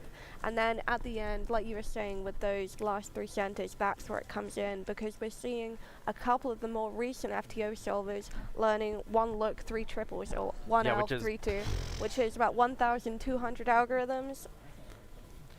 So we've only got 3 people in the world right now who know it. Aiden is one of them. Aiden was the first one I thought of. Yeah, so Aiden, who I'm not sure if he's competing here, but I think he's at the World Championships next week. That will be especially exciting to see. Yeah, definitely. Definitely. We can see Blake Thompson in attendance in the background there. Good to see Blake. Blake actually, I think, lives in Seattle now. So. Yep, he moved in June. Yes, I was going to preview the events for tomorrow, because not all events were actually done today. There are some secret events that we're going to... not so secret, they're on the website, so y'all can take a look at those. But I do want to mention them because, well, I'm trying to hype you up to show up for tomorrow, right? We'll also have a lot of finals going on tomorrow. Yes. You saw a little bit of like those projected rankings, live ranking things. We're going to have a lot more of that. Eleanor was doing some great work on OH finals to get that stuff in for us lickety splits. 3 blind is going to start the day off, and we're going to move it into Scube 6x6 final. You saw round 1 today, and I'm really excited for 5x5 because Tim Fay is here. He is one of the best 5x5 solvers in the world. I'm really excited to see what he can pull out.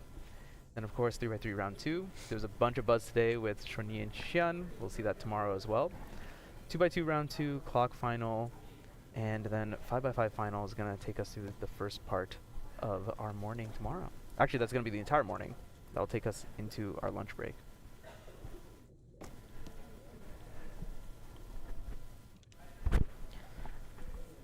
I've got to admit, I'm most excited tomorrow to see 3x3 finals. Of course, yeah. Fair enough. Fair enough. We all are. It's just it's somewhat wide open. Shunyi is clearly ahead of the pack. He's looking good to potentially make a very, very strong charge at the World Championship title, or the World Champion title, I should say. Being second in the world for 3x3 average with 432. But of course, number 1 in the world, 3.91 average. He's on top, Yi Hung Wang. That's going to be an incredible fight next week. And many other names in the mix. Luke Garrett, one of the only North Americans to have a sub-5 average. Matty Rodonaba might be the next North American to have a sub-5 average.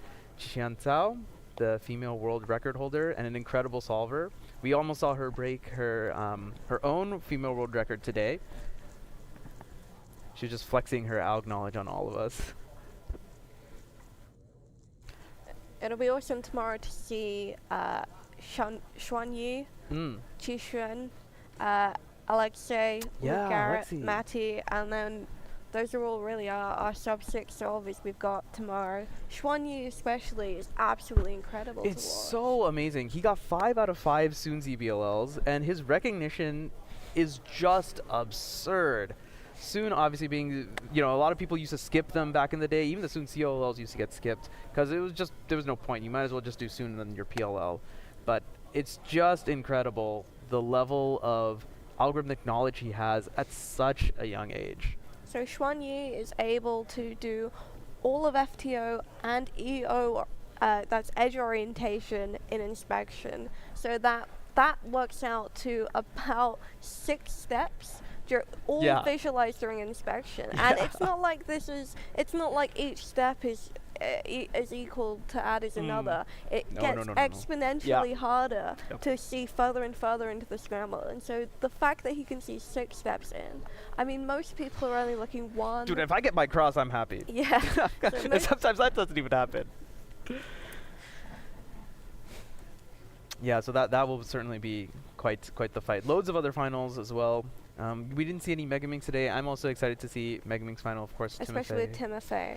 I actually really want to see Beth. Beth is here from Singapore. She's a great channel. You also should check that out. One of the fastest solvers for Pyraminx in the world. I think she should be looking good to make Pyraminx finals at Worlds next week as well. Yeah, and 4 rounds of 3x3. We saw 1 today, and then we're going to get 3 rounds tomorrow. Oh, that's going to be very, very exciting.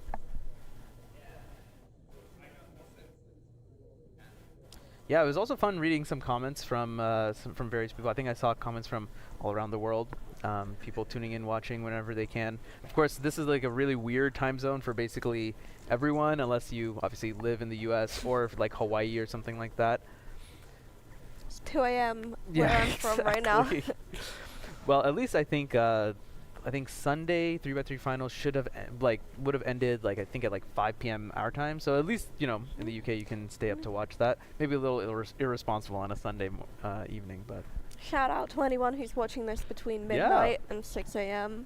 Those are the real viewers. Yeah. The hardcore. And when we were talking about this earlier off stream also, but I think the jet lag is certainly also a very interesting factor, and I guess a big reason why we even have the warm-up comp to begin with. Let's just see how the jet lag kind of factors into your nerves and such, and that way you can make your adjustments, figure out how much coffee you need in the morning each day. Some of these competitors have traveled upwards of 24 hours flying to be here. I mean, I'm just impressed that the Aussies are here. They're literally on the other side of the world. I guess actually the UK is basically, it's not quite 12 time zones apart, but. It's 8 hours apart. Yeah, so that's the better part. I was speaking with Daniel Rush from South Africa, who said he took 2 12-hour flights to get here. Oh man, yeah. And well, clearly he's still performing on his top game because he got 2 African records today as well, 6x6 average and 7x7 single. Just keeps doing it, and it's not like it's Africa, they don't have as many competitions, so it's not as competitive. I mean, he's competitive, 204 7x7 single is starting to get there. So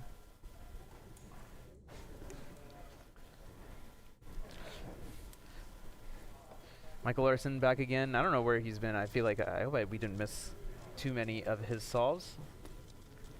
First solve we saw was 20. That's definitely not what he's looking for. He wants probably 16, 17 or so. So an interesting fact about Michael is that he's podiumed at every FTO competition he's ever been to. Yeah. Including North American champs. Right. Yeah. He got 2nd place last year. I think I remember congratulating about it. He's like, dude, this was the flukiest average of my life. I'm like, what do you mean? You're on the podium. You deserve it.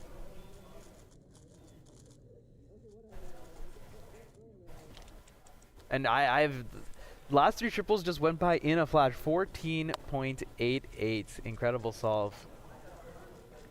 Great work from Michael Larson. He's also a delegate too, so got a load of stuff to deal with as well. In a very, very busy region. Our region, the West, is one of the busiest in the world. Holding down the fort in Reno, Nevada.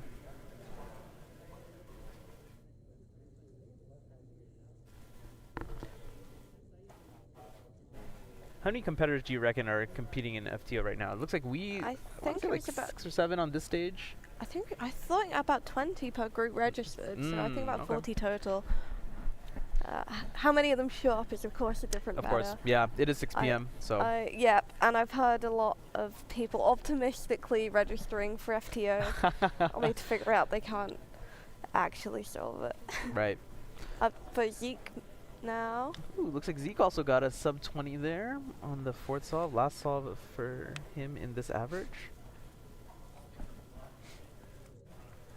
Yeah, but this one does not look like it's really on sub 20 pace, unless he can like miraculously get something done with these last 3 triples. Ooh.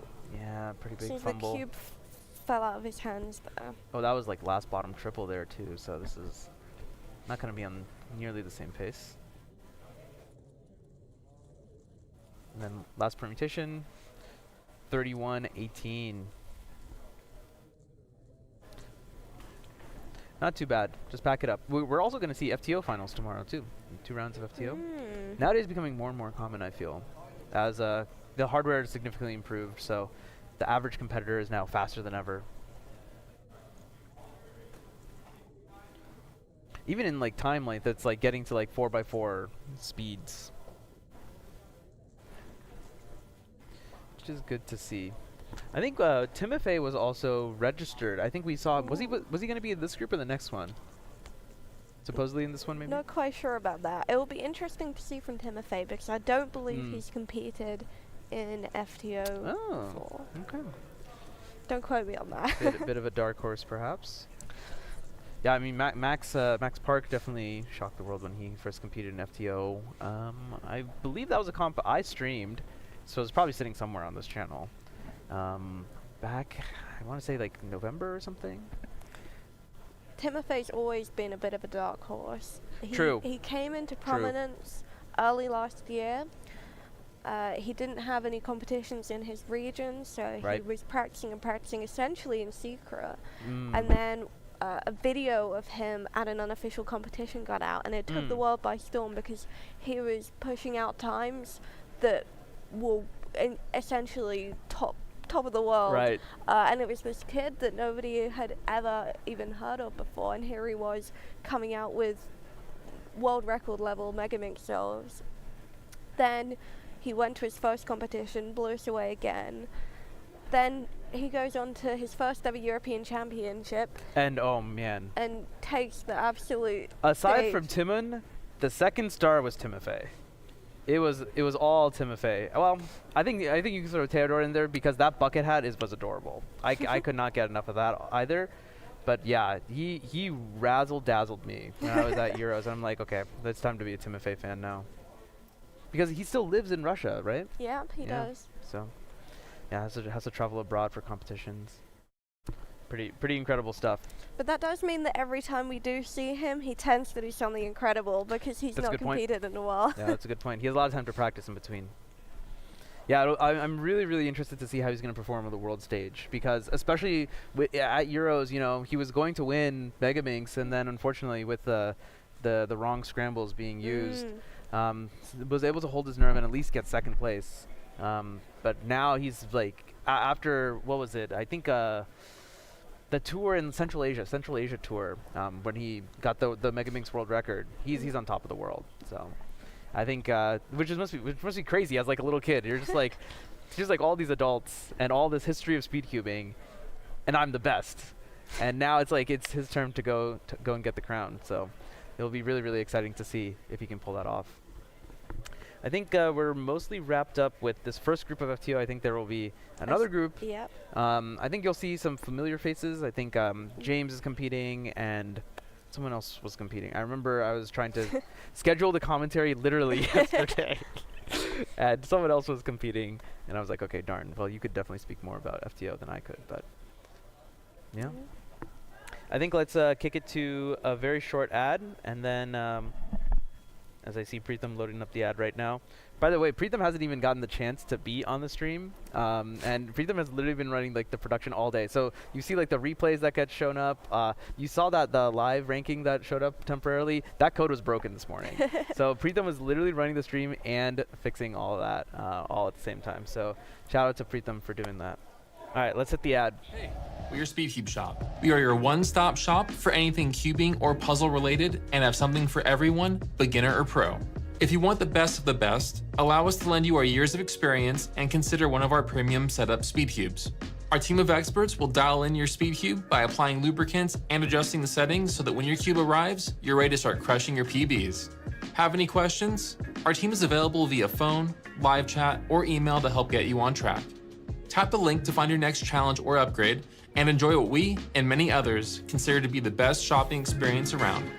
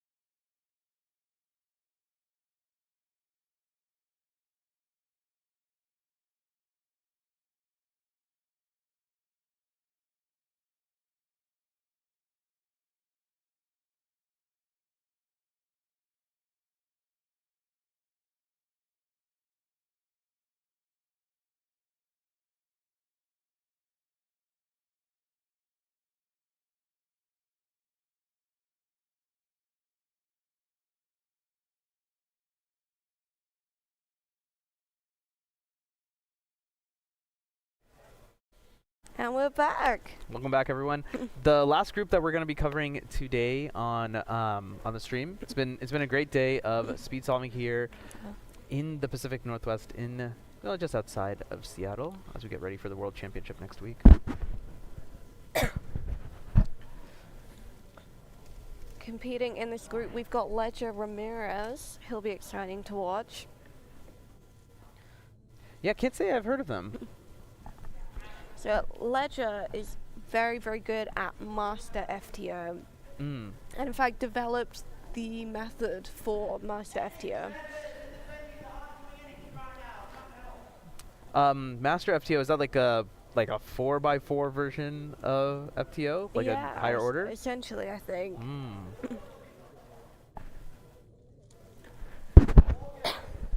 So all of these competitors right here should be competing with a method called Ben Cisco. Yep.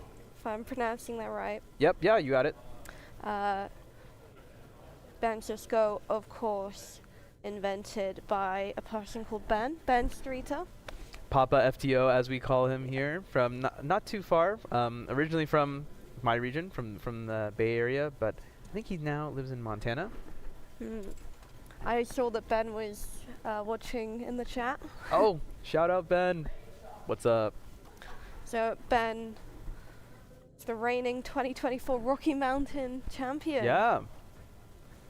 Yeah, I mean, Ben did so much work to popularize FTO. Also runs the FTO Discord, so this event would not be here without his contributions, definitely.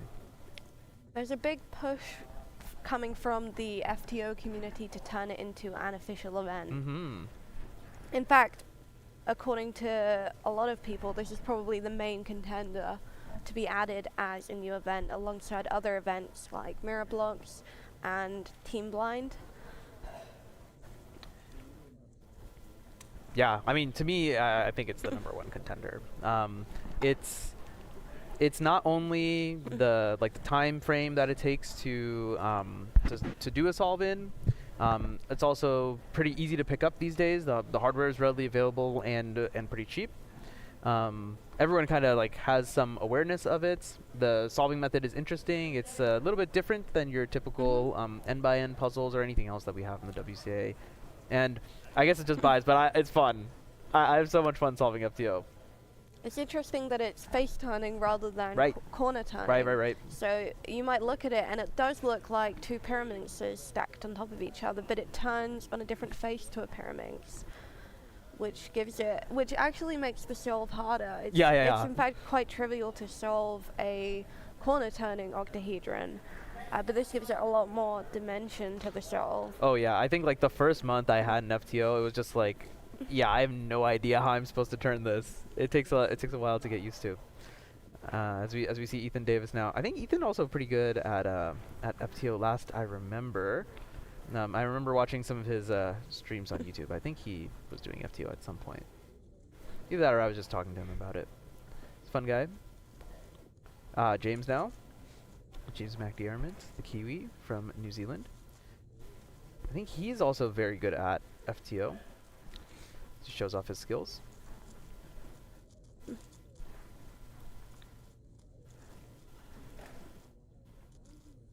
Into last 3 triples. And at 2266, certainly one of the better solves that we've seen on the stream so far. As Ethan got a 24. Also quite good. I've also chatted quite a bit about FTO with Ed Dibley. I think I don't know if he currently has ER, maybe. Not sure. Definitely one of the better solvers though in Europe. What's interesting about Ed is that he's so into FTO, and yet his interest in all other cubing is a lot less by comparison. So he will often not go to competitions unless there's FTO there. Yeah.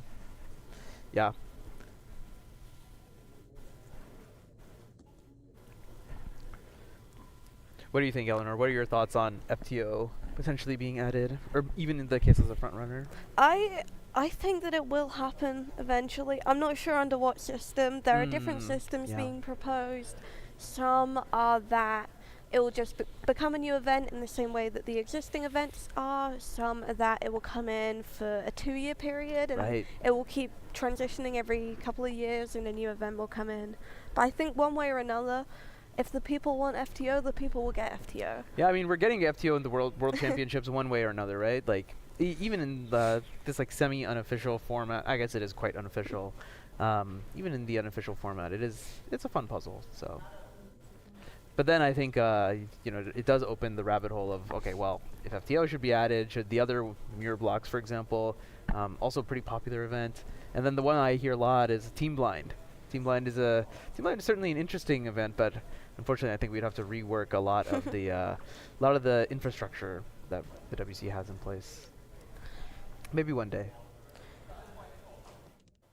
When watching FTO, it's interesting because most people have a lot of experience whether solving or watching the official events, but when it comes to FTO, a lot of people are completely in the dark about essentially what it is, how it works. So for FTO, I would say an intermediate time is maybe less than a minute. Yeah, and then about right. and then our top level solvers are solving under 20 seconds. Yeah. If we can catch any of that, I think we saw Michael Larson get. I think got a 14. Maybe I'm misremembering. But yeah, we saw him get sub 20 time. Should see that next week as well. When I think the best of the best FTO solvers are gonna be in town. So with FTO, you start by solving a center, and so that center is that hexagon in the middle. Most people, I think, have a preferred color like white, although we saw a solver earlier who was completely color neutral, which is pretty crazy.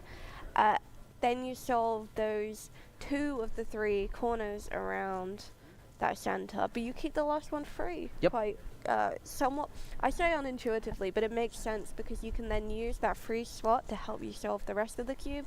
So you'll solve the rest of the centers, and then you solve what they call triples. So a triple is the connection of this kind of I need to get the terminology right. The triangles. Triangles. That's what they call them. I found that word weird. So within FTO, you've got centers, edges, and you've got triangles. Yeah. It is really funny. The pieces only have one sticker. Ooh, and there we go. Another sub 20 solve. 1926. Now is that Elijah? Perhaps. Maybe I shouldn't be guessing. Zaid Chowdhury from Australia to try his hand at the face-turning octahedron. I think that is one thing it has going against, though. The name is quite long. Like, are we going to put all face-turning octahedron, like, in everyone's profile? I guess multiple blind... Well, is multi-blind multiple blindfolded? I guess it is, isn't it? Yeah. It's kind of a mouthful, too, so never mind. That was a bad excuse to not have FTO. I've heard that there's some debate about whether to keep the name FTO or to rename it. Oh, really? Because face-turning octahedron is a very literal description of what the puzzle is. It is a little technical also, right? Like it'd be like calling Pyraminx a kind of corner-turning tetrahedron, yeah, or that's CTT a good point. for short. That is a good point. Yeah, I don't even know how many children can spell octahedron. So the most popular alternative name I've heard is Octaminx. Ooh. But I think the FTO community is pretty heavily set on FTO. Okay, fair enough. But yeah, it at this point it's starting to become quite well known as FTO. 2665 from James. When a name sticks, it definitely sticks. I think has that inertia, right?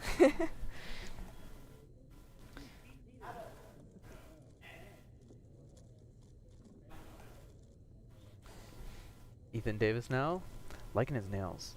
They look good. See if you can get another solid time. We saw him get a 24 earlier. Let us know in the chat if you think we should keep the name FTO or whether we should consider Octaminx or a new name entirely. Yeah. I'm sure someone's going to come up with a silly name like I don't know. I was trying to go for something like Bodie McBothface, but I don't know what that would be like for FTO. Octopus cube. Yeah, not quite, I think. And yeah, Ethan did get another sub 25, 24.97, just sneaking under. As it looks like, as we're getting close to the end of FTO, we're getting close to the end of the broadcast as well. Now, should mention, I don't think we mentioned it all day. This competition is part of West Coast Cubing Tour. There's a series of competitions that were done across the Pacific Coast, starting out all the way at the bottom of the country next to Mexico and San Diego, and ending up here almost in Canada. It's been a pretty fun 2 weeks. So thanks for PNW for collaborating with that. West Coast Cubing, of course, also doing some stuff there. And also thanks to SpeedCubeShop. You've seen the SpeedCubeShop covers being used. Also, you see it on the in the corner of your display here. SpeedCubeShop, I think, is going to be providing gift codes for all the podium placements across all of the West Coast Cubing competitions. All 5 of them, I want to say. 5? Yeah, all 5 of them. So, thanks to SpeedCubeShop for their support. Watching Walker Welch now do FTO, a real OG in the speedcubing community. And that also looks like the Diansheng FTO as well. If anybody in the audience right now is watching this, looking at it and thinking, huh, maybe I could do that. I've heard that Chris Choi's tutorial on YouTube is the place to go. There you go. And you can buy an FTO pretty much at any cube store nowadays. The Diane is definitely the most popular one right now, and it's pretty affordable as well. I'm not sure about the price in US dollars, but I think in the States the Diane is, I think, slightly more expensive than the Diansheng, but I think both of them are still like pretty comparable to, you know, your typical 3x3. It's nothing like you know, like an $80 cube or anything like that. So certainly very accessible. It is a little weird to turn at first, something you just kind of have to get used to, but as you get used to it, I think it becomes a load of fun and tons of fun to solve. So. And if it does eventually become an official event, you'll be ahead of the curve. Yeah, exactly. You can snatch up all of the records before other people catch on. Yeah, exactly. Looks like we got Beth on the stream a little bit earlier than I was anticipating. We'll definitely see her tomorrow during Megaminx finals, but getting a sub 50 on FTO as well to wrap up her competing day today.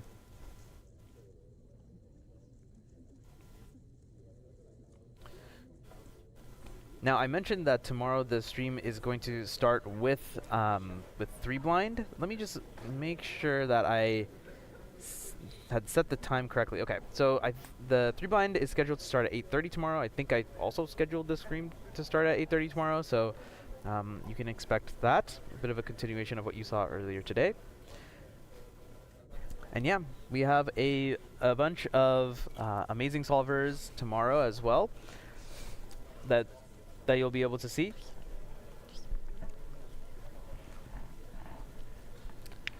And yeah, it's all very exciting. It's great to see so many people from so many different parts of the world in one place. I remember yesterday as I was setting up all these cameras, doing all the wiring, I was able to chat with Anthony a little bit from the Netherlands. Very, very cool. We see competitors from Asia, from Oceania, from Africa. And even South American competitors too. So we have all continents represented. Very, very awesome.